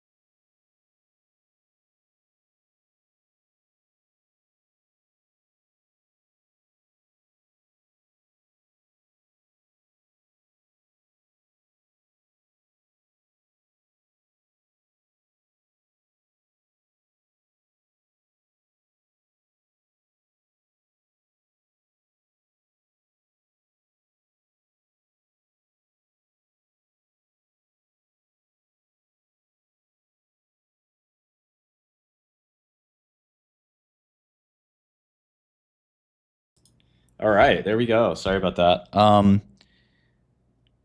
Yeah, so interesting quarter. I think a lot of good, a lot of bad.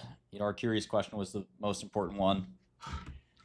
And I think that the basic question was, how do we update our models? What's going on? And are you just going to get this revenue back? Are you building another product?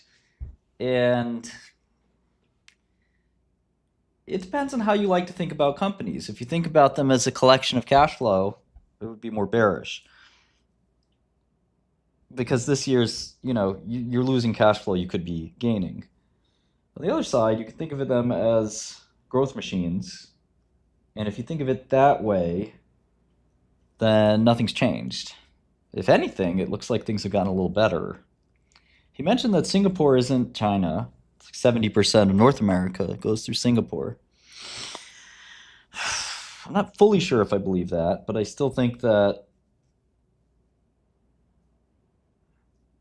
means demand's pretty good.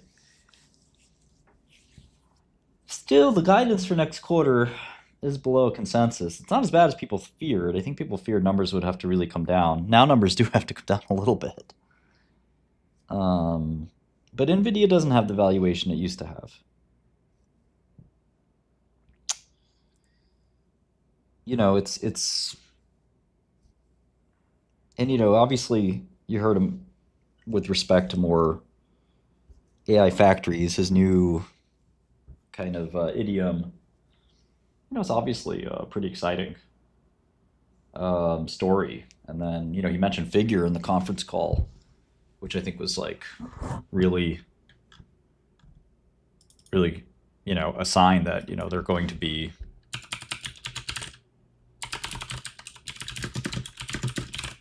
robotics is going to be important.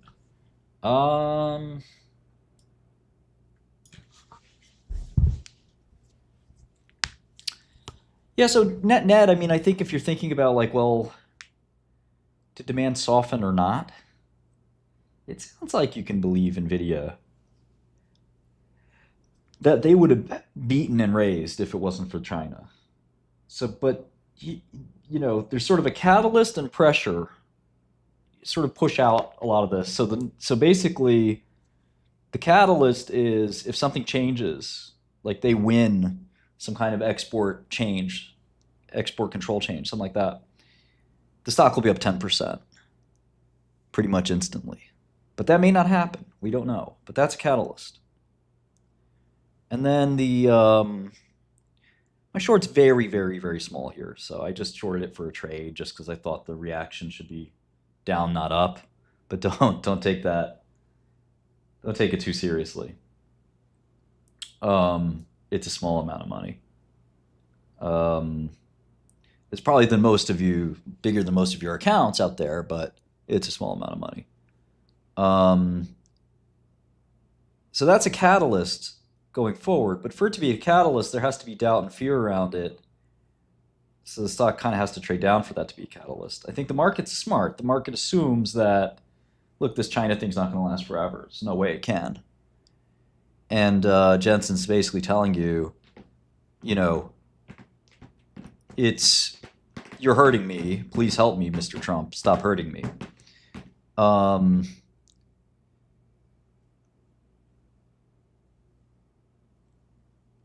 So now, in terms of so that's sort of the catalyst. But as the expectation exists that, you know, the China problem will be solved, there's kind of this like, well, maybe it won't be solved kind of fear that's going to take place for at least sort of a quarter or two. And one of the things about Wall Street is maybe you can get an excuse to work for one quarter, but it never works for 2 or more quarters. Jensen's earned the credibility to get a pass. But if it happens next quarter,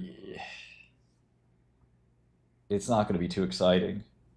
So the theory is some point in the next month or two, they get this thing reversed, and basically the stock will go up 10 or 15% because they'll sell all the H20 stuff and they'll have an opportunity to raise guidance and do business in China. I don't know. I think that Trump views it as we are helping by giving them chips, we are helping them. And that's probably a reasonable way to look at it. It's not the way Jensen looks at it. He needs that earnings, he needs that revenue.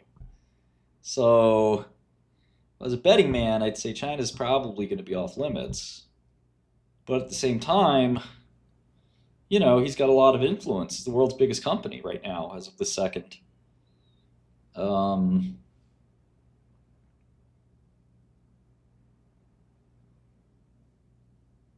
So it's not totally unreasonable that he gets his way.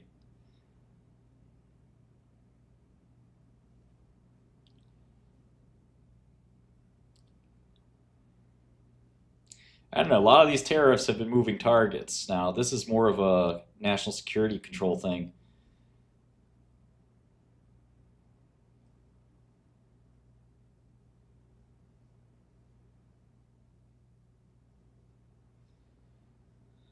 So I don't know.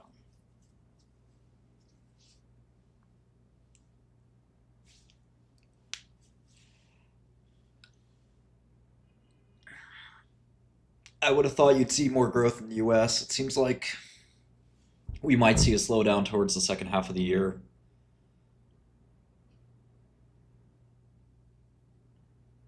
Yeah, I don't know. I think near term, sideways or down. That's my take. All right, guys. I appreciate it. Check out GodellTerminal.com. This is a new financial terminal I'm building to rival Bloomberg. It's much more affordable and easier to access. Anybody can use it. And it gets better every single day. So check that out. And I'll see you guys tomorrow. I'll be on Godell if you